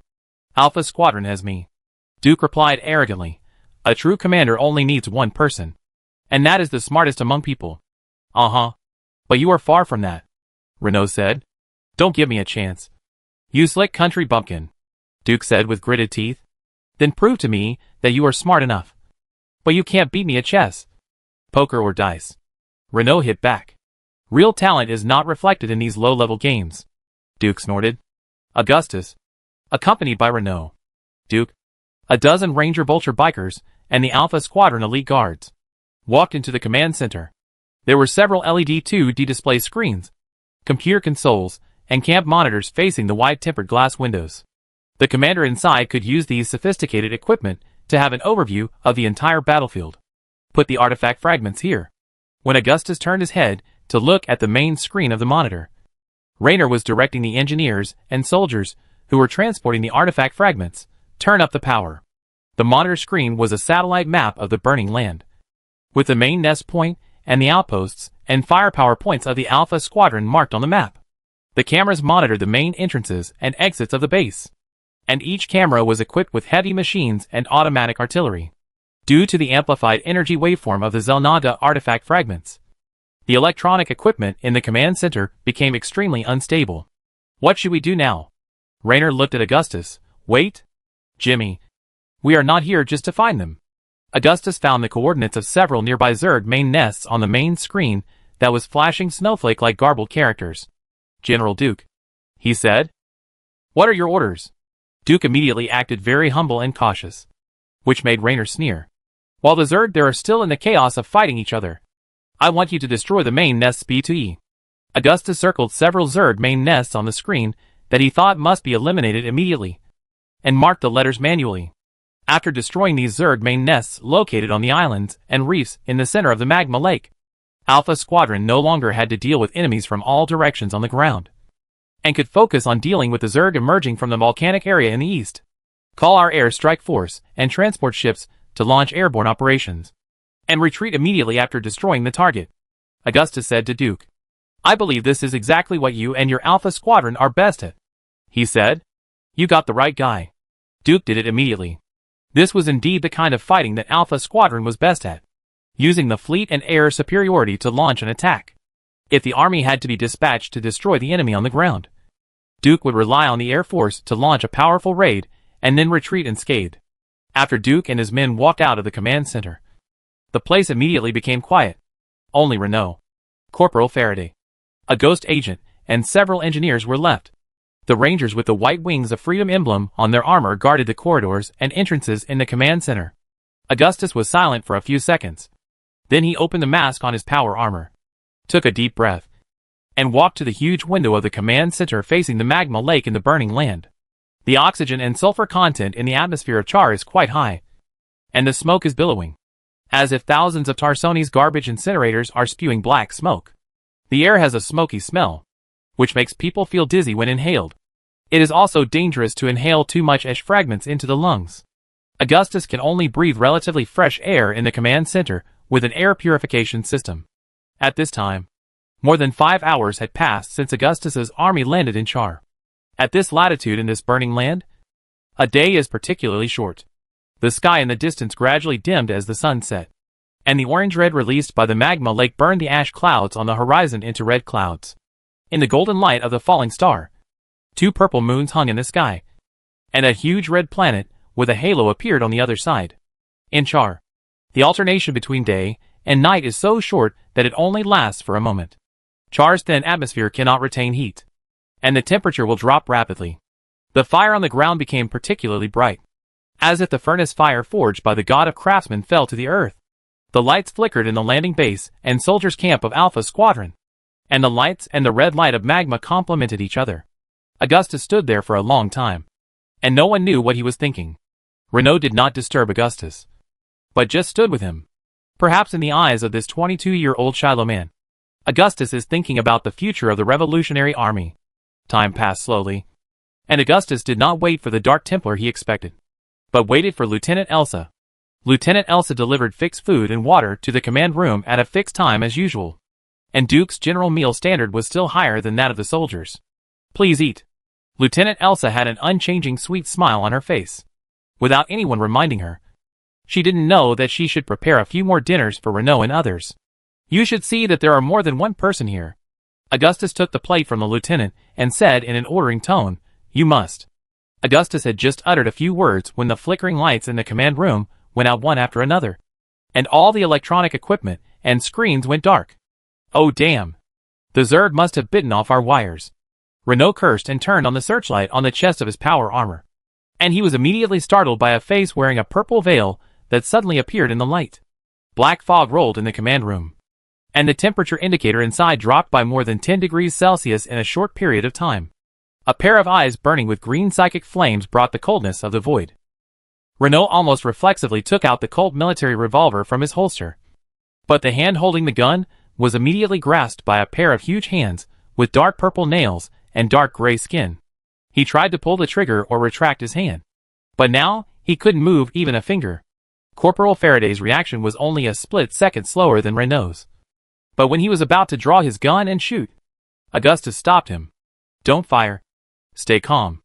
Augustus looked at the green eyes with a sharp gaze. Tell my guards that I'm just receiving a distinguished guest. This sentence was obviously said to the visitor. I'm afraid there's more than one. Renault was a man who had experienced many storms and waves. And he was very courageous. He didn't panic because of the scene in front of him. Then, two more pairs of eyes of the same color appeared. Their dark purple robes moved without wind, as if there was a strong wind blowing around them. Augustus could only judge from the light of the power armor searchlight that the owners of the two pairs of eyes were a female Protoss and another male. Human. This Zelnada creation is too dangerous for you, the female Protoss said. You have a power that you cannot control. The male Protoss followed. Warriors, lay down your weapons. We are your guests. Augustus' unusual calmness exceeded the visitors' expectations. They originally thought that these humans were just another group of arrogant people who wanted to borrow the holy relics left by the creator Zelnada. Protoss warriors. I think, he said calmly, at least we should turn on the lights first. And then we should sit down and have a good talk about the current situation. A wise move. The first Protoss who appeared was obviously the leader among them. After he finished speaking, the lights in the command room lit up, and other equipment resumed normal operation. Before that, he had been observing Raynor, Augustus, and the fragment of the Zelnada artifact without saying a word. After the lights came back on, Augustus could see the visitors clearly. The leader was a tall Protoss elder. He was a little hunchbacked, and even compared to the long life of the Protoss, he was already quite old. He had a long dark purple veil tied around his narrow chin, and a wide gray forehead with pointed ridges on the veil, which was different from the ale Protoss with light blue skin and smooth facial features. The Protoss elder wore a soft purple robe that seemed to be woven by the breeze, with a shoulder strap made of some kind of beast leather at the collar, and a belt and arm armor inlaid with green crystals. His robe was quite shabby and full of traces of time. But the elder didn't care at all. In the name of Adon, I am Zerdal, leader of the Dark Templar. The voice of the Protoss elder that appeared in Augustus' mind was hoarse, but not difficult to hear. It was not the sound of dead branches rubbing against each other, but the low sound of an old conch shell. You are not part of the prophecy. Zerdal stared into Augustus' eyes. You are not the destined person, nor do you know nothing about it. Augustus knew Zerdal's character very well, so he just rolled his eyes. This is Zerdal, a Dark Templar who believes in the prophecy of the creator Zelnada. He never explains a thing simply and clearly, and his opening remarks are always difficult to understand. He never takes the usual path. What nonsense is he talking about? Raynor doesn't care so much. As soon as he saw that it was the Protoss in front of him instead of something else, the frightened Raynor immediately complained loudly. Don't be rude to the priest. The female Dark Templar's glowing green eyes stared at Raynor closely. The female Dark Templar's clothes looked much better than Zerdal's. The dark purple robe covering her whole body was painted with mysterious symbols and patterns. She should be a scholar among them. You are the ones who are rude. Or the Protoss. Why don't you go through the main entrance? Raynor complained. Raynor, who acted on impulse, stumped Zerdal and his Dark Templar. Whether to go through the main entrance or not is not the key to the problem. Augustus quickly shut Raynor up. What I want to know is whether you just killed a brainworm. Yes. So you will find that some Zerg suddenly become crazy, without any arrogance or pretense. Zerdal answered Augustus' question frankly. This is the purpose of our coming to this planet, to eliminate the Zerg. But as far as we know, a brainworm cannot be completely killed. It will be resurrected by the Zerg overlord, Augustus said. The power of the overlord and the brainworm is very strong, but they are not invincible. Zerdal gently raised his head, which may be a specific physical movement, but Augustus has no way of knowing its true meaning now. Zerdal stretched out a hand, clenched his open palm into a fist, and a shining green psychic blade immediately shot out from the wrist guard on his arm. That cold psychic blade was completely different from the Templars under Tassadar. I killed the brainworm. Its name was Gwen, the Lord of the Silver Swarm, he said. I used the void psychic energy to cut off its connection with the Overmind. Gwen's death is irreversible, and it will never be resurrected. Gwen. Augustus silently recited the name. It seems that the first brainworm that should have been killed by Zerdal, Sass, escaped. It has just been resurrected, and should still be by the Overmind's side. But Gwen was in trouble. You better prove that what you said is true, Raynor said. I can't prove it to you. But he is indeed dead. Zerdal put away his psychic blade, not wanting to dwell on this issue anymore. Okay. I believe it. Raynor spread his hands, admiring the frankness of this Dark Templar. Augustus did not ask any more questions. If Augustus asked Zerdal whether he had contacted the Overmind's thoughts at the moment when he killed the brainworm Gwen, I believe the answer would be yes. Because if you want to use it to completely kill a brainworm, you must go through this process. And Zerdal may even regard it as an honor. But Zerdal did not know that this contact was two-way. At the moment, he contacted the Overmind's thoughts. The Overmind also learned the coordinates of the Protoss home planet Ire from Zerdal's mind. Ire is about to fall again. Chapter 292 Tiamat Swarm. While Augustus was lost in thought, Zerdal turned his head and looked at the fragment of the Xel'Naga artifact suspended in the air, his gaze seeming to penetrate the long river of time. Obviously, he did not pry into Augustus' inner thoughts, and did not know that the Overmind was very likely to have learned the bad news about the specific coordinates of the Protoss home planet Ire. Although the ancestors of the Dark Templar were expelled from Ire by the Supreme Council thousands of years ago, and forced to exile to Shakuras, which was forever in the twilight, they still regarded it as their eternal home planet and holy land. This Xel'Naga creation is different from ordinary ones. Zerdal observed the artifact fragment slowly rotating in the air. It is the masterpiece of the Xel'Naga, with unimaginable power. What kind of power? Is it the kind that can directly sweep away a large number of insects? Raynor tried to approach the Dark Templars, who just looked at him calmly. The Dark Templars did not seem to regard the humans here as a threat at all. You need to see it with your own eyes, child. Zerdal closed his eyes. That means even you don't know. Rather than saying that Raynor is a very smart person, it's better to say that he is better at dealing with these puzzles. Yes, Zerdal said frankly. This Xel'Naga creation contains unpredictable power. It is connected to the void.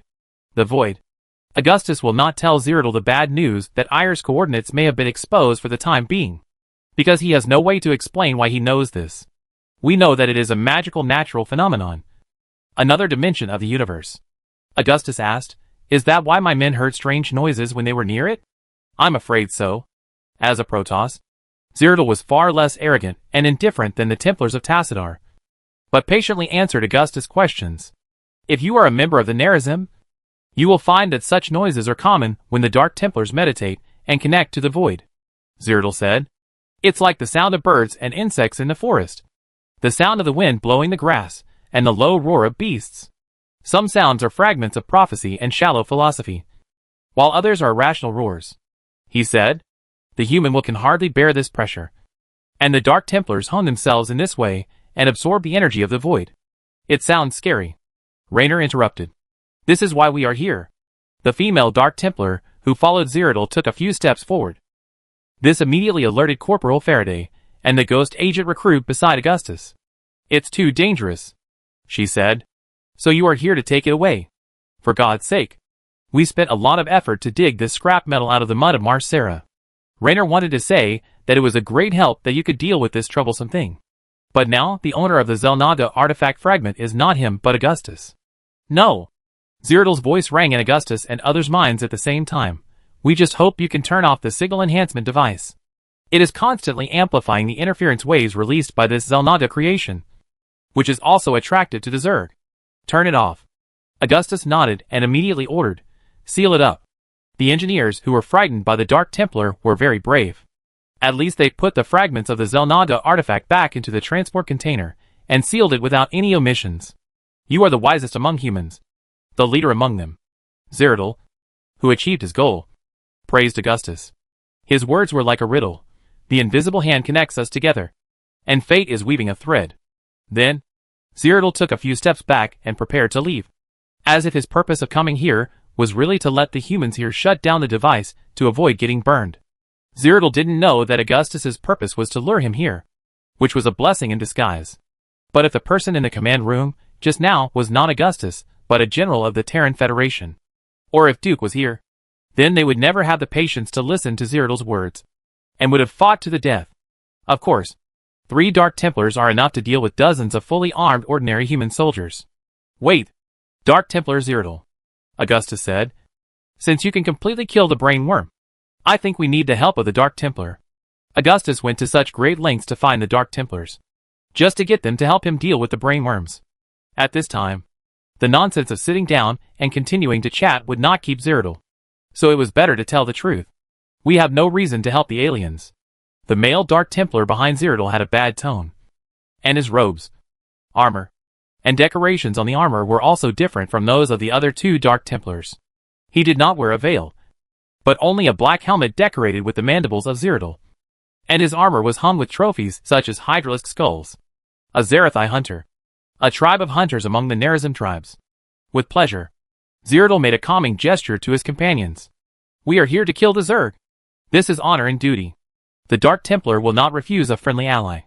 Please take a seat. With the support of the power armor servo system, Augustus would not feel tired even if he stood for a few more hours. But he thought that doing so would help create a less tense atmosphere. Okay. Zergl's green eyes twitched. We just need a place to rest. Thank you for your tolerance, human commander. Zergl could hardly help being surprised by Augustus's calmness and unimaginable tolerance towards aliens. He was not completely unfamiliar with the human race. On the contrary, he was well aware of human greed, cruelty, cunning and cowardice. But Augustus was different. Completely different. When they suddenly broke into the command center, Augustus acted as calmly as a neighbor visiting his home. But why did he determine that these people were not here to assassinate him? Or this absolute calmness and rationality was the reason why he could lead so many humans?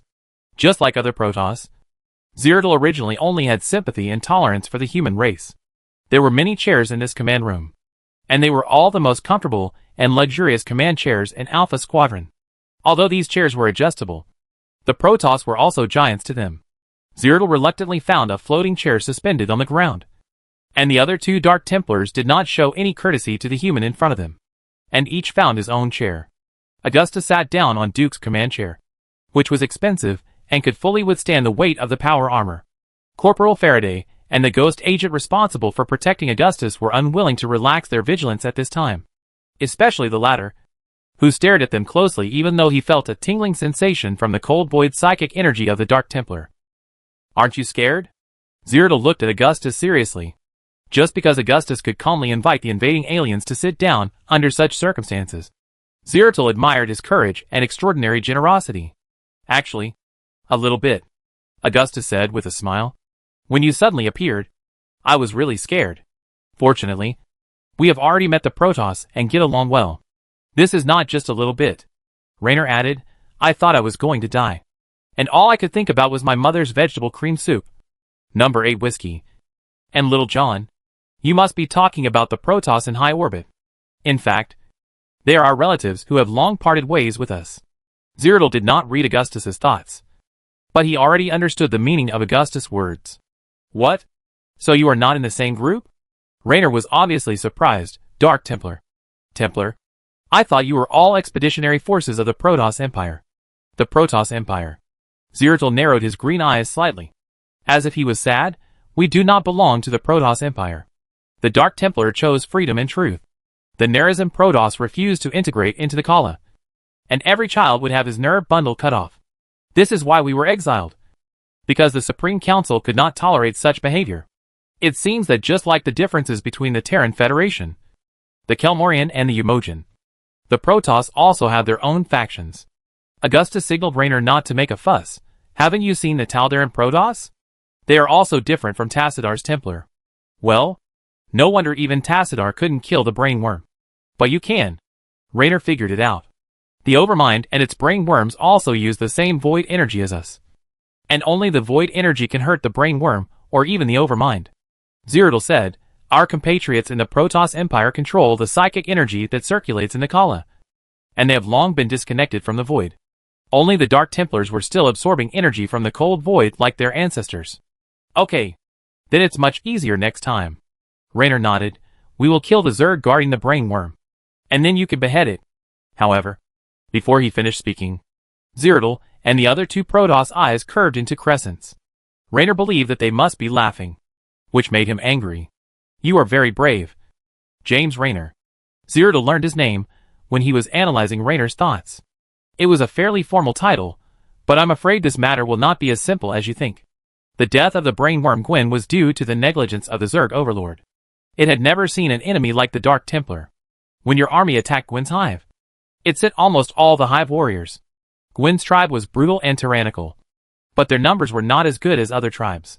My warriors and I sneak into his nest and attack from the shadows. Now, the Overmind and its cerebrates will never make the same mistake again. This is a race that is constantly evolving and learning. The cerebrates will never show up easily again. Augustus fully agreed with Zeratul. It will be even more difficult to get close to, or even kill a cerebrate like before. Augustus did not hold any hope of destroying all the cerebrates in a short period of time. Not to mention that if the Overmind is still alive, it can create new cerebrates at any time. As long as the Overmind lives, the Zerg will not die. However, the Dark Templar is still vital. In the past, the humans and the Protoss had no effective way to deal with the cerebrates. And Zeratul's warriors were the magic weapon to clamp the cerebrates. The cerebrates themselves have no combat power. They can command their clan members from light years away through the mind link. Augustus continued, after Gwyn's death, there is no need for them to put the cerebrates in danger. But there are always more solutions than troubles. He finally said, if there is no opportunity, create one. Even the brain worms can make mistakes. We can also first solve most of the Zerg with Tassidar's Templars. And then Zeratul will kill the brain worms in the main nest. However, Augustus undoubtedly exaggerated the role of humans in this war. Even without their help, Tassidar's troops could defeat the main nest of the Zerg. At this time, the Protoss Empire had not completely declined. Many of their colonies outside Aiur were still prosperous, and their huge fleets were still scattered throughout the galaxy. Tassadar. At this moment, everyone could feel Zeratul sighing, even though he was not actually sighing. The sadness flowed through the hearts of others, like water flowing through a river valley, making them feel the same. They will not cooperate with us. 1,000 years is enough to change everything. The gap between the Dark Templar and the Templar is too deep. He said, 1,000 years ago, the Nerazim were considered heretics who abandoned the Kala. The prejudice between us was so deep then, and it is even deeper now than before. We will never fight alongside the Templars. The anger of Zerathai Dark Templar behind Zeratul was obvious. The Nerazim are the ones who have been deceived and persecuted, while the Aiur Protoss portray themselves as victims. This is so despicable and shameless. This is their style. In the face of the threat of the Zerg, we can also put aside our past prejudices. Zeratul only felt sad about the history of the split between the Aiur Protoss and the Nerazim. Don't let Arega's hatred and hatred for the Aiur Protoss affect you. Since he returned to tell Matros, anger has spread among our brothers and sisters.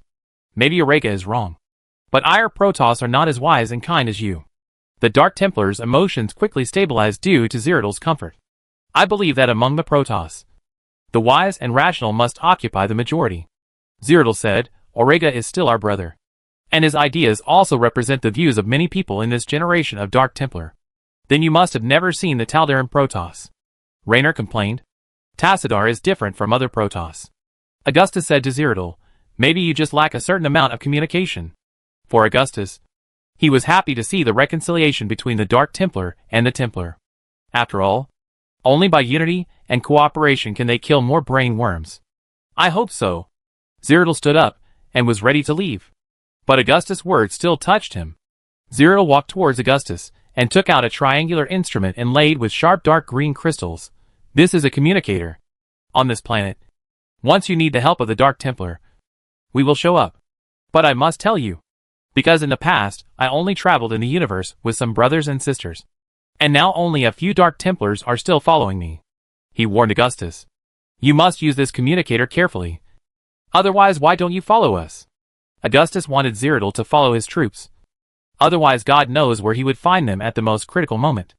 As he was speaking, Duke's image flashed on the communication screen in the command room.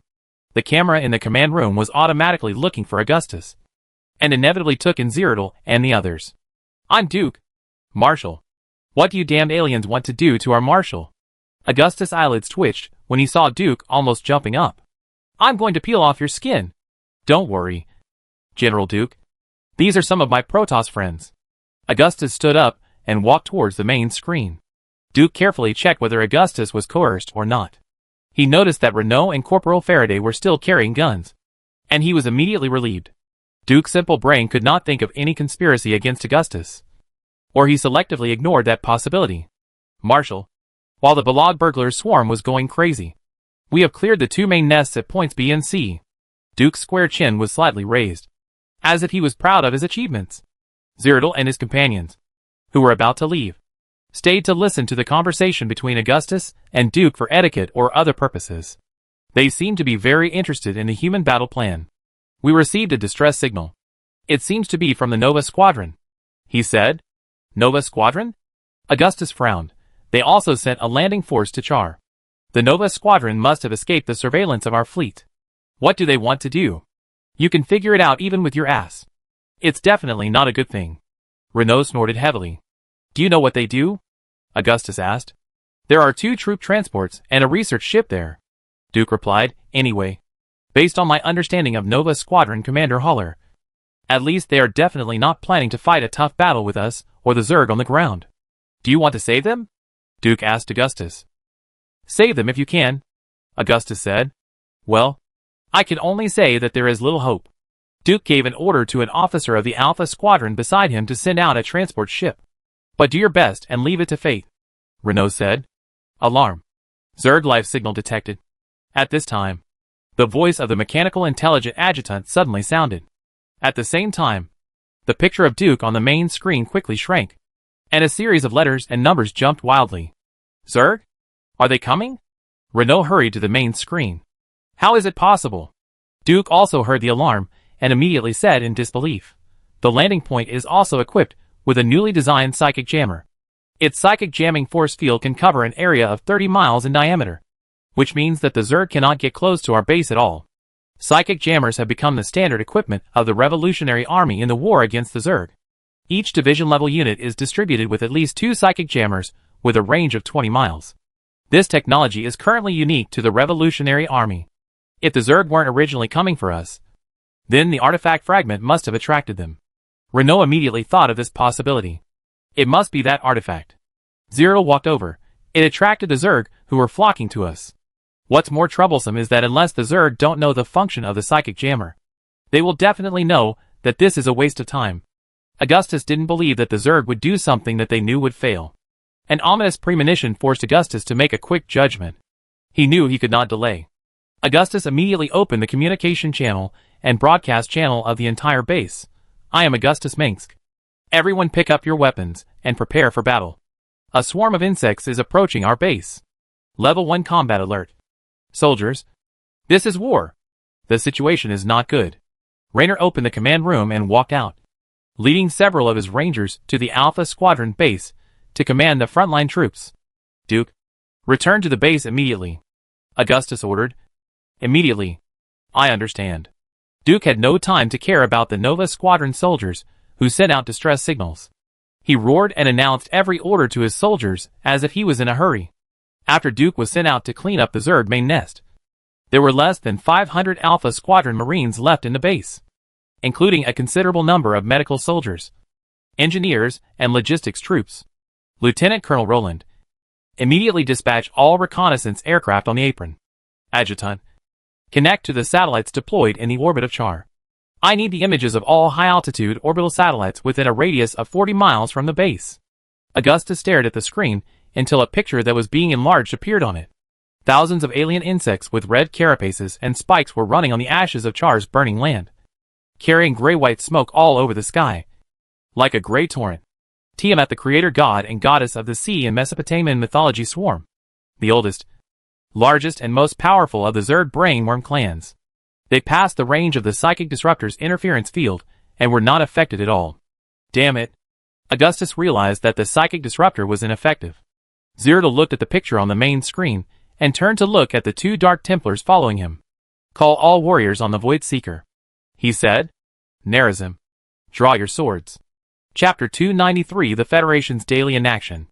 Before Zerdal finished speaking, the 2 Dark Templars behind him disappeared without a trace in the billowing black smoke. Just as they arrived, these Protoss used some kind of phase warp technology to leave here and go to find their other brothers and sisters. The Dark Templar never go through the front door.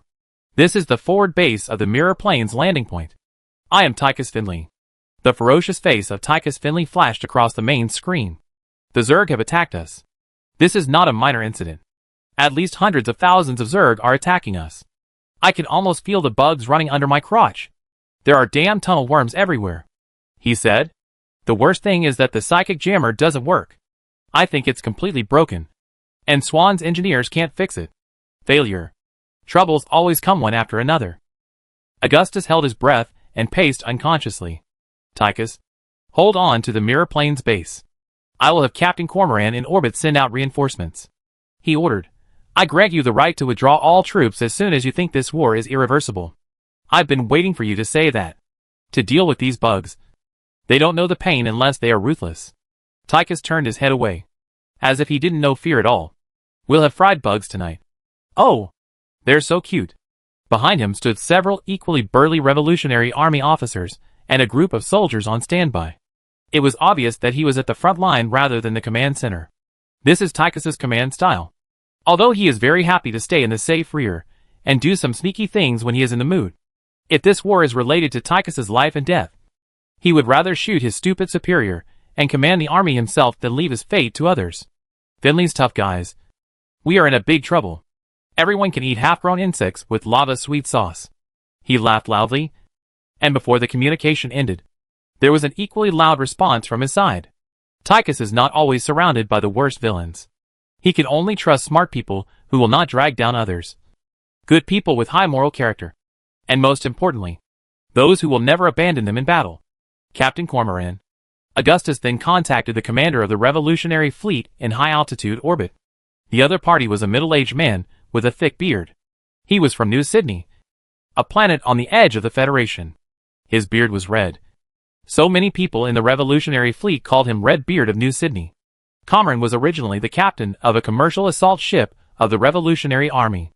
Later, Augustus, who had no one else available, promoted him to the captain of the Leviathan-class battlecruiser Thunderchild. The Thunderchild was already the only 3 Leviathan-class battlecruisers left in the Revolutionary Army fleet. The other 4 Leviathan-class battlecruisers captured from the Delarian shipyard had been destroyed or scrapped because they could not keep up with the war between the Behemoth-class battlecruisers. The Thunder Air is still a heroic warship. It has made outstanding contributions, and should have retired gloriously, or been sent to the scrapyard to continue to shine for mankind. However, the Revolutionary Army is really short of warships. They do not have an interstellar shipyard that can manufacture large space warships. So they can only continue to use warships that should have been eliminated. Despite this surviving warship can still reach the firepower of a capital ship after being upgraded by the Swan Engineering Corps. And its old engine has also been replaced. I believe this Leviathan-class battlecruiser will continue to serve the Revolutionary Army for quite a long time. Until it is unable to break free from the planet's gravity, or Augustus thinks it deserves a good rest. Connecting. Marshal. Captain Cormoran, wearing a dark gray Revolutionary Army captain's uniform and a wide-brimmed hat with gold panels, stood tall like a pine tree. What are your orders? The fleet will reinforce the front line immediately. We need orbital bombing and support from the Wraith Fighter Squadron. Okay, sir. The captain replied seriously. Then Augustus ordered the Hyperion and NORAD 3 to support the landing force. That was not the end. At this critical moment, Augustus first thought of the landing force of the Tassadar expedition. There was no time to be reserved. Adjutant, contact the nearest Protoss ground forces. Since we have a common enemy, we need their support. The sooner the better. After issuing a series of orders, Augustus was ready to leave the command room to command his army in person. But at this time, Augustus noticed that Zerg was standing quietly beside him, looking thoughtful. Psychic jammers? It is that kind of weapon that disrupts the psychic connection between the Zerg, making it difficult to move. Zerg slowly looked at Augustus. I think I understand. This is a long-planned attack. The Overmind has been eyeing you when humans landed. But your enemies may not be just them. Other enemies. Augustus immediately thought of a possibility and flashed with cold anger. Nova Squadron. What did they do? No. Duke had reported to Augustus that they had received a call for help from the Federation's Nova Squadron. And the reason why the Nova Squadron landed on Char was still a mystery. And Augustus believed that they would never come to this hellish planet to take a hot spring bath. Before this, my Dark Templars had been keeping a close eye on any army on the surface of Char. The Zerg, the Templars, you and the humans in purple armor. Zerg stood beside Augustus, and his voice sounded like a calm old man. Your fellow humans have deployed a special weapon nearby. He continued, this weapon is constantly amplifying the psychic signal of one of the human psychers. Hearing what Zerg said, Augustus immediately understood what the Nova Squadron was doing. Psychic transmitter. Alpha Squadron received the distress signal from the Nova Squadron landing force. But it must not have been sent to them. Or the Nova Squadron sent to the ground did not know what consequences their mission would lead to. Of course, the psychic emitter will attract the Zerg, which is the real reason why the Nova Squadron was surrounded. Augustus also knew that the psychic disruptor was a powerful weapon against the Zerg. But another human weapon, the psychic emitter, could offset this effect. As long as the number of psychic emitters is large enough, the psychic disruptors of the Revolutionary Army will be ineffective. At first we didn't know why they did that. But such a dangerous move aroused my vigilance. Zergl's voice once again rang in Augustus' mind. That signal strengthens the psychic connection between the Overmind and the Cerebrates and their tribes. When the signal of that weapon is strong enough to completely cover the strange interference wave in your camp, the powerful Overmind and the Cerebrates will be able to regain control of their own tribes. The eyes of the Dark Templar Master flashed with green psychic fire, which seemed to reflect his wise soul. I don't know if this is a common feature of human beings. You always try to show your existence to the universe without caring whether there are enemies in deep space, trying to master those forces that even you cannot understand. When the Cockaloterosaur of Seguras swallowed too much food, it was destined to die of starvation. This bunch of scum. Augustus had long been aware of the corruption, depravity, and selfishness of the Federation. When the Federation Congress decided to nuke Char 4, there was absolutely no possibility of reconciliation between them. While the Revolutionary Army was fighting for the survival of the Terran humans, the Terran Federation only wanted them to die. Tychus, retreat. There is no need to continue this war. Augustus reconnected with Tychus, who was preparing for a big fight, and changed his orders without hesitation. The psychic emitters deployed by Nova Squadron would also have another terrible effect. That is, the Zerg from all over Char would swarm in. In this way, the revolutionary landing point on Char would immediately become the most dangerous place on the planet. In this way, there would be no need to defend the landing point, because it would be impossible to defend it, even if all the people participating in the expedition were filled in. What? I'm in high spirits. Tychus paused, but if you order me to leave this damn place, I have no objection. Corporal Faraday, let the most loyal and brave guards protect the fragment of the Zelnaga artifact. At this time, Augustus still did not forget the importance of the artifact fragment. The order to the fleet was also revoked by Augustus. Now they only have one task, which is to send enough transport ships and fighters to cover the retreat of the landing troops. Augustus would have to be crazy to fight the entire Zerg of Char to the death, which should have been done by the Protoss Expeditionary Force. After saying that, Augustus walked out of the command room, and Corporal Faraday followed him closely. Zerg glanced at the human command center and followed. Usually, neither the Templar nor the Dark Templar would contact humans, let alone regard each other as friends of equal strength. When Zerg talked with Augustus, he found that the other party was a rare human who truly ruled his people with benevolence and majesty. Such a person was rare even among his people. A human commander who dared to lead the army to face the expedition to Char, and the Zerg was worthy of Zergl's attention. And his patience with Augustus also came from this. When Augustus walked out of the command room, the 4 Martial Elite Guard members in the aisle immediately put down their Gauss rifles on their shoulders and followed him. Several civilian staff responsible for collecting and processing intelligence hurried past Augustus, holding documents and electromagnetic pistols in their hands, which were the only weapons that could protect them. As Augustus ran out of the command center, the green rectangular marching tents, the towering radar towers, and artillery positions in the Alpha Squadron landing base came into view. These large-caliber electromagnetic cannons are the Alpha Squadron's reliance for fire suppression. When dealing with Zerg, their power is no less than the Thor's Hammer siege cannons of the Arc tank. The Alpha Squadron soldiers, wearing white power armor, and with black and gold eagles and wolf heads on their right chest and shoulder armor, are running to various bunkers and heavy firepower points with high morale under the command of Renault. Some of these Alpha Squadron soldiers were once resocialized soldiers on the warfield Iron Justice, and they still believe that they are fighting for the Terran Federation because their modified brains cannot distinguish between government troops and rebels very well. During the neural modification surgery, the doctors did not add relevant memories and skills. When fighting with the Alpha Squadron and the Federation Army, they still call the enemy rebels. This kind of thing will no longer happen now. And all Federation resocializations have undergone further modification. At the same time, the ever-improving resocialization technology is also working to reduce the defects of the reconstructed soldiers so as to preserve their personality as much as possible. Guarding this base are 2 battalions of the Alpha Squadron Marines 1st Division. Due to the lack of sufficient resocialized soldiers, the number of these battalions has always been maintained within a range that can barely maintain the establishment. These troops are led by senior officers from the Revolutionary Army. Their loyalty is the reason why Augustus can firmly control the Alpha Squadron. Your warriors are brave and have noble ideals. Zeratl's figure is a little stooped, but his body is still strong. His strong and broad feet are silent on the ground. Every step he takes is equivalent to 2 steps taken by Augustus. He soon catches up with the other, even though aging will irreversibly weaken the power of the Protoss. Dark Archon Zeratl is still one of the most powerful Dark Templars alive. They are the most selfless human warriors I have ever seen. He gave his opinion as if he were an elder to Augustus rather than a stranger he had just met a few times. But the Zerg you are facing is the oldest and most terrible one. The Zerg of Dagoth are stronger than any enemy humans have ever seen. There are also the Zerg of Sass and Nugar. Do you think we are doomed to fail? Augustus walked towards Jim Raynor, who was directing the defense work on the southern fortification wall of the base. Facing the Tiamat Zerg, you have shown bravery beyond your age. Zeratl did not answer Augustus' question. Augustus did not feel any humor from the voice of Zeratl projected in his mind. At least that's what the other party really thought.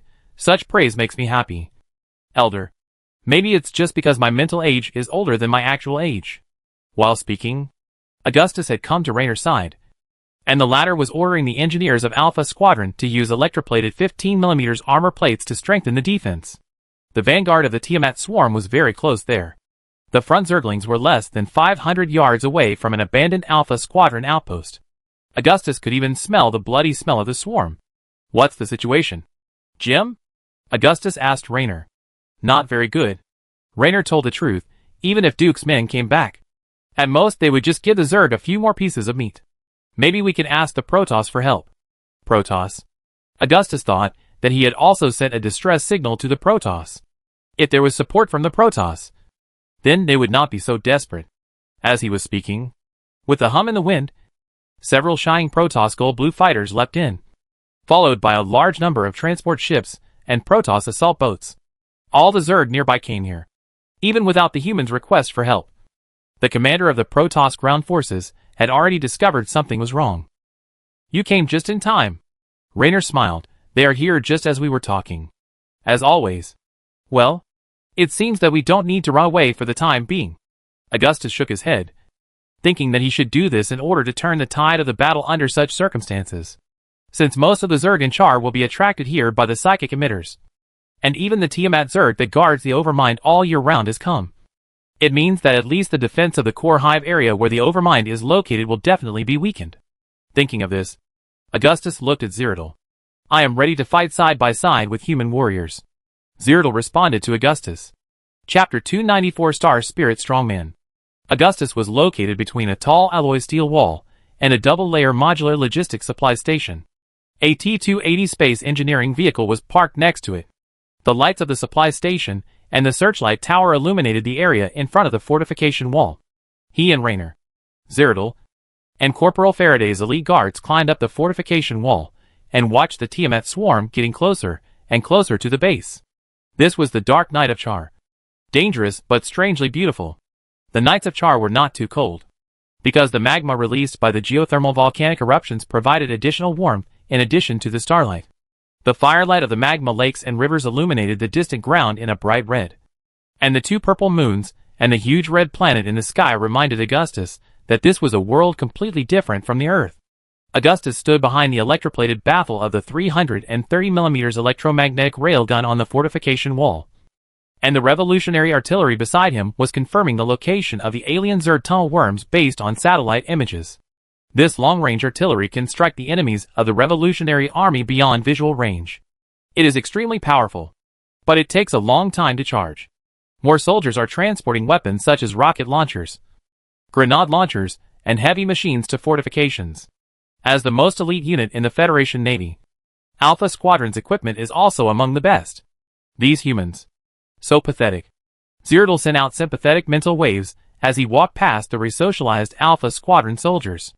Their brains have been transformed, and they have become completely different people from the past. A group of pathetic prisoners trapped in their own minds. Even without using telepathic abilities to probe human thoughts, Zertal can detect the difference between these resocialized soldiers and ordinary humans in the surface fluctuations of their thoughts. Deep in the hearts of resocialized soldiers, there is a brutal soul, and the memories of the past have been covered by tampered memories after the brain tissue transformation. But that part of the brutal and cruel past was only hidden, not gone. These memories are easy to explore for a powerful Dark Templar Shadow Master like Zertal. When seeing a butcher who once loved to find victims in the dirty streets of Tarsoni's slums, kill them and disembowel them, was transformed into a soldier with a dreamlike childhood and lofty ideals. Zertal was really surprised by the cruelty of humans and their ruthlessness towards their fellow citizens. They are part of the resocialization of the Terran Federation, focusing on reforming those criminals who are considered hopeless and allowing them to serve the federal government again. Augustus explained to Zertal, "This is unthinkable among my people. We will never harm our own people," Zertal said. As Augustus looked ahead, the thermal imaging of his visor headset showed that the surging Tiamat swarm in the distance was just a pile of red dots on the display panel. About 150,000 to 200,000 Tiamat Zerg with crimson skin and hardened shells were running on the gray-white ash layer scattered on the giant rocks of Char. This number may not seem so amazing, but when they spread out on the flat ground, it is like spreading a red flood. The attack of the Tiamat swarm is by no means a chaotic charge. Their formations are staggered and orderly. In the front are the thunder beasts like a hill, and a large number of hydralisks and zerglings appear under them. Among the roaring alien creatures of the Tiamat swarm, the number of larger and more deadly elite hydralisk individual hunters far exceeds any main nest clan that humans have seen so far. Thousands of overlords and more dragons, swarm guardians and scourges that exist to protect them hover in the sky, like black smoke and black clouds. These terrible flying Zerg creatures are obviously from another race. Their yellowed shells are particularly eye-catching under the moonlight of Char and the reflection of the volcanic light. At the flying height of the Overlord, it is absolutely impossible to hit it with a rifle in the hands of humans, unless it deliberately flies very low. Only anti-aircraft guns and fighter planes can deal with them. To our west, the Gam Zerg and another hive appeared in SARS, and they are numerous, Raynor reported to Augustus. But the good news is that the Protoss reinforcements are coming soon. Elder. After confirming that he was in the center of the endless swarm, Augustus looked at the Dark Templar Zertal, who was also looking forward. The Overmind has sent out several of its most powerful hives, and its rear defense must be empty. I think this is an opportunity for the Dark Templar, who are good at assassination. As long as we can kill enough brainworms, the power of the Overmind connected to the brainworm spirit will inevitably be weakened. Augustus said to Zertal in an extremely serious tone. This may be our only chance to kill the Overmind. Augustus did not think that Zertal could kill the Overmind. The Overmind may be the most powerful psychic individual in the universe, but if its power can be weakened, then at least an opportunity to kill the Overmind in the future can be created, which is enough. How long can you hold out here with so few warriors? Perhaps courage is not enough to make up for the gap between humans and the Zerg. Zertal was indeed surprised by Augustus's bold idea. He saw more excellent qualities in this human, at a time when the situation was so bad that it was almost hopeless. Augustus was thinking about how to turn the tables. The troops of Tassadar, the executor of the Protoss Expeditionary Force, are coming. They will help us. Augustus replied. Tassadar. Are they your allies? Zertal had to admit that the human in front of him always gave him all kinds of scares. Salute to Aden. Augustus smiled. Commander, you know more about the Protoss than I thought. Zertal had already memorized Augustus' name, and would never forget it in his long life. I agree with you. He faced Augustus.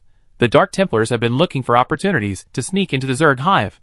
The more chaotic the situation on this planet is, the more beneficial it will be for our actions. I will lead my Dark Templars myself. May the shadow of twilight bless you. We will meet again soon. Zertal took a few steps back and disappeared in the rolling black smoke. Wow. The mysterious Dark Templars. But they look cool. Don't they? Raynor blew a loud whistle. When will our psychers be able to come and go as quietly as them? Let our psychers learn from Zertal's Dark Templars? Augustus guessed Raynor's idea. This is probably unlikely. Jimmy. But it may be effective to let the Dark Templars train our agents. Rayner reminded Augustus that once the relationship between the Revolutionary Army and the Protoss was stable or even formally established, he could hire the Protoss to serve him. The Protoss had no concept of goods trade and money exchanges like humans, and their technology had already reached a level where the unnatural death rate was reduced to the lowest. But that did not mean that a Protoss was selfless. Augustus would always find a way to hire a few Templars to train his psychers and warriors. That's what I thought, Rayner said. The bugs are coming. They are starting to attack. At this time, a nearby Revolutionary Army officer shouted. After 2 rounds of bombardment from the Revolutionary Army artillery positions, dense red alien insects have entered the firing range of machine guns and howitzers, and ground-to-ground missiles have already been launched. Thick fog permeated above the Tiamat swarm, reflecting the dim light in the light of the searchlights and flares at the Alpha Squadron base. It was not some toxic gas or high-energy gas gushing out from the cracks in the Char crust, but a biological cloud composed of countless microorganisms, which greatly confused the vision of human soldiers. The smoke formed by living microorganisms can also shield detection equipment such as thermal imaging, making it impossible for them to see the enemy in the smoke. However, this smoke is not of much practical use except for confusing the vision, and it can't stop bullets and shells at all, as long as the human firepower is strong enough. The Zerg in the yellow smoke will not be absolutely safe. Do you see those scorpion worms? Rayner pointed in one direction. At this time, the vanguard of the Tiamat Zerg was less than 800 yards away from them. Augustus could see a snake-like slender figure flashing among the numerous hydralisks and springtails. There are a lot of them. Not just a few of them in Mar Sara and Antiga. Renault said with lingering fear, when we were on Antiga Prime. Many patrol teams encountered these monsters in the wild. They lurk underground, and will suddenly appear, and spit out deadly poisonous spores, as soon as someone steps into their hiding place. Even power armor can't defend against them. The disease carried by the spores can kill a platoon, or even more people in a short time. We can only send special forces, and snipers to deal with them from a distance. We can't let those monsters get close to our base. Augustus looked at Renault. Augustus's order was immediately executed. The elite team that was originally deployed to focus on sniping the hunters changed their targets. They ran on the high ground of the long fortification wall to find the exposed scorpion worms. The roar of the alien insects, the collision of shells, and the swallowing of saliva seemed like part of the torrent of the insect swarm. The sound of waves hitting each other. Augustus didn't need to issue an order. As soon as the Zerg entered the effective shooting range, the officers in the fortification walls and bunkers issued the order to shoot. It was not so easy to guard a large base with less than 500 soldiers. The firing points were inevitably scattered and sparse. At this moment, Augustus ran straight to a double-barreled Gatling machine gun mounted on a bracket and fired a series of bullets at the Zerg below. Renault held the Mark railgun and focused on the Thunder Beast, the Killer Hunter, and the Scorpion. Wherever the bullets passed, there were Zerg wailing and roaring. In the darkness, the Tiamat swarm continued to advance. When a Zergling fell, more Hydralisks took its place. A huge Ultralisk followed with a thunderous roar as it ran and crashed into a parapet. The huge impact force almost tore the section of the fortification wall apart. The soldiers of Alpha Squadron on the parapet were swept by the Ultralisk's huge chitinous scythe, and blood splattered everywhere. In this situation, the resocialized soldiers of Alpha Squadron still held their positions. Even when the Ultralisk saliva splashed on its mask when it roared, they still kept firing. Resocialized soldiers are not just robots without emotions. They will also get angry when fighting. And the adrenaline and morphine and stimulants will make them extremely excited. In the combat sequence of federal resocialized soldiers, they will even be ordered to inject stimulants until they die. The flaws of these soldiers are still obvious. For example, when the only commander dies in battle, they will stubbornly execute the previous order. For example, now, all the firepower is aimed at the Thunder Beast. But the latter does not retreat. With blood all over its body, it still hits the fortification wall until it is in danger. Fortunately, the Protoss support was timely. More than a dozen golden blue shuttles flew over the heads of the Alpha Squadron soldiers, dropping hundreds of Templars holding sharp blades. Without landing, the Protoss warriors directly used the Protoss phase technology to transfer to the ground. The shining Protoss stick-shaped fighter flew through the air, dropping several antimatter bombs on the roaring Thunder Beast, killing it easily. Although the performance and power of this fighter far exceeded that of humans, The Protoss still called it a reconnaissance aircraft. Tacidar's Templars did not land on the Revolutionary Army's fortification wall, but jumped directly into the middle of the Tiamat swarm. Large numbers of Dragon Knights and Golden Beetles appeared in the base. In just a few minutes, thousands of Protoss reinforcements arrived at the base. A large number of warp rifts appeared in the middle of the base. It was obvious that the Protoss were warping from their home planet Aiur to the defense buildings. "This is really a tough guy falling from the sky," Augustus said. A Protoss Dragon Knight warped to a place not far from Augustus. His shining mecha with 4 walking limbs seemed to be made of gold, and the outside was inlaid with brilliant blue crystals and gems. "I am Taldarin, the commander of the Grand Praetor and the Dragon Knights," the Dragon Knight said, "as the earliest Dragon Knight armor made by the Protoss Kali phase technicians. It has been polished to be as bright as the sun after thousands of years."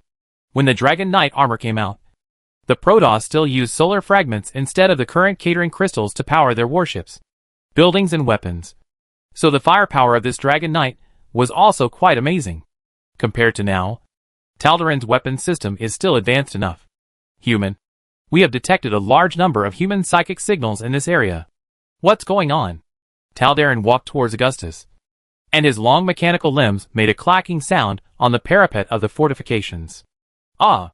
I feel the power of the void. Such a familiar and sad power." After walking a few steps, he suddenly stopped. As a powerful and respected Archon, he was stunned, and his sad voice sounded in Augustus' mind. "This reminds me of my old friend Aden." "Oh, your nose is really sensitive," Raynor shrugged. Chapter 295, Archon Taldarin. The Aden in Taro Aden? The hero of the Protoss. "I thought Aden was a god or a legendary figure," said Raynor. "I fought alongside him," Taldarin said with a sad tone of nostalgia. "That was a long time ago, when he was still a disciple of Archon Zeranis. How I miss him. Aden and I have experienced many war-torn years together. That was the golden age of the Protoss Empire. Aden was born to be a leader. In the spiritual ocean of Kala, he is like a golden sun. We followed him and loved him. He was the greatest warrior, military strategist and leader.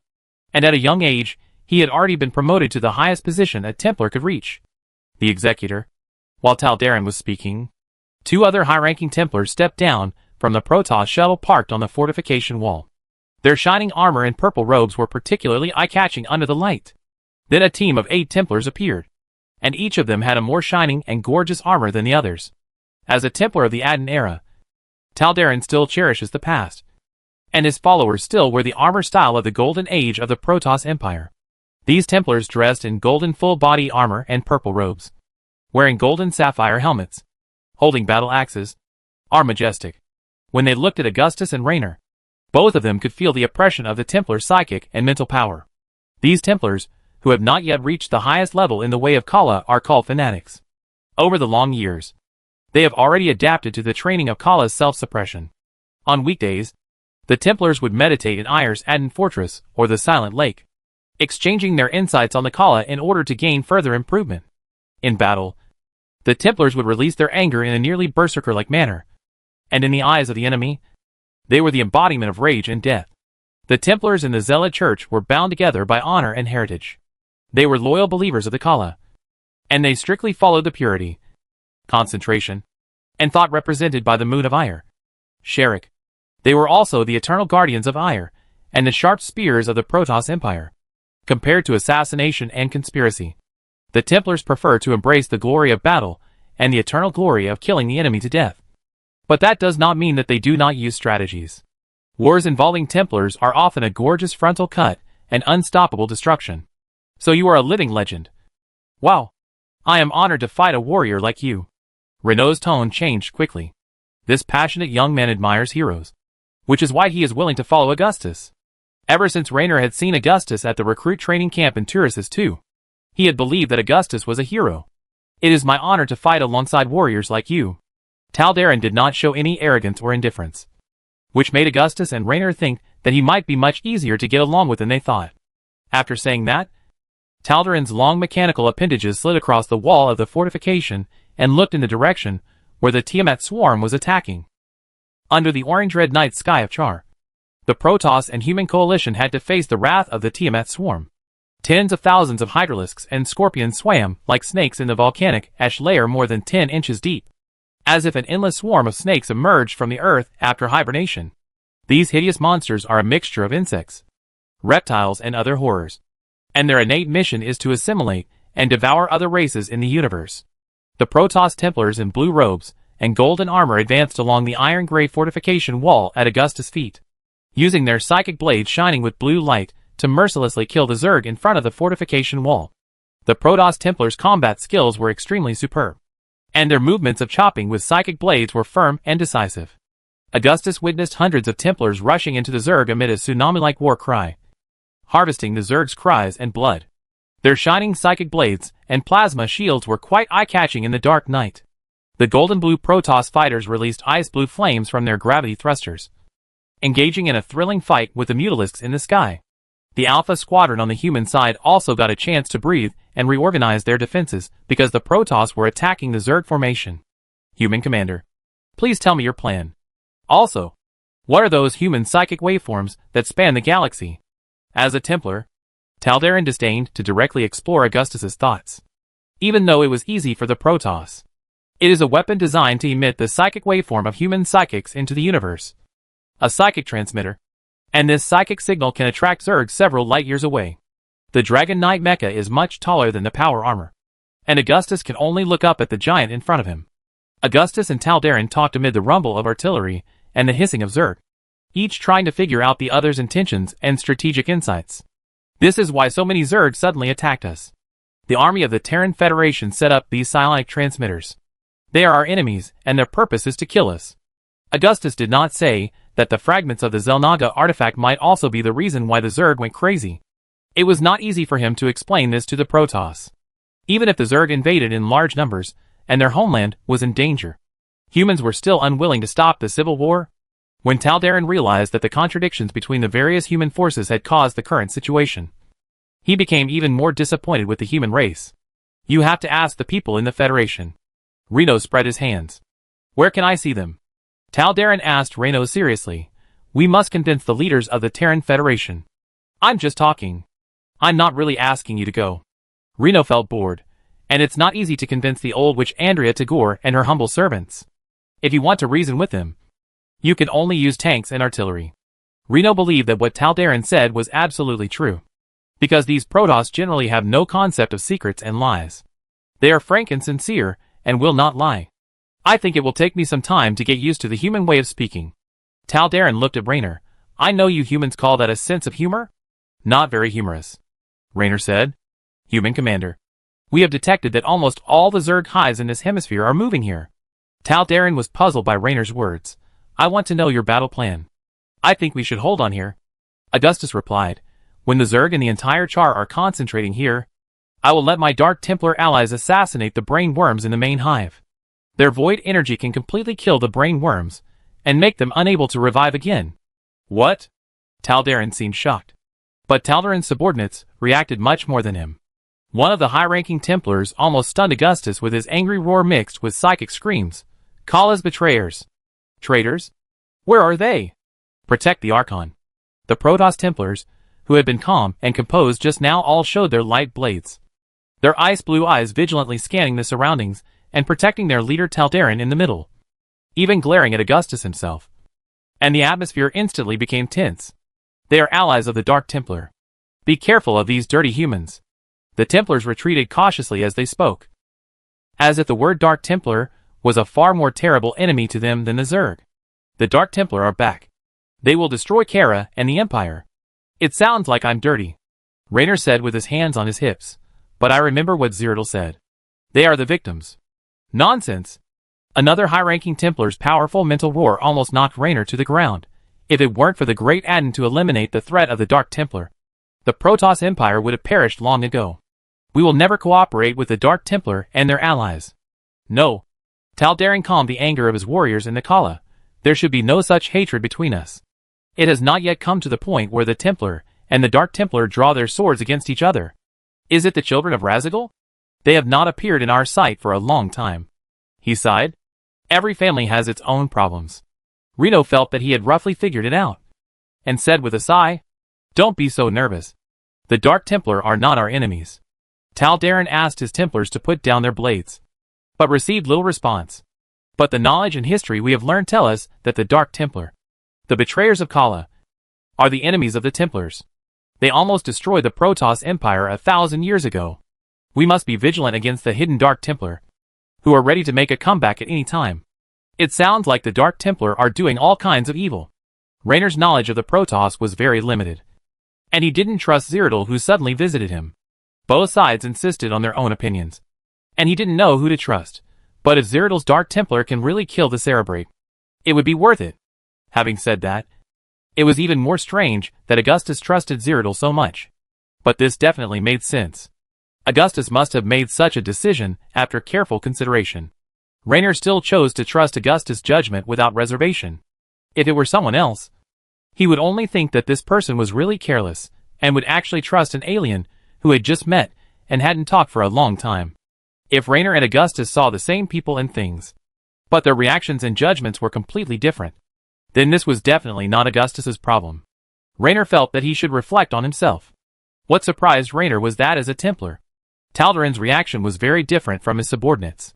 This must be because he had fought side by side with Aden, which was the difference between him and other Protoss. Tal'Darin was the first Dragon Rider, and other Protoss who were only 300 or 400 years old were really just young people in front of him. Indeed, we found the void energy around the dead brainworm, but we don't know who did it. Tal'Darin was reluctant to talk about that history, or someone might have ordered him to keep silent about it. Until now, the White Nest is still out of control, and has been cleared by other tribes. Their brainworms must be really dead, he said. Tal'Darin is not only a Dragon Knight pilot, he is also an ancient hero with outstanding achievements. The reason why he can receive such an honor is not just because he lived long enough. His outstanding military talent and strategic foresight are the reasons why Tal'Darin was able to become the Grand Archon. And usually the Grand Archon is the military leader and administrative manager of a province in Ire. This is an opportunity worth a try. My Templars, and I will defend this fortress until the Dark Templars succeed. This is my decision. Tal'Darin paused for a few seconds, as if he was using the equipment in the Dragon Knight mech to report to the Protoss Expeditionary Fleet in the high-altitude orbit of Char. Executor Tassadar believes that this plan is feasible after learning about it, and should be implemented immediately. You are indeed the wisest Archon. Augustus originally thought that even if Tal'Darin was a warrior from the era of Aden, he would have to spend a lot of time to convince him. But things went unexpectedly smoothly. Why? If it weren't for the Dark Templar, how could Aden ascend to Twilight and leave us far away? The Supreme Council will never agree with your decision. A high-ranking Templar obviously disagreed with this order. In the past, the Templars under Tal'Darin respected him very much and regarded his orders as iron laws that could not be violated. Just because he had fought side by side with Aden was enough for Tal'Darin to receive this honor. All the Protoss, even the Executor Tassadar, would add a prefix to Tal'Darin when they saw him. Great. The Supreme Council? In the past, the Arbitrators were the first group of people who followed Cass, and the guardians of the Zelnaga ruins of the Silic tribe. Now there are only conspirators and politicians left in it. Tal'Darin was quite dissatisfied with the Supreme Council, but no one would accuse him of being disrespectful to the ruler of the Arbiter class as a Templar. Even if the Arbiter of the Supreme Council stood in front of me, this decision would not change at all. The Templar class should make their own judgments. Who can guarantee that the Arbiter of the Council will not make mistakes? I like your style. Augustus praised Tal'Darin. At this time, the giant catering crystal tower and portal of the Protoss had appeared in the warp rift in the base behind Augustus. Following it were the particle light cannon and beam railgun that were being charged. One by one, the Templars and Dragon Knights warped to the platform of the portal through the folded spacetime rift and joined the battle. Chapter 296. Continuously killing brain worms. The Azure particle beam passed through the sky above the base of the Revolutionary Army Alpha Squadron, melting a series of red glowing gullies in the formation of the Tiamat Swarm. A 200-foot-long iron-gray fortification wall lay on its side in a mixture of ashes and blood, and the tents where the garrison soldiers lived were burning in a raging flame. That was the center of the battle, and a long line of shoulder-to-shoulder Templars formed an indestructible line of defense around the gap. This was a brutal and bloody melee, with a large number of Zerglings, Hydralisks and Ultralisks roaring and rushing towards the blue psychic blades. Behind the Templars were their Archons Taldaran and Dragon Riders. The slow-moving golden beetles were heading for the most dangerous areas of the battle. The electromagnetic force field released by each Scarab high-explosive bomb they fired could clear a large area of space in the vast sea of insects. The swarm army continued to advance endlessly, and in the starlit night of Char, the Tiamat swarm seemed like the shadow of a series of connected waves. There were desperate battles and killings everywhere, with thousands of determined Protoss and human warriors fighting for the same goal. People were sacrificed every moment. So much so that Augustus had no time to distinguish whether the screams of the dead came from Protoss or humans. After agreeing on the battle plan with Taldaran, Augustus fought on the wall of his fortification for more than 3 hours. He first emptied all the ammunition of the Gatling machine gun and the twin 30mm cannon, and then used the electromagnetic rifle, the nail gun, and the State Route 820-round Torrent shotgun. Augustus, Reno, Corporal Faraday, and a dozen other martial elite guards fought side by side. They had completely forgotten how many Zerg they had killed. They just mechanically reloaded, fired with the help of the Power Armor's auxiliary aiming system, reloaded and repeated the process. In this battle, strategy and skills didn't mean much. Augustus didn't even have to bother aiming, because the number of Zerg was so large that he could hit them with just a random shot. In Tychus' words, it was like peeing on top of the Zerg. Now, the best soldiers are those who can shoot according to the established training. Personal heroism is not very useful here, unless he is a high-level psyker like Sarah Kerrigan. At the beginning, it was mainly Augustus and his men who held on to this fortification wall that had been scarred by the corrosive acid of the Zerg. But as more and more dragons and swarm guardians appeared in the sky, the soldiers around Augustus fell one after another. The medics didn't even have time to treat the wounded. They could only use the laser wound suture device on the power armor arm to simply treat the wounded and then transfer them to the rear. Augustus soon ran out of manpower. When the defense line was stretched to the limit, Taldaran's Templars came to help. A large number of Dragon Knights and high-level Templars took over the human position. Did you hear that voice? At this time, Augustus and Raynor were standing on the fortification wall shooting at the Zerg rushing below. There were at least 2 dead bodies of Thunder Beasts and thousands of Zerglings and Hydralisks lying below. But more Zerglings were clinging to the bodies of their own kind and trying to climb over the wall. They are digging a hole. In the interval between shots, Augustus clearly heard the sound of chitinous fangs and claws scraping against the metal wall, and he immediately shouted in the communication channel, "They want to dig through this wall." There were Hydralisks with crimson skin and shells standing below, as well as their larger, faster, and stronger advanced elite Zerg swarm hunters in the Zerg gene sequence. The thick bone shields and bright crowns on their heads seemed to be stained with blood. At least 2,000 Hydralisks and countless Springtails were gathering in front of the fortification wall. The most brutal and bloodthirsty killers among the Hydralisks were retracting the bone sickles on their forelimbs. The vertebrae behind their heads extended from the contracted hard carapace about a foot long, 30 centimeters, and the dense spines were ejected from the vibration of the tendons. Like whistling bullets, these dense spikes penetrated deeply into the fortification wall, making a clanging metal collision sound. On the edge world of the Terran Federation, this bone spike from the Hydralisks is even a material for daggers, and is also the most valuable collection of human soldiers. Old Johnny, throw all the electromagnetic pulse grenades up to Flanders? Can you hear me?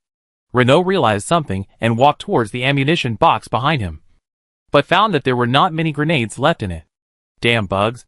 The previous squad responsible for transporting ammunition has just gone down, which means that there is not much ammunition supply left in this base. When will Duke's men arrive? Where did Tychus go? Raynor shouted. I'm afraid they won't come. Augustus looked up at the sky as he spoke. The dark masses of Metalis almost obscured the moon's brightness. Sending a transport plane in this situation is nothing but suicide. Even the bravest pilots can't send reinforcements and supplies up among so many Metalis. Augustus noticed that an outnumbered Protoss reconnaissance plane was captured by a dozen Metalis, and the Protoss fighter was torn to pieces a few seconds later. The number of golden blue Protoss fighters in the sky was decreasing, like sunlight obscured by dark clouds. At this time, the Protoss Dragon Knights beside Augustus provided strong support, and their phase-tearing cannons swept across a row of Hydralisks, smashing them into powder. Beside Augustus, a high-level Templar wearing purple vestments and golden armor moved forward a few steps. The blue light in the eyes of the high-level Templar shone even more, and the powerful psychic power created a terrifying psychic ripple in the dense wave of hydralisks, tearing hundreds of Zerg apart in an instant. The Protoss were born psychers in their primitive days. Every member of the tribe is a true psychic. Their inadvertent spiritual ripples can be fatal to small animals and weak races like humans. If the Protoss cannot restrain the spiritual ripples of their own will, then the uncontrolled psychic energy may even evolve into a terrible storm that sweeps across the planet. It is precisely because of this lesson that every Protoss is required to suppress their own psychic energy when they are young. And Char is the final destination of this demand. The high-ranking Templars, who have risen to the top of the Templar hierarchy on Char, are the most powerful psychers. Through centuries of hard training, they have mastered the ability to use this power and can channel their own psychic energy. The high-ranking Templars can transform a series of small mental ripples into a storm that sweeps everything. In an instant, countless Zerg corpses, shells, and blood were swept into the air by the psychic storm and fell down one after another. All the Zerg covered by it were charred and torn apart by the psychic storm that was as hot as a hurricane. The extremely hot skin wrapped around the bodies of the Zerg, burning them alive. Psionic energy surged in the bodies of the High Templars, making them look like shining blue stars. Even the slight energy overflowing from the High Templars made Augustus feel dangerous. And he also knew that the Protoss High Templars could do more than just create a psychic storm. Psychers like Kerrigan could already use their mental power to turn a person's brain into mush or cause intracranial bleeding to death at a distance of 10 yards. And Augustus didn't believe that the High Templars couldn't do it. As far as humans are concerned, the higher the psychic level, the more superpowers they have, including teleportation, object manipulation, fire-making, and even passing through walls like a ghost. Of course, such abilities can only be seen in psychics above PSI level 8 and very special individuals. This high-level Templar has been using his power carefully, making sure to use it at the most critical moment every time. As the highest level commander here, he is also paying close attention to the situation on the entire battlefield. The Zerg's actions of digging tunnels under the human fortification walls also attracted the attention of the high-ranking Templar, who immediately ordered the Dragon Knights to concentrate their firepower to deal with the Zerg, who were busy digging. In the past, any fortress walls built on the ground could not effectively stop the Zerg's attack, because they only needed a period of time to dig through the entire surface. The hardest and densest volcanic rocks can form a solid land in the raging magma lakes and rivers in the burning land. Even the Zerg's tunnel worm network can hardly dig and connect various worm tunnels in the death zone with magma lakes. This is why human fortifications can work. Alpha Squadron's new alloy port fortification wall shields penetrated deep into the thick ash layer and embedded in the hard volcanic rock. The base was actually close to a real fortress. But these fortification walls could not last long. Even if the foundation here was difficult for the Zerg to dig, it was only relative. When will those Dark Templars kill even one brainworm? The thunderous words of the high-ranking Templar rang in the minds of Augustus and Raynor. They are too slow, and we have sacrificed too many sons of Adon for you and their promises. He said, "Is this a lie?" "You hit the point," Raynor replied in between changing his guns, "but we can only trust the Dark Templar. They are the key to breaking the situation. You also saw that a Protoss Templar can easily slaughter hundreds of Zerg. But Char's Zerg hatchery can easily produce 1,000 when he kills them," he said. "As long as one brainworm dies, the Zerg of a hive will be scrapped." "I hope so," the High Templar said, "then prove it to us. I suspect this is a conspiracy. A conspiracy used by the Dark Templar to frame and kill us. This is not because the High Templar has ill will towards the Dark Templar. The fact is that he always doubts the motives of Cyrodiil and others, and thinks that they are full of malice towards themselves. Because every Ire Protoss born after Adon's ascension has been taught that the Dark Templar are evil and terrorists who attempt to subvert Char. I can only say that believing in the Dark Templar is the only reason why I am standing here now," Augustus said to the high-ranking Templar. "In other words, in the war with the Zerg, the Dark Templar is more important than a fleet." At this time, Augustus also put down his gun and felt exhausted in this moment. As a living person, even Augustus sometimes doubted why he had gone through so much trouble to come to Char, this hell on earth. But as long as he thought of his family, Kerrigan, his loyal followers and their families, and even the survival of the entire human race, Augustus did not feel that what he was doing was in vain. As he was speaking, a miserable psychic wail came from the southeast of Augustus and others. This wail caused a tragic resonance among the Tiamat swarms in front of the fortification wall. They were not sad. The brain worms of the Tiamat swarm just felt genuine anger. The Zerg became even more violent. They attacked the Protoss Templar frantically, and did not retreat because of the wailing just now. The furious Tiamat Zerg swarm turned around, and overwhelmed several zealot squads, and tore them apart. The blue light shot up into the sky, as if it was a soul rising up. Zeratul and the others succeeded. Raynor already had experience in this. I knew it would work. Dark Templar. They did a good thing this time. The high-level Templar felt the wailing of the brainworm more directly, and he said reluctantly, "Just this time. The location of this brainworm must not be far from here, so that they can hear the wail of its strong psychic power before it dies." In front of the Dark Templar, who are skilled in assassination. The brainworm is as weak as a child. Before Augustus could feel happy, he felt a cold pain in his mind. A shining green crystal automatically popped out from the storage unit on the chest of his power armor, projecting a video in front of him. "It's the contact crystal that Zeratul gave you," Raynor remembered. "Augustus, my Dark Templars and I killed Osa, the Lord of the Dark Purple Nightmare Swarm, and a newborn Cerebrate." Zeratul's head flashed by. "Not just one." "Well done, Zeratul," Raynor exclaimed. "How did you do it?" The Cerebrates focused their attention on their frontline tribes and their mental connection with the Overmind, but ignored the threat that was close at hand. Zeratul said, "You have taught the Overmind and the Cerebrates a good lesson." Raynor said, "Well done, Dark Templar." "Thank you." Zeratul always said something behind his words. "I must warn you, Augustus, the Overmind's army is approaching." "I am listening." Zeratul. Augustus nodded. After completely severing the mental connection between the Cerebrates and the Overmind, I briefly connected with the Overmind's will again. I felt fear and anger. He said, "The Zerg are the offspring of all Cerebrates, and the Cerebrates are the children of the Overmind. The entire Zerg swarm obeys the Overmind. The Overmind is like the father of all Cerebrates, and the death of each Cerebrate will weaken its power. The Zerg is angry and wary of their revenge." Chapter 297 Ominous Omen. Burning Land. The battle at Alpha Landing Point lasted until dawn. Augustus' army and his Protoss allies resisted 17 attacks from Tiamat, Gam, Jormungandr, Leviathan and the Goran Zerg until the sun rose and the moon set. Augustus had experienced several direct confrontations with the Zerg, but none of them was as dangerous as this one. By the second half of the night, the defense line was torn apart by the Zerg and riddled with holes. The tunnel worms broke out of the ground directly from the center of the base, and a large number of screaming monsters poured out from the collapsed hole. The roars used to intimidate the enemy could make Augustus associate them with the most terrifying sounds he had ever heard. In the past few years, Augustus rarely had nightmares, and his sleep quality was quite good. After what happened last night, he was convinced that he was in a terrible nightmare that he would never wake up from. No one wants to have the same dream again. Hordes of monsters surged up, as if countless evil spirits were trying to drag you into the abyss. Once those screaming monsters succeeded, Augustus would be ripped open. Without Taldarin's reinforcements, Augustus would never believe that he could hold on until now. Fortunately, Augustus once again held on to the end and became the real winner.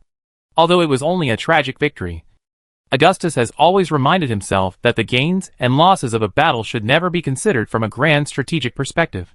When the morning light of Char spread to the Earth, the golden star in the binary star system of the Char galaxy immediately jumped out impatiently. The coolness of the early morning disappeared before it stayed on the surface of Char for long. The golden light flashed for only a moment, and the red sunlight reflected the rocks of Char into the color of molten iron.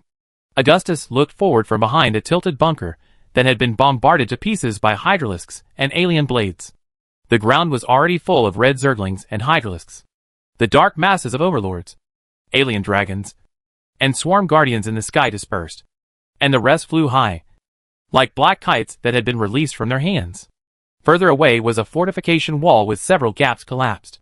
In that direction, the bodies of the Zerg were piled up in the slimy blood like dead fish floating on the water. Among these bodies were human bodies, and some wreckage of Dragon Knight mechas that flashed golden light under the searchlight, like gold nuggets inserted diagonally into the tissue.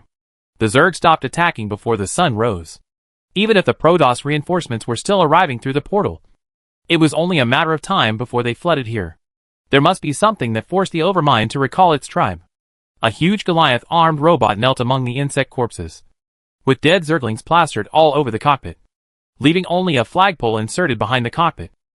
The red flag on the flagpole had long been corroded by acid, and only the golden eagle and wolf logo of Alpha Squadron could be vaguely seen. The one driving the Goliath-armed robot was a mechanical sergeant of Alpha Squadron. He was one of the few soldiers in the army who had not undergone resocialization transformation, and was also a federal soldier who voluntarily joined the Revolutionary Army. Augustus knew very little about the past of this mechanical sergeant, and even didn't know his name more than 10 minutes ago. Sergeant Rhodes' hometown is a remote planet that is truly called a poor and remote place. There are less than 200 people in his town. Rhodes is the son of the only local sheriff. Just like many people in the marginal worlds of the Terran Federation, if he fails to finish college and go to the core world to make a living, the biggest possibility in the future is that he will inherit his father's business. Rainer's hometown is also such a place, with a long history of people living there, doing the same job for generations.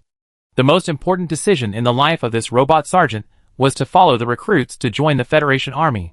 Another life decision that is no less important is to decide to do something that can be called a hero and admired. When Augustus was forced to abandon the fortification wall and retreat, this Alpha Squadron robot sergeant drove a giant Goliath robot into the enemy camp and stood between him and the pursuing Zerg. After confirming that the Zerg had all evacuated, Augustus retreated to the bunker and glanced at the last few soldiers around him. Renault, whose eyes were bloodshot, Faraday, whose face was expressionless, and the last two surviving members of the Marshal's Guard were next to a fallen transport platform unloading crane, with shells and discarded guns piled up at their feet. Several members of the Marshal's Guard fell in a pool of blood, and their sturdy new alloy steel power armor was riddled with holes by the Hydralisk spines. Another person had a hideous head on his arm. It was a Hydralisk that was beheaded by the Protoss Templar's psychic blade immediately after biting his arm. We were almost drowned by the sea of worms. The number of worms is simply more than the sand here. Renault was still energetic. Like all the living people, he had just injected the second injection of stimulants. Although the side effects of stimulants would make Renault suffer from severe headaches and deep insomnia for dozens of hours after the effect of the drug faded, and he might even drool like an idiot. But no one would care about these at the critical moment of life and death. Augustus, I thought several times that our adventure would end here, and I had to hand over your business to your father and brother. He was still in shock. At the most critical moment, Rainer and the Marshal's Guard tried to send Augustus to the transport ship, but everyone knew that space was no safer than the ground. There were at least tens of millions of mutalisks and scourges in the high-altitude orbit of Char. I bet you must be wrong, Jimmy. Augustus had just been injected with a dose of stimulant. Although his subconscious still told him that he should be extremely tired, he really felt that he could kill a cow with one punch. I won't stop until I want to take a break. If we stop, the Federation and the Zerg will beat us up, Renault said. At this time, a dragon knight with some scars came from behind Augustus, followed by two Templar fanatics holding psychic blades. The Templars nodded to Augustus, which was a way for them to express their respect to humans. The Protoss had no intention of talking to Augustus, but just walked past them and walked forward. Some Zergs have not died yet, even if they have suffered fatal injuries.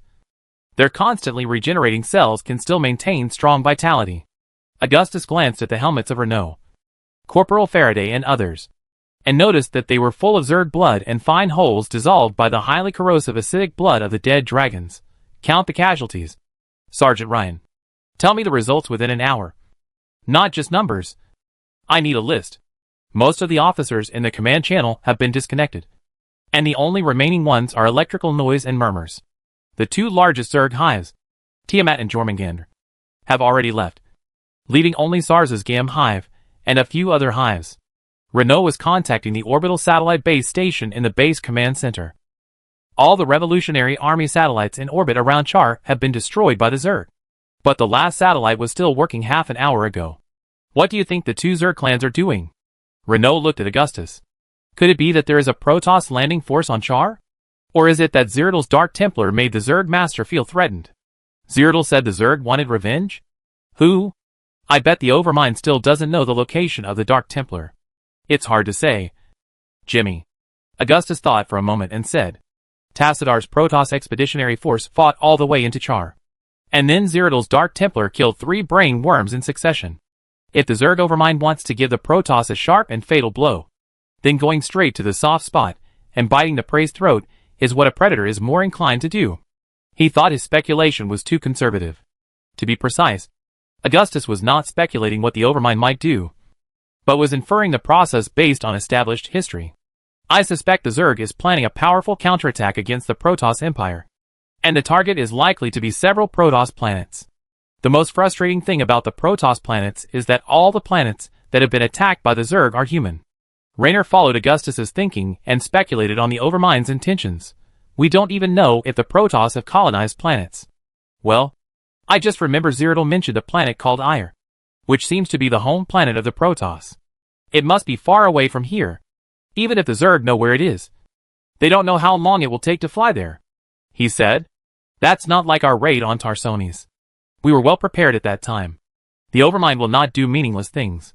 After saying this, Augustus followed several Protoss Templars, who were walking out of the bunker, and stepped onto the ground full of corpses. Among the Zerg corpses next to him, the legs of Augustus's power armor were stained even redder. He occasionally pulled out his electromagnetic pistol to kill the Zerg that were still alive. Only at this time could Augustus take a glimpse of the current appearance of the entire base in the sunlight. The solid fortification walls were only left with broken walls.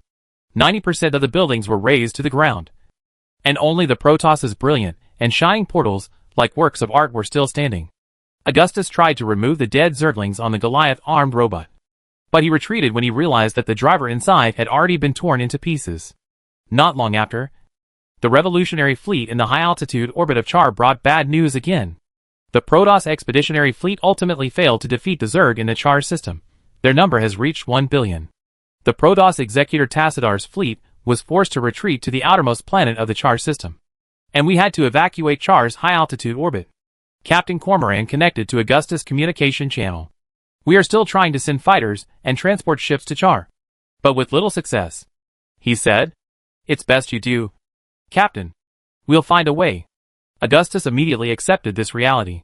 He knew that complaining was pointless. Where are Duke and Tychus's troops? The captain replied, General Duke and Colonel Tychus's troops are near you, but I'm afraid they can't get through the heavy encirclement of the Zerg to provide support. I see. Augustus nodded. Jimmy, I'm afraid we'll have to stay on Char for a while. After issuing a series of orders to Captain Cormoran, Augustus turned to Raynor behind him and said, What? This is the most unfortunate news I have heard since I arrived in Char. The Zerg that rushed into the base last night almost destroyed all our supplies. Raynor reacted. It is not a happy thing to stay in Char, a place full of Zerg. Where are Tychus and the others? At least the Taldaran army is still with us. I am contacting Tychus and Duke. Augustus finally connected to Tychus's communication channel, which meant that they were already quite close to him when there was no communication base station nearby. You're still alive, Mengsk. Tychus's voice sounded a little excited, but such emotions were then hidden under his magnetic deep voice. I was originally planning to return to the Hyperion, and I rushed here immediately after hearing the news that you were surrounded. But there were too many bugs outside. Later, I contacted Duke's people, and they suffered heavy losses when they came. But Duke captured several scouts and alien scientists from the Nova Squadron. Don't ask me why there are scientists in this war-torn place, he said in a muffled voice. Anyway, it's a mess. Good brother, Tychus. Remember to let Duke keep the prisoners alive. Augustus had to admit that Tychus had won his trust with practical actions. I'm coming soon. And the bugs outside are retreating. Who knows what those bugs are thinking? Hey, if you have extra people to support us, please help as soon as possible. It's really thrilling. The most exciting shooting game in the galaxy is just like this. Tychus is a good fighter, but his shortcomings are as obvious as his strengths. He talks a lot when he is on the battlefield, and his whole body is full of enthusiasm. Char. This dirty little planet kicked by the devil is the most hell-like place I have ever seen. Tychus continued to speak loudly in Augustus' channel, which was just transferred to Raynor by the latter. Oh, I almost forgot.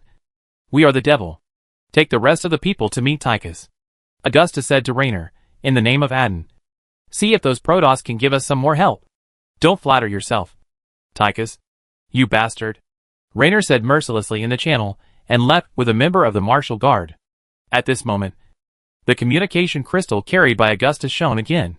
Come to this coordinate, my friend. Zerdal's image appeared in the light and shadow reflected by the communication crystal, and his veil and robes were obviously more worn than before. We have observed that the main nest area where the Overlord is located has felt abnormal signs of time and space surges. This is an unusual ominous omen. Chapter 298 Protoss Portal. Zerg had just finished speaking when the green prismatic crystal that refracted light and shadow like a gem dimmed, ending the video with a precise coordinate that humans could understand. Augustus put the crystal back into the storage unit on the chest of the power armor, and ordered an officer of Alpha Squadron on the communication channel to collect the remains, weapons and equipment, and supplies. Then, Augustus asked in the channel if anyone knew the location of the Protoss Grand Archon Terran. A few seconds later, an Alpha Squadron medic answered Augustus' question in the much quieter public channel. Soon, Augustus and Corporal Faraday found Terran in a still intact Protoss portal. The magnificent pyramid-shaped Protoss building seemed to be made of gold and blue gems, majestic and tall, with a huge azure Cateran mind crystal suspended in the center of the barrel-shaped vaults at the top. When approaching the elegant and gorgeous Protoss building, Augustus could hear a soft humming sound from the crystal, which was as pleasant as mountain water and had its own rhythm. A few dozen yards away stood a crystal tower, and the psychic matrix network that expanded and contracted from it looked like an imperceptible light blue halo under the harsh sunlight of Char. The Protoss building seemed to have been built to bring them closer to the sun. They shone brilliantly in the sun, like a pile of gold in the light. Climbing up the hundreds of steps was a pilgrimage for a Templar. Behind the distorted space-time rift of the warp gate was their fleet and home. Augustus did not feel much reverence. As a human, it was difficult for him to resonate with the Protoss's thoughts and customs. It was just that these buildings that could be regarded as works of art also conformed to human aesthetics. Augustus just thought that it was fortunate that the nobles of Tarsones had never seen Protoss buildings. Otherwise they would only think that it was not luxurious enough. The top of the portal was a flat-top platform with an area equivalent to 2 football fields. There stood many Protoss Templars standing in full battle array, guarding the Archon Terran of the Protoss Copperloo expedition. The high-ranking Archon turned around in his Dragon Knight armor. The joints of the mechanical appendages bent inward, and the cockpit slowly landed in front of Augustus, almost all of it landing on the ground. What a hearty battle! Taldarin's body, wrapped in the ice-blue nutrient solution in the cockpit, approached the transparent window of the cockpit, and his shining eyes stared at Augustus. Augustus didn't know if he saw it wrong. He found that a small fish had just swam past the cockpit of Taldarin's Dragon Knight. It would be great if Adden was here too, he said to Augustus. This is the first time I share the glory of victory with humans, and it will not be the last time. Praise the light of Kala. The Templars around Taldarin also put their long and blunt chins close to their chests, which is one of their ways to show respect. Even the Iyer Protoss who communicate directly on the spiritual level through Kala sometimes use body language to express etiquette and respect. And their fellow Nerazim Dark Templars, who voluntarily cut off their connection with Kala, need this method even more. Archon Taldarin, it is my honor to fight alongside you. Augustus opened his helmet visor, but he did not smile. Only a cold expression. Augustus's brother Arturus once warned him to be cold and act like steel. Dark Templar Zerg just told me that they found space distortion fluctuations in the main hive of the Zerg on Char. Augustus did not hesitate. I don't know what that means, but I think we must rush there immediately to find out what the Zerg are doing. Send a group of elite soldiers and set off lightly. Taldarin's nostalgic look disappeared in an instant. Before that, we must withdraw the remaining troops from this area and establish a new line of defense in the dangerous areas that cannot be covered by the psychic emitters. Augustus said. There is no need for that. Taldarin said to Augustus, I can allow your warriors to teleport back to the fleet through the warp. It's really a timely help. Archon. After being reminded by Taldarin, Augustus suddenly remembered that the Protoss could transfer their troops through the portal. Then this matter will be much simpler. He said, I will take a few men to the direction mentioned by Zerg to find out. And me.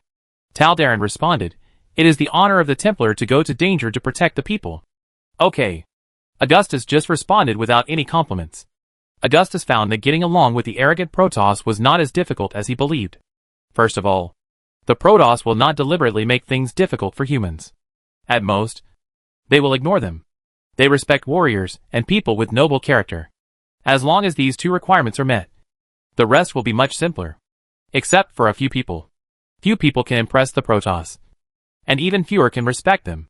At this time, Raynor's call came from Augustus's channel. I found Duke and Tychus. They held out in the wasteland of Char for a night, and were no less frightened than us. Bring them to me. Augustus looked down at the Alpha Squadron base from above the portal, and found that there were only a few buildings left standing in the entire base, except for the Protoss portal under his feet. The tallest Protoss building you can see is it. Let Duke bring all the Nova Squadron scouts and scientists he captured here. Augustus waited on the portal platform for more than 10 minutes, until a mixed Revolutionary Army force of about 1,000 people came here through the collapsed fortification wall. Most of these people were riding in vulture cars and chariots. Compared with the number of troops led by Duke and Tychus before, it can be seen that they had lost a lot of people. Surviving a night on the exposed ash plains of Char took a heavy toll on these warriors. The swarms in the dark were much more terrifying than ever before. That night was the most terrifying moment of my life. Augustus could hear Tychus's loud voice when he had just walked 2/3 of the way up the stairs. The Zerg that surrounded us in the wastes of Char were less than a fraction of what you have here. But they were still outrageous. He moved quickly, climbing the steps of the portal quickly. Aided by the power armor servos and adrenaline, we built positions on several raised heights, laid out trenches, barbed wire and spider mines, and used Viktor Kaczynski's little spider robots. A dozen of them swarmed over us, like the Redding 3 flying bugs that fly in your face when driving a vulture. As soon as the torrent of gunfire swept over the bugs, more and stronger ones rushed up again. Tychus said, "It's like you're on the beach trying to kick away the waves coming towards you. The bugs come one after another, and once you fall down, you can never get up again." "Well said, Tychus. How much wine did you drink?" After a few years of getting along, Augustus understood some of Tychus' habits better than his mother. Tychus liked to drink some wine when he was fighting. Usually he didn't drink too much, just to refresh himself, and the side effect was that he talked nonsense. Whiskey, spicy and strong. Tychus walked over the steps to Augustus and showed him a long scratch on his chest. This was the hand of a big red Hydra, who almost killed me at that time. I showed him the portrait of Leesdale on the chest of my armor, spit a mouthful of wine at the beast's head, and then stared at it to death. "Okay, shut up, Tychus. I'll listen to your bragging later." Augustus ordered the other party to shut up as usual, and then looked at Raynor and Duke behind Tychus. "General Duke, where are the Nova Squadron members?" he asked Duke, who was opening the visor of his helmet. Duke's bright white power armor had long lost its luster, and the dusty general looked listless. "Lieutenant, bring those damn bastards up. If it weren't for them, we wouldn't have suffered such heavy losses." A dozen Nova Squadron soldiers, who had been stripped of their power armor, and were left with only combat uniforms, walked towards Augustus, including 2 Federal Ghost agents. It is worth mentioning that as a well-known Federation squadron, the Nova Squadron is best at infiltration and covert operations. During the Kylian War, they often appeared behind the Comorian Federation in the guise of Black Ripper troops, giving the Federation's guild guards a fatal blow. "Marshal, guess how many psychic transmitters the Nova Squadron has placed in Char?" When looking at the captives of the Nova Squadron, Duke's voice was still as arrogant and condescending as ever, as if he was speaking with his nose up to the sky. "4, Augustus said. "At least 10, Duke said bitterly. "The signal released by each psychic transmitter can attract all the Zerg within 2.5 light years, which means that the Zerg in the entire Char will be affected." "How cruel," Raynor said. "What else were you told before you were ordered to activate these psychic transmitters?" Augustus looked at one of the Nova Squadron Ghost agents. The other party's psychic level was still fluctuating around PSI 5, and he could not use mental power to hurt Augustus. "No, sir, nothing." Due to his condition, the Federation Ghost agent had not yet had his psychic suppressor removed. Even if he knew something, he couldn't say it. "Activate the psychic transmitter and wait for the evacuation order," he said. "But you didn't wait for the order?" Augustus asked. "It's too late, sir." As soon as the psychic transmitter was activated, the Zerg swarmed over. The Ghost agent said, "Take him down. Every psychic is valuable. As long as the psychic inhibitor is removed, he can be used by us." Augustus told Duke, "Generally speaking, the team that deploys the psychic transmitter must evacuate immediately after activating the psychic transmitter. Otherwise, they will be overwhelmed by the swarm. But in Char, a place full of Zerg, the team that deploys the psychic transmitter has almost no chance to evacuate. That is to say, every time a psychic transmitter is activated, a Ghost agent is consumed. Considering the high cost of finding suitable psychics, training and equipment, as well as the scarcity of Ghost agents themselves, The Federation has really spent a considerable price. What exactly does the Federation want to do? Raynor looked at Augustus and said, "This number is not just a simple attempt to harm us. Lure as many Zerg as possible to Char, and then use 1,000 or more apocalypse nuclear bombs to destroy us and the Zerg together. Just like what they did to Korhal." Augustus thought of a possibility. "There is no time to delay. Duke, you take the rest of the people and follow the warriors of the Protoss Archon Taldarin through this portal to return to the Protoss fleet. Remember, Duke, restrain the people who follow you." Augustus also told Duke, "Tell our engineers not to touch the Protoss things on the Protoss warships unless they allow it." Portal Duke was skeptical of anything and technology that was not under his control, especially the Protoss. Without the protection of spaceships and warships, how could the human body withstand the damage caused by the folding of time and space? Let the Protoss go to hell. I will not go in even if I die. Behind the central platform of the portal is a black, rotating hazy core. The black vortex that cannot be penetrated by light seems to be a non-reflective iris, like the reverse side of a mirror, with a line frame outlined by golden light on the edge. Mysterious, unknown, as if behind it is the dark space. The Protoss portal comes from the ancient Xel'Naga portal, and the technology to make the Xel'Naga portal has long been lost in the disaster that the Protoss call the Eternal Catastrophe. In the era of Xel'Naga, the mysterious Xel'Naga portal connected various distant and unknown worlds, even as far as outside the Milky Way. At that time, the ancient Xel'Naga portal was the transportation hub used by the Xel'Naga fleet to explore the universe. Even if they are separated by countless galaxies and billions of light years, users can use the Xel'Naga portal to reach the destination in an instant.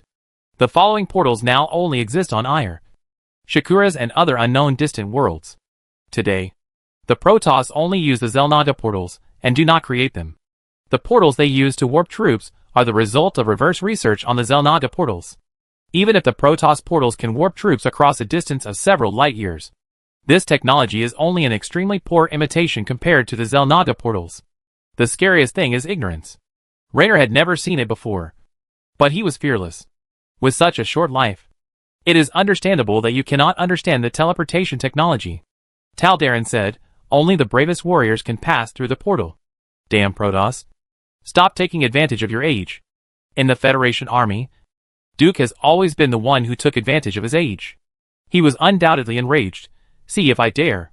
As Duke said this, he rushed into the space-time rift of the portal and disappeared like a shadow, followed by the rest of the Revolutionary Army soldiers. "He's so easy to understand," Tyka said to Raynor next to him with a teasing tone. Provocation always works for Duke. What he can't stand the most is others denying him. Raynor saw it more clearly than anyone else. "Tychus, Jimmy, you stay." Augustus looked at Corporal Faraday and my guards. "Okay. Let old Tychus try this magic portal to see what it can do."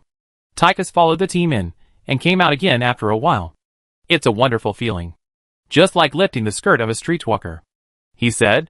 Tychus's bad metaphors never get old.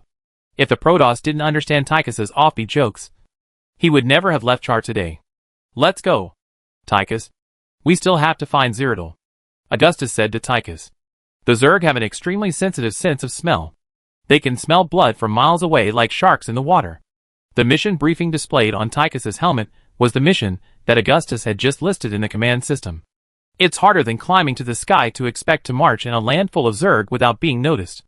As usual, as long as the Zerg can't catch up with our vulture, walking the dog in the wasteland of Char is as easy as walking in your own garden, Augustus said. Chapter 299 Wormhole. After personally carrying the last unconscious revolutionary soldier into the portal, Augustus gathered the last 20 or so Martial Guard soldiers around him and prepared to set off. "Everyone, guys, the vulture car has been filled with fuel. Enough for us to drive out of the Milky Way," Augustus said jokingly, trying to boost morale. There was a burst of laughter around. If possible, these people really wanted to follow Augustus to the end of the Milky Way. The evacuated Revolutionary Army left Augustus with the best vehicles and weapons, including some electromagnetic grenades, rocket launchers, AGR Gauss assault rifles, and matching AGG-12 grenade launchers. The missiles of the Goliath armed robot can help Augustus deal with the alien dragons in the air. But these equipment are not suitable for mobile troops to carry. Augustus rode his golden red vulture vehicle with ease, feeling that it was like a docile horse. He turned to pay attention to what kind of transportation the Taldaran Protoss would use, but suddenly realized that he didn't notice how Taldaran placed those conical golden blue chariots on the transmission platform.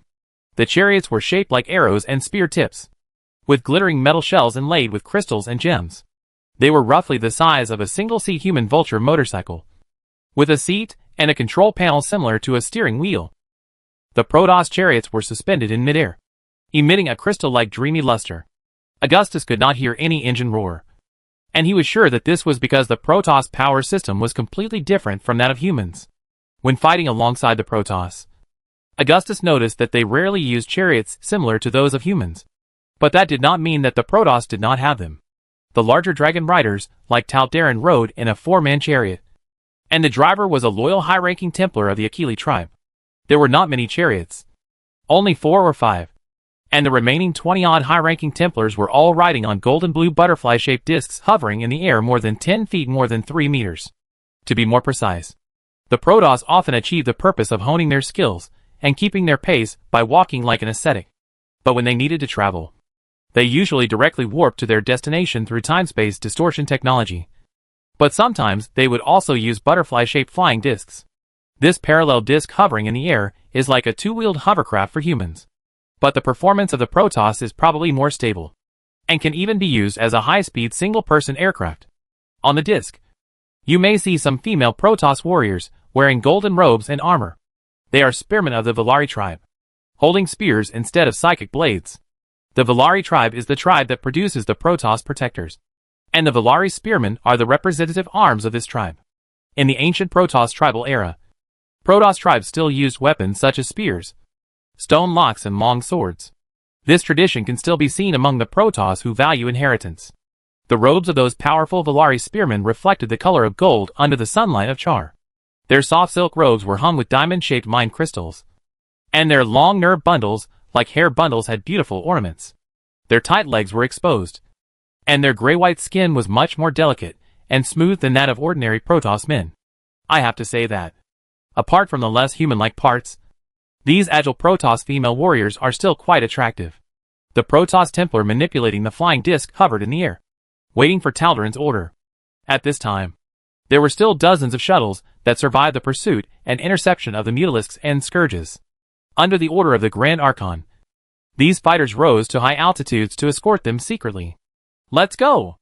Augustus greeted Taldaran on the chariot, and said to Tychus and Raynor on both sides of him, "Follow my brothers closely.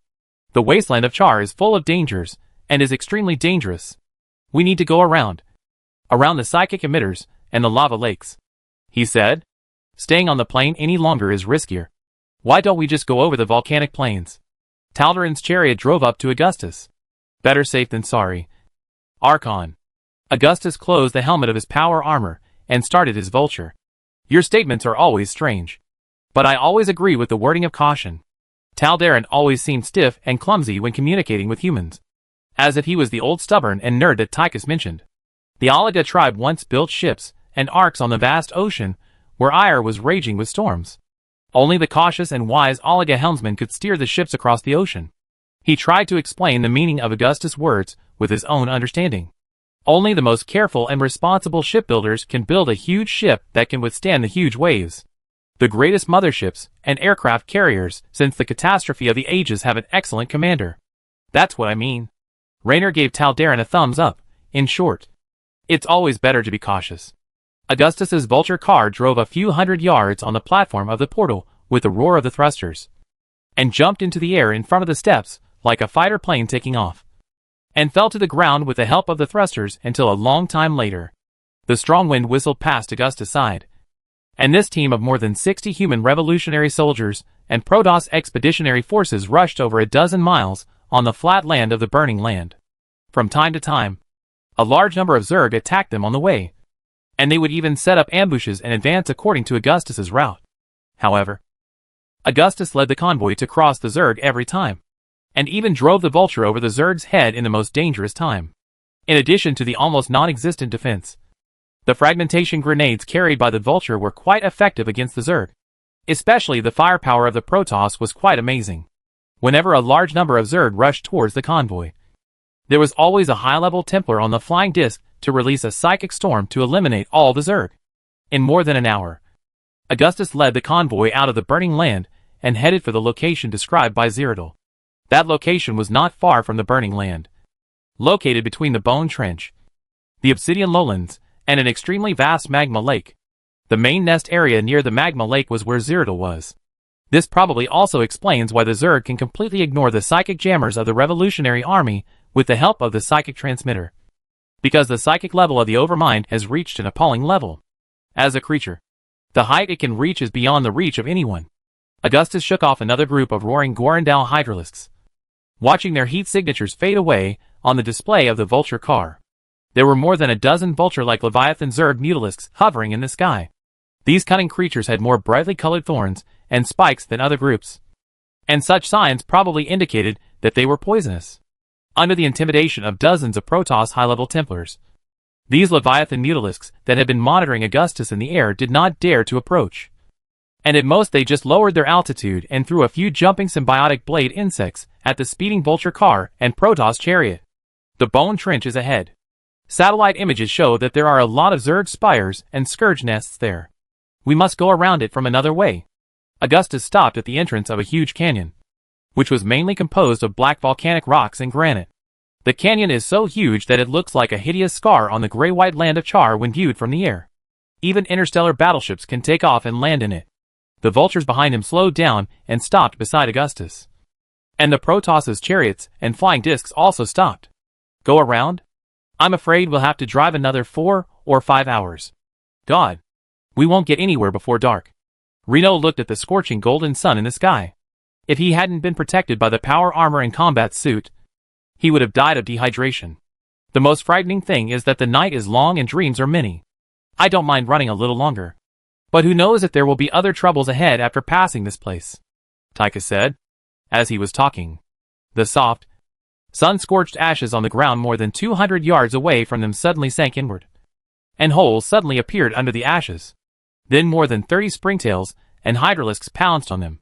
The orange carapace and spiked edges indicate that they belong to the Gam swarm, the brainworm of this hive clan. Sass must have a grudge against Augustus and the Protoss who killed and expelled it. Augustus picked up an AGR-14 assault rifle and loaded a Ripper A-type standard grenade into the grenade launcher under it.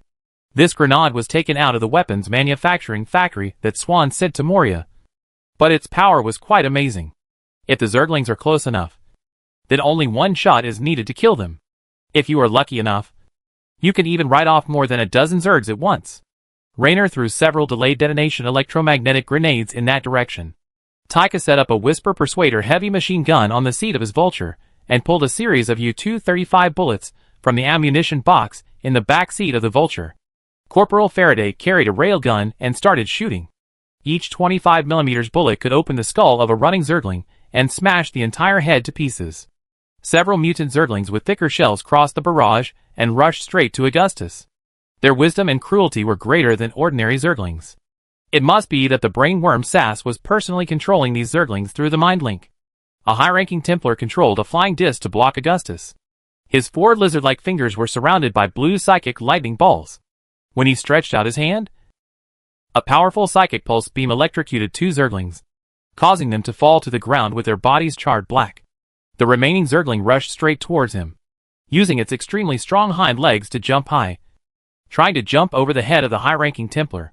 The high-ranking Templar ignited the psychic blade with his right arm and pierced the Zergling's abdomen without any hindrance. The Zergling that jumped high was immediately split into 2 due to its own inertia, like a cod in front of a cutting machine. Cool. When can we use lightsabers? Although it was not the first time that Raynor had seen the Protoss Templar kill Zerg cleanly, it still did not stop him from praising them. Raynor remembered what his father Trace Raynor had once said to him: warriors fight to survive, and gladiators fight to fight. In the social system of the Protoss Empire, Templars are natural professional soldiers, and they are warriors until death. They have already extended war and killing into an aesthetic art. When John grows up, as his godfather, I will definitely give him a single-molecule psychic blade, Augustus said.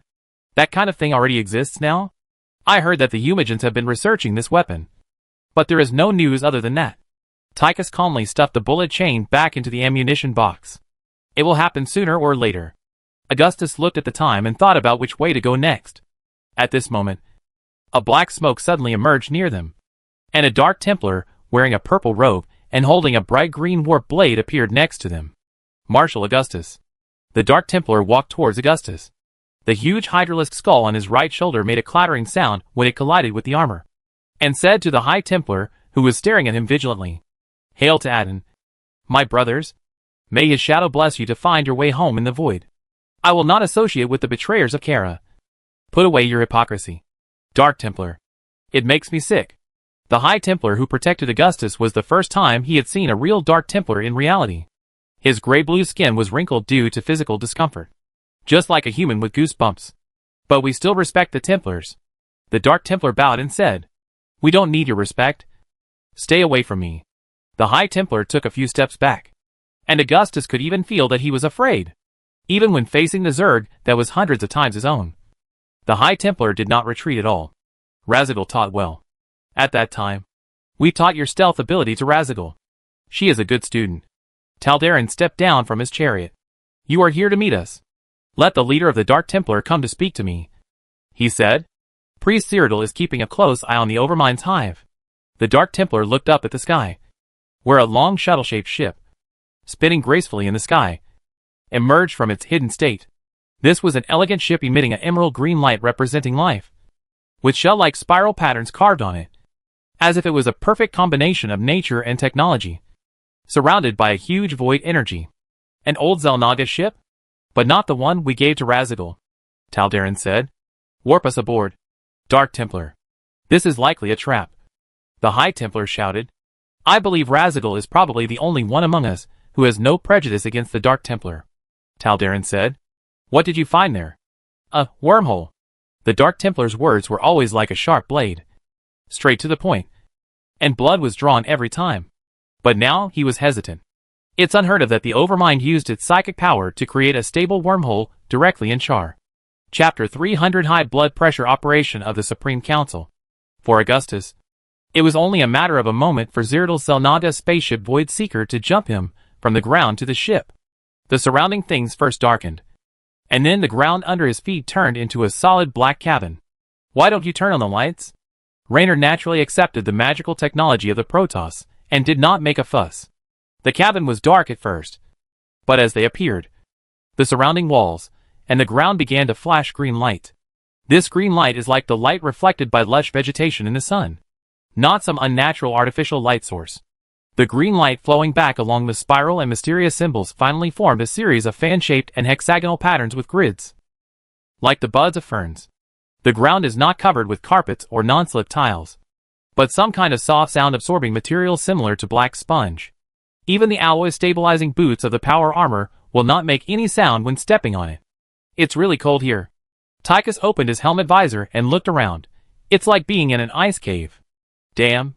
We're not in the ice cellar of those dark Protoss." The cabin of the Void Seeker is large enough to accommodate Augustus and his men and their mobile vehicles. At the edge of the cabin, you can see some sharp crystal clusters emitting green light. The crystal clusters are rooted at the junction of the four walls of the cabin, as if they grew from it. The cabin was not silent. In addition to the clear resonance of the crystal matrix, there were also sounds similar to the surging of water and the sound of wind and sand, giving people a strange feeling that they were in nature rather than on a ship. This is undoubtedly a Xel'Naga spaceship, a creation of the gods, who once gave the Protoss knowledge and wisdom. Taldarin walked with his long Dragon Knight mechanical appendages. It is not the spaceships left by the Xel'Naga on Aiur. This spaceship contains powerful void energy. Perhaps the Xel'Naga used it to travel through the universe in the past. Great. Even today, our spaceships are nothing more than imitations of Xel'Naga warships. Long ago, the Dark Master drove this spaceship through the universe, looking for traces of Xel'Naga's travels in the universe and the prophecies that were like whispers in the void. The Dark Templar walked in front of Augustus and Taldarin. At this time, a projection appeared in front of Augustus, and the picture was the main nest of the Zerg located between the Magma Islands. The scene inside shocked all the humans and Protoss present, with countless Zerg organic buildings made of black chitinous shells, spikes, gray-brown spines, flesh-colored vesicle membrane wings, and mucus and dark purple fungal carpets. These buildings are like living things. Their surfaces are constantly expanding, contracting, and multiplying. The tops of the buildings are contracting like breathing holes. The tendons and meridians on the trunks are wriggling to transport blood and nutrients everywhere. It seems that the entire ground is alive. A piece of subcutaneous flesh exposed to the air. The screen is full of pulsating organic buildings of the Zerg, the tallest of which even exceeds the Creation family sky tower on Tarsoni's Prime. In the center of these buildings is the huge Zerg overlord, whose body is several miles in diameter, and most of it is still buried deep under the hard volcanic rock surface. Above the overmind, thousands of spikes pierced the sky, and a huge eye was staring coldly at everything around it. Augustus, Taldarin and Raynor all came over, and the rest of the Protoss Templars could not hide their curiosity. Protoss and human warriors wearing gold-blue armor or gold-red power armor gathered together, close to each other, and their relationship was obviously improved by the experience of fighting side by side. That is the master of all Zerg, the Overmind. The Dark Templar said to Augustus, the years it has lived may be as long as the Zerg race itself. Why do bad guys always live longer than good guys? Tychus mocked both the Overmind and the Protoss at the same time. The Overmind is likely to be immortal. The research of Dr. Francois and Stedman shows that the cell renewal rate of the Zerg is much faster than that of humans. But they do not age, Augustus explained. But it is also possible that the Zerg was killed by us not long after it was born. Renault pointed at the illusory light and stared at the hazy shadow above the main nest.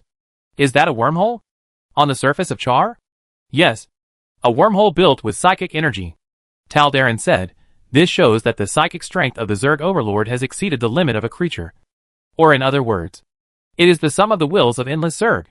In the past, our expedition fleet occasionally entered natural wormholes, which can shorten the journey of tens of thousands of light years, or even longer to the distance from your doorstep to your neighbor's nursery. Raynor was a captain after all. Compared to Tychus, who didn't listen, learn, or practice, he at least studied seriously.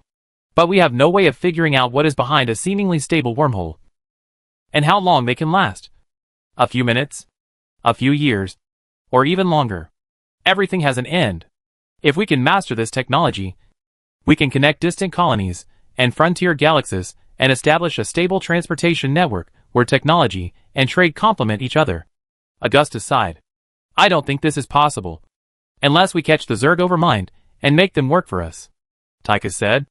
If you want to die, I won't stop you. Raynor laughed. Where do they want to go? Taldarin stared at the wormhole in the light and shadow. It was a hazy black vortex composed entirely of void energy and dark matter, rotating in the remaining atmosphere of Char. At the beginning, the vortex was surrounded by radiating bizarre colorful lights and storms that tore the surface. But later there was only a black circle left.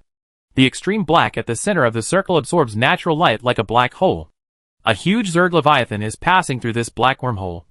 Its giant fin membrane wings, like solar sails, are swaying in the wind, and countless Zerg flying creatures are surrounding it. Zerg Leviathan is a supergiant creature that is more aggressive than Behemoth, and it can also make super time and space jumps in the universe, even when facing humans. The Zerg did not have Leviathan on the scene. It is hard to imagine what kind of enemy made the Zerg swarm dispatch these terrible creatures. I hope it's Tarsoni's, Tychus said. We'll go back and clean up the mess once the Zerg have taken out the Federation. We're here. At this point, the Dark Templar reminded the Void Seeker's passengers. The Void Seeker is above this main nest. Where is your Archon? Taldarin asked the Dark Templar sternly and urgently. It's at an observation post near the main nest, on top of the highest volcano in the vicinity. The Dark Templar replied. Taldarin ordered me there. Count me in, Augustus said. Zerto must have discovered more clues about the strange behavior of the Zerg. As you wish. The Dark Templar immediately contacted his companions, who were responsible for managing the core of the central node warp matrix. In the time it took Augustus to close his eyes, and then open them again, the ground under his feet changed from the black sound-absorbing sponge ground to the ash ground of Char again. He was standing on top of a huge crater, surrounded by jagged rocks and ash, with thick black smoke and heat rising from behind, and the ground occasionally shaking slightly. The clouds were like white smoke rings surrounding the top of the mountain, and Augustus could only see rolling clouds of ash when he looked down from where he was. These clouds, composed of tiny ash fragments, separated and merged, and sometimes split, revealing cracks. The Dark Archon Zeratul was standing behind a huge black volcanic rock. alone, standing in the fierce wind between the mountains. This was a picture that impressed Augustus deeply. Zeratl's dark purple robe had a rusty hue due to the erosion of time. The cloak under his brown fur collar fluttered like a flag in the mountain breeze. Zeratl lowered his head, obviously in deep thought. This elder, who had a very high reputation among the Nerazim Dark Templar, was one of the few remaining Dark Archons, and the Archon second only to the matriarch Razigal. It's just that Zeratl never manages the affairs of the tribe. He is just a free and easy person, a traveler who explores the unknown and mysterious in the universe. Zeratl, elder. Augustus walked towards Zeratl, showing obvious respect. His sincerity is by no means a disguise, which is also an important reason why Zeratl looks at Augustus differently. Every Protoss, whether civilian or warrior, is a mind reader, so that they do not think it is an offensive act when they come into contact with humans. Even if Zeratl didn't explore the true secrets deep in Augustus' heart, he could feel the sincerity of this young human. This was Augustus's respect for Zeratl so real that it even made him feel strange. Zeratl always suspected that Augustus had known him for a long time, but he didn't ask the truth, just regarded it as part of fate. For those who respect themselves, the Dark Templar will always return the same respect. You are here. Zeratl looked at Augustus. When he glanced at the Archon Taldaran of the Protoss Templar next to Augustus, Zeratl bowed deeply. Salute to the High Templar, Archon, and the Great Dragon Knight Taldaran. Perhaps the matriarch still remembers you. I am the Dark Archon Zeratl, the leader of these Dark Templars. Zeratl said respectfully, you are all warriors of the era of Aden. Compared with you, I am just an ignorant child with shallow knowledge. Zeratl has been observing Taldaran's army since they landed on Char. But we only see one enemy. The high-ranking Templars around Taldaran were also warped to Zeratl's side. They had been on edge since they boarded the Dark Templar's Zelnaga ship, the Void Seeker. The high-ranking Templars showed their shining blue psychic blades and pointed them directly at Zeratl. Not an enemy, but a brother. Taldaran's attitude towards Zeratl was much more relaxed. So much so that his Templars were always worried whether their Archon had been corrupted by the Dark Templar's corrupt ideas. There shouldn't be such a battle between the Templar and the Dark Templar.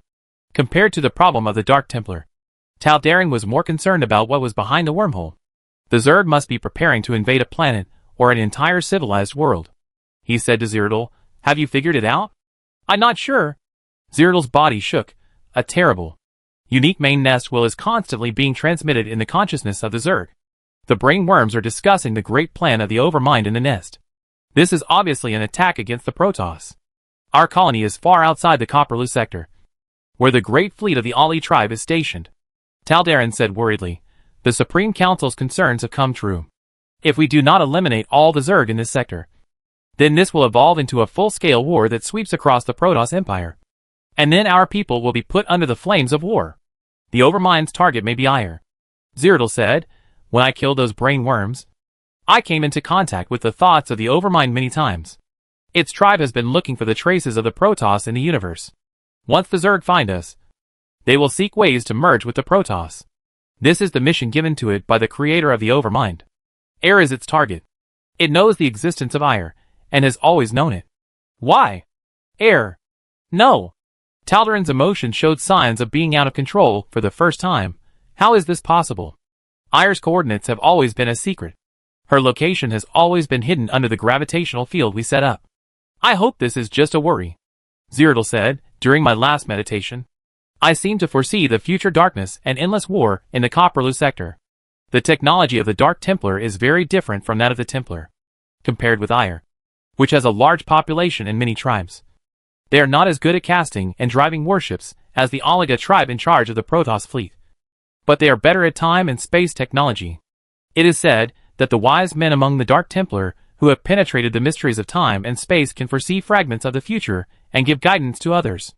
Although the number of Nerazim prophets is extremely rare, their predictions are not always accurate.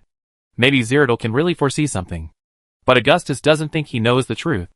I must report this to Executor Tassadar and the Supreme Council of Ire, so that they can be prepared, whether this is just a possibility or not. Taldaran turned on the communication equipment to contact the Star Shuttle of the Protoss Expeditionary Fleet. But the next bad news came one after another. What on earth is the Supreme Council thinking? After a dozen seconds of silence, Taldaran suddenly roared. What's going on? Archon. Augustus approached Taldarin, already guessing something. I shouldn't have mentioned this to you, while the fleet was still fighting the Zerg in high orbit over Char. Taldarin looked at Augustus. The Supreme Council of the Protoss Empire announced that Tassadar is no longer the executive officer of the Copperloot Expeditionary Force because he violated the order to purify all infected human planets, and even sided with the fallen Dark Templar. The Supreme Council will send a new executive officer of the Akiri tribe to replace Tassadar, due to the disappointment with the Templar class. A respected arbitrator will also go with him, he said sadly. Tassadar was ordered to return to Ire alone to stand trial in court, and the expeditionary force must continue to carry out the original order. Trial? Does the Supreme Council think others are fools? Tychus glared fiercely. Even fools will not surrender after committing crimes, let alone turn themselves in to the police station. He acted quite familiar with this, not to mention that they have to travel who knows how many light years back. If it were me, I would not care about the Supreme Council, and would have walked away long ago. It's ridiculous. Changing the generals at the last minute? Just for a few reasons? Raynor was also puzzled. What's going on? I can't believe that those are the arbitrators, who have always ruled the Protoss Empire with wisdom and foresight. Zertal was amazed. The history I learned tells me that it is the arbitrators of the Protoss Empire who define the laws, and guide the Protoss to always walk on the right path. That's their way. Augustus looked at Taldarin. So, who will take over Tassadar's position during his absence as executive officer? It's me, Taldarin said. There's still room for maneuver in this matter. Augustus smiled. There is an old saying among humans that a general will not obey orders when he is away from home.